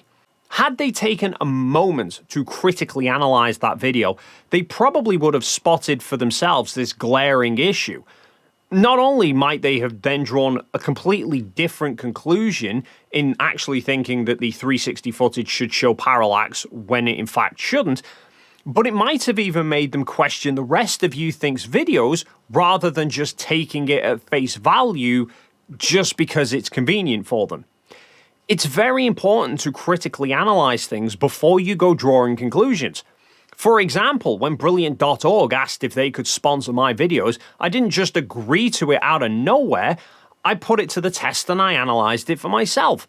I mean, the fact that they are sponsoring this video should give you a clue as to my conclusions though. To me, Brilliant is one of the best and most effective ways of learning. They have so many classes across different topics that start with the basics and build up gradually, and I find their interactive animations makes it much easier to grasp the concepts, and thanks to their app, you can jump in and do a spot of learning whenever and wherever you please. I even did classes whilst I was in Antarctica. That also allowed me to keep my daily streak going, which is now past 680 consecutive days of using it. Try it for yourself by taking a 30-day free trial using my link brilliant.org/Dave McKeegan, and doing so will also entitle you to 20% off their annual subscription. Now, another example where a lack of analysis has failed people is claims made by Steve, who has a channel called Hey Dude. He recently put out a more than 2-hour-long video talking about the reasons that he thinks our Antarctica trip was a lie. One of the reasons he puts forward is claiming that during a live stream Jiren was doing whilst we were there at halfway point, he apparently said the sun sets. Admissions that have been made, including a massive one of Jiren sneaking into one of his on-site videos that the sun sets. The sun will dip down right here. It doesn't go behind that mountain. Goes right above it, comes over here, gets back up high in the north, and then sets. A lot of people were saying something about this isn't... Now, he brought this point up weeks ago on a live stream with Will Duffy, claiming that Jiren was somehow being forced to lie about seeing the 24-hour sun, but that he'd accidentally let slip about it. But Will brought Jiren on himself onto the stream, and Jiren reaffirmed that the sun didn't set. And there was a contention of whether Jiren actually said the word set, or instead the word since. Because he's jumping from talking about the sun to then suddenly talking about the camp. And then sets. A lot of people were saying something about this isn't near Union Glacier. But despite all of that, Steve has since pressed on anyway, publishing this massive video, and within a matter of hours, Level Earth Observer did a video parroting Steve's claims that Jiren has said the sun set and concluding that TFE is a lie. And within a few hours of that, Flatsoid was live and immediately jumped into covering LEO's video about Steve's video, and again, jumping on the bandwagon of Jiren said set, therefore fake. Now, this is 3 levels of no critical analysis being done and instead just desperate straw clutching. Jiren was talking about the path that we observed the sun take in Antarctica. The sun will dip down right here. It doesn't go behind that mountain. Goes right above it, comes over here, gets back up high in the north, and then sets. A lot of people were saying something about this isn't near Union Glacier. We arrived in Antarctica in the afternoon. About 3 p.m. local time, we got to the main camp. ALE took us up to halfway point about 5.5 hours later, so we were setting up approaching 9 p.m.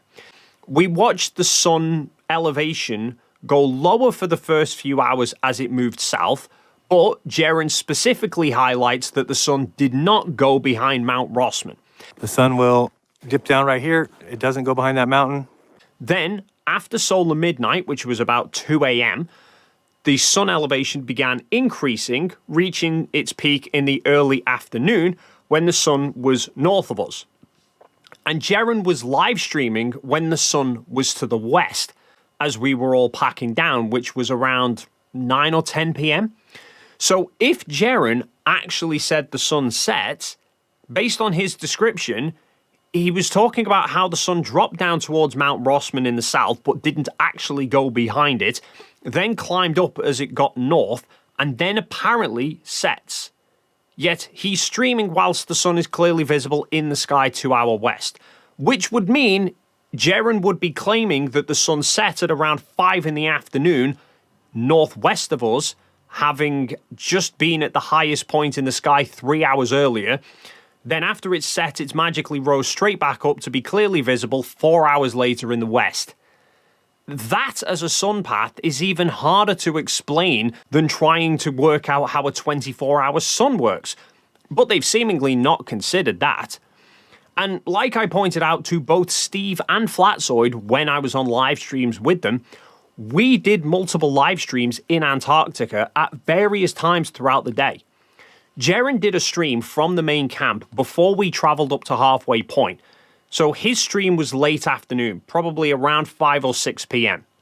Will then streamed at local midnight for almost an hour, showing the sun approaching south of us towards Mount Rossman. Immediately after Will's stream, Critical Think started doing a live stream where he was talking directly to a flat earther called Mike. That ran on for about an hour, so that would put it finishing around 1:30 a.m.-ish. When that finished, MCToon then went live to cover local solar midnight, which is when the sun reaches its lowest point in the sky. That stream ran for almost 3 hours before Starlink unfortunately threw the towel in. That caused the stream to crash, but that was getting on for around 5 a.m. of back-to-back live streams with the sun easily viewable towards the direction of Mount Rossman. Will then went live again a few hours later to address claims that were being made regarding green screens. That was around midday, with the sun now north of us, very high in the sky. That was followed about an hour or so later with Austin going live on his YouTube channel for almost an hour. I went then live around 9 p.m, 24 hours after we'd arrived and set up at halfway point. My stream was getting on for close to 3 hours, with the sun clearly visible in a westerly direction. It was during this time that I was streaming that Jiren actually went out and did his live stream that Steve is referencing. And then Will streamed one final time as we were packing down for almost an hour. So by this point, it must have been around midnight again, with the sun once again approaching Mount Rossman. So that is a single 24-hour period where live streams totaling about 9 hours worth of time were done at 7 separate times with the sun clearly visible in all manner of directions. But they completely brush all that aside, and instead we're left with their desperation and poor analysis of focusing solely on their belief of a single word. First from Steve, leading him to make a video, then from Leo doing a video about that, followed by Flatzoid doing a live stream about both of them. All of that focus on their belief that Jiren said the sun set, even though Jiren has also repeatedly stated that it didn't set. Now that is cherry picking at its finest. And even if he did misspeak and say that it set, he was talking about the sun at that point when it was in a northwest direction, which would put it during Austin's live stream, and after we'd already been in Antarctica for more than 24 hours without the sun setting. And the last example that I wanted to share, again, comes from Flatzoid, where he was streaming a reaction to another video that was done about me by a channel called Flatiron Fred. The video that he was covering was trying to pick holes in the solar photography that I'd done in Antarctica. For anyone unaware, whilst I was in Antarctica, I had an equatorial mount set up with a camera and a solar filter, which spent a full 24 hours getting photographs every minute of the sun and its sunspots. Not only did I show a time-lapse of the more than 1,400 photos that it took during that time, but I also uploaded all of the original RAW files straight off the memory card onto Google Drive, along with JPEG versions of each file as well, and made them all publicly available so that everybody could go and verify the photos for themselves. Now, in the video that Flatsoid is covering, they claim to have spotted anomalies with the files. One being the number sequence going from 0192 jumping to 8780, arguing that there are some 8,500 images that aren't there that they're saying that I'm hiding from people. Everything in between is missing. It's inconsistent. Sure. Big gap there, dude. So there seems to be 8,587 photos missing from the raw image folder. If this is true, then that adds up to 140 hours of photos missing. Man. 140 hours. Wow. How long were they in Antarctica again? It's not that long. Wow. Where are they? Where are they? That's what I want to know. And also highlighting that the images are dated across the 14th, 15th, and 16th of December. Now, upon hearing that argument, Flatsoid and his group immediately springboard at the idea that we've shot the sun across 3 separate days in between periods of the sun setting. Because after this, I got actually a video I want to go through from a small channel. He sent me a link, which he released today, where he went through all the photos of Dave McKeegan's sunspots, and it shows that they're taken different days, not the same day. Ooh. And there's a whole bunch missing that can account for it went below the horizon. On the folders, it shows the dates for those photos. So it's all done on different days, 3 different days. Yeah, all the photos. Gives me an idea, Flats. And the period of the 3 days and put them together and made it 1 day. Exactly. And that's why it shows the sun did indeed go behind the horizon, and they fabricated it to make it look like there's a full 24 hours. Yeah. Martin Hill It's why they never did an actual 24-hour live stream. I.e., they think that I shot the sun for several hours on the 14th, then it set. Then after it rose on the 15th, I'd have shot a few more hours of photos and then repeat again on the 16th and then put them all together. Now, this is exactly why I made all of the original RAW files publicly available for everybody online, so that they can go and look for themselves exactly when the photos were taken to verify these claims before they go bombarding off with them. But Flatsoid didn't do that. He jumped straight into making half-baked claims with no real specifics about any of it. I mean, first of all, let's appreciate the insane sway of how much they must rate our intelligence here, that apparently we're collectively smart enough to plan this entire trip with flat earthers to go to Antarctica, not only pull off recording the full 24-hour sun from multiple cameras, but also do it in real time across numerous live streams. Himself set up, and he's had these recording non-stop video footage, and apparently have the brains to think up doing these solar photos of the sun across 3 separate days, somehow manipulating things so that the raw files show sunspots in a different orientation to how everyone else in the world is seeing them at that same point. Yet apparently none of us thought of the implications of then making those raw files publicly available if they had timestamps in 3 distinct large groups with several hours missing between them. Of course, reality is rather different than what they're envisaging. Fortunately, I happened to catch this part of the live stream as it was happening, so I popped a gentle hint to Flatsoid in his chat, suggesting that he should go and check the times and dates for himself, rather than taking Flatiron Fred's words for things. Dave McKeegan's in chat. Is he? Yeah. Really?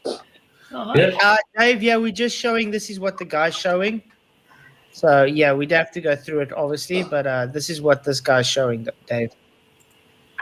Now, personally, I don't buy his statement of, oh, of course we were going to check them, because logic would say that you do the due diligence of checking them before you start jumping to conclusions. Yet by that point, he'd already claimed that we'd shot them over 3 separate days in between sunsets. The period of the 3 days and put them together and made it 1 day. Exactly. And that's why it shows the sun did indeed go behind the horizon. I mean, he did at least follow through with it afterwards and pull up the Google Drive folder to look through them, although he seemed to be really struggling to work out sorting the files by date and then seeing when they were actually taken. So in the end, I wound up just joining his stream myself so that I could screen share the memory card of the photo raw files for everyone to see exactly when they were shot. But had they managed to pull up the Google Drive folder and put them in list format and order by date, they would have seen more than 1,400 raw files, 5 of which were dated on the 14th, 29 of them were dated on the 16th, and the remaining almost 1,400 photos were dated on the 15th. So straight away with that information, their idea of faking it by shooting over 3 separate days dies on its arse. That claim would have never have existed had they checked the photo details properly before they started jumping to conclusions. And what they also might have noticed was the flaw in Flatiron's other claim, the one regarding the supposed 8,000 missing photos. The photo 0001 is dated on the 15th. They stay dated the 15th until photo 0165, which then moves to the 16th. The 16th then runs through to photo 0193. Then we have the apparent 8,000 missing photos that jump us up to photo 8780, but that one's dated the 14th, 2 days prior. You see, what actually happened with the photos that I even explained in the very video that Flatiron is referencing, and on Sony cameras that I use, once you reach the file number 9999, it reverts back to 0001, but it starts it in a new folder on the memory card as a protection, because if the first folder already has a photo 0001, then the camera would overwrite it. So my photos are running, in fact, starting at 08780, running through to 99999, then going to 0001, and then running through to 0193, which you can see if you put the photos in the Google Drive folder by date order. Instead, Flatiron ordered the photos by file name and spotted this apparent 8,500 missing photos. Somehow he managed to spot all of that, but missed the jump that goes from the 14th to the 16th. Even though he also did a very in-depth analysis of the number of photos from each day, as well as calculating the space that he thinks would be required for the time-lapse. But apparently didn't notice that the file names of the 15th were numbered after the 16th, which is either severe desperation or another attempt at trying to deceive people, like Flatzoid and his group, who then unfortunately lap it up without questions because it suits their narrative. The period of the 3 days and put them together and made it 1 day. Exactly. And that's why it shows the sun did indeed go behind the horizon. Even though they all hark on about just wanting to find the truth and they're only looking for inaccuracies and inconsistencies to get the story straight, yet they're only applying that stringent analysis on things that argue in favor of there being a 24-hour sun and completely missing the glaring problems with all of the videos they're pulling up that argue against the 24-hour sun. And just in case anyone is wondering why the dates of the photos span 3 days, the camera was set to GMT rather than local time. We got to halfway point around 8:30 p.m. So the first photos I took at halfway point were just before midnight GMT for the camera, which that then quickly rolled into the 15th for the camera, and it ran for 24.5 hours. So the time in the camera rolled over past midnight on the 15th and captured about a half an hour's worth of photos that were dated on the 16th. Well, anyway, Hopefully, this video highlights to everyone the importance of actually analysing the validity of people's claims before you go parroting them off as proof for fakery. I mean, it seems only fair, if they're going to throw our evidence under a microscope, that they analyse their own evidence with the same rigour. I guess time will tell as to whether that happens or not. For now, though, it leaves me to just say thanks for watching. As always, feel free to leave your thoughts in the comments down below. If you enjoyed this video and you haven't already done so, then please consider hitting the like and subscribe buttons, and hopefully I'll see you in the next video.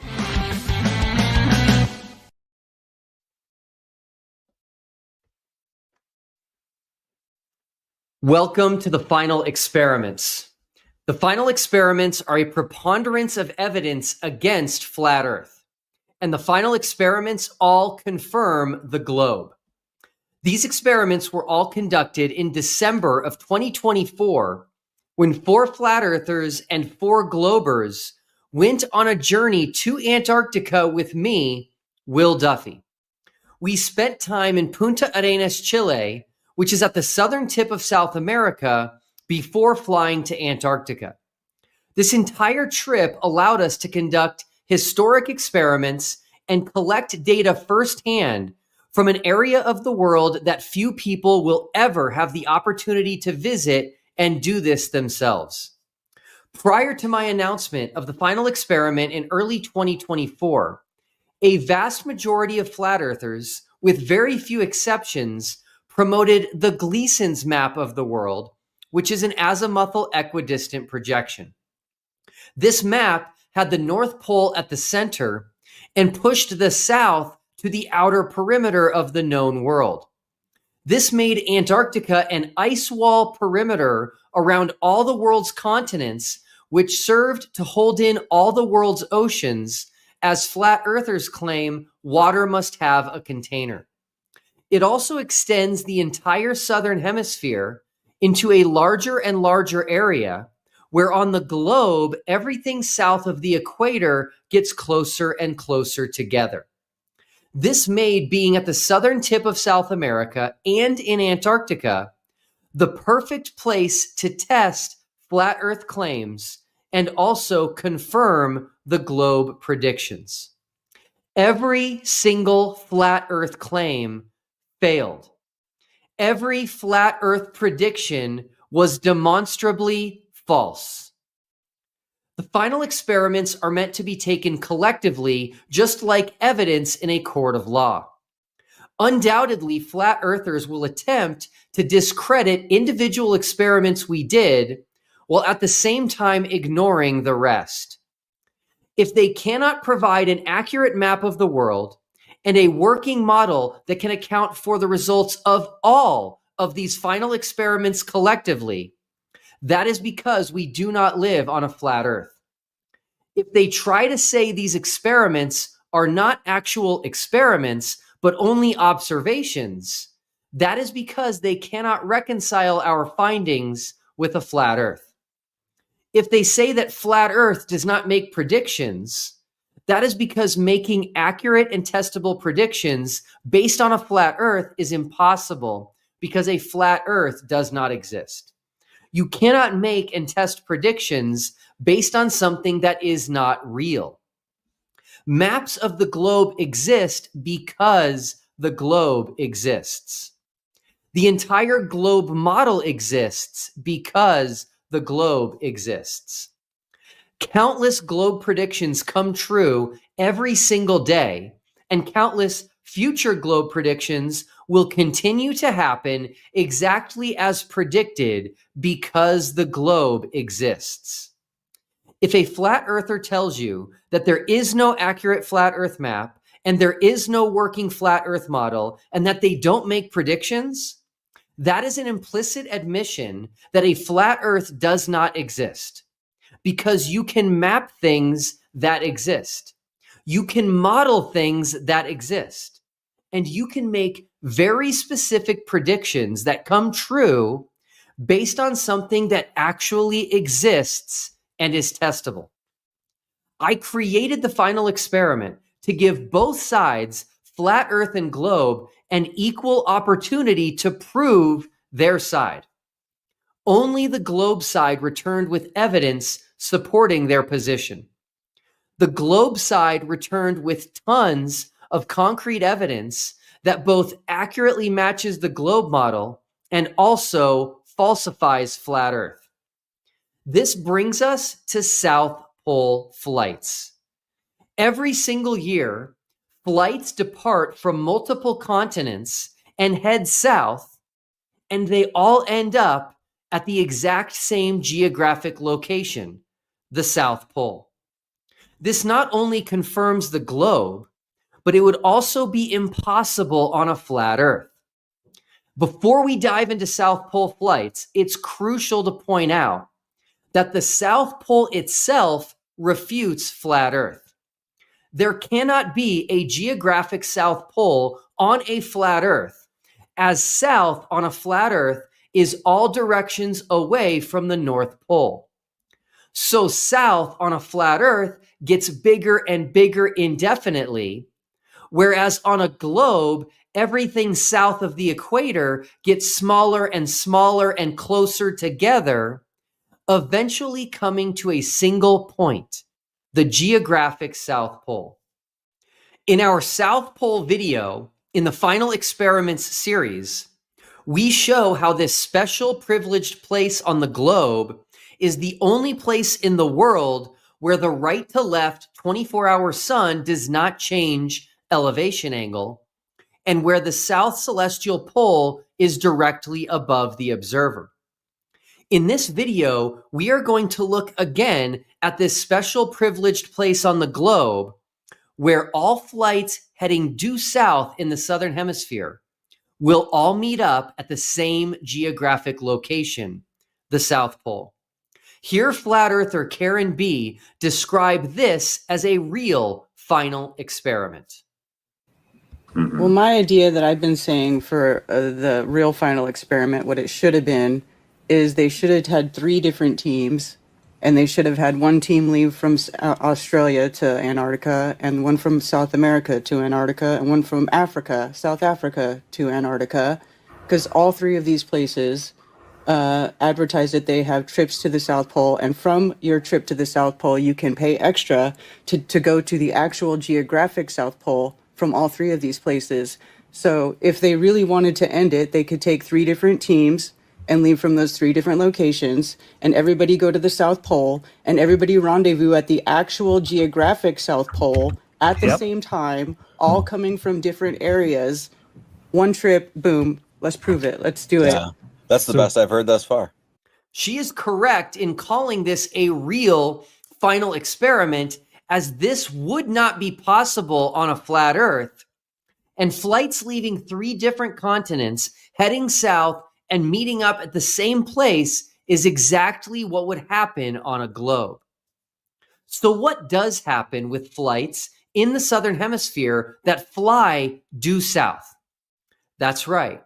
The globe prediction is correct again, and the flat Earth prediction is completely false. This will be a common theme in this series. Globe predictions were correct, and every flat Earth prediction was wrong. Flat Earthers predicted there was no 24-hour sun in Antarctica. But there is no midnight sun in Antarctica. And no 24-hour moon. Right? You know, there's a 24-hour moon in the north, but not a 24-hour moon in the south. That the sun at the southern tip of Chile would set in a northerly direction. All you have to do is watch which way it tracks. If it goes west by northwest, you're gonna be on you're on a flat Earth. That there was no south celestial pole. In the southern outer hemisphere, people say that the stars rotate in the opposite direction. They make circles in the opposite direction, and that can only happen on a ball Earth. I have yet to see any real proof of this. That nonstop southern hemisphere flights were fake. And every time flat earthers have attempted to book the nonstop flight, it fails to go through, gets cancelled and refunded days before departure, or changes to a non-direct flight. That there was no South Pole. No one's at the South Pole because there is no South Pole. And now that flights starting in different continents would never end up in the same place when flying south.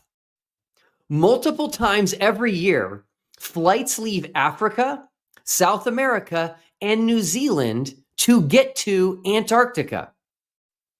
And once in Antarctica, after flying south for a short period of time, they all end up at the geographic South Pole.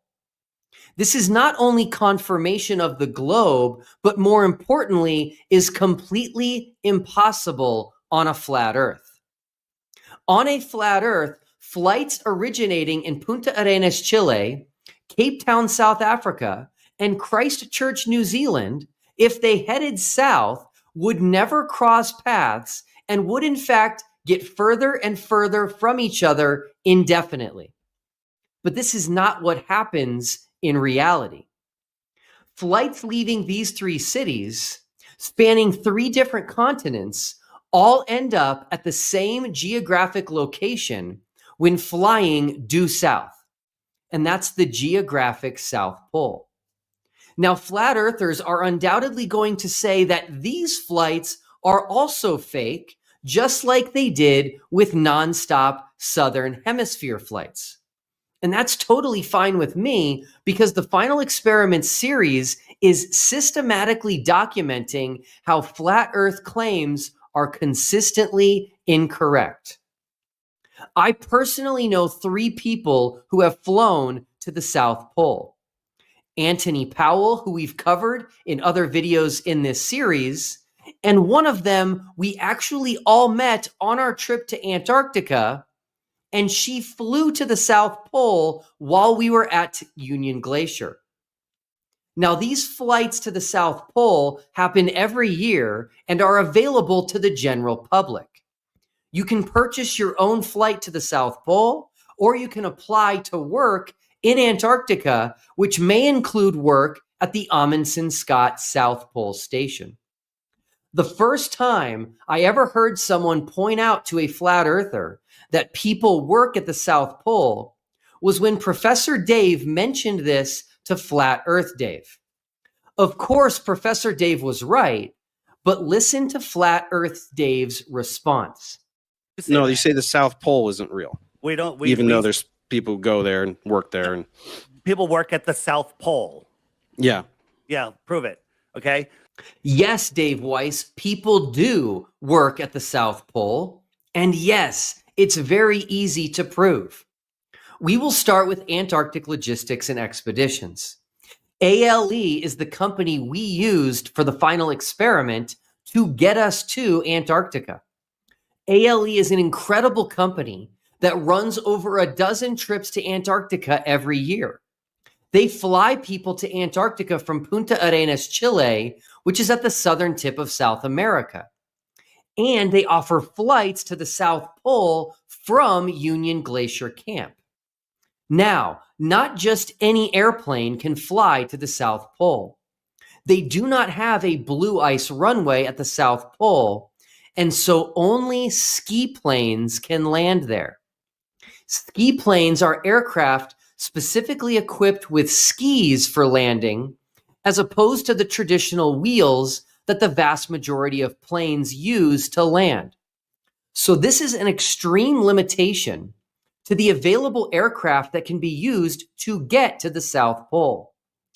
ALE uses a Basler BT-67, which is a converted DC-3. This is a very small aircraft that can seat a maximum of just 18 passengers, can only cruise at about 215 miles per hour, and has a range of only approximately 1,800 miles. These limitations will be crucial later in the video as to why flights to the South Pole are simply impossible on a flat Earth. I met someone in Antarctica who is from England. Her name is Lizzie. She found TFE extremely fascinating and started hanging out with all of us for multiple days. And she flew to the South Pole from Union Glacier while we were all in Antarctica together. Her flight from Union Glacier to the South Pole in their Basler ski plane was about 4 hours. And here are some of the pictures she took while visiting both the geographic South Pole and the enormous Amundsen-Scott South Pole Station. Another company that flies tourists to the South Pole is White Desert. White Desert flies people to Antarctica from Cape Town, South Africa, which is at the southern tip of Africa, to Wolf's Fang Runway, which is their blue ice runway. Their flights to the South Pole use the same aircraft as ALE, the Basler BT-67. Now, their flight takes a total of 7 hours and requires a stop to refuel after about 5 hours.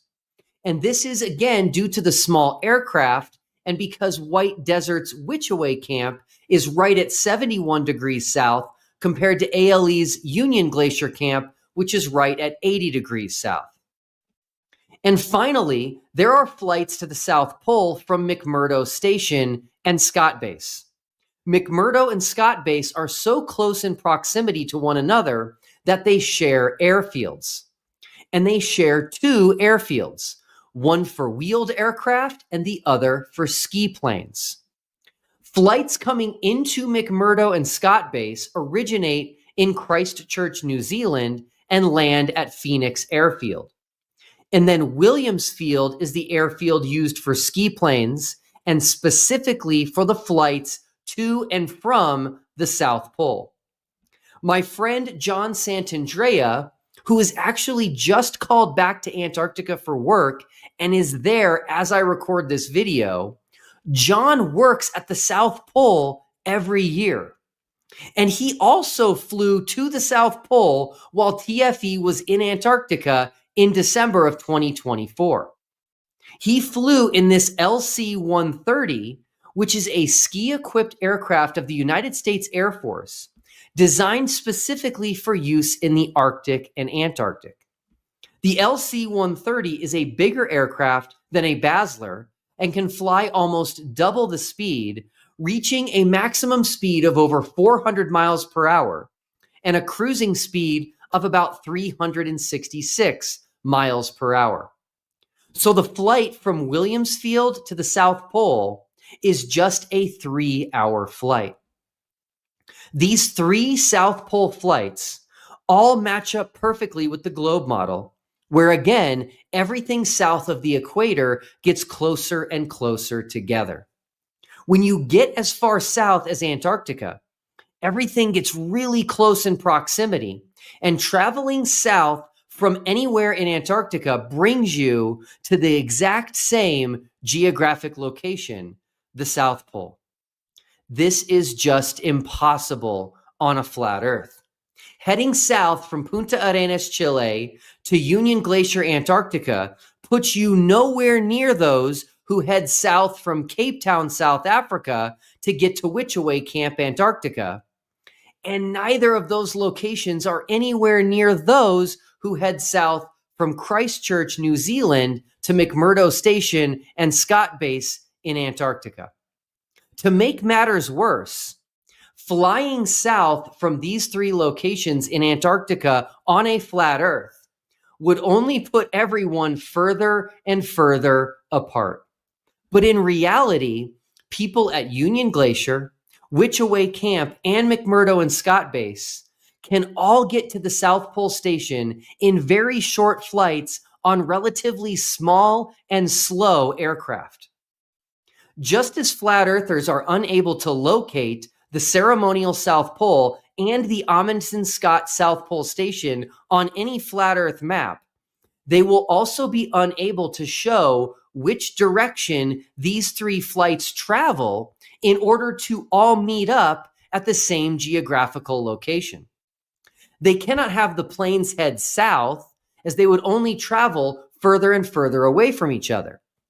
And if they attempt to claim that they are instead traveling east or west in order to have these planes somehow meet up together, which is what happens in reality, one of the 3 planes would never meet up with the other 2.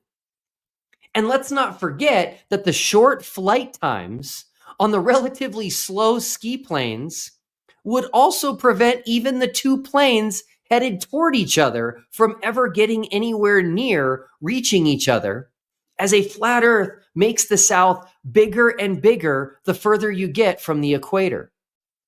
So add South Pole flights to the growing list of experiments and observations that were part of TFE that flat earthers have no answer for.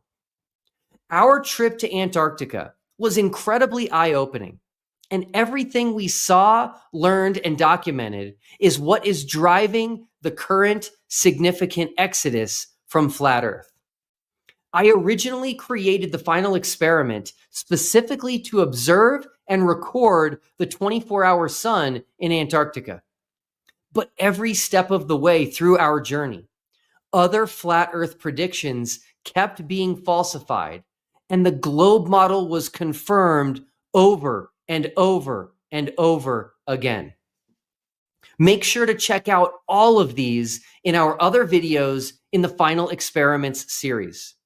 At the end of this video, enjoy a flight over Antarctica in a Basler ski plane.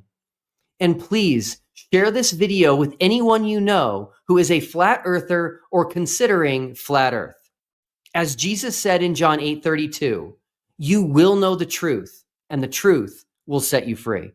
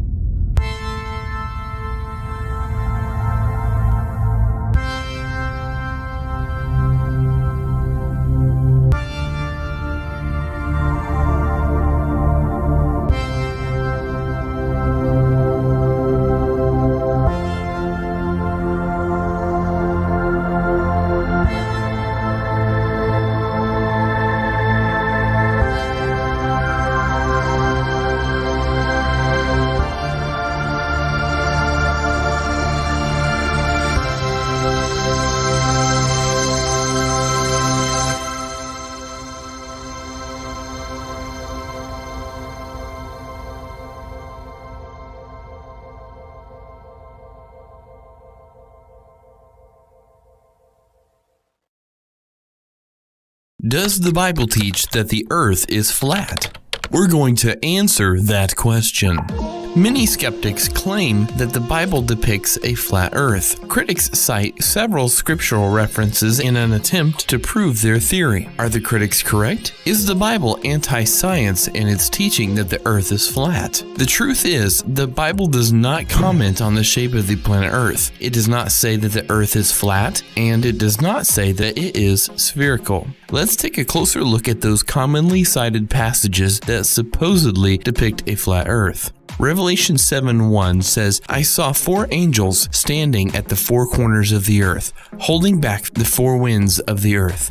In writing this, the Apostle John was using idiomatic language. We use the same idiom today. For example, when we speak of Olympic athletes coming from the 4 corners of the earth to compete in the games, we mean that they are coming from all over the world. The 4 corners encompass the cardinal directions: north, south, east, and west. Psalm 75:3 quotes God saying, When the earth and all its people quake, it is I who hold its pillars firm. Other passages also refer to the earth's pillars, but in no case should the language be taken literally. The book of Psalms and Hannah's song in 1 Samuel 2 are poetry. The writers liken the founding of the earth to the constructing of a house, and their depictions are metaphorical, not literal. The point is not that the earth is flat, but that the earth belongs to God. It is His construction, and He guarantees its stability.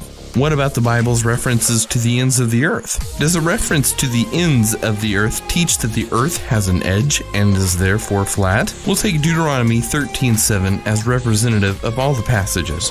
Here, Moses warns the people, the gods of the peoples who are around you, whether near you or far off from you, from the one end of the earth to the other.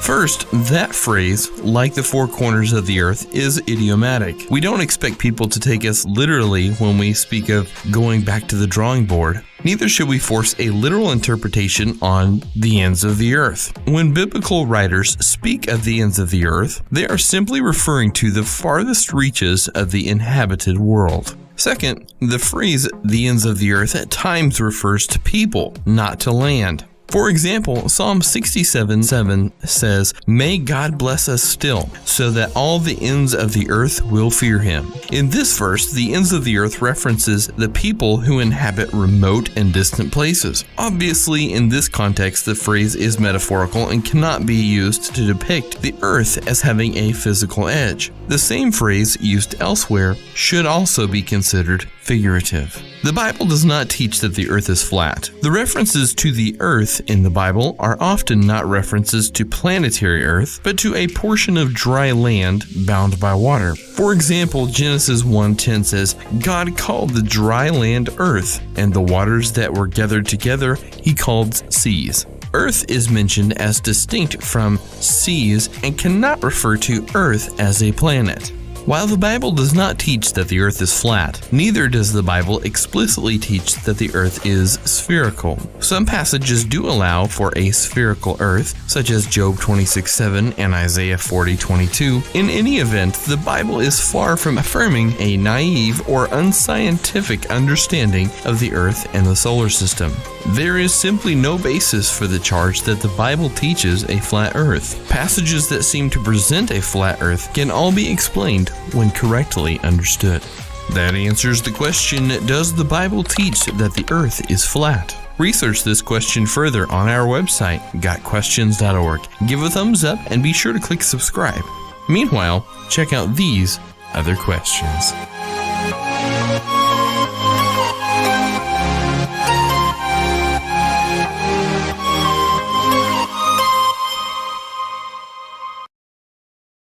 Does the Bible teach that the earth is flat?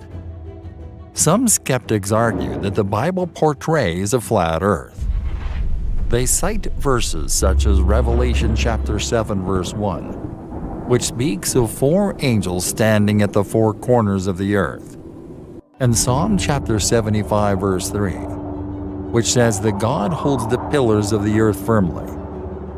Other passages, including Deuteronomy chapter 13 verse 7, Job chapter 28 verse 24, Psalm chapter 48 verse 10, and Proverbs chapter 30 verse 4 are also cited as evidence that the Bible teaches a flat earth, as they mention the ends of the earth.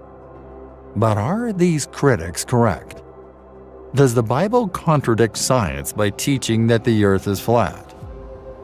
The Bible does not provide any information on the shape of planet Earth. It neither confirms that the earth is flat, nor does it state that it is spherical. There are certain passages that are often referred to as evidence of a flat earth. However, let's closely examine these passages to see if they indeed depict a flat earth. Revelation chapter 7 verse 1 says, "After this, I saw 4 angels stationed at the 4 corners of the earth, holding back the 4 winds of the earth, so that no wind would blow on the earth or on the sea or on any tree." The Apostle John used an idiom while writing, "where 4 corners of the earth" means every distant location. This idiom is still used today. For instance, when we talk about Olympic athletes coming from the 4 corners of the earth to participate in the games, we mean they are coming from all over the world. What does the Bible mean when it refers to the corners of the earth? The phrase "corners of the earth" is used figuratively in several places in the Bible to refer to the outermost borders or most distant parts of the earth. In the book of Job, Elihu describes the voice of the Lord as thunder and lightning, saying, "Keep listening to the thunder of his voice and the rumbling that comes from his mouth. Under the whole heaven he lets it go, and his lightning reaches the corners of the earth." Job chapter 37 verses 2 through 3. In the passage, the word "corners" is a translation of the Hebrew term for wings, which refers to the outstretched wings of a bird covering its young. The fully extended wings of a bird reach the extremities of its body. Therefore, the term "corners" indicates the extremities of a thing, and in this case, it refers to the earth. The voice of the Lord fills the entire heavens and travels to the furthest ends of the earth. In Isaiah chapter 11 verse 12, the prophet speaks of a future restoration of Israel, where the dispersed of Judah will gather from all over the world. The phrase "4 corners of the earth" is a poetic way of describing the farthest reaches of the earth in the north, south, east, and west directions, implying a gathering of God's people from all over the world. The same idea is conveyed by the 4 corners in Ezekiel chapter 7 verse 2, except that here, the all-inclusive event is the catastrophic end of the world. "Also, Son of man, thus says the Lord God to the land of Israel, an end. The end is coming on the 4 corners of the land." In the New Living Translation, the second half of the verse is translated as, "The end is here. Wherever you look, east, west, north, or south, your land is finished." In Revelation chapter 7 verse 1, John's vision is described from a heavenly perspective. The picture suggests that these angels have control over the entire world, and the number 4 symbolizes Earth and its boundaries. It is worth noting that there are many numbers in the Bible that have a symbolic or idiomatic meaning. The phrase "4 corners of the earth" appears for the final time in the Bible in Revelation chapter 20. "And when the 1,000 years are completed, Satan will be released from his prison, the abyss, and will come out to deceive and mislead the nations which are in the 4 corners of the earth, including Gog and Magog, to gather them together for the war. Their number is like the sand of the seashore." Revelation chapter 20 verses 7 through 8. It is prophesied that Satan will be released from his temporary prison in the abyss before he is thrown into his final place of judgment. During this time, he will deceive the nations and go out into all the earth. In this context, the phrase 4 corners of the earth is used to mean the extreme limits of the world. Some skeptics have argued that the use of the phrase corners of the earth in the scriptures implies that the earth is flat or square. However, this is a misunderstanding of the idiomatic phrase. The Bible does not intend to suggest that the earth has literal squared-off corners. The Bible writers used figures of speech just like we do today. For instance, Shakespeare once wrote, "All the world desires her. From the 4 corners of the earth they come, to kiss this shrine, this mortal breathing saint." However, no one assumes that Shakespeare believed in a flat earth. We understand that his use of poetic descriptions was meant to be figurative. Idioms are common in every language. When we say we have the best of both worlds, we mean that we are enjoying an ideal situation, not that we literally have 2 worlds. Similarly, when poetic portions of the Bible speak of the corners of the earth, they are using a figure of speech to refer to the entire world. The book of Revelation uses a lot of symbolic language and non-literal descriptions. It doesn't make sense to interpret Revelation chapter 7 verse 1 in a hyper-literal way. In this verse, John simply states that during the tribulation, God will stop all the wind from blowing. The phrase 4 corners refers to the cardinal directions, i.e., north, south, east, and west. So, at God's command, all wind will cease. Psalm chapter 75 verse 3 quotes God saying, "The earth and all the inhabitants of it melt in tumultuous times. It is I who will steady its pillars." Selah. Passages like 1 Samuel chapter 2 verse 8 also refer to the earth's pillars, but this language should not be taken literally. 1 Samuel chapter 2 verse 8. He raises up the poor from the dust. He lifts up the needy from the ash heap, to make them sit with nobles, and inherit a seat of honor and glory. For the pillars of the earth are the Lord's, and he set the land on them. The book of Psalms and Hannah's song in 1 Samuel chapter 2 are metaphorical poetry describing the founding of the earth as the construction of a house. The issue is not whether the earth is flat or not, but rather that it belongs to God. He is the one who created it and guarantees its stability. His pillars will not move, and his roof will not collapse. Even when the moral order of the world seems to have crumbled, and people are overcome with fear, God will not withdraw his sustaining power completely. The phrase "the pillars of the earth" appears several times in the Bible. A closer look at the context reveals its meaning. It's important to understand that the phrase "the pillars of the earth" is not meant to be taken literally, but rather metaphorically. Just like how people today use the phrase "the 4 corners of the earth" without implying that the earth is square, the Bible uses the phrase "the pillars of the earth" without implying that the earth is flat or has actual pillars supporting it.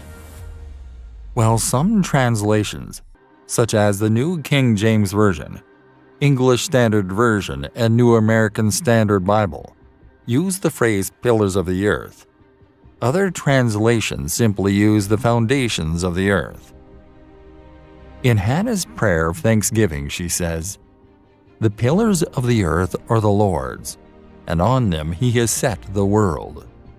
1 Samuel chapter 2 verse 8. Hannah observes, that God has established and organized the world in its current form, and controls the fundamental elements that make it up. Her words evoke the image of a sturdy house. God is the builder of the earth, constantly upholding and supporting its continued existence. As the creator and sustainer of the world's pillars, God exercises power over every living thing. In the book of Job, the pillars of the earth are also mentioned. While responding to his friend Bildad, Job emphasizes on God's mighty power, which surpasses any human being's power and disqualifies them from contending with him. Job mentions that no man could answer God even once out of 1,000 times. Job chapter 9 verse 3. Job describes God as the one who has the power to overturn mountains and shake the earth out of its place, causing its pillars to tremble. Verse 6. Here, pillars refers to the rocky foundations of the earth which only God has the power to control. If he deems it necessary, he can cause an upheaval in the earth's foundations. In Psalm chapter 75 verse 3, Asaph quotes God, "When the earth totters and all its inhabitants, it is I who keep steady its pillars." The passage is about God's judgment of the wicked, which will happen at a time of his choosing. At that time, he will bring down the evildoer and exalt the righteous. The shaking pillars of the earth mentioned in the psalm appear to refer to the instability and unrest in society caused by the wicked. In Psalm chapter 75 verse 3, the word pillars could be referring to the righteous, whom God promises to keep from falling. This is in line with the idea that God will intervene and restore society to stability. The term pillars has been used to describe people in other biblical verses, like Psalm chapter 144 verse 12, Galatians chapter 2 verse 9, and Revelation chapter 3 verse 12. Galatians chapter 2 verse 9.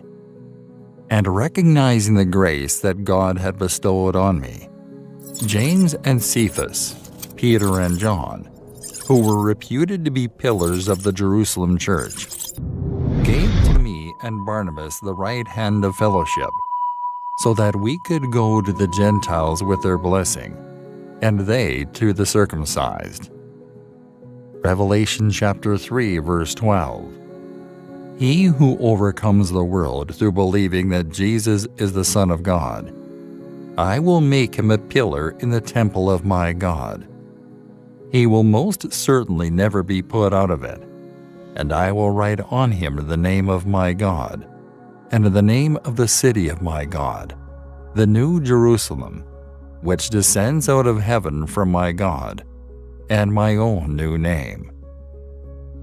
When people use the phrase "the pillars of the earth" in the Bible, they are not providing a scientific description of the world's shape.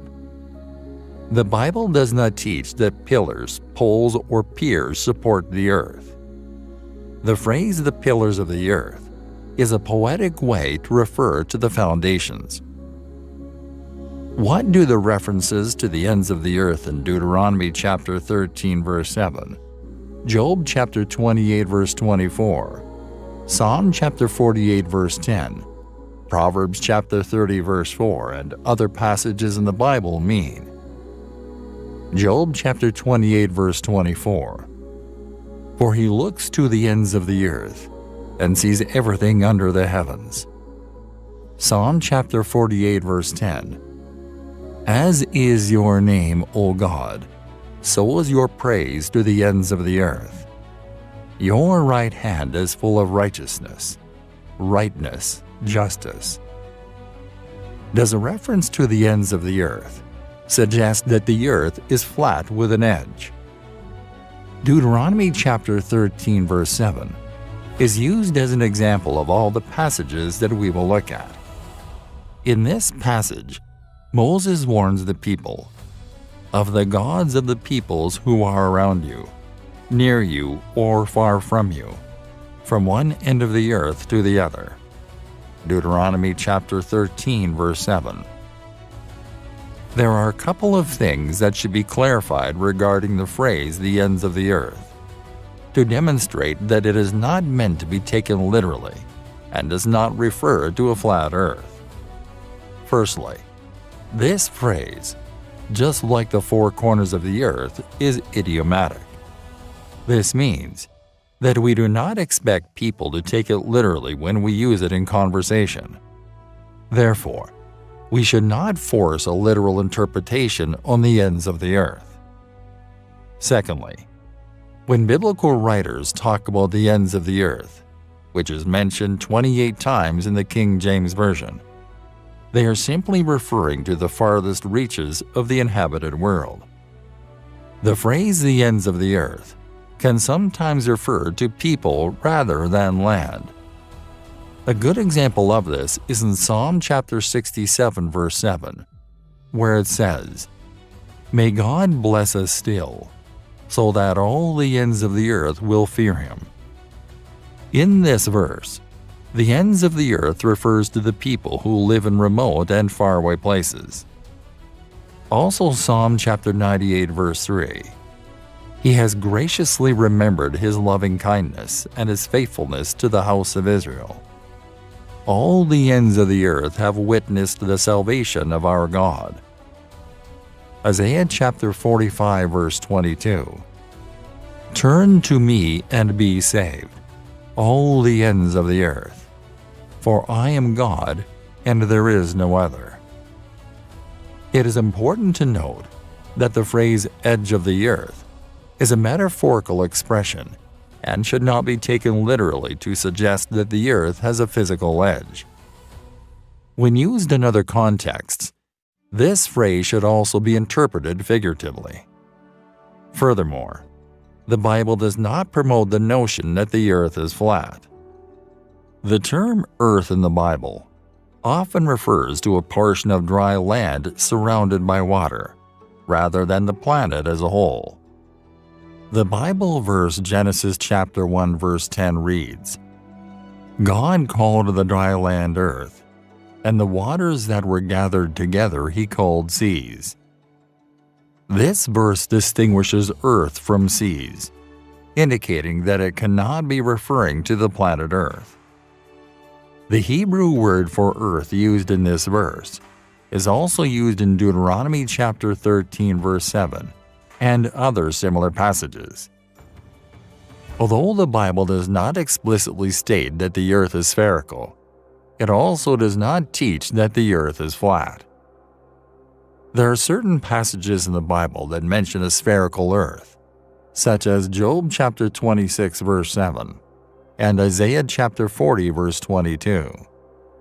Additionally, Job chapter 26 verse 10 describes God drawing a circular horizon at the boundary of light and darkness, which suggests the presence of two hemispheres. The Bible does not endorse an unscientific or oversimplified view of the Earth and the solar system. There is no proof that the Bible advocates the notion of a flat Earth. Any passages that may seem to imply a flat Earth can be clarified when interpreted accurately. How can I recognize and understand biblical symbolism? The Bible's language is metaphorical, using everyday objects to symbolize spiritual truths. This is especially common in poetry and prophecy.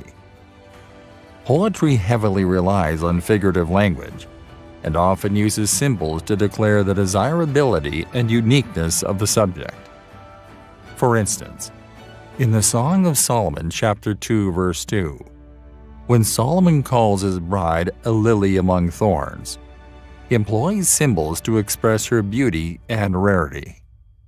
Similarly, prophecy also contains much figurative imagery. For example, Isaiah frequently used trees and forests as symbols of strength, as seen in Isaiah chapter 10 verses 18 through 19 and chapter 32, verse 19. In the book of Daniel, Daniel has a vision of a goat with a horn between its eyes. The goat came from the west and moved swiftly without touching the ground. Scholars interpret this vision as representing the kingdom of Greece and its king, Alexander the Great, who rapidly conquered a significant part of the world. Jesus used a lot of symbolism in his teachings.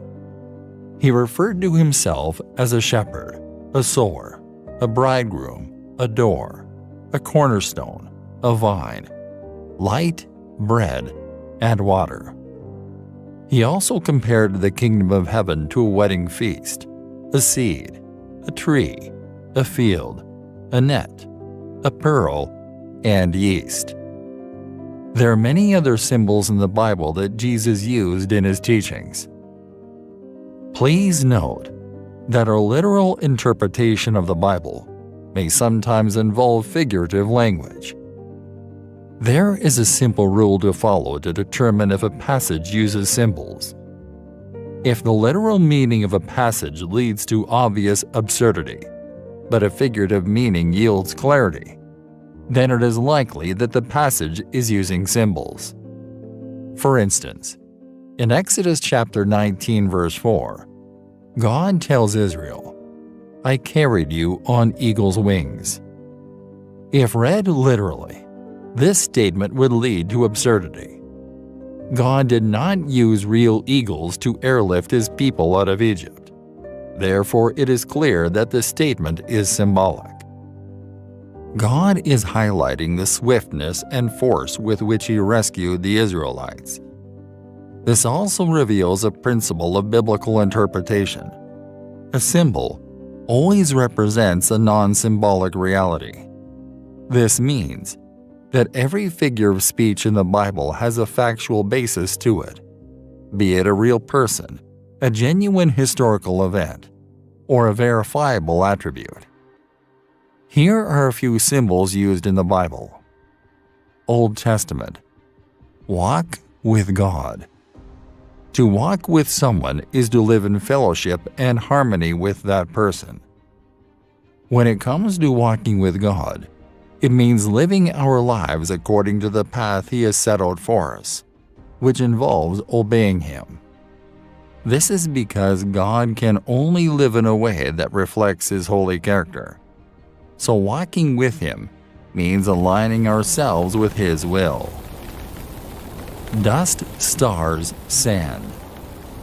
The Bible often uses metaphors to represent the descendants promised to Abraham, including physical, Jews and Arabs, and spiritual, those who live by faith. Galatians chapter 3, verse 7. Flowing with milk and honey. In the Old Testament, God frequently described Canaan as a land that was abundant in milk and honey. The phrase flowing with milk and honey symbolized the presence of fertile farmland, plentiful water sources, rich vegetation for dairy animals to graze on, and a variety of flowers for bees to produce honey. Milk and honey were considered to be two of the most valuable foods during that time, and a land that was flowing with these resources would have been highly desirable. Circumcised hearts. Circumcision was a physical sign of the covenant between God and the Jewish people. However, it was only an external change. What God truly desired was an internal change, a spiritual circumcision. To have a circumcised heart meant fully identifying with God. It's not sufficient to merely obey His word externally. We must also embody His teachings internally. Hearts of stone or flesh. A spiritually dead heart, depicted by a heart of stone, can't respond to God's grace. God promises to replace it with a living, loving heart that can follow Him. New Testament. Ramah and Rachel. Ramah, a small town located approximately 5 miles from Jerusalem, holds significant biblical importance. Rachel, one of Jacob's wives, was buried near Bethlehem according to Genesis chapter 35, verse 19. In the book of Jeremiah, the mourning of Ramah and the weeping of Rachel are used as metaphors of the sorrow experienced when Babylon conquered Judah and sent its people into exile. Matthew later references Jeremiah and expands on the metaphor. He applies it to King Herod's massacre of babies in Bethlehem, where Ramah symbolizes Bethlehem, and Rachel represents the grieving mothers who lost their children. Capstone. A capstone is a metaphorical term used to describe the crowning achievement or the finishing touch, often associated with Jesus. So, what does the Bible teach us of the earth? What does it mean that the earth was without form and void? Genesis chapter 1, verse 2. Genesis chapter 1, verse 1 states that in the beginning, God created the heavens and the earth. This fact is not surprising. However, the following statement in Genesis chapter 1, verse 2 has raised some questions. It says that the earth was without form and void.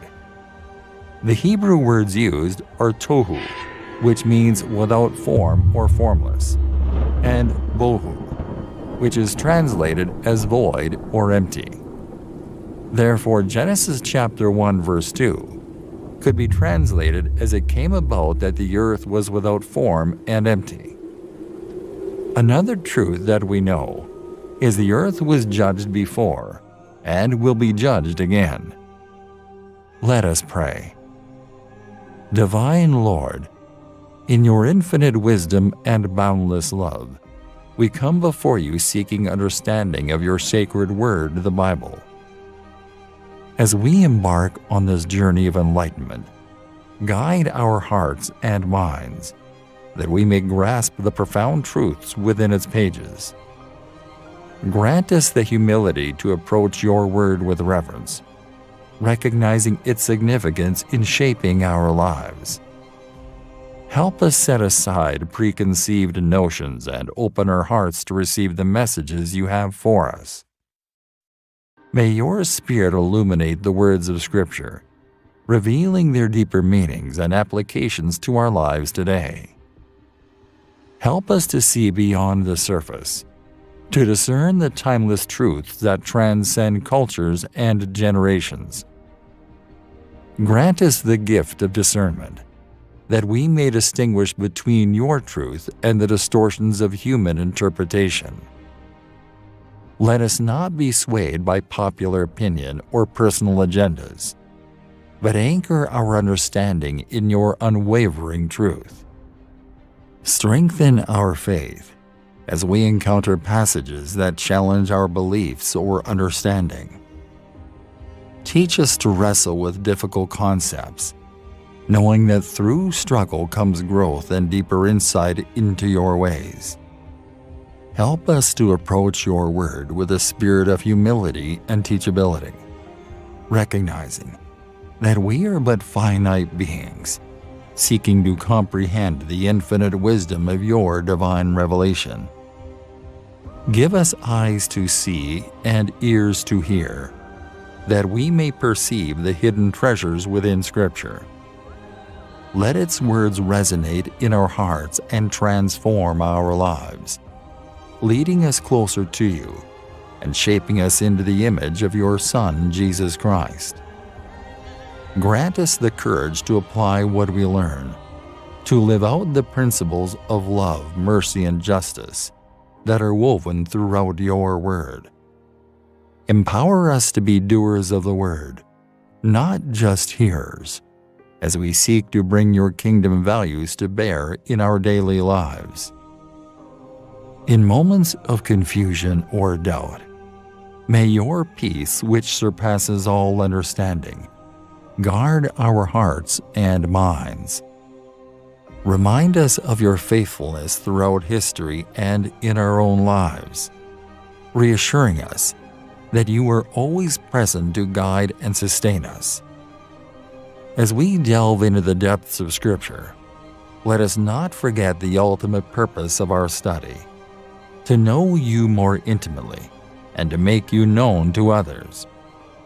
May our understanding of your word lead to a deeper relationship with you and a greater passion for sharing your love with the world. In all things, may your name be glorified as we seek to live according to your word and fulfill the purpose for which you have created us. Amen.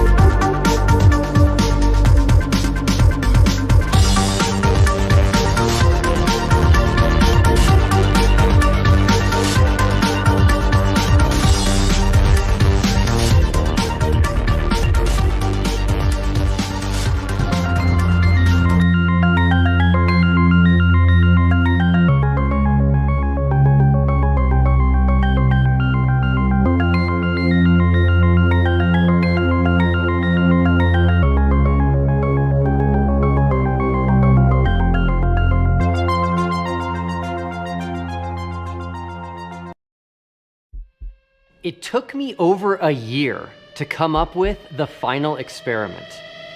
Every time I would come up with an idea, it would just never work.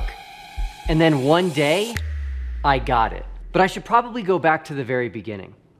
I'm Will Duffy, and I pastor a small church in Colorado. The day was August 2nd, 2021.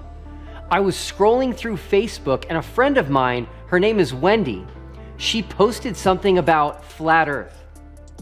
And at first, I thought she must be joking, but there was no punchline. So I read the comments, and it seemed genuine. This was very peculiar to me.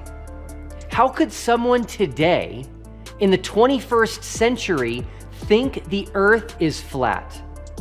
And so I did what most people would do, and I commented to figure out what was going on.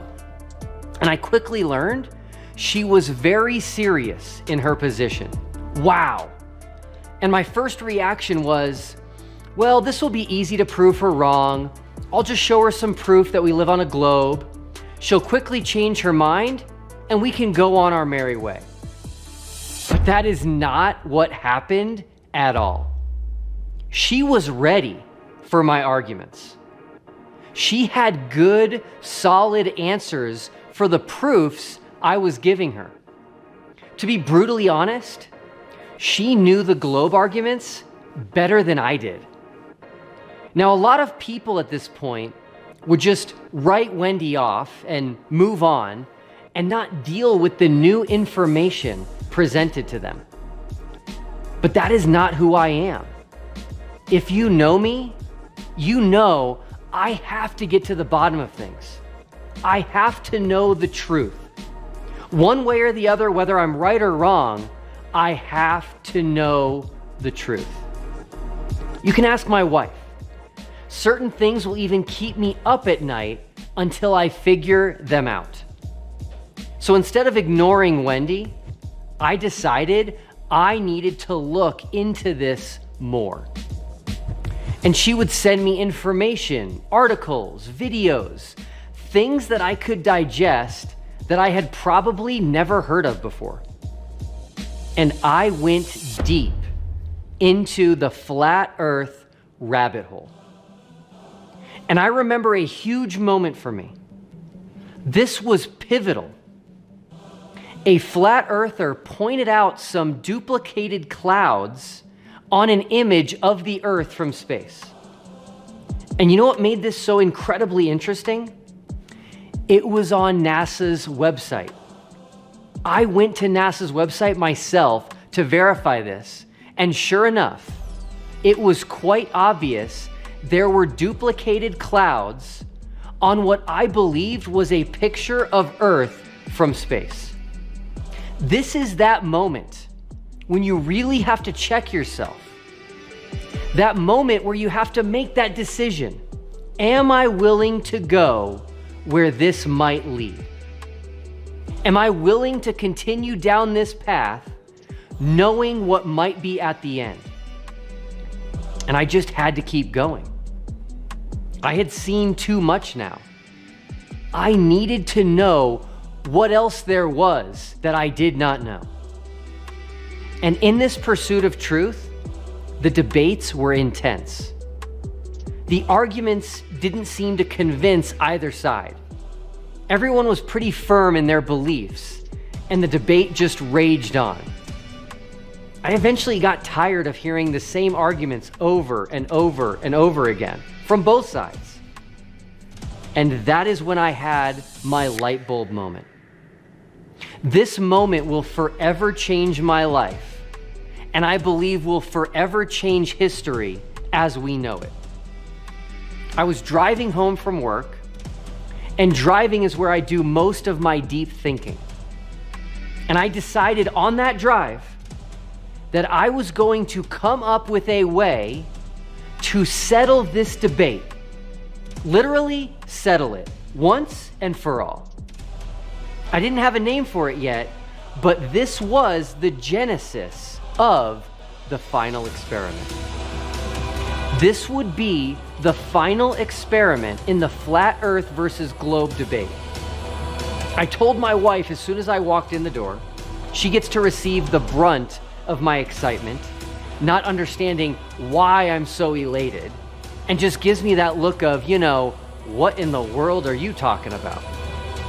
I told her that I was going to end the debate over whether the earth was flat or a globe. She said, and how exactly are you going to do that? I said, I don't know yet, but I've decided to do it, and so I'm going to do it. That began the long and arduous task of figuring out what the experiment would be that could put all of this to bed. And I would brainstorm ideas, and they never panned out. They were either impossible or too expensive or would not be convincing to one side or the other. And then I noticed a pattern. All my ideas were taking me to the southern hemisphere. And this makes sense. The southern hemisphere is very different on the globe model compared to the flat earth model. I would look at flights and come up with ideas of taking those flights and seeing which direction they would travel and what you'd see out the window and how long the flight would be. But there were flaws in all of those ideas. What if there were clouds and you couldn't see out the window? What if the flight was at night? What if a compass doesn't work on a plane or in the southern hemisphere? And how would we account for jet streams and know the true ground speed that the plane was traveling? It just wouldn't work. And then one day, I was watching an interview, and that is where I finally got the idea for the final experiment. It was David Weiss. He is best known as Flat Earth Dave. And here's what he said. One of the arguments that people give is on a flat earth, you can't have a 24-hour sun, a midnight sun in Antarctica. And I totally agree. But there is no midnight sun in Antarctica. That's it. Antarctica and the 24-hour sun. But most importantly, Dave Weiss made me realize the single most important thing when it comes to the final experiment is that both sides agree. Both sides agree that if there is a 24-hour sun, we live on a globe with Antarctica as an island at the bottom of it. And both sides agree that if there's not a 24-hour sun, we live on a flat plain with Antarctica encircling the rest of the continents. This was the most important foundation for the final experiment. Agreement from both sides on what the results of the experiment would prove.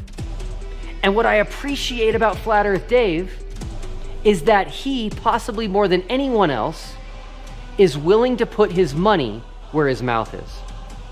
He has a public Bitcoin challenge where he will give you 3 Bitcoin if you can show him one proof we live on a globe.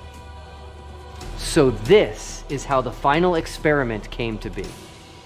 This is the journey that I went on personally in my life that culminated with my idea for the final experiment. A lot of people are going to ask where things stand with me. I do believe we live on a globe, but I came up with the final experiment because I can't prove it. There are people who claim they've been to Antarctica and claim they've seen a 24-hour sun, but I've never done that myself. And there are others who claim they've been to Antarctica and claim the sun was not visible for 24 hours. Again, I've never done this for myself. The final experiment seeks to eliminate having to figure out who's telling the truth and decipher exactly what it was that people saw in the sky and to figure out why their videos have edits and cuts in them. We remove all of that and we simply perform the experiment together, side by side, with an agreement ahead of time that there either will be a 24-hour sun or there won't be. And what it means depending on which one we find while we're there. So let me first answer the one question everyone is going to ask. What if you don't get someone from each side to agree to go to Antarctica? That's a valid concern. And because we wanted the final experiment to be final, we considered this ahead of time. And we will be paying for one person from each side to go to Antarctica for the final experiment. And if you would like to sponsor someone to go and be there with us in Antarctica, that would be great. You can sponsor a specific person. You can sponsor someone of our choosing from a specific side, flat or globe. Or better yet, you can sponsor 2 people, one from each side. This is one of the reasons we invited 24 flat earthers and 24 globe earthers to participate in the experiment itself, so that we should have plenty from each side who are excited to participate. As you saw in our last video that we released on YouTube, flat earthers have been saying for years that they are not only willing to go to Antarctica, but they are already making plans to go.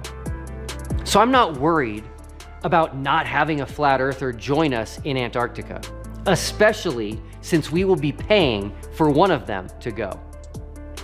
I could not find many globe earthers talking about going to Antarctica or expressing a desire to go there, but I suspect they are going to want to go as well. They are just as invested in their belief that we live on a globe as flat earthers are that we don't live on a globe. The final experiment actually has 3 parts to it, and you don't even have to go to Antarctica to participate. The first part of the final experiment is we are going to see if either side starts to change their position and what they've been saying for years. For example, if globe earthers all of a sudden start to say things like, well, there might not be a 24-hour sun in Antarctica, but there's definitely 24 hours of light. That's a huge change in what they've been saying for years. They have only said that there definitely is a 24-hour sun during the southern summer in Antarctica. And if flat earthers all of a sudden start saying things like, well, there's actually a second sun, and that second sun does a 360-degree circle around your head when you visit Antarctica, that's a massive change in what they've been saying all these years. They have stated emphatically that there is not a 24-hour sun in Antarctica. And the best case scenario is that there is 24 hours of light, but that the sun absolutely will not be visible for 24 hours. So part one of the final experiment is to see who from either side is going to change their position now that we are going to actually put it to the test. Now that we are going to actually do this experiment on location in Antarctica, who is going to go back on what they've been saying all along? If they do, that means they really don't believe what they've been saying to their followers. We sincerely hope no one is going to do this, and we don't expect either side will, but just in case they do, we are going to keep track of how many people do this from each side and see if it's only one side or the other that does it, or if it's about equal on each side. Part two of the final experiment is to keep score of how many of the official invited participants, 24 from each side, actually choose to participate. We will have a scoreboard on our website, thefinalexperiment.com, keeping score of how many of the 24 flat earthers choose to participate and how many of the 24 globe earthers choose to participate. And here's the best part. We have made it incredibly easy to participate and be counted on the scoreboard as someone who officially participated. If you are one of the 48 who were invited to participate, all you need to do is one of these three things, and you will be counted as someone who officially participated in the final experiment. First, you can join us in Antarctica this December. Second, you can interview me on your channel to talk about the final experiment. And third, you can submit a suggestion to make the final experiment a more robust experiment. Let me cover each of these in detail. If you want to join us in Antarctica, we will be there from December 14th through December 18th. And you will need to purchase a seat on the plane through Antarctic Logistics and Expeditions. ALE is based out of Salt Lake City, Utah, and they've been flying people to Antarctica since 1987, which is over 30 years. If you want to interview me on your channel, just reach out to us and we can get something scheduled. It can be live or pre-recorded and aired at a date and time of your choosing. This is a really fun way to participate, as it's easy, doesn't cost anything, and you don't want to be the only one not talking about the final experiment. I will answer any questions you have and will gladly take questions from your audience as well. And finally, if you want to make a suggestion which will make the final experiment better, that will also count as official participation. We can't think of everything, and I'm sure both sides are going to want to make sure that this experiment is done in full integrity. So no lies, no CGI, no doctored videos. Any idea that you would like for the participants to do while in Antarctica, we will make every effort to make that happen for you. But just your suggestion alone is enough to count on our scoreboard of who has participated and who has not. So this is it. 2024 is the year that this age-old debate will finally come to an end. This will be historic, and you don't want to miss out on participating on such a historic event. And if you were not one of the 48 people invited to be an official participant, don't lose hope. Anyone can participate. Yes, anyone. If you want to come with us to Antarctica, come along. Just email us and we'll get you all the details on our trip. If you want to interview me on your channel about the final experiment, I'd love to. Just reach out to me through our website and we can get it scheduled. And we will keep a small bonus scoreboard of how many people who were not on the official invitee list who interview me, and see if one side has a lot more than the other. And finally, if you want to make a suggestion for while we are in Antarctica to make the final experiment a more complete, well thought out experiment, contact us through our website. We want nothing more than for this to be the best experiment ever conducted and to be the final experiment on the shape of the Earth. Can't wait.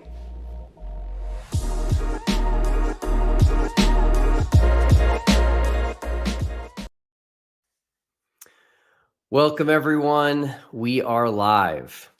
This is going to be a good old-fashioned debate, a one-on-one debate, and I'm hosting this one on the TFE channel. So we will have no more audio issues. My apologies on that with the last debate against Nathan Thompson. That was on my end. Just a lack of understanding on the tech side for all these different moving parts. So audio should be great for today. I know a lot of people have been looking forward to this, as have I. Stephen Alonso has kind of made a name for himself in the flat earth space, but especially in regards to the final experiment. So just so everyone knows, this is not a debate that I asked for or sought out. It was actually suggested by someone who is a fan of Stephen's and told me that he would like to see me debate Stephen. I think Stephen knows him, or they're at least connected online. And I said, sure, no problem. And then Stephen agreed, and here we are. So I'm going to go ahead and bring Stephen on. Hey, Stephen, how are you?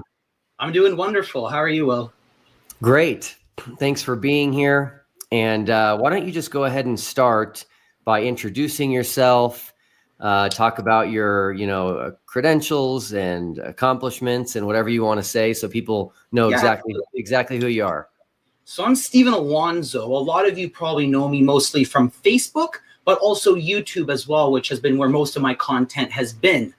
I got into flat earth about 5 years ago, but only 2 years ago did I feel comfortable to start teaching it. I noticed major problems within the flat earth community, and Will and I are going to be discussing that later. But a lot of the stuff that they would deny, I thought, why are they denying it if it makes perfect sense on flat earth? So I founded the Flat Earth University, put some free programs together to start teaching people the flat earth model that I believe is the most realistic representation and the most cohesive, explanation for all of phenomenon. My educational background is in computer science. So that was when I was younger, maybe 2012 to 2016, did my undergraduate. And then September of last year, I earned my PhD in geocentric cosmology. That is through the Flat Earth University. Now with that, my dissertation, my original contribution to the field was with the Firmament Trackers app. My original contribution was with the multi-observers at once. So prior to my contribution, astronomy software could only have one observer at a time. And we can discuss that more as well, but that's a pretty good introduction to who I am. I run the Flat Earth University. I have the Flat Earth Science textbook, and I made the Firmament Trackers Flat Earth app. Those are my ways to give back to the community, and you can download it for free. Awesome. Thank you so much for that introduction. So, Stephen, I need to tell you something which is going to be super important so that you understand where I'm coming from and so that the audience understands where I'm coming from. I was convinced, and by the way, let me just get this out. You don't need to respond while I'm saying it because it's kind of a little bit long-winded, but it's important. There have been multiple people over the years that have trolled the flat Earth community. So probably the one that people know the most would be Logan Paul. He trolled the flat Earth community, ended up making a YouTube video / short documentary about it. Jimmy Kimmel did it. Tyler, I think his name is Tyler Oliveira. He did it. Another guy who I don't remember his name did it to Nathan Thompson. And so I don't like people that troll the flat Earth community because what they're doing is they're acting like they're flat Earth in order to get into their inner circle, in order to record them, and just try to essentially make fun of them. So I don't like that. Now, I was convinced until 2 days ago that you were trolling the flat Earth community. And so I was going to ask you if you wanted to come out and say that you were trolling the flat Earth community. But no, yeah, so I don't believe that anymore. I decided to look into you a little bit more, and I'm really glad I did that because I became convinced that you are not trolling the flat Earth community. I found things that I thought that I've only ever seen in the flat Earth community, and so I'm glad that I did that extra research. Now, why this discussion has a personal connection and importance for me is people who have been following TFE, they know that I got into flat Earth because of a friend of mine. Her name is Wendy. And Wendy has been convinced by your model. So she still believes that your model solves these issues. And so as far as I can tell, she's still flat Earth even after the final experiment. And so that's important to me because you're now in the way, so to speak, of her leaving flat Earth, which is what I think she needs to do. So let's go ahead and have a conversation. I don't think you're trolling. I do think you're a genuine flat earther, but I do think there are things with you and your model that aren't forthright. And I think that will come out in our discussion. Well, that's wonderful to hear. I was just thinking you were going to originally ask me, am I trolling? But that caught me off guard how you did research. And I think you're being serious that you do think I actually believe what I'm saying. And that is important. That'll make the communication we're going to have a lot clearer. And as you know, I agree with 100% of your observations, meaning this kind of is more of an epistemological debate about which model best describes reality. You believe that your interpretation is the only correct one, and you will defend that. Whereas I do believe both interpretations are valid, but that when correctly interpreted, we find that the results better match the North Polar AE projection rather than an oblate spheroid projection. So science operates under the philosophy of falsifiability. Scientific theories are never proven in an absolute sense. They are only supported by evidence and can potentially be disproven by new data. Science relies on empirical observation and hypothesis, which are both inherently fallible. So any conclusion, including yours and mine, can always be overturned by future evidence. So instead of proving things, science refines hypotheses through repeated testing. The goal for my flat earth science is to continually move forward without contradicting the past. We still live on the Gleason map, much in the same way that you guys could relate to classical mechanics, Newtonian, evolving to Einsteinian relativity without anything Newton did being disproven. So that's why a lot of you guys know that I stand firm on what I said a few months back, that Mark Sargent and David Weiss are still correct and all their work's valid. They were only operating from a 2D framework, and they didn't have access to the 3D model I made to correctly understand what I call dome refraction. So I'm just going to quickly just show this only image here, just so you guys know what I'm talking about. If they could not see this prior to TFE, and they had no way to know better. So I'm not saying anything prior to me is wrong. I'm improving on it, and I hope that from that we can find out that we still live on the Gleason map and that nothing changes. Okay, cool. So, Stephen, one of the most important observations / experiences / data that we have for the final experiment is actually a flight. And so there was a flight that Critical Think took on his way home from Antarctica, where he flew from Santiago, Chile to Sydney, Australia nonstop. And that flight was a little over 13 hours long.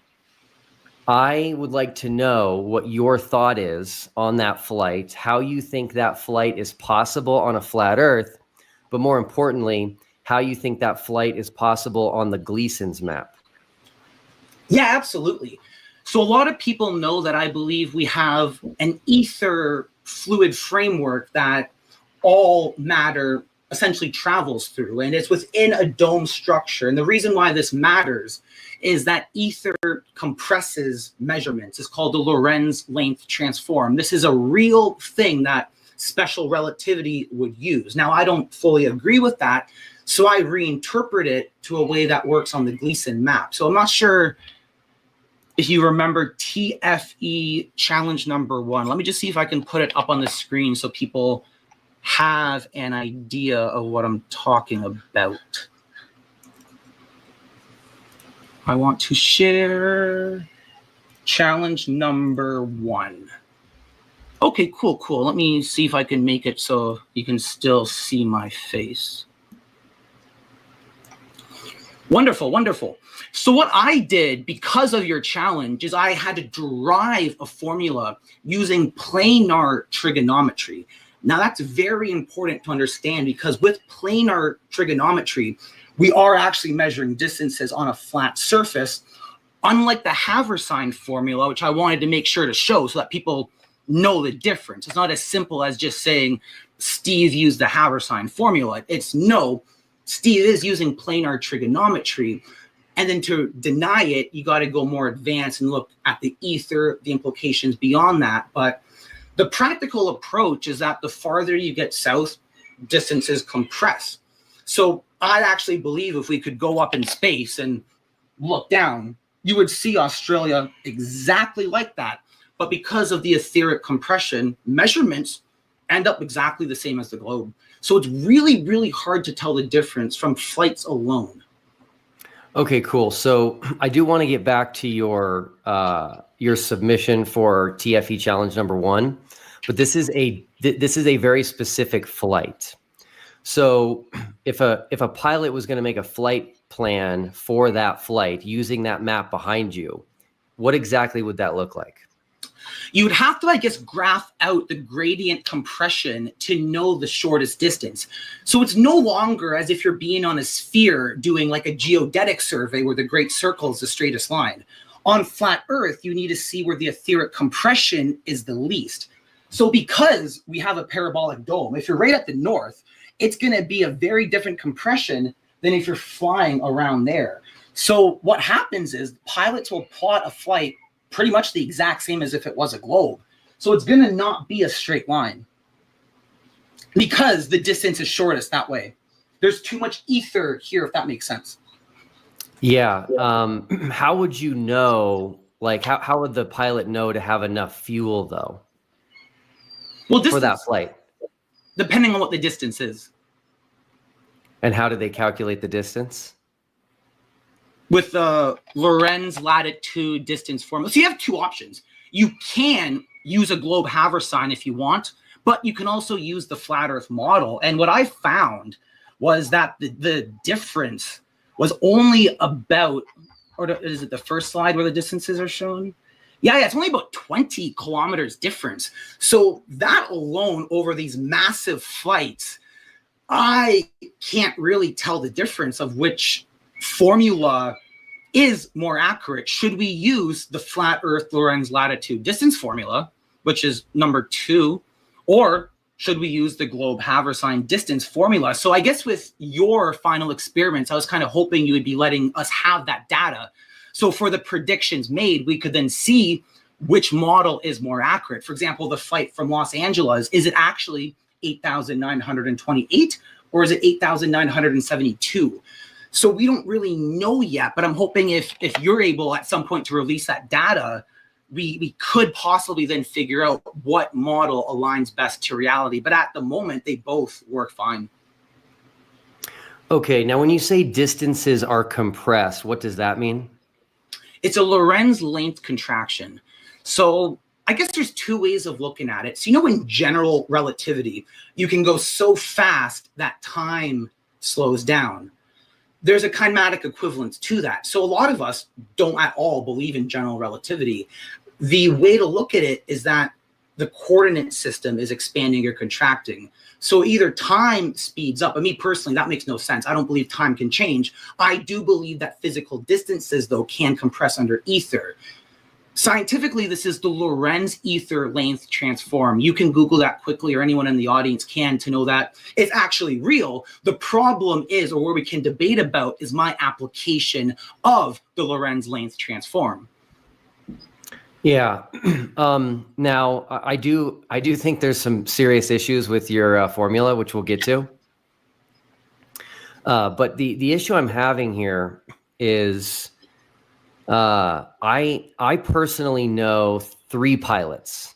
Okay, one of them works for Southwest Airlines, so they're very, you know, serious pilots. Yeah, commercial license. Yeah, definitely. And as you know, I was trying to find a flat Earth pilot to try to understand, because when I talk to the pilots that I know, they are using the globe for flight planning. They're not using any of the things that you're talking about. And so do you know a flat Earth pilot? No. So it's called a CPL. You'd lose your commercial pilot license if you did what I did and publicly spoke. You could probably find people with a PPL, the private pilot license, they would talk to you, but a commercial one, it's a financial. So that's the problem. In mainstream capitalism, we are blackmailed financially. If you say the wrong thing, unless you're like me and you're self-employed, it's different. But most people have licenses. You with your financial licenses, you could lose that if you do the wrong thing. So it's very hard to find that in this modern day right now. Sadly, we're a persecuted minority group.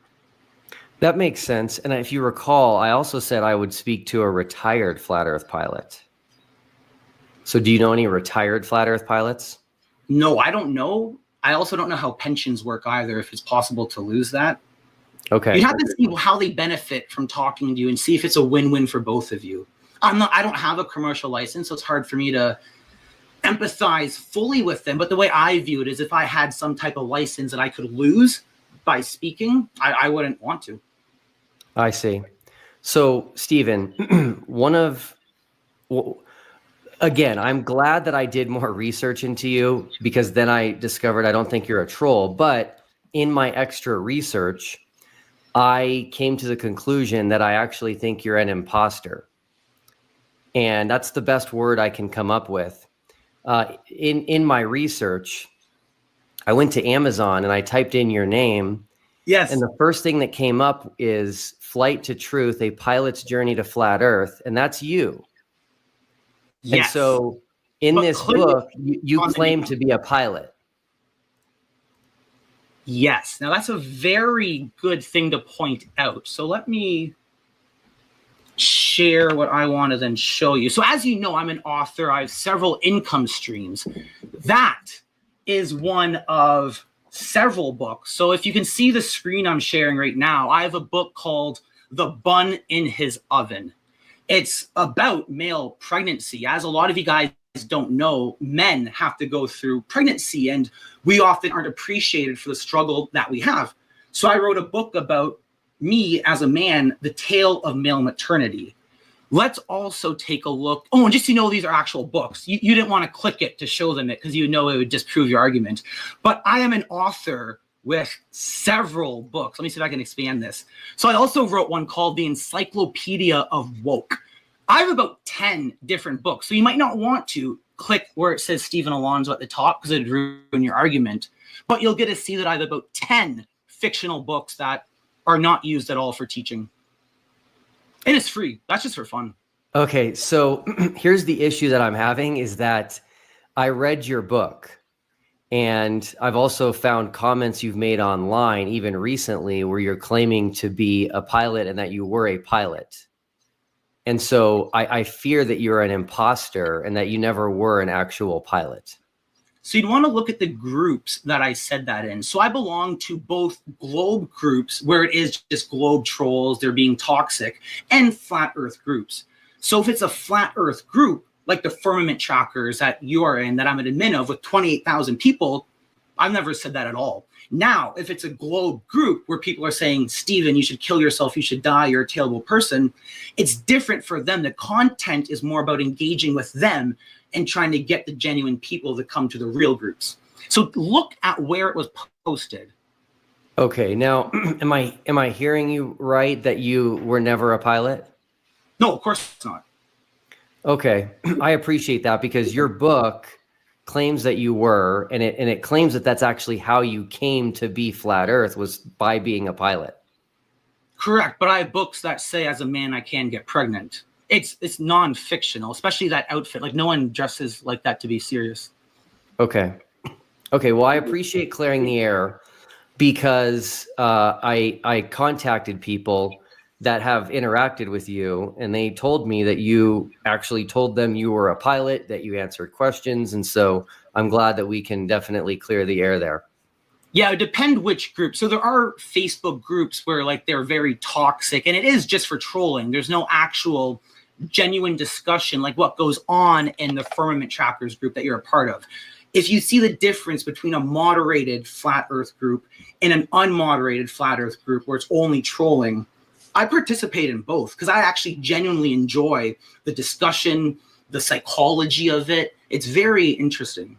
So I want to know why a glober would self-identify as a glober, and oftentimes they only are attracted to the ridiculous stuff. You have to dress up as a pilot to get their attention. But that's not for teaching flat earth. So flat earth science, like this, is something completely different. It's an actual academic book. So there's a difference between fiction books and non-fiction books. Okay, cool. So let's go back to your submission, which, give me 1 second. Oh, this is very annoying. Hold on. It looks like I have to stop sharing and reshare each time. So 1 second. Okay, here it is. All right, so this is your challenge that you submitted for the TFE, the 3 challenges that I gave out prior to us going to Antarctica. And now that one, there's an amendment. Let me just check to see the difference. Okay, and if you'd like, something wrong with it. That's okay. And if you like, you could email me the amendment right now and I can pull it up. But our first conversation that we're going to have about this is going to have nothing to do with anything that you amended.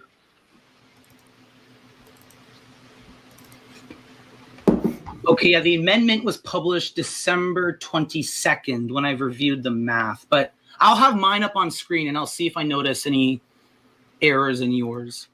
Okay, cool. So the first thing I noticed in your math was this very strange number of 6,371 kilometers, which just happens to be the average radius of the Earth. And so my first thought was that you're cheating and that you're kind of sneaking in globe math into your flat earth math. And then you told me either in an email or in a Facebook post that the reason that number was in your formula was because it's the height of the firmament. Correct. So here's my question for you, which is, what does the height of the firmament have anything to do with planes flying through the air? The amount of ether. That's similar to what I said before. So remember how we live under a dome? The compression that happens on the South Pole is completely different than the compression that happens at the North Pole. So the height, I actually played around with that height. I could raise it and lower it, but the problem was the results didn't match what we actually observed in reality. Like I have friends in Australia who can drive across the country and measure the distances. So we kind of knew what a wrong and right answer would be. So this kind of had to be the height of the formula given the real life observations that we observe. How did you get the height of the firmament? Because I've never seen the firmament. Well, it's derived from the observations. So if I chose a different, so example, I started, let's say 1,000 kilometers. At one point, I thought the height was a lot smaller. I had two different heights at one point. It wasn't until your challenge that I realized the ether actually matters for distances. And that's why I had to raise the height. I think, or it was in miles before. I might have had it at 6,000 miles, and now it's at this in kilometers, 6,371 kilometers. I think those are the two differences. But the reason why is that I found out through your challenge, my previous model was wrong. So that's why I always talk about the scientific method. We make a hypothesis, we attempt to falsify it. And thanks to TFE number 1, I then learned that the height of the firmament is actually that, and my previous one is wrong. Okay, got it. So it's interesting because I think you might be the first person ever to figure out the height of the firmament. No, who is it? What's the guy's name? Shane and Alan use it, but it's from another guy before where he derived the radius of the Earth from the wavelength of light. So I've seen people do that before as well, where if you get a wavelength of light under certain situations, you can derive that radius as well. So I've seen other methods. Do you want me to put it up on screen quickly? Or is it just not really? No, I've just I've never found a flat earther that said definitively the firmament is exactly this height. And so that's what I'm saying. You might be the first. Well, it's not definitively. As I said, this is my hypothesis right now. So I'm always open to I want my model to be falsified so I can then move forward and figure out the correct stuff. Gotcha. Yeah. So right now, I do think that's the height. Yes, right now, this height works perfect for everything. And I have no reason to change it. Well, I can tell you that calculating flight distances will only work with the radius value of the Earth. And so if you change it, they're not going to work anymore. And so I think it's a pretty wild coincidence that the height of this so-called firmament is exactly the radius of the Earth. Well, that's what happens if you wrap a flat Earth into a ball. You're going to end up with much of the same dimensions, especially along the latitude. Yeah, but the height of the firmament would not have anything to do with wrapping a flat Earth around a ball. Yeah, you can stretch it out to do that. Let me see if I can show you the math for that.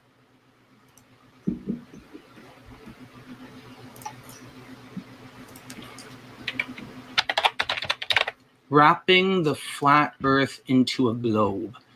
So all of this is on my website. Let me just see if I can save the image instead of the whole website to put up. Let me get rid of these images, sorry. Yeah, a lot of my nonfiction books are all free. So anyone who wants to learn about these fiction books, check them out on Amazon. But let me get the why I did what I did here. So this seems to make sense to me. Whether you have a flat Earth or a globe, you're going to have this same kind of results. Does that make sense what you're seeing on screen? You're going to have a diameter, and you're still going to have a diameter. You're going to have a radius, which can become the firmament height.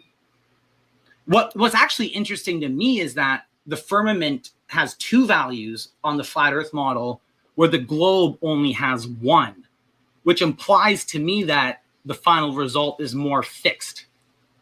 like this is how it has to be. Gotcha. It's okay. I don't get it, but it's okay because your math is definitely flawed. So what I'm going to do is I'm going to scroll down here on what you sent me. And I'm going to go down to the Sydney calculations, which you can see on the screen. And you'll notice there, your final result was 11,027.9 plus 3,417.4 equals 11,327.9. So this is just bogus math. Yeah, that was a typo. That's a big typo. Yeah, now you have to see the full work on something else, but let me just show you what the actual one could be. That's why I recommend you guys go to the website to get the updated stuff, because I fixed this all when I reviewed it. But let me just show you the same calculation, how it would correctly look.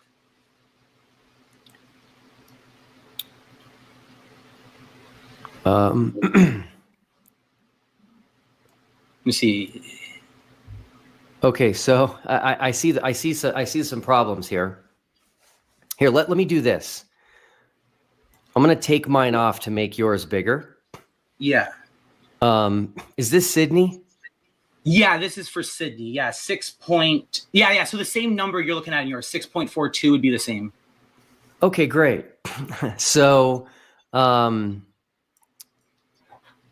the compensation, which is the third from the bottom, that has to do with your etheric compensation, if I recall. Yes.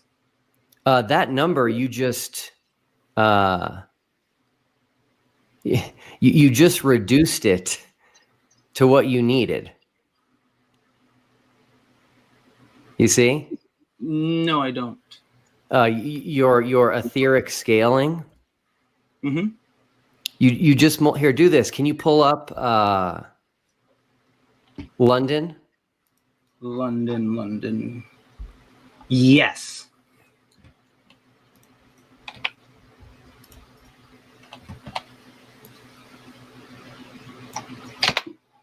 London spreads across 2 pages, but I think I can still make it fit. Let me just see.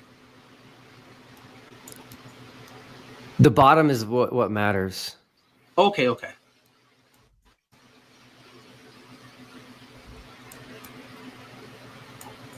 Okay, got it. So you did it again here, and then so it's the same formula. It's the same for all calculations in the world. That's why I believe it's more accurate, because it works no matter where you are. Even when you emailed me asking for the local one in like Boulder, it seemed to work for that as well.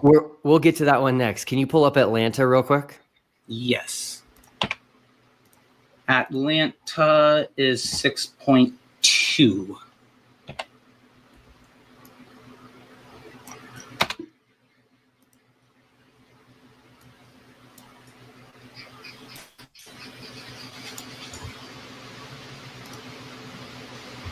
Okay. All right, great. And then lastly, which is what I want to talk about, can you pull up the Denver Boulder one? Yeah, now that's not on this sheet then.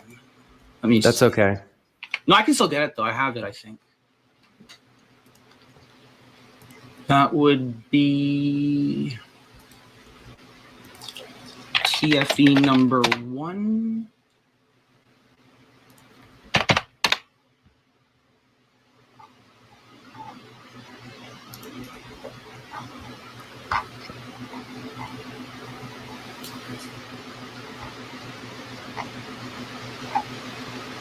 No, I actually can't find the Denver Boulder one. I don't think I put that to my website. Okay, I'll pull it up. Okay, cool.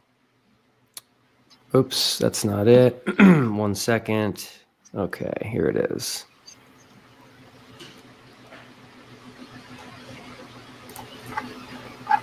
Okay. Here is the Denver Boulder one. I found some more bad math there. The etheric scaling, 2801.81 times 32.26 divided by 5,000 equals 7.54. That's not correct. It doesn't equal 7.54. You sure? Yeah. You want to grab a calculator? Yeah, I'm going to test that.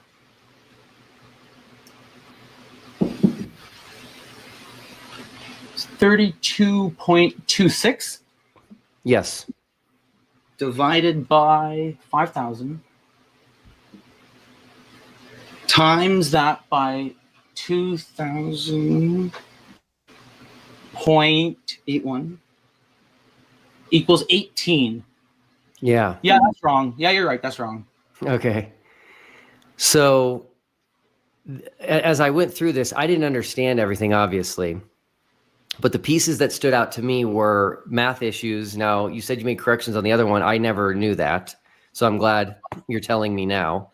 Yeah, so there might still be ones here that I'd want to review. What matters, though, is the full work, not what I copied down from the papers. Let me show you on my screen how it actually expands out. So this is, now let me see, did I do this math wrong as well? Yeah, I still have the 7.45 there. So that is wrong. That should be 18. Okay. So let me tell you what I think is significant is if there is a debate going on between two people, as significant as we live on a globe or we live on a flat earth, the way to settle the debate is to find where there are differences. And the things that you kept submitting were not very different from the globe model. Mm-hmm. So it's interesting to me that these two ideologies are so diametrically opposed to each other, but you keep giving me things that are so close to the globe model. So what I did to prepare for our debate is I tried to find something, which I found, that you and I would agree is completely different on the two models. Okay. And that is a geographic South Pole. Yeah, it would be slightly different. Well, it would be very different because on the globe model, there is only one geographic South Pole. And then in your model, you said there's an infinite number of South Poles. Yeah, but the South Pole magnetically is the same as geographic South Pole, which is a single physical location. So when you asked me to find where it actually is, I then had to assign a location to it on my model. So that's it up here. Now, where it is would be longitude 139 degrees west. So on the Gleason map behind, that's right about here. Now, the reason for that is that's how people get there from New Zealand. So I had to look at the most realistic spot for where it would be, and that is it. Now, what you're right, though, about where we absolutely would disagree is the exact location. You're going to believe it's at 9 degrees south latitude, whereas I believe it's at 89.999 degrees south latitude. Now, the only way to tell that apart would be to look up at the South Celestial Pole and I guess have measurement devices that can confirm it is actually 90 degrees and not just 89.99 degrees. Okay, so we'll get to the South Celestial Pole in a bit. But when it comes to this geographic South Pole, I was not expecting any flat earther, but I wasn't expecting you especially to say there's an infinite number of geographic South Poles. So no, not geographic South Poles. There's only one geographic South Pole. There's an infinite magnetic South Pole. Yeah, the South Pole is a magnetic point. The geographic, there's only one. I'm talking about geographic South Pole only. Yeah, there's just one.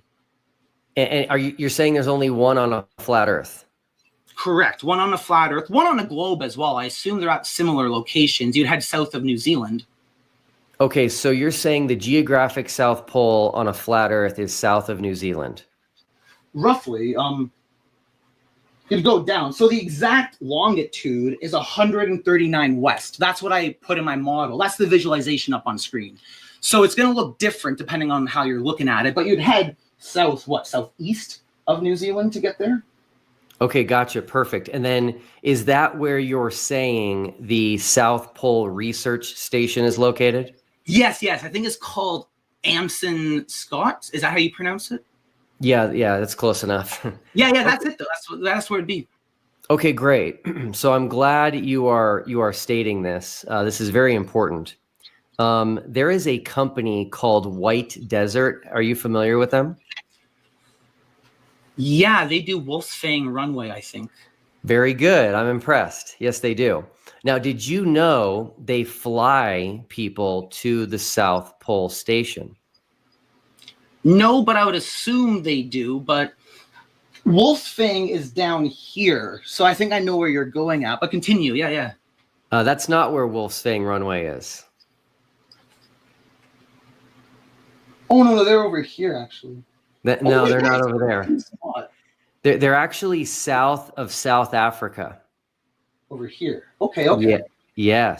Yes. So I don't. Can you zoom out a little bit so people can see your map? Yeah. So go ahead and put your finger south of South Africa. Now, it'd be a little bit further up higher. Yeah. Right in there. Something that people don't know about landing at the South Pole is you have to have skis on the plane. Yes. So we're talking about very small aircraft, okay? That Not have like skis. what you landed with at ALE, not in a Boeing. Correct. We don't have to have skis at Union Glacier. Okay. But at the South Pole, you do. So we're talking about very small aircraft. White Desert flies people to the South Pole in about 7 hours to the South Pole Research Station. So if you look back at where you were saying that research station is, and where, Opposite ends. yes. So how does that work in a small plane going? So there'd be two options. The latter, I don't really want to believe because that would imply simulation theory. But the former one is that etheric distance I was talking about. So I don't actually think they have their compass at, what would it be? Due south is like 180 degrees. So I don't think they're actually going 180 degrees south. I think they're going 179 degrees south and just wrapping right around. But if that's not the case and they actually are able to confirm they're going 180 south, that would imply we live in a virtual reality. It means that what they're doing is going that way and popping out right over here. Now, I don't think that's very realistic. I would rather believe that they're just traveling through the ether going at that exact same speed. Yeah, so the distance of that flight would be probably on your map, the longest distance of any flight in the world. And it happens in a very short amount of time in a very small plane. And I just don't think that's possible. It doesn't sound realistic, no. Okay. I'm glad that you're at least willing to admit that. No, yeah, there's still a lot to learn about the south and all the technicalities of there. So if they are going 180 degrees due south, that's quite interesting. But even if they are going that way, that's the same ether compression that I believe in. Okay, cool. When you say 180 degrees south, are you referring to 90? No, my compass would show 180 degrees if I'm going south. My compass could be wrong, but it's an old analog one. But we have a 0 degrees at the top, 90 degrees east, 180 south, and then 270 west. Okay. All right. So my next question for you is all I was trying to say. Due south. Okay. My next question for you is about the South Pole again. So the research station that you mentioned, the Amundsen Scott Research Station, the reason it's called that is because in 1911, Roald Amundsen and Robert Scott both were trying to become the first men to ever go to the geographic South Pole. Now, Scott did not know that Amundsen was going to do it because he was supposed to go to the North Pole, but he changed his plan, didn't tell anyone except his brother, and did not even tell his crew until it was almost too late for them to turn around, but they all agreed to go with him. So they started in different places, thousands of miles away from each other, and Amundsen beat him there. So he got to the geographic South Pole on December 14th of 1911, and he set up a very small tent with a Norwegian flag on it. And then they left because you have to get out of Antarctica before the Antarctic winter hits or you'll be dead. He never knew if Robert Scott was going to make it. Well, 34 days later, Robert Scott made it to the exact same spot where that little tent was. Do you have any idea how you can start thousands of miles away in Antarctica and end up in the exact same spot back in 1911? So it's similar to what I said before. Either they are truly circumnavigating, which would mean that we live in a virtual reality and there's popping on the other side, or they're right along the edge. Now, the edge of flat Earth is the exact same speed, apparently, like relative to you, as if you were in the North Pole going around this little tiny circle. So what I think they probably did is got as close as they could to the firmament, like 89.9 degrees. And because of that, it'd be very easy to go very fast around. If the story is true, I want to believe it's true. So if it's true, that's how I think it would work. Gotcha. Yeah, there's definitely strong evidence that it's true. But my main question for you is, how did they get to the same spot? There was nothing there. Oh, that's celestial navigation. So the South Celestial Pole, you can always look at that. And the next question you're going to say is, how do they know where to go? Well, that's the longitude. So you may have never seen multiple observers before because you can't really do it on the globes. You have to like stitch two stellariums together. But what matters though is the orientation will be offset. So right here, these are two South Celestial Poles. You have Chile and New Zealand. The circle is showing where the Southern Cross is. So that is how we can have an infinite amount of South Celestial Poles. You can have 1 million because longitude is a continuous coordinate system. And based on what part of the firmament you're looking at, it's extremely easy to know where you are in the world. So that is how, if they were trying to meet up, they would have done the same way everyone has always done celestial navigation, either with the North Celestial Pole or the North Celestial Pole, which is Polaris. Okay, cool. So here's the issue. I've studied your model. Now, by the way, we'll get to the South Celestial Pole. They would not be able to use that because they were finding the geographic South Pole in the summer and they had a 24-hour sun. So does that give you any clues as to how they found the geographic South Pole? If it's in the summer and there's the sun, that would then be interesting. There might have been day stars they could see. For example, you know how we, like up in the north, we can see Venus very, very bright in the day. Maybe that's what they saw. Because with stars, the exact same concept applies. We know how offset the star is from the North Celestial Pole, and we can always find our way. So that is how it would have been done in the day. And it would have been very clever as well if that is what they were doing. But I actually don't know how they did it. I haven't looked into it. Yeah, no problem. So Robert Scott ended up dying, but we recovered his body and his journal entries. We were able to read what he did. Amundsen survived and wrote a book about it. So they used celestial navigation, but they used it with the sun only. And so they would take sun elevation angle measurements every day, every hour, so 24 per day. And the lowest elevation angle was south, and they would go in that direction. That makes sense. Here's the problem with your model, which I've looked at. If two people were in different locations on your model in Antarctica, and they followed the direction where the sun has the lowest elevation angle, they'll actually be going away from each other. They would never go to each other. You're right.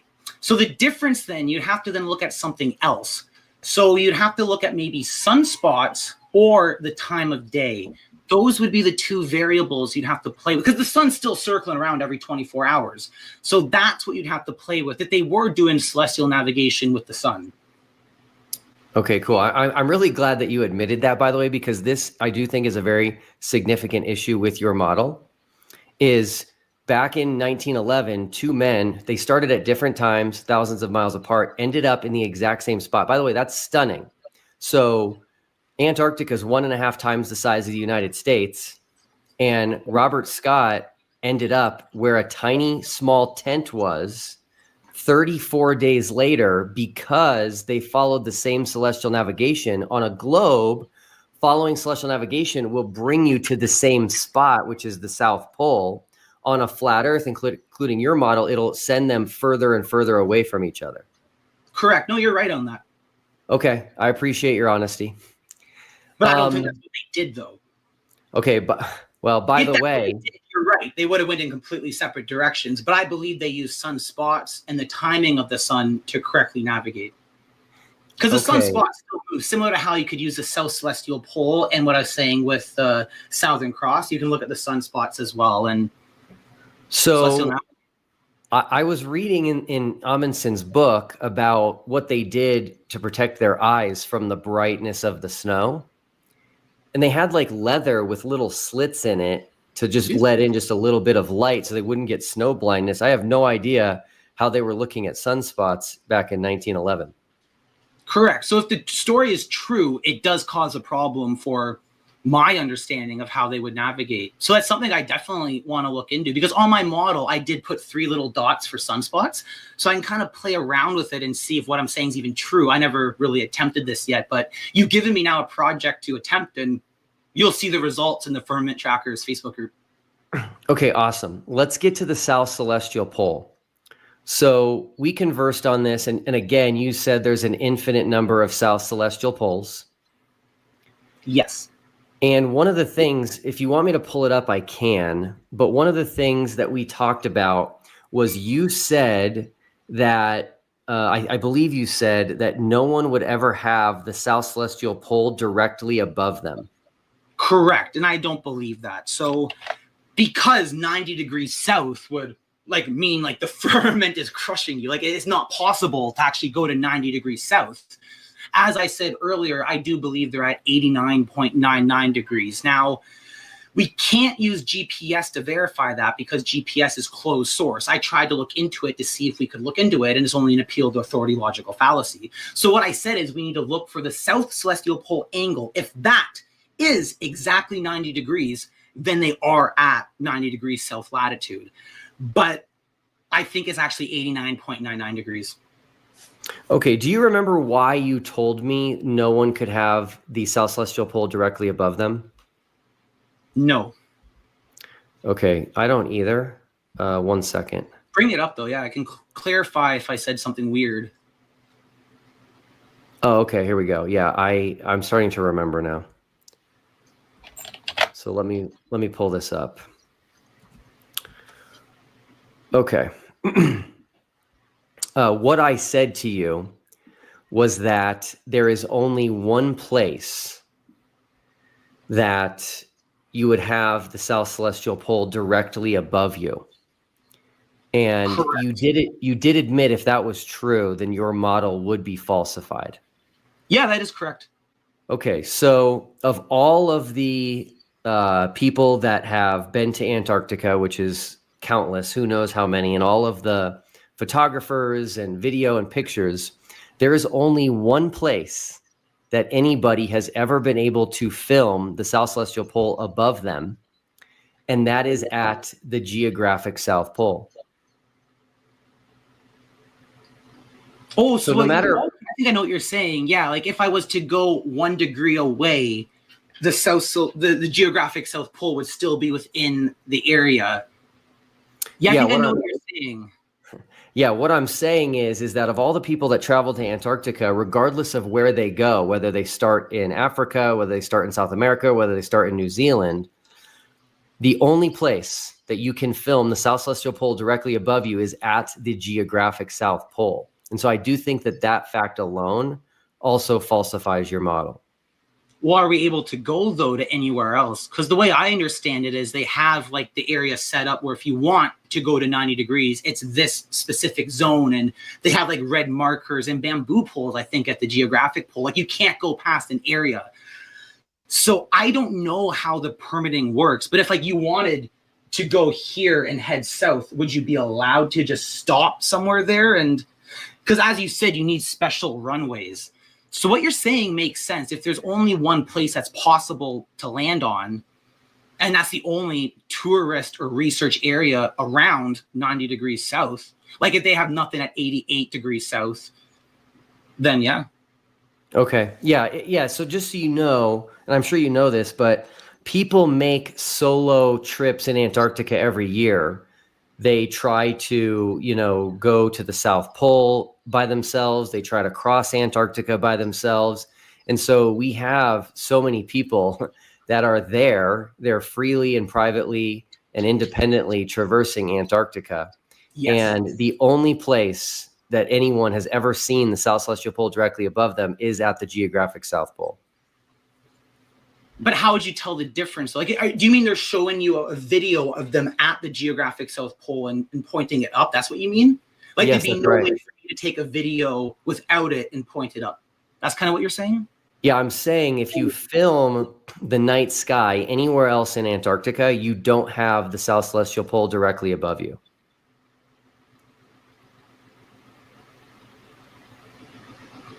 No, that doesn't make sense. Okay, well, that's what I'm saying. The South I Celestial... agree with you, though, at the geographic South Pole, you can. But what you're trying to say is that regular people should be able to have gone to other places, and because they haven't, only your interpretation is right. That's the logical fallacy that I'm not following. But I agree with you that, yes, people do go to the geographic South Pole and take photos. What I disagree with is that it's impossible to go to other places and get that same photo.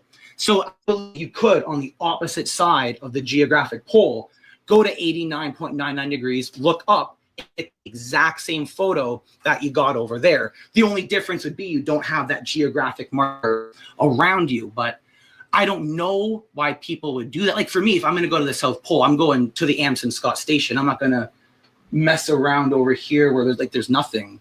So I think that's the problem. You're expecting a photo that no one wants to do or even can do. I don't know if there's set up here to go. Like, if you want to, can you? 88 degrees at 0 longitude. How would you?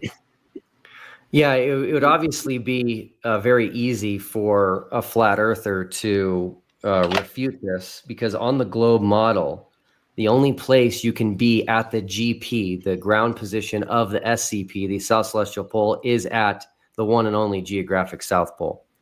Yes, what you're saying is true if the angle above is actually 90 degrees. If it is directly above you, instead of being an arc second off, which is what I believe it is, you would be right. But we need a way to measure the difference between 90 degrees and 89.999 degrees. And I don't think science has advanced to the point. Like, that's why people still are debating flat Earth. Science is so young, and we don't have the tools to measure this stuff yet. Gotcha. I don't think we can. Okay. All right. So something else that I think is important, Stephen, and again, I'm bringing this up because I feel like flat earthers have been duped by you and believe you. And again, I'm defending you on one side of the coin by saying you're not trolling, but on the other side of the coin, I do think that you are an imposter.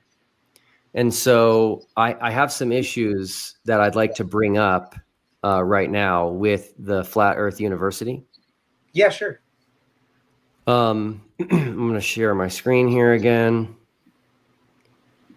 Okay. So the first thing that I noticed is your credentials. And it says here that you got a Bachelor of Computer Science from the University of Waterloo, a Master of Computer Science from Queen's University, and a PhD from York University. The PhD from York is not true. Okay. Yeah, thank you. Because I could not find evidence of any of that. Yeah, so I don't post information that would allow people to actually like dox me, call up my professors, because as you know, we receive death threats and we are a persecuted minority group. So the information there is vague, but it's the best that I can actually give people. Okay.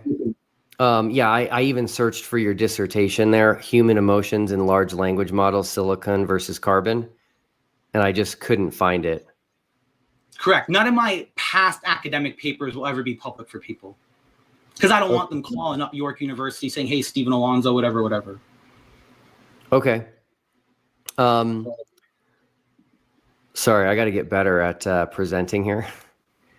No. Let's see here. There was some more here. Yeah, Okay. The about section, there's probably going to be something. I think I know where you're going. Well, this one here says that you've held faculty positions at several universities. I couldn't find any evidence of that. Correct. It also says that you've authored numerous papers in leading computer science journals. I couldn't find one of those. It also says you hold several patents. I couldn't find a single patent. There's one that is public. Okay. And then show though. Okay. And then it also says that you received the Excellence in Teaching Award from Queen's University and the Distinguished Researcher Award from York. I got the list of the winners of those, and you weren't there listed in either of those. Okay.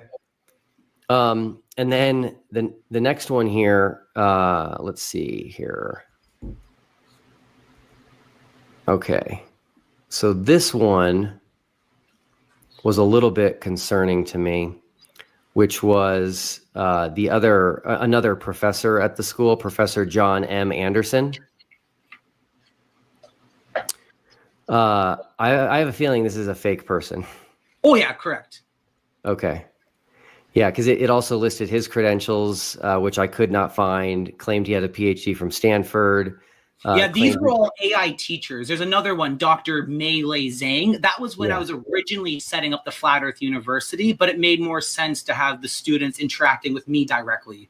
So none of those professors actually teach the courses anymore. So you can enroll now in FE 101 or FE 102, and you'll be assigned me directly as your professor. Okay, but Professor John M. Anderson's not a real person.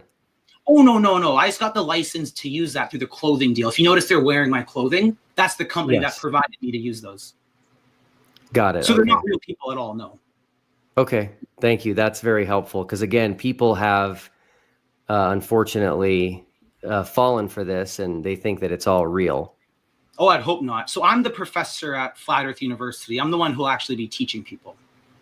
Okay, great. There's a lot of stuff from 2023 when I first started it and didn't really have funding, didn't know what I was doing. So that link there, I don't think is actually public on the website. It'd be an old page that's probably still archived by Google. That's how you would have found it. Gotcha. Then there's this one here, which is the San Pedro campus. Yes. I noticed that the picture there is actually the government building in Santiago, Chile. Correct. So that's actually the banner image for all our pages, not just this one. Okay. So if you click, like, I think students, I think the banner image will be the same as well. Gotcha. Okay. So there really is no campus then? Well, the Flat Earth University exists as a business in Belize, and I use it for a lot of my financial purposes. Like, we own assets here. Gotcha. But it's not like a physical campus. Correct. No, we can't ever have physical campuses due to the threat of hate crimes. That'll never happen for Flat Earth, at least not now in the current state we are in. Okay. In the future, it'd be nice if we could have public buildings where people could come in and study and stuff. Yeah. Okay, great. So we're an online school. If you're not aware, we're an online school. Okay, cool. Yeah. So, some people had thought that you were actually had physical locations. Have they though, or is it only Globers? Have you ever had a flat earther tell you that, or is it only Globers? Because that seems to be the only people that try to make me look bad. Well, I mean, the website says it, so I wouldn't fault somebody for believing it.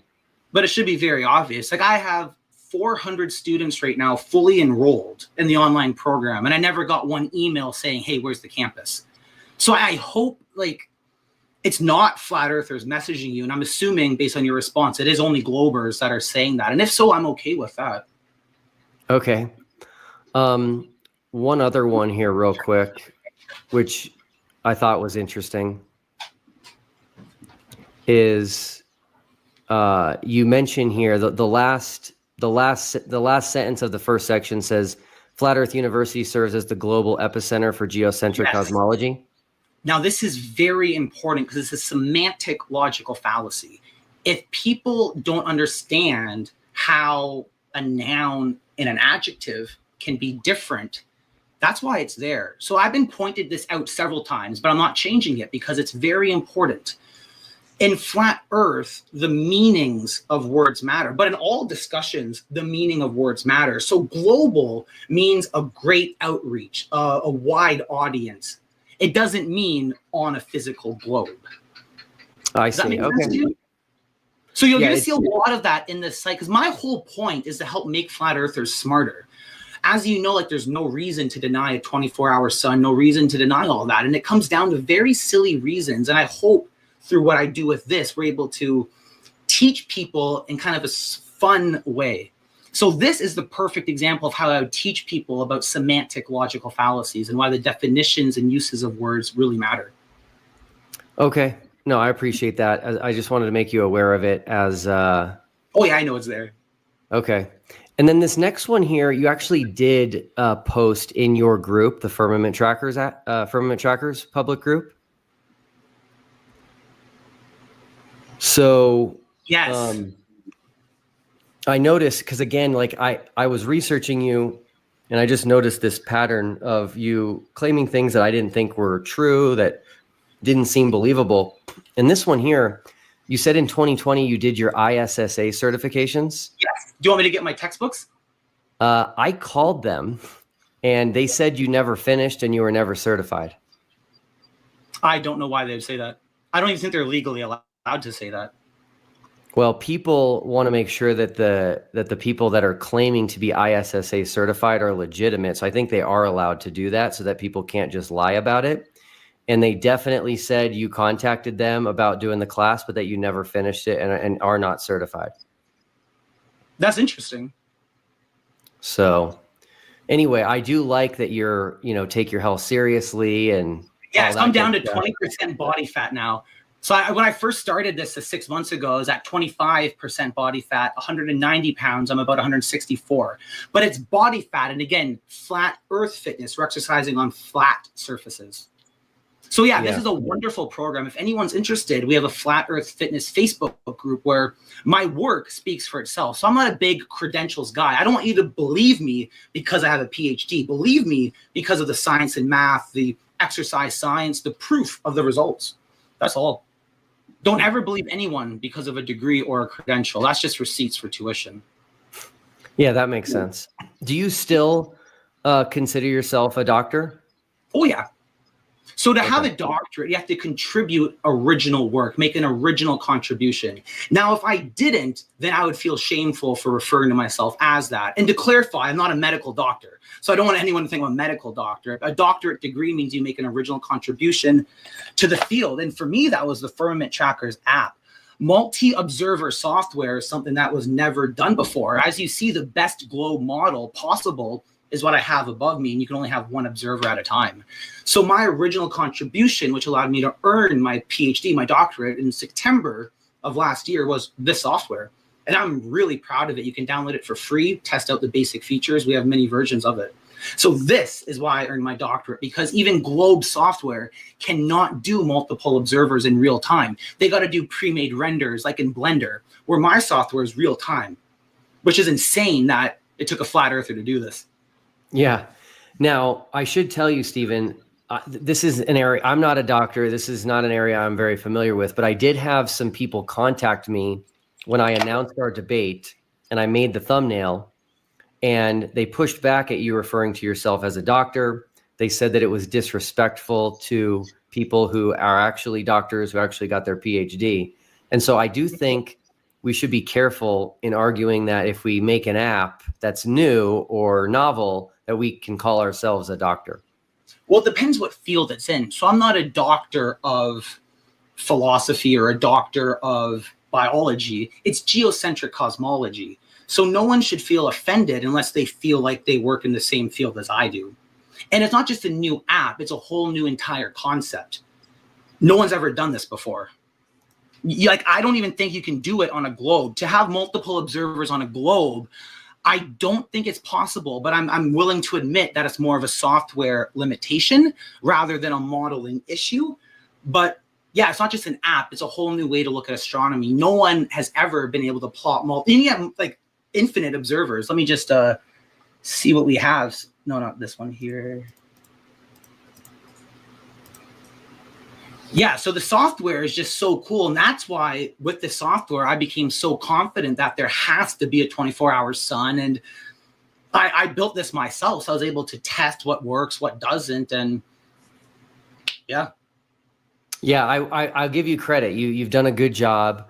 I think in the past, I'm going to apologize for something. In the past, I accused you of stealing Walter Bislin's model. You did. But the reality is, it appears you have not done that. Rather, you have built on top of it and made it better, so to speak. Well, not even built on top of it. They're entirely different languages. So he did his in JavaScript and I did mine in TypeScript. So JavaScript, the best way to describe it is we have objects and is handled completely different. So I actually don't even understand Walter Bislin's code. And it makes no sense to use someone else's. Anyone who works in software development, like I do professionally, that's where most of my money comes from, software contracts. And that's why I'm very secretive about what I do with Flat Earth and what I reveal to people. But anyone who knows software development knows it's easier to code your own code base than trying to learn someone else's code base. And I've been doing software development for like over 10 years now. Okay, cool. That is what I had prepared to talk to you about. I do think the issues in the math on the flights and the South Pole, the geographic South Pole, and the single South Celestial Pole directly above it are things that you're going to have to work on. And maybe, as you told me in the past, if I'm right on those, that your model is falsified. So maybe you'll tell me it's falsified. Yes, but sadly, it's not going to mean Flat Earth, though, is over. There's other communities like the Awake Souls. They have 20,000 subscribers, more influence than me. And they have that model that you showed me with that picture of the stereographic model. They can't develop it out themselves. It'll have to be me who ends up making it for them. But they have it conceptualized, and they have a large following that really believe it. So it would falsify my model. You're right. The Firmament Trackers app would have to be redone or rebranded. The AE model wouldn't work if what you're saying is true. If it's actually possible to go to 90 degrees, look straight up and see it at 90 degrees and not 89.99, that's a huge problem for my model. But that's what's great about science. We form hypotheses that we attempt to falsify, and we move forward to a more refined understanding. Yeah, definitely. Is there anything you want to say in closing? No, I think we had a really good discussion. In general, I haven't actually looked at the comments. I have this in full screen. But any flat earthers who are wondering like about giving up flat earth, it seems to be now because all the communities are now just, we have no model, earth is measured flat, we make no claims. But that's wrong. We have to make claims. We have to make predictions. And I encourage people to study like flat earth math. There's a reason that most of us in my group knew there'd be a 24-hour sun. You know, these are 90-degree right angles against the flat earth. And go outside, look at the sun. You know, I live in Belize. My north celestial pole is 17 degrees from my horizon. Well, if the sun's behind me, I can start making predictions about places like Union Glacier. So I encourage people to look at the math, do experiments yourself. For flat earth, it's intersectional because it crosses through all these different types of fields. Got it. I do want to address one more thing because people have contacted me concerned about you selling merch with the TFE logo on it. So, Stephen, I just want to show everyone, for full transparency, our conversation that we had via email. Yes. So you reached out to me and you asked if would want to like split profits with you if you sold TFE merch. And my response was very simple. I said, thanks for reaching out. I didn't create TFE to make money, so I don't think this is a good idea. And now on your website, you say that you have a licensing agreement with me to sell the merch. Mm-hmm. That's that bottom email there. Yeah, the bottom email is you. Implicit, yeah. Yeah, the bottom email is you. You picked a charity and you said you were going to donate my shares to charity and then put on your website that you and I have a licensing agreement, and nothing could be further from the truth. I actually said I didn't want to do it. So I do appreciate you repping the brand here, but that seemed a bit disingenuous to me. Well, that's why I said, so the reason I have to ask, let you know, is that I cannot legally sell it otherwise. That's why I had to let you know. You could have said no, you didn't. I took that as implicit consent. Because obviously it looks bad if you're telling a flat earther he can sell the merch. So that's why I try to set this up in the way that it'd work out for the both of us, because I do want to promote TFE to the flat earth community. And if they see someone like me wearing this and making documentaries about the science and math that was done, it's really good. But what I said is still true. Anyone who has bought a shirt, I can prove that I'm making that donation if that's the issue. Yeah, I will say that I'm not I'm not upset or anything like that. Thank But you. I just want to say, I just want you to know how it came across to me. That's all. Yeah, I tried to set it up in a way that you didn't have to say yes, because it looked bad. Then if I screenshot you saying yes and post it to everyone, and make you look bad, and people already like think crazy stuff. So that's why I did the way I did it there. Okay. All right. Well, I appreciate you being here. I think we had a good conversation, gave people a lot to think about, and people can check you out online if they want to follow up for more information. Got the links above. Thank you all for joining. Thanks, man. Bye-bye. Take care. All right. Thank you, everybody, for joining. I will let people come to their own conclusions. And I also have an announcement to make, which is a couple guys that you're probably familiar with, Craig McNeill, FTFE, and then MCToon, Michael Toon, are going to be doing an after show about this debate on the FTFE channel in about 15 minutes. So definitely head over there if you want to talk about this and kind of get your opinion out. I also want to tell people that I struggle to multitask. So when I'm talking to Steven, I can't follow the comments. So if you were commenting and tagging me, my apologies. I didn't see it. If I look at your comments, I won't be hearing Steven, and that seems disrespectful to me. So I focus on what people are saying, and that's the best I can do. So anyway, if you want to have your voice heard, go ahead and head on over there here in the next 15 minutes. Also, in 45 minutes, I am super excited about this. The next video on our channel in the Final Experiments series is going to premiere on the TFE channel on YouTube. I am personally proud of this one. It is my favorite video we've ever done. It took me a very long time to do it, but I'm super excited about it. And so please watch it. I'll be on the premiere. So if you're commenting during the premiere, I will respond to you. Please share it around. I think it is very powerful and a very strong argument against flat Earth and for the globe. Dare I say, foolproof and bulletproof. But anyway, thanks everyone. I know people were looking forward to this. I enjoyed this very much. It's just all about research and thinking things through and testing ideas, which I think we did. So with that, I'm going to sign off and hope to see everybody soon. So take care. Bye-bye.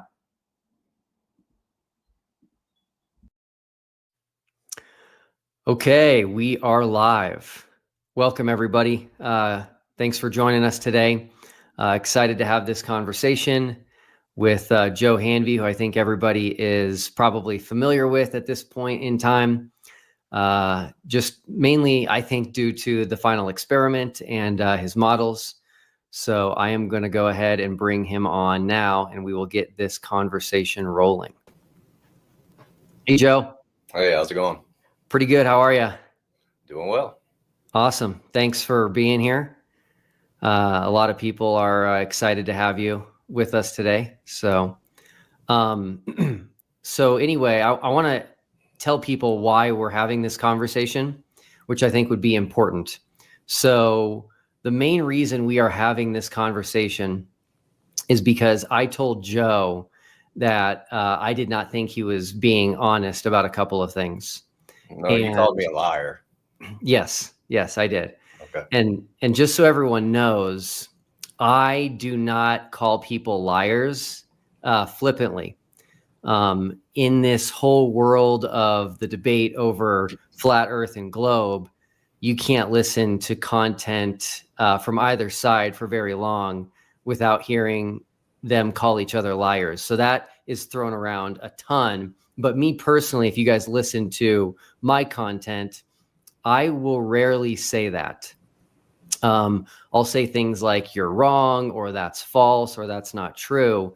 But to call somebody a liar means you believe you have information on their intentions and you think that they are knowingly saying something that is wrong. So I think that's a good place for us to get this conversation started. Just so everybody knows, Joe, so that you know, I would not say that unless I felt like I had good evidence to back it up.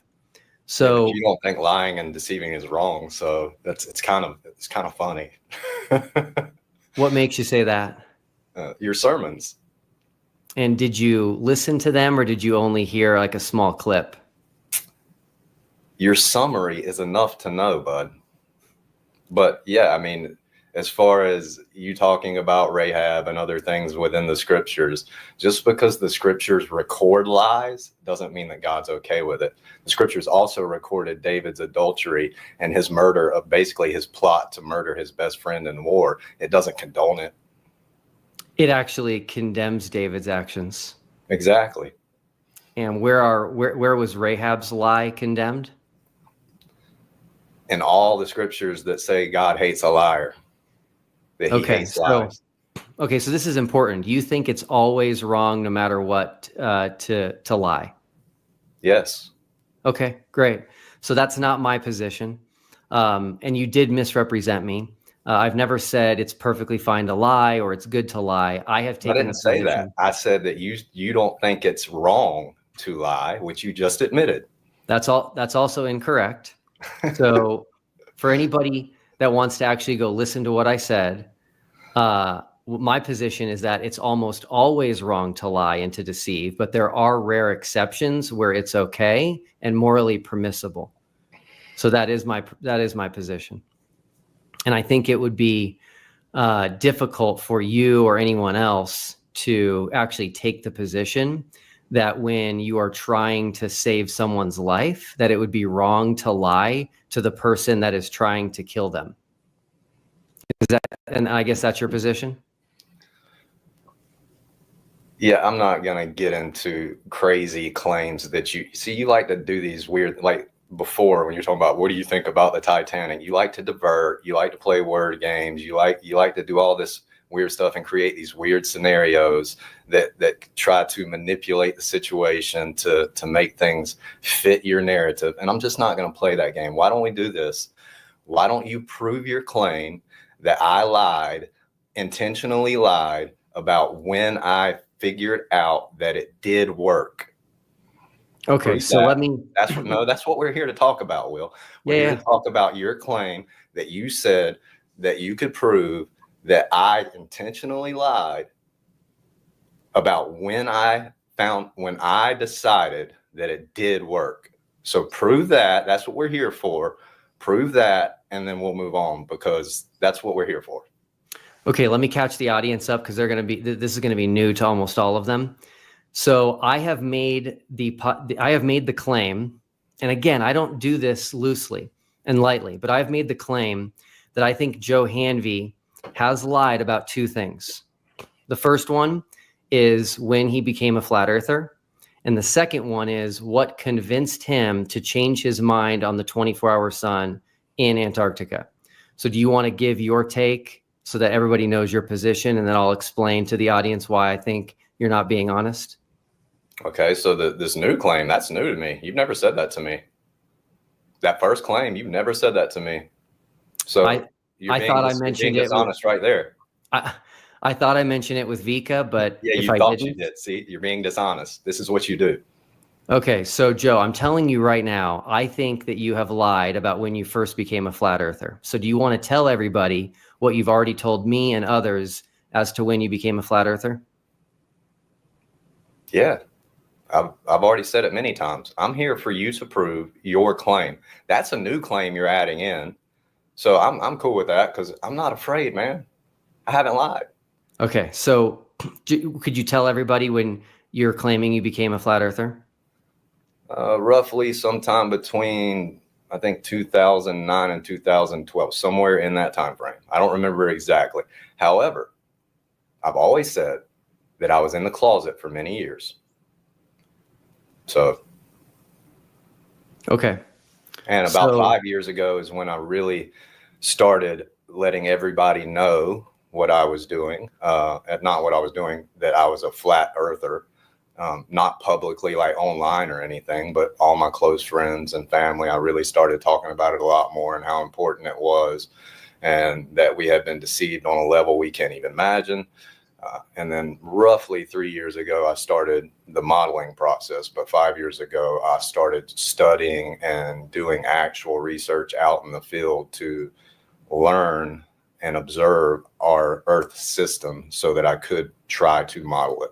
I've said that consistently. So go ahead, try to prove me wrong. Okay, cool. So I know this doesn't matter to you, but for what it's worth, if what you're saying is true, that makes you the first modern day flat earther in the world. No, it doesn't. That's such a false statement, dude. There's tons of books on flat Earth. Like, just go look. So modern day, what I'm talking about is alive today. There is no one today alive on this planet that claims to be a flat earther that far back. So you would literally be the first. You're making false claims. Okay, who do you know that was a flat earther? I'm not going to get into this with you. You're going to prove what you said you're going to prove. Okay. Or we're done. Okay, no problem. Okay, so Joe, this is super important. I received an email in September. So this is months ago. I get hundreds of emails, if not thousands. And this email was from someone who claims they know you. If you're going to go to that avenue again of trying to defame my character, I've already said that I am an advocate for medical marijuana. It's not a big part of my life. That is a poisoning the well, basically, just trying to defame my character based on something that's ignorance anyway, because it's a natural plant. Pharmaceuticals are way worse for anybody, so go ahead, like whatever. But I guarantee you that person is not close to me, 100%. Okay, so yeah, let me finish. So when I got this email, I had to think it through and I had to say, is this person telling the truth? Are they not? I didn't know what to do with it. And so I literally didn't tell anybody. I didn't share it. I just kind of kept it in the back of my mind. Like, I don't know if this is true or not. And hearing you and being involved with you more and more, it started to become clear to me that I think this email was true.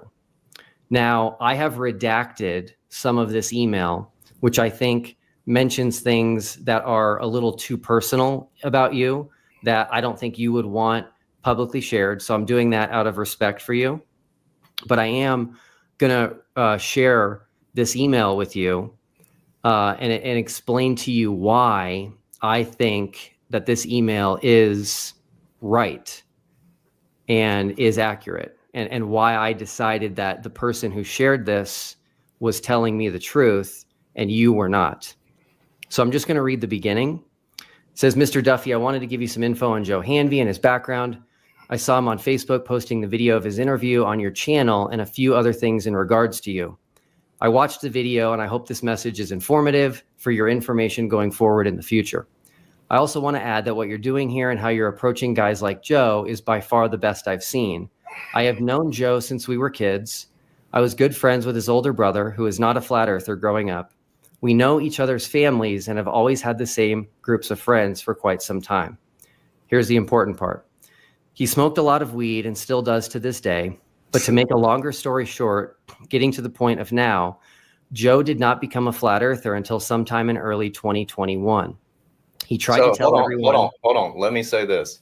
You got to tell me who this is, because otherwise it can't be falsified. I have to know who it is.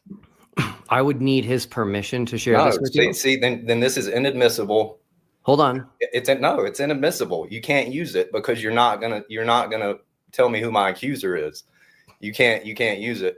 Whoever this is lying. Okay, so Joe, They've already lied. I know they have. Here's all I'm trying to say. No, see, you are trying to poison the well and defame me with false information, Will. That's false. This email is false. My brother, he doesn't care about flat Earth, but he absolutely knows the Earth is flat. So this person is lying. Yes, I used to smoke weed. I lived a very wicked life before I came to Jesus Christ.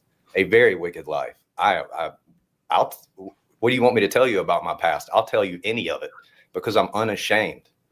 Well, no, I've been changed by Jesus Christ. That 2021 is a freaking lie.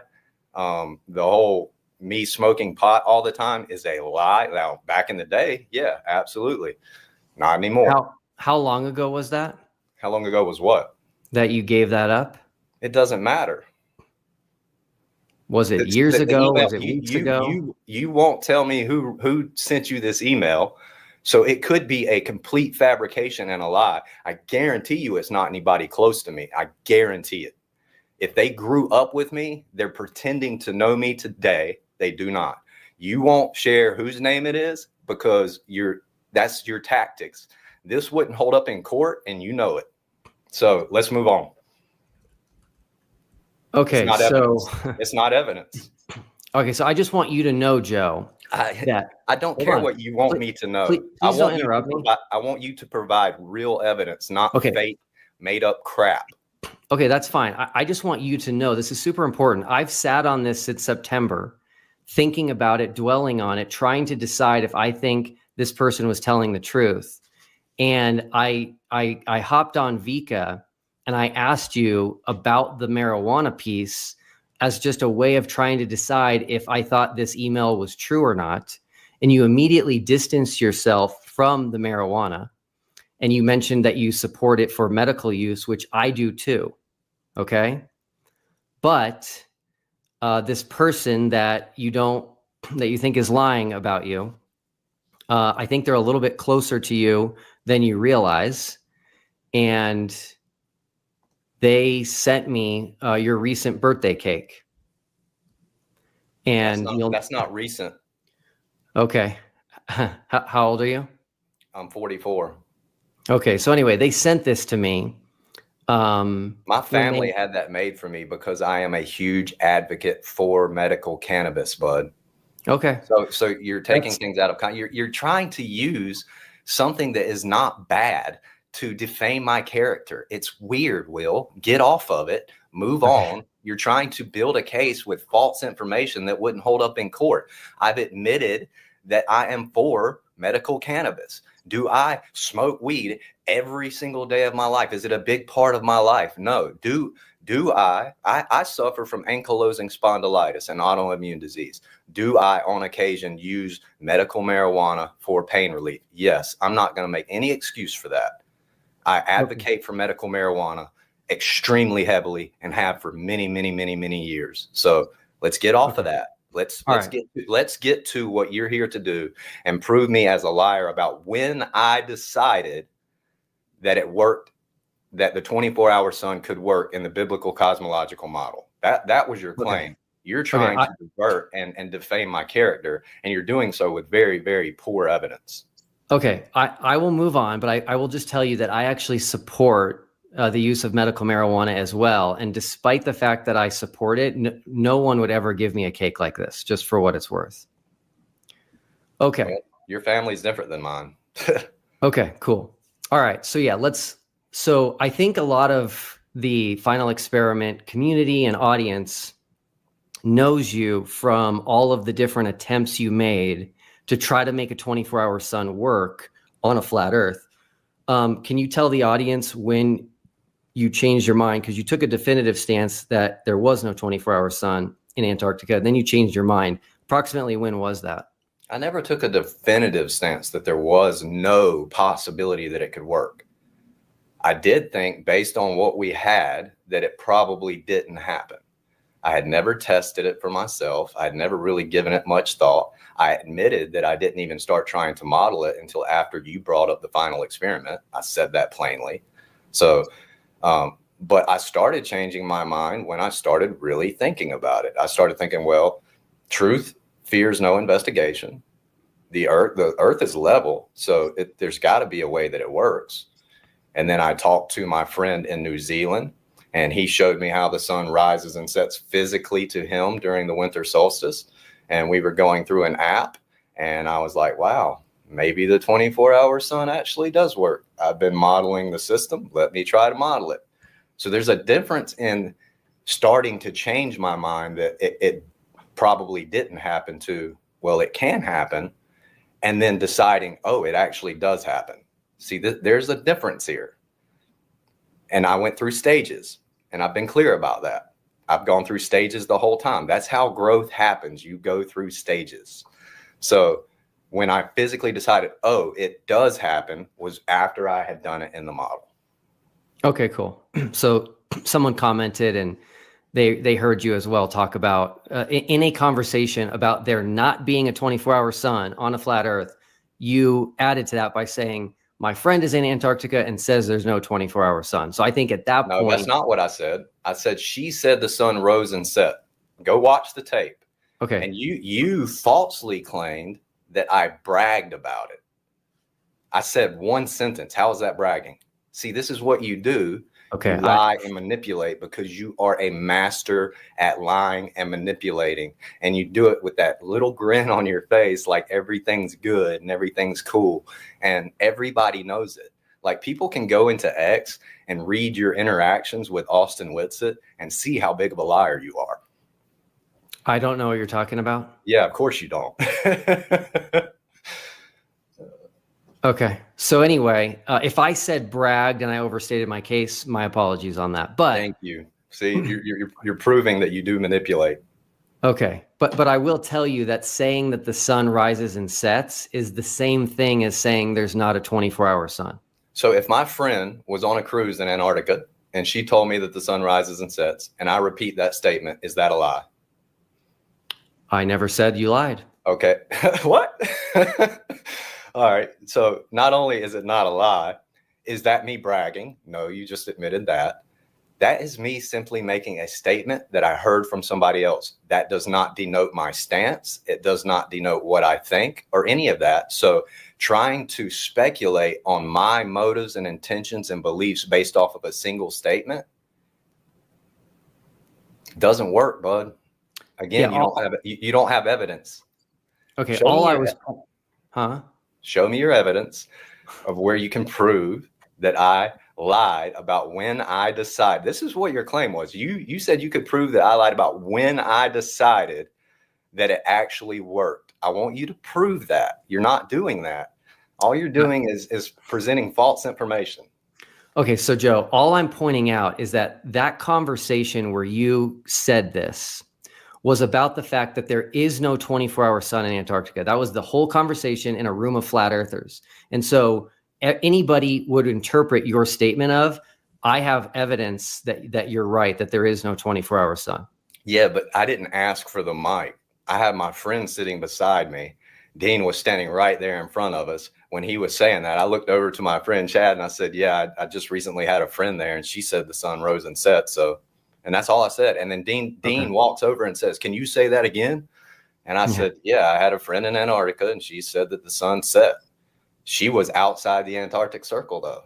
And as a matter of fact, she did tell me that I think she said it set at like 11 something PM and rose at like 2 something AM. And I did think, I was like, wow, that's in the sky for a long time, but I didn't think much about that. Okay. By the way, for what it's worth, the Antarctic Circle can only exist on a globe. You keep saying stuff like that. You don't even have a model. I do. The Antarctic Circle is created by a model must be able to demonstrate things in the micro just like it does in the macro. You cannot get water to stick to a ball. You can't get gas pressure to stick around a ball. You can't get any of that to happen. You can't do gravity on a micro scale. So you don't have a model, Will. No, you don't. No globe. So globe does not have a model. You just you have concepts and theories. You just strawmanned the word model. So I'm going to go ahead and push back on you. Do car models exist? Yes, car models exist.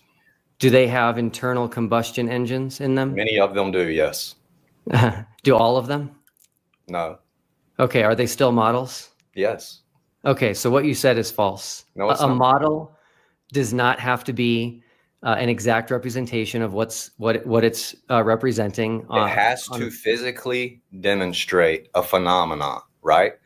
No. You cannot get water to stick to a spinning ball. You can't get gas pressure on a spinning ball next to a near perfect vacuum. You have no medium, no container, no charge for light.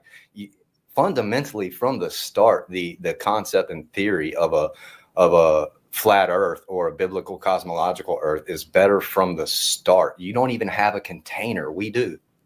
So I have a toy car model. What does that have to have? We're not going to do this. We're going to get you to prove We're not here to debate this anymore, Will. I'm not debating this with you. Nobody's going to change your mind. You wanted to be the savior of the globe. You admitted it. You're upset that somebody actually demonstrated that the phenomena is possible within a flat earth model, and you're trying to do damage control. You're trying to defame character. So prove that I lied, and we're going to move on. That's it. I'm not going to go back and forth with you in this word game that you like to try to do. You're going to prove that I lied. Prove it right now, or we're done. Okay, that's fine. Just so you know, if you're going to bring up a different topic, you brought up saying the globe doesn't have a model, and I pushed back because that's false. You brought up the Antarctic Circle. I showed that's only possible on a globe. You didn't show anything. You said. So let's stop with it. I'm done. I'm not going to bring up other topics. You're going to prove what you said you're going to prove, or we're done. Great. Okay, so Joe, what I do not believe is your claim, and you can reiterate this if you need, but I do not believe your claim that you changed your mind on the 24-hour sun in Antarctica because you started shining a flashlight on that plastic dome behind you. Are you going to take that stance? I changed my mind before that. I decided that it was absolutely possible after that. There is a difference. Can you help me understand the difference? I'm not seeing it. I've already said that. And if you can't see the difference in that and starting to change your mind and then making a decision, then I can't help you. So here's where I'm struggling, Joe. Yeah. There are millions and millions of people who believe in the globe. And when I announced that's an appeal to authority. That's a fallacy. It makes your argument wrong. I haven't made my argument yet, so you can't said say there's that. Millions and millions of people who believe in a globe. That's an appeal to authority. That's not an appeal to authority. That's a fact. It's an appeal to authority in a debate, and we're not really in a debate. We're here for you to prove that I lied. I want you to prove that I lied and stop diverting. It cannot be an appeal to authority unless I state that the fact that there's millions of people believe in a globe proves something, which I'm not going to say because you interrupted me. Millions of people believe in the globe. When I announced the final experiment, not a single person that believes in the globe was working on models to try to figure out how the sun might set in Antarctica. Okay. So what I'm saying is that I find it extremely difficult to believe, and I'd be curious what everyone else thinks, that you just decided out of the blue to say maybe a 24-hour sun is possible. What caused you to believe that a 24-hour sun in Antarctica would be possible on a flat Earth? What was that moment? Well, I already knew we live in an enclosed system. I already know the floor is level. I already know the truth is on our side, that truth fears no investigation. I already know that we need a container for everything. I know we're not on a globe. We falsified it. I have personally falsified the Umbro shadow for the lunar eclipse. So I know for a fact that the floor is level. So anything that does occurs over that level surface. I already said, after I spoke with my friend in New Zealand and he physically showed me how the sun was rising and setting in his sky at the summer solstice for the southern part of the realm, that I was like, wow, wait a minute. This thing may actually work. Let me try to model it, since I've already been trying to model other stuff. I've said that repeatedly. Like, how many times do I have to say it? Okay, so I don't remember you saying that on Vika. When I asked you this question on Vika, you said you changed your mind when you started doing your modeling. No, I said I decided that it worked. You see, this is where you're trying to do this wordplay thing. I've clearly stated that I began to change my mind. And then when I said, oh, it actually does work, was when I modeled it. So there's a difference there, Will. There is this progression of growth and knowing and changing as you get new information. And hopefully you can see that I am easy to talk to, easygoing, and I appreciate this new piece of information that you're giving me about your friend in New Zealand. So that's not new. We've talked about this before. That seems believable to me. But I want to tell you that you have not modeled a 24-hour sun in Antarctica in your model. Okay, so we're not here to talk about that. We know you don't agree with the model. That's not why we're here. We're here for you to prove that I lied, which you're not doing. I am going to do this, Joe. I am believing this person that claims that they grew up with you and has known you for years. I am taking what they said and I'm believing that it's true, because I don't have a good reason to think that what they sent in this email is just a made up fabrication. Well, I have my best friend in my whole life that knows for a fact I told him that I thought the earth was flat over 10 years ago, when he was just going into nursing school to become an anesthesiologist. He is now an anesthesiologist, and he will come on record and tell you that the very first time I told him was 10 years ago or so. And he was like, Joe, it doesn't matter. It's not a salvation issue. That was his exact words to me. So whoever this is thinks they know me, thinks they are closer to me than they are. There were several people at my birthday party that I grew up with that I haven't seen in over a decade. So, and yeah, when I was young, I admit I did a lot of wicked stuff, and I'm grateful that Jesus saved me and brought me out of that stuff. He has radically transformed me and made me into something that I could have never imagined I would be. So whoever that was, you won't give their name. You're using evidence that wouldn't hold up in court to create an argument that is null and void because of that fact. So let's move past the email that is obviously a lie, because my very best friend in the whole world will testify to this.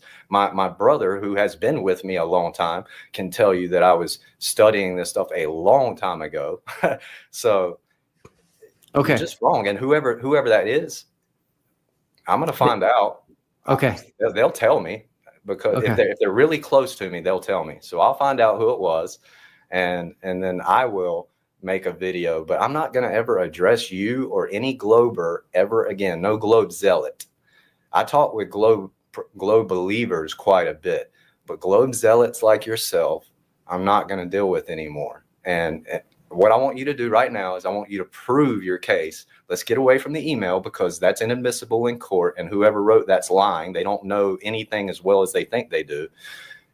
Let's get to you proving that I lied about when I decided it actually worked, not when I decided it could work, when I decided it actually worked. Prove that I lied there, or we're done here. Okay, so Joe, this is important. This is important. What I heard you say on Vika, which is why I said I think you're lying, was that you changed your mind because of your modeling. And so hold on, don't interrupt. I thought that through in my head, and I thought to myself, if I shined a flashlight on a plastic dome, I would never think all of a sudden magically there's a 24-hour sun in Antarctica. That did not seem believable to me. How many flashlights have you shined through domes? None. Okay. So okay. So yeah, you have no experiential knowledge of that. So that's just a fallacious claim. Prove what you said. We've had many conversations, Will. I've said this stuff to you before. So, you can keep misrepresenting and trying to divert and deceive. Prove your claim, or we're done. I told you that I don't think it's believable that shining a flashlight on a plastic dome would change your mind about Antarctica. That's not proof of anything, Will. You've never shined a flashlight through a dome. You're right. It's not. So that's the position I'm taking. I will admit that I could be wrong. I'll let people decide. But the most important thing, in my opinion, is that I offered you the opportunity to present your model on our channel. You said you wouldn't. And I am now going to debunk your model. And I think you would want to be here for that, to make sure that my debunk is accurate. But that's up to you. We're not here for you to debunk my model. See, I don't care. I don't care if you think you debunk my model. It doesn't matter, Will, because there's so many other people who don't agree with that. The only people who follow that train of thought are you and Globe zealots like you. That's it. That's not true. A lot of biblical cosmologists think that I've clearly stated, do not cling to a model. Do not cling to me. This is not a 100% factual representation. All it is proof of concept that these things can work in a closed system with a dome structure. That has been my claim from the beginning, and this model does show that these things can work. Do I need to improve it? Do I know how to improve it? Yes, I know both of those things. This is like the very early prototypical infant stages of a model. I have tons of ideas to make it better and better, to demonstrate more and more. So you can go on and debunk. You've already been proven a liar in saying that I lied and that you could prove it, because you won't do it. You tried to use a false email, of which I have multiple witnesses that can debunk your email that are really close to me. So you have not proven your case. You have not given any evidence. I'm going to get off of here now because you haven't done that. And you can go ahead and do your hit piece and debunk my model for all your Globe Zealot friends. But I'm done, Will. I'm done with you. I don't think you're an honest person. I think you are a weasel. I think you are narcissistic to the nth degree. You are a manipulator. You think that you're so much smarter than everybody else, and you're not. Your ego is through the roof, and it's evident. So that's what I'm going to finish with. You claim to be a follower of Christ, and you teach against his word. You are a false teacher and a false prophet, and the Father of lights and his Messiah, Jesus Christ, are going to deal with you, buddy. They're going to deal with you. So that's it. Joe, I'm done. I'm out. Joe, like, you can go ahead and debunk the model all you want for your Globe Zealots. You didn't prove I was a liar. I'm not going to entertain you anymore. As a matter of fact, my mom sent me an email telling me, she's like, don't engage with this guy. I told you not to engage with him anymore. And she did. And I didn't listen. So I'm going to listen to her right now, and I'm done with you. And you can go ahead and debunk my model for all your Globe Zealots and all these people that ridicule and make fun and call names and all that. Go right ahead. You're a false teacher. You're a false prophet. The Father wants to expose you, and he's doing that. Goodbye, sir. Hey, Joe, flat earthers have debunked your model, and they've been trying to debunk your model for months, but you won't listen to them. It's not just people on the globe side. Flat earthers were trying to correct your model. A bunch of internet cowboys and internet gangsters with no work of their own, no body of work of their own, have said things. Campanella has been trying. Listen, I sent Jiren a dome. Jiren does not believe in the scriptures. Jiren is now trying to use Occam's razor in order to argue for the globe. Occam's razor destroys the globe. But again, I'm done with you. I don't care what Jiren Campanella thinks. Jiren is not important to me. So I don't care what any of you think. Who is important? I care what Jesus thinks. I care what Jesus' word says. And Jesus' word says that we live on a circular level realm, enclosed, and that he sits above. It's his footstool, that it's like a seal that's been hit with a signet, and all these other different things, that the sky is like a bronze mirror that reflects heat, that it's like a molten looking glass, that it's like a cast metal mirror. What is that? Job 37:18. Those are three different translations of it. You look at the Project 314, where Moses built the tabernacle off of what he saw from heaven. It matches the dome type model, the dome type structure. I don't care what you think anymore, Will. I don't care what all the Globe Zealots think. Go ahead, debunk the model, say you debunked it all you want. I'm going to keep doing me as Jesus tells me to do me, but you're going to be exposed. I don't know when it's going to happen, but you're going to be exposed by the Father, because you are falsely representing him and you're falsely representing his word. So we're done here. I'm out. Goodbye. Thanks, Joe.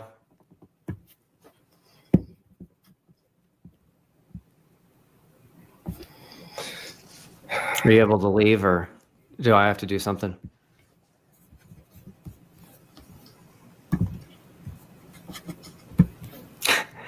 But by the way, okay, so that did not go as I had hoped, but it's okay. That's life. All right, so here's what I'd like to say. First and foremost, I cannot imagine a situation where someone would be offered a platform that largely has an audience on the other side and would turn that down. So for example, if Flat Earth Dave or Eric Dubay or Mark Sargent said, hey, Will, we want to have you on our channel and present your evidence from your Antarctica trip that the Earth is a globe, I would say thank you. I would jump on that in a heartbeat, because the evidence is very strong. You can't really refute it. It's powerful. So I told Joe when we were setting this up, hey, Joe, you're allowed, I'm going to let you present your model to our audience. You can show your model that you think makes a 24-hour sun in Antarctica work. And he does not want to do that. And I think he doesn't want to do that because it doesn't work. And he knows I'll be able to poke holes in it. One of the issues on the flat Earth side is I've noticed, I'm not trying to overgeneralize here, and I'm not necessarily talking about everyone, but I've noticed on the flat Earth side, they will hear an idea and they'll immediately believe it's true. Ideas are not evidence, okay? Ideas are not evidence. And so ideas are important, but then those ideas need to be talked about and discussed and checked. And so when someone hears an idea and they hear Joe Hanvey saying, I can model a 24-hour sun, they just believe it. But if they stick around a little longer and they have conversations with people on the other side, they'll quickly see how easy it is to be debunked. Next thing I want to say is this. When I announced I was going live with Joe Hanvey, and I put that on YouTube, I started getting so many emails, so many Facebook messages. People were reaching out to me saying, hey, Will, Joe Hanvey has blocked me. Joe Hanvey will not respond to my communications. Can you ask him this? Can you ask him that? And this is a very common theme in the flat Earth world. The flat Earth world claims that the truth of the globe is being suppressed, and that's why there's censorship. The biggest group of people that censor is flat earthers, by far. I've experienced this, and because I created the final experiment to be collaborative, to be friendly, to try to bring both sides together, which I think I've succeeded in some respects, and in other respects, people are still just being themselves on both sides. But because I did this, it created this unique opportunity where people are like, Will, you have the ears of the flat Earth community. You talk to them, they talk to you, they watch your channel. And so a common theme I've heard over the last 9 months is these people have blocked me. Can you try to get a message to them? And so what I'm noticing is that flat earthers will block people as quickly as you can, think about it, as soon as they're presented with something that they can't answer or whatever. When I was talking to Flatzoid on Modern Day Debate, I brought this up, and he acted like there's one guy who is stalking him and all this stuff, and he blocked that one guy, which I think is great to block somebody who's stalking you.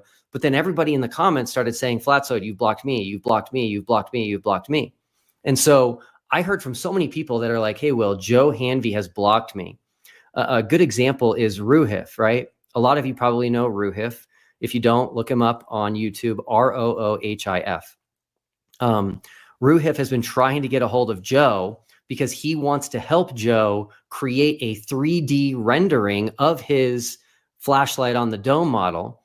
And Joe Hanvey will not give him the time of day. And so I made an email introduction. Ruhif took the position of maybe he gets a lot of messages, maybe he gets a lot of private messages on X, private messages on Facebook, and maybe that's why he's not responding to me. So I did a nice thing and I said, hey, I'll make an introduction. I know Joe, I know Ruhif. I made the introduction, and Joe responded and said he wants nothing to do with anyone who's associated with Will Duffy. So he kind of rage quit on that email. And all it was a friendly introduction.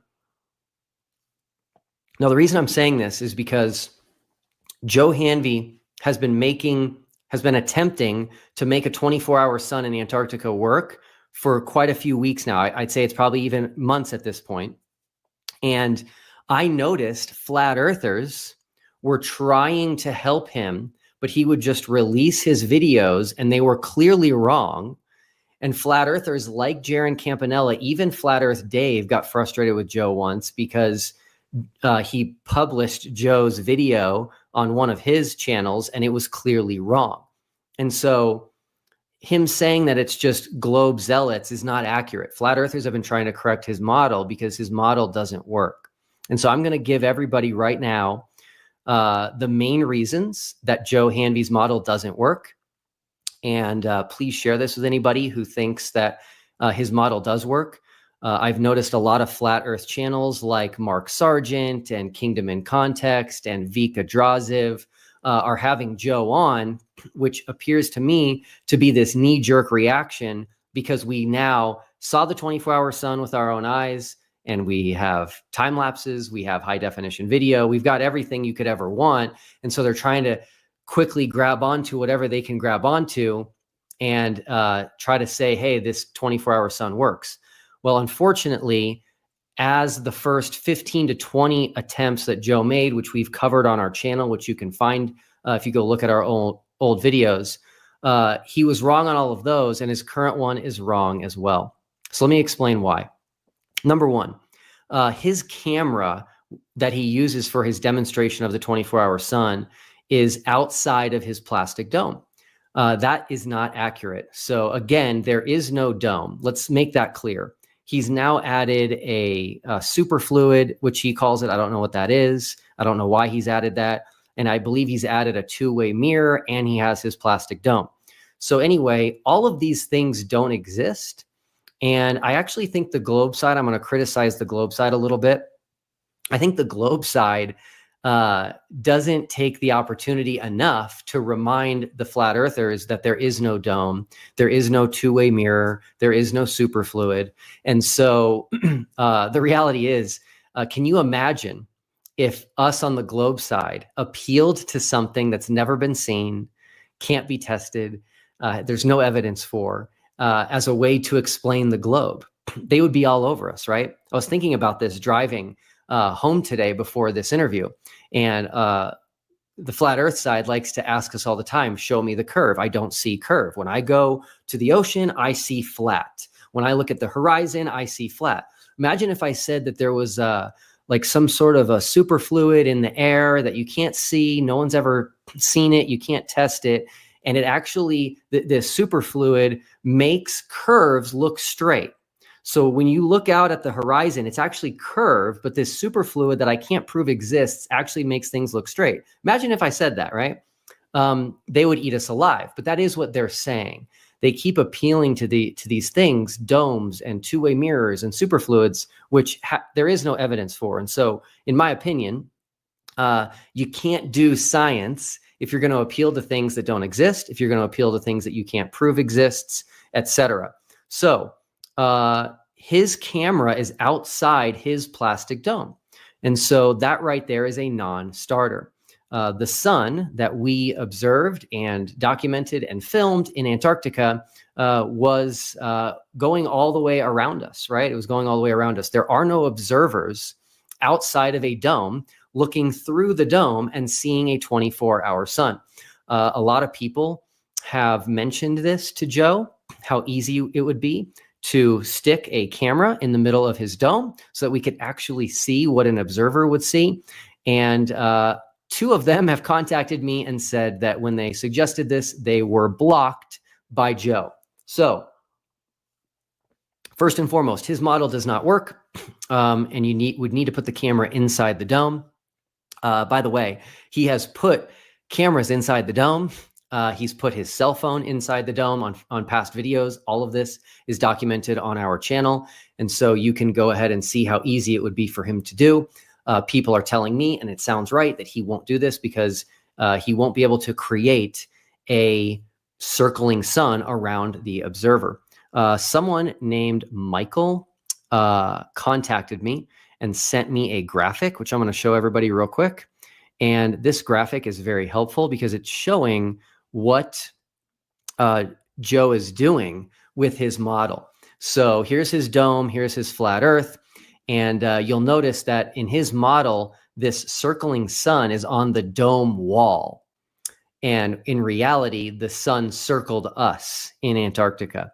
And so his model is a non-starter. Again, from this perspective, the 24-hour sun in reality is not something that is doing circles on a dome. outside of the observer. The actual 24-hour sun circles the observer in Antarctica. Now, this is also really important, which is that the globe is symmetrical, right? That's a very important piece. It's a beautiful symmetry that we see. The 24-hour sun we see in the north also happens in the south. The 24-hour moon in the north also happens in the south. There's a north celestial pole. There's also a south celestial pole. None of this can exist on a flat earth. And so what they come up with is they have to try to come up with ways for things that we see in the north to also happen in the south. And that's where you get these crazy appeals to domes, superfluids, two-way mirrors, putting circling suns on the inside of a dome. Again, that doesn't exist. And so this is very, very difficult for flat earth, is the symmetry of the globe, the symmetry of the sphere. So anyway, that's the next problem for Joe. Now, the biggest one, I shared with him, I think it was definitely over a month ago, possibly 2 months ago. He's never responded to this, and I do think it's the most devastating argument for this particular issue, meaning his model and his dome. And again, it's a perfect globe prediction that matches reality because we live on a globe. In his model, you have this dome and you have this flat earth underneath it. Well, guess what? The 24-hour sun in the north, so I'm not talking about Antarctica anymore. I am talking about the north, the northern hemisphere, up near the North Pole in the Arctic Circle. That sun, that 24-hour sun, which fortunately we have years and years and years of flat earthers saying that there is a 24-hour sun in the north. D. Marble, who's a popular flat earther, unfortunately, he was made popular by taking a spirit level on an airplane and recording it. He actually went into the Arctic Circle and filmed the 24-hour sun. You see, flat earthers believed that a 24-hour sun in the north actually proved their flat earth model. So they have said all of the videos of the 24-hour sun in the north are real. They've filmed it themselves, and guys like Eric Dubay have said that the 24-hour sun, the midnight sun, proves flat earth. And so we have years of flat earthers saying that the lights in the sky prove the shape of the ground, and they didn't change their mind on that until we announced the final experiment. Now, why am I saying this? Here's why. The 24-hour sun in the north is not very high in the sky. Go look at all of the videos. It's just right above the horizon. I don't have the exact elevation angles or azimuth, but it's not very high in the sky. And so when he's doing his demonstration, where he's creating a 24-hour sun in Antarctica, which is actually just a reflection of the actual sun, I'm not strawmanning him here. You can go listen to his videos. He says that the sun we saw in Antarctica is not the actual sun. It is a reflected sun. It is what he would call an apparent sun, which is not, people don't understand apparent sun, by the way. But anyway, he says that you don't see the actual sun in Antarctica. Obviously, that doesn't make a lot of sense. We felt the actual sun. We saw the actual sun. We were burned by the actual sun. And we were constantly putting on lip balm and sunscreen because it was the actual sun. But anyway, in the north, okay, so he's moving this sun in his model over the north. That would never be near the horizon. That 24-hour sun in the north would never be in the horizon because it's way up here outside of the dome. So this is going to be another common theme when flat earthers attempt to model things that really only work on a globe. They're going to create problems in other areas. This is why I like the term preponderance of evidence. The final experiments, plural, which we're releasing on our channel, that is a preponderance of evidence against flat earth. There's going to be 15 videos representing 15 experiments that we did on our trip, and all of them are exactly what the globe predicted and the opposite of what flat earth predicted. That is a preponderance of evidence against flat earth. And so it's easy to take things and look at them one by one and try to create one model for that thing. But in doing so, you're going to end up messing everything else up. So his model, his dome model with the flashlight on the top, messes up the 24-hour sun. How crazy is that? He messes up the 24-hour sun in the north. That sun, go watch the videos, is just above the horizon. And so that does not work on a flat earth. That is impossible on a flat earth. That does not work with a dome. And so his entire model, which flat earthers are now going to try to explain the 24-hour sun in Antarctica, simply doesn't work. It doesn't work. Now, the biggest one, which I really wanted to get into with Joe, but he left us, is the fact that in his model, the sun stays at the exact same elevation as it's circling. Now, people are seeing his video differently. It kind of reminds me of the old "what color is the dress" ordeal that happened a few years ago, and everybody saw it differently. I see his sun going in the wrong direction for Antarctica. So you guys can go look at that. Remember, from the vantage point of the observer, the sun goes from right to left in Antarctica, the 24-hour sun, and in the north, the 24-hour sun goes from left to right. Okay, again, that's another mirrored symmetry which you get from a globe. So his sun stays at the exact same elevation. That is also wrong. If you recall, dozens of globers made models of what the sun would do while we were at Union Glacier in Antarctica just a few weeks ago in December of 2024. They all made models. Guess what? They had never been to Antarctica. We had never been to Antarctica. The 24-hour sun had never been filmed at Union Glacier. So how was it that all of these people were able to model exactly what the sun would do, which, by the way, was a wave pattern through the sky? It did not stay at the same elevation. It went up and then it went down, and then it went up and then it went down. And you can see this if you go to Dave McKeegan's time lapse. Set his time lapse on his channel to 2x and watch it, and you're going to see it doing this. And put it on loop if you can, and you're just going to see that it's going in a wave pattern.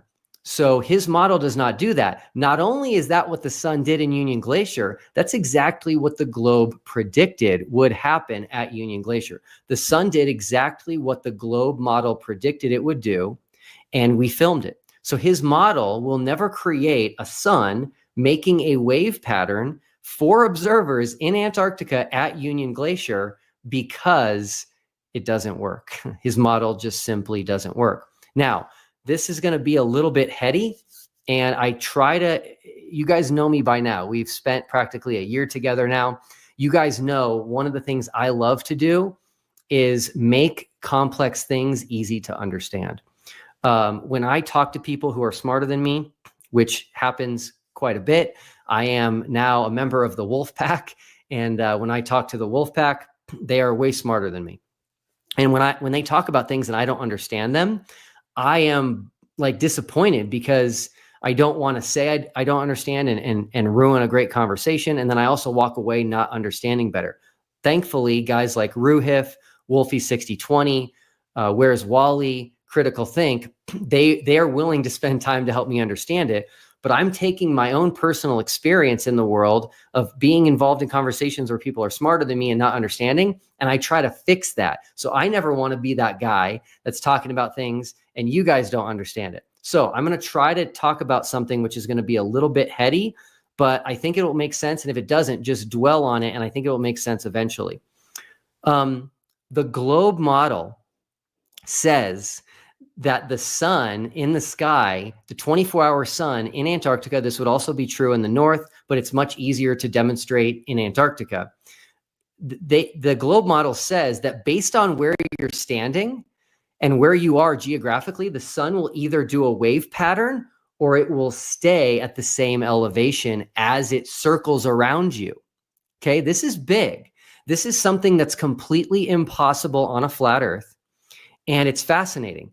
So the sun made the wave pattern, the predicted wave pattern for us at Union Glacier, but just 600 miles away at the South Pole, the sun stayed at the same elevation as it went around the observer. How is that possible? That is only possible on a globe.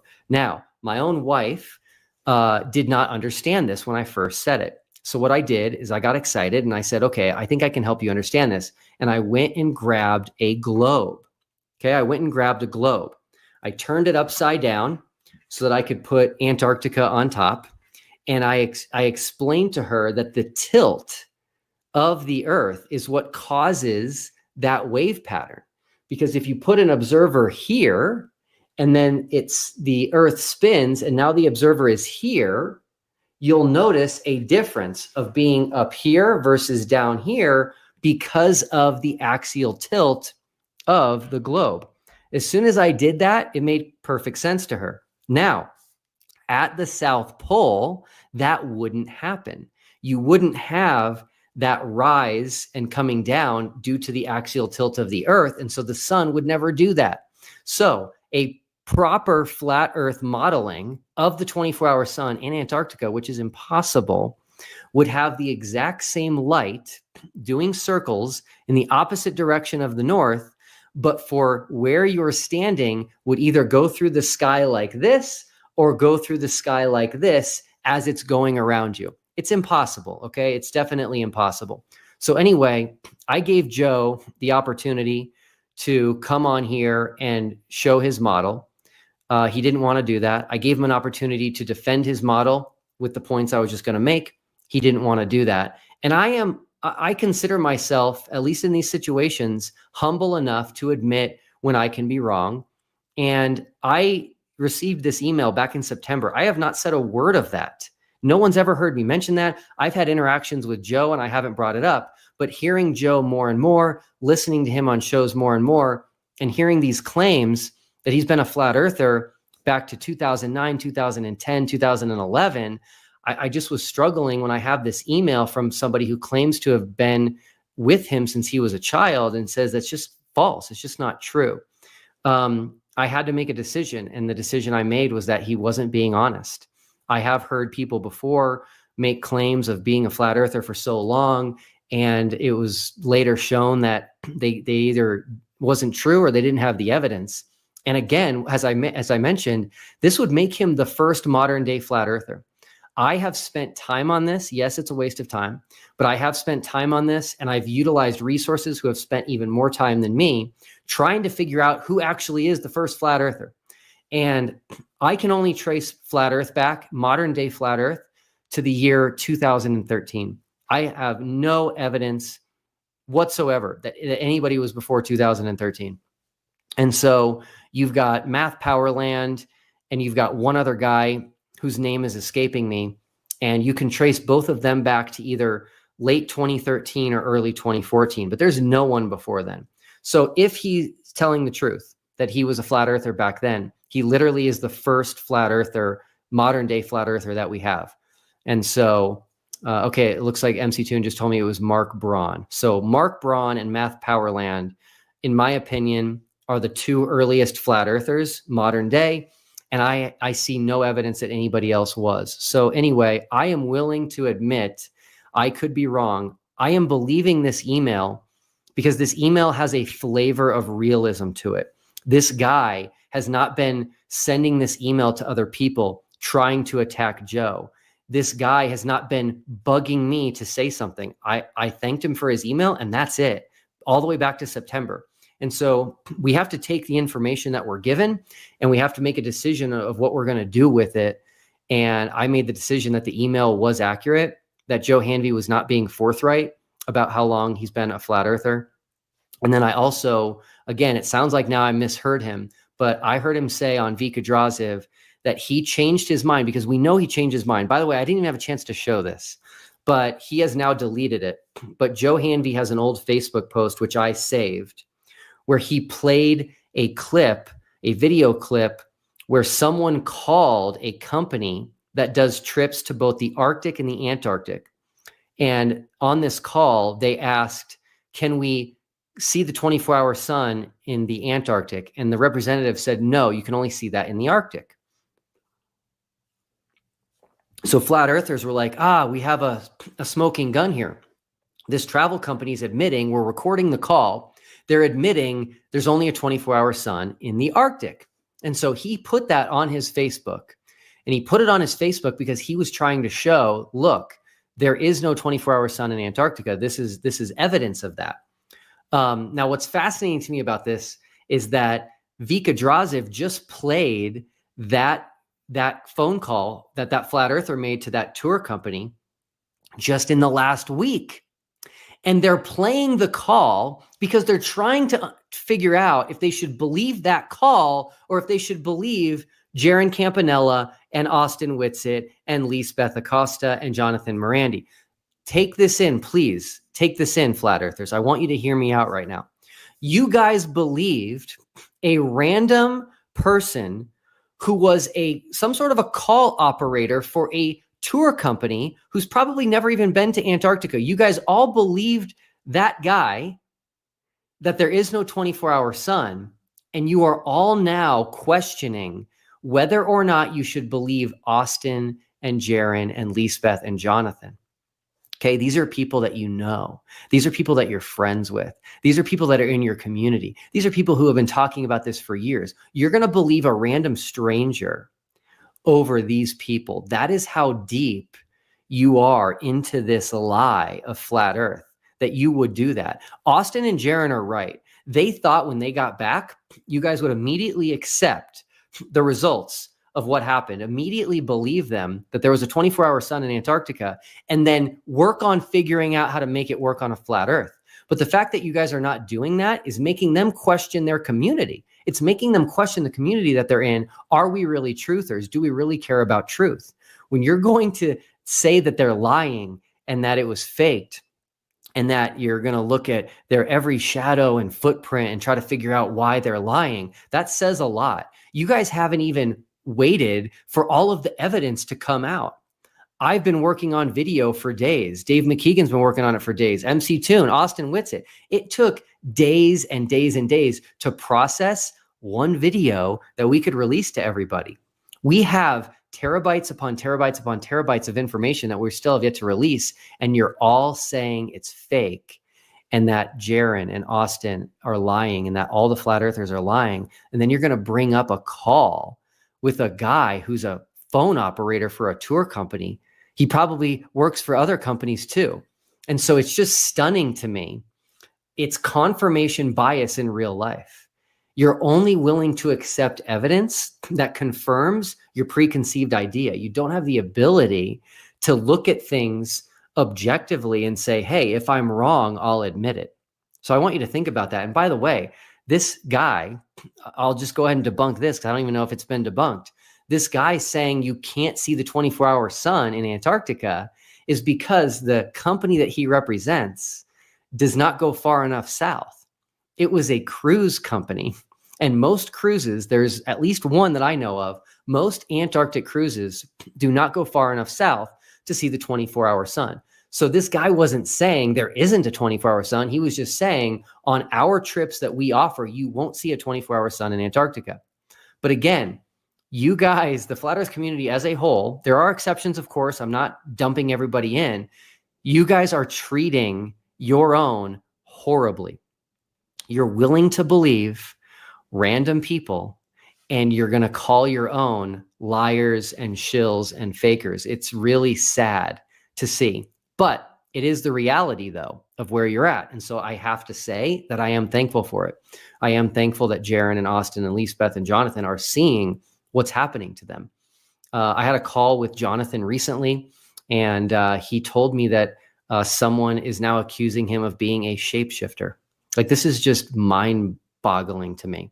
They were going through one of his videos frame by frame, and there was a glitch, and they were like, oh, he's a shapeshifter. Like, where does this stuff, where do people come up with this stuff? I just don't get it. But anyway, I just want to say thank you to everybody who joined today. I was hoping that we would be able to have a longer conversation with Joe Hanvey, but he got upset. I tried to be as cool, calm, collected, and honest as I could with him, but sometimes it doesn't work out. And so anyway, I do appreciate the time that we've all spent. I appreciate Joe coming on, but I did need to, at some point, show why his model doesn't work. There's a lot of people that are jumping onto it, and I thought it would be good to just kind of nip that in the bud and then I will tell everybody something super, super exciting right now, which I am announcing for the first time. So if you joined us live today and if you hung out until the end, you're going to be the first to hear it. And then I will go ahead and sign off. Here is the exciting news.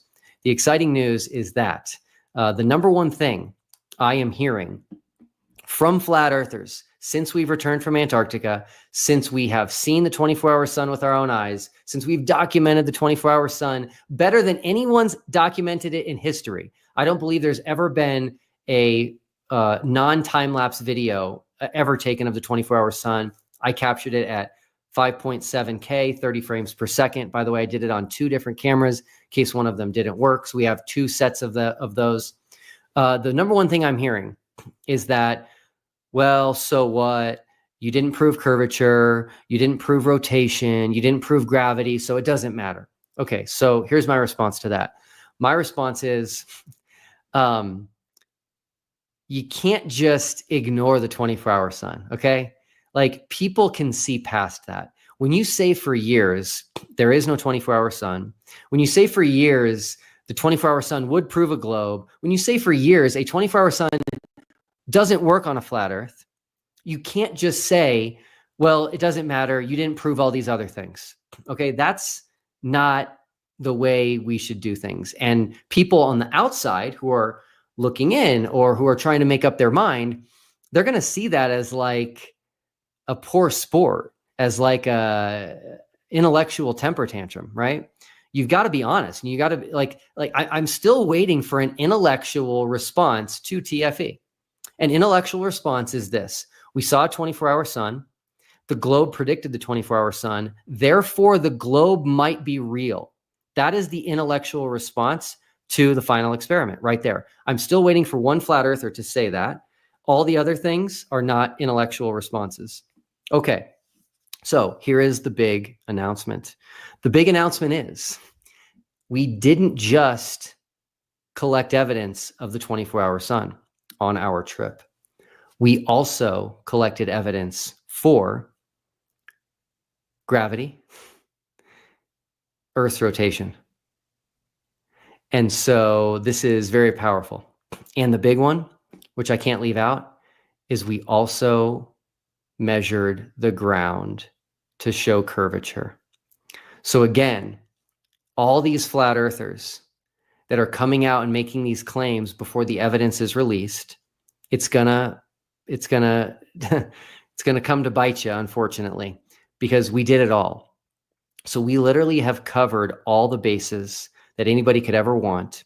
It will be released, and I'm excited to release it, but it's going to take time. We not only have to collect the data and figure it out, we've got to make these videos, which are very hard to make. So please just be patient with us. But I did want to drop that little bomb today on the flat earth community. By the time our 15 videos are released, the final experiments, plural, we will have shown everything. The 24-hour sun, Earth's rotation, gravity, and curvature. All of that was done on our trip, and it was the greatest trip of my life. And I think everybody that went, including the flat earthers, would say that as well. So, all right, everybody, have a great day. Thanks again for joining, and we'll talk to you soon. Bye-bye. Hi, everybody. My name is Robert Carter. I'm a speaker for Questions Ministries International out of our U.S. offices right here in Powder Springs, Georgia. We've come out to this nature area because that is the topic of today's talk. Earth. This is Earth, folks. What is this? How is it made? What is the nature of reality? Those are the things we're going to get into as we discuss why some people believe that the Earth is flat. I recently gave a talk on the subject at our Creation Super Conference. We liked that so much we wanted to share it with you. There's about 600 people there. But before we get into it, I want to explain to you what the audience was seeing when they came into the room. Flat earthers will say that NASA has no picture of the Earth from outer space. That is completely untrue. We humans, we have sent a satellite into outer space, and we got it between the sun and the Earth at a place called the Lagrange point. It's a point where the gravity from the sun and the Earth are balanced. And so just with a little bit of finagling of little teeny rocket engines, you can keep a satellite right in one place. And it has a camera. and that camera is pointing directly at the Earth. The camera is between the Earth and the sun. And every hour, it takes a high-def image of the Earth and sends it back to us. You can see clouds moving, you can see the Earth turning, and the coolest thing about the video is that the moon photobombed the Discover satellite. So you might be wondering, why does CMI care about the flat Earth or not? Well, this is a really big deal. This is a really important topic. It's influencing a lot of people. It influences the way we think about nature of reality, about the nature of God, about how we do science. And since we are a science organization, we like to talk about science, this is a really fascinating idea. It has captured a lot of people's attention. In fact, it has trapped a lot of people in a specific way of thinking that is wrong. So what I hope to do is unpack this a little bit and share with you a couple of really key ideas that you can use to know that the Earth actually is round, to explain why people are saying it, where they're coming from, and just, I'm going to fill it up with a lot of really interesting tidbits about astronomy, gravity, and science. We hope you enjoy it. How do we know what we know? How do you know? Well, obviously you have to use your brain, right? You have to think. But sometimes learning stuff feels like you're drinking from a fire hose. And in the modern digital world, there's a fire hose of misinformation. Everybody has an opinion about everything. How do you know which is right? That's a tough question, isn't it? Sometimes people speak very confidently, but they're talking nonsense. I would put Richard Dawkins in that camp. But also within our community, we see this happening also. I mean, in the Christian community. And specifically, people who are Christians and flat earthers. There is a problem that we all have, and that is we're not an expert in everything. And when someone speaks authoritatively, blah, blah, blah, blah, blah, blah, I know this stuff, you're just a peon, what do you know? We don't often have enough knowledge to refute what that person's saying. And that makes life difficult. Politics, religion, science, that's really hard stuff. Hopefully you're learning stuff at this conference, is why we're here, to help you answer questions and things like that. But here's one of the most pernicious problems we have. Humans, by nature, self-segregate. We normally hang around with people that listen to the same music, maybe grew up at the same time, eat the same foods, have the same sort of a cultural thing. It's uncomfortable to be around people who are really different than you, for most people. Just part of human nature. But the problem is, in the modern world, we are separated algorithmically. Because Google and Facebook and YouTube aren't going to feed you information you don't like, because then you'll leave their website. So we are pigeonholed, categorized, and fed a bunch of stuff that drives advertising dollars to them. It is not surprising then that the flat earth idea was essentially non-existent before the rise of YouTube. I'm going to give you two big ideas. The first big idea I'm going to give you, and we're going to use this throughout to test different things, it's called the two-world fallacy. That's what I call it. Imagine two worlds, and I developed this to explain evolution. Imagine there's a world of evolution and the world of creation. Is it fair to say, like an evolutionist would, every bit of information I find that supports evolution disproves creation? Is that fair?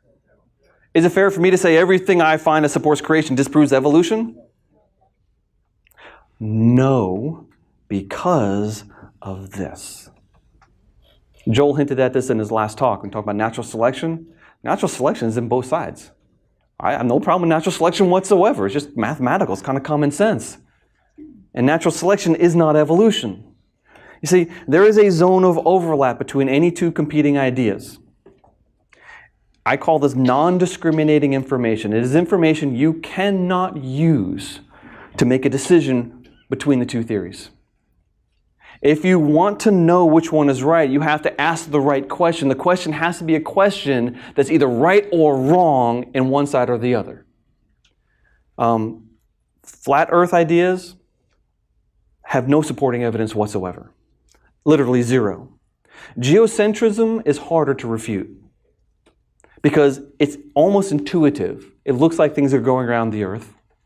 It's almost biblical, because the Bible uses language that's kind of equivocal, and you can read it as if everything goes around the earth. But in the same way, if you listen to my speech throughout the day, you could accuse me of being a geocentrist.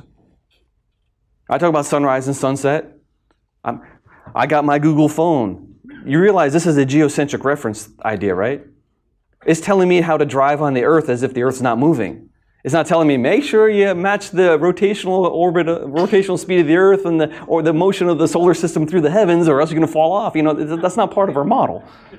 We use this geocentric thing as a shortcut all the time. Okay.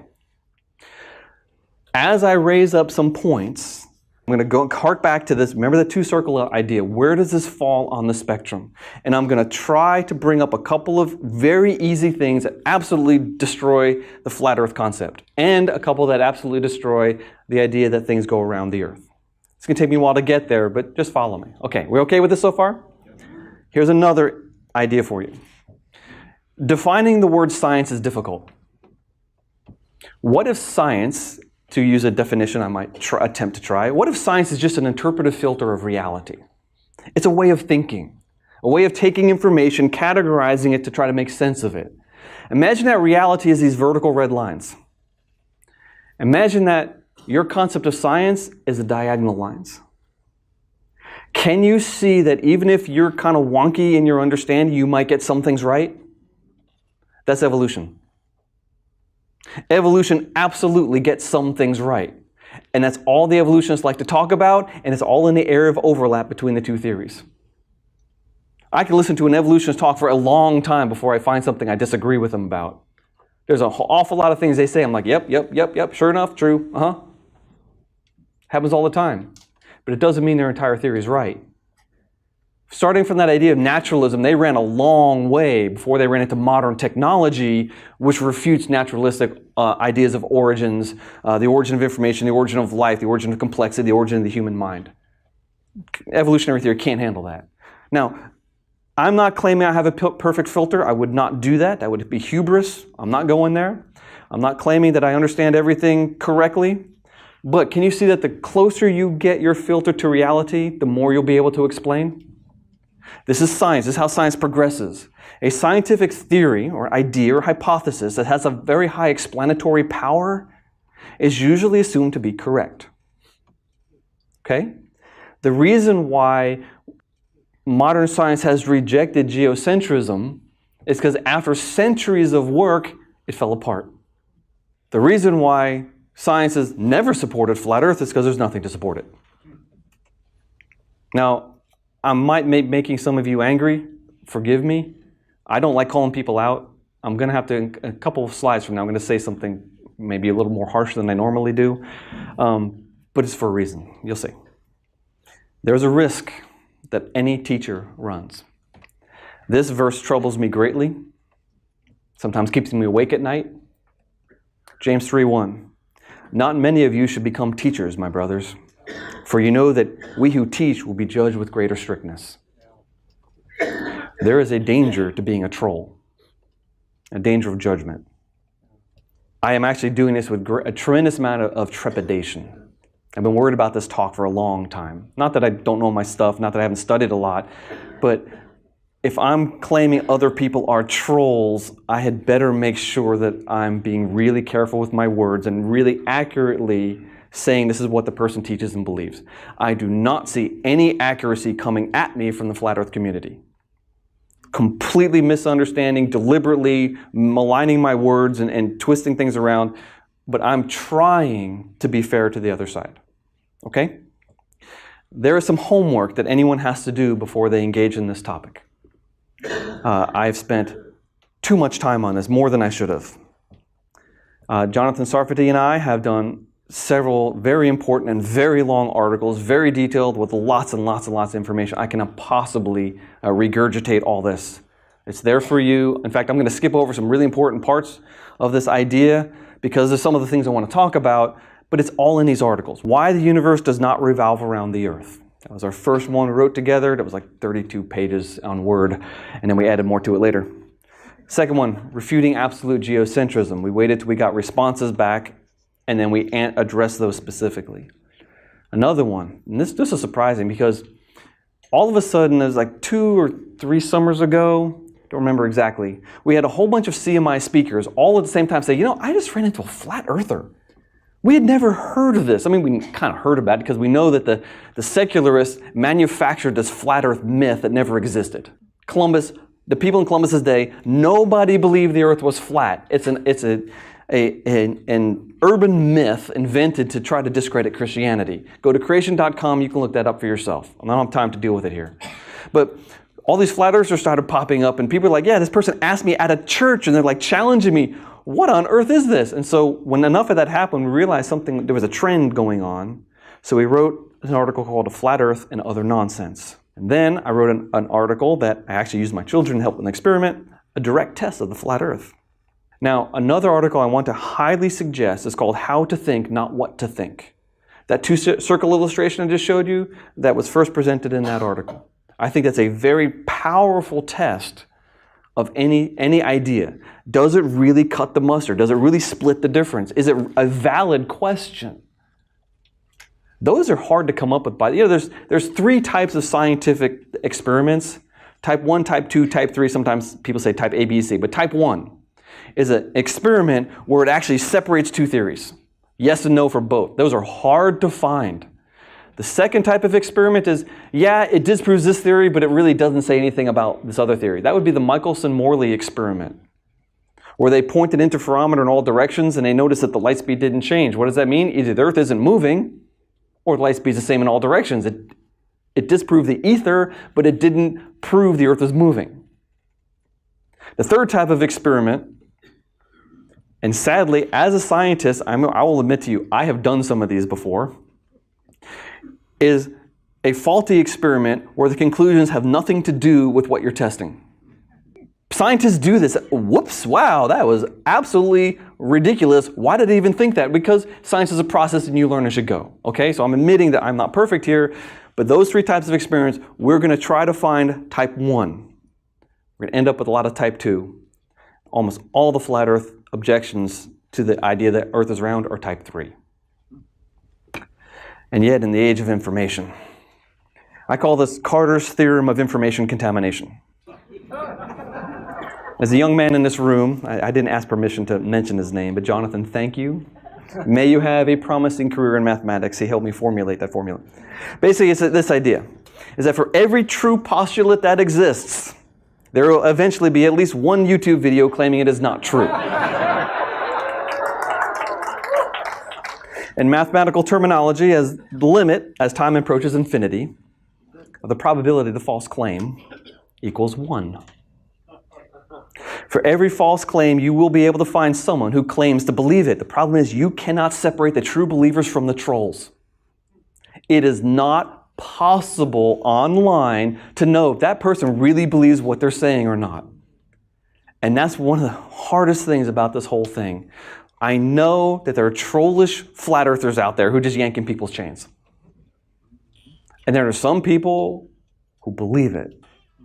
I don't know what the ratio is, but everywhere I go, in fact, I was at a homeschool conference in Texas a couple weeks ago, and 3 lovely women, nice homeschool moms, very normal, middle class, husbands are professionals. And they come up to me and they're like, yeah, NASA, as if NASA's a swear word. What? Oh yeah, you know what they do over at CERN. Yeah, you mean the big atoms? Oh yeah, CERN. As if CERN was like a swear word, like it's part of this gigantic government conspiracy. And sure enough, we got into it and didn't take very long. They didn't say the earth was flat. They said, I don't know what the shape of the earth is. I've not experienced it. No, wait, that's a psychological, that's a philosophy here that we're going to get into. And another problem is that someone can float an idea in 30 seconds that might take you 3 days to figure out. I'm game. Here's 2 memes. Now, I don't know who made these. I just stole these off the internet. I might have done some copyright infringement. Doesn't say copyright there, so I just took them. All right. Pilots black out at 9 Gs. The Earth spins at 1,000 miles an hour. You know that's true, right? 24,000 mile circumference thereabouts. 24 hours, that's about 1,000 miles an hour. Well, if pilots black out at 9 Gs, how come we don't black out at the equator? Come on, what's the answer? Yeah, they're mixing apples and oranges here. Pilots can fly at multiple times the speed of sound and not black out, but at a much slower speed, velocity, if they do a hard turn, they might black out because it's the acceleration, not the velocity. Boom. How about this one? Child on a merry-go-round, fearing for his life at a very slow speed, but the earth spins at 1,000 miles an hour. How come we don't fly off? How come wind doesn't rip the earth apart? How come? What's the answer? Well, how fast would the merry-go-round have to spin to produce the same amount of centripetal acceleration as a spinning Earth? Actually, it's 59.1 seconds. So yeah, I'm a nerd.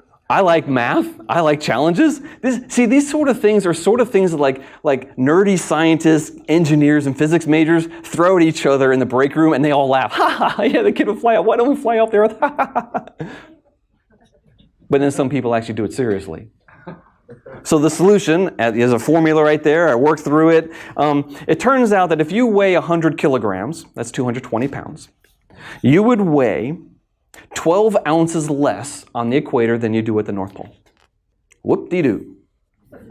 This is true, by the way. We can measure this. We know that you actually weigh less at the equator. There's two reasons, actually. One, because the Earth spins, the Earth is flattened a little bit. It's not a sphere, it's an oblate spheroid. And the equator is farther away from the center of mass than the poles are. You weigh more at the poles because you're closer. But when you factor in the shape of the Earth, it doesn't account for all the weight change because you are moving. But it's only a fraction of what you weigh. How fast would the Earth have to spin or how fast would the merry-go-round have to spin? Well, if it's a 3-meter merry-go-round, that's just an easy number mathematically. It's kind of big for a merry-go-round. But literally, it would have to turn once every 59.1 seconds. That would be the most boring playground ride in existence. In fact, you would have to stare at it to see if it was turning. You ever stare at a second hand to see how fast it goes? Yeah, it's moving. Oh, wait. Yeah, it is moving. Yeah. But it's not because you can see it move usually. It's usually because now it's in a different place it was just a little bit ago. And the relative movement you can notice much easier than looking at it. This idea that we would fly away is a lie. Most people who are promoting flat earth ideas don't know that. But the person who put this together probably did. A lot of this information is coming out of skeptical websites, just for fun. They'll float something out there and see how far it gets. Man, can I get this idea to go viral? Will the flat earthers pick it up? Will the Christian flat earthers pick it up? Yes. That is definitely happening.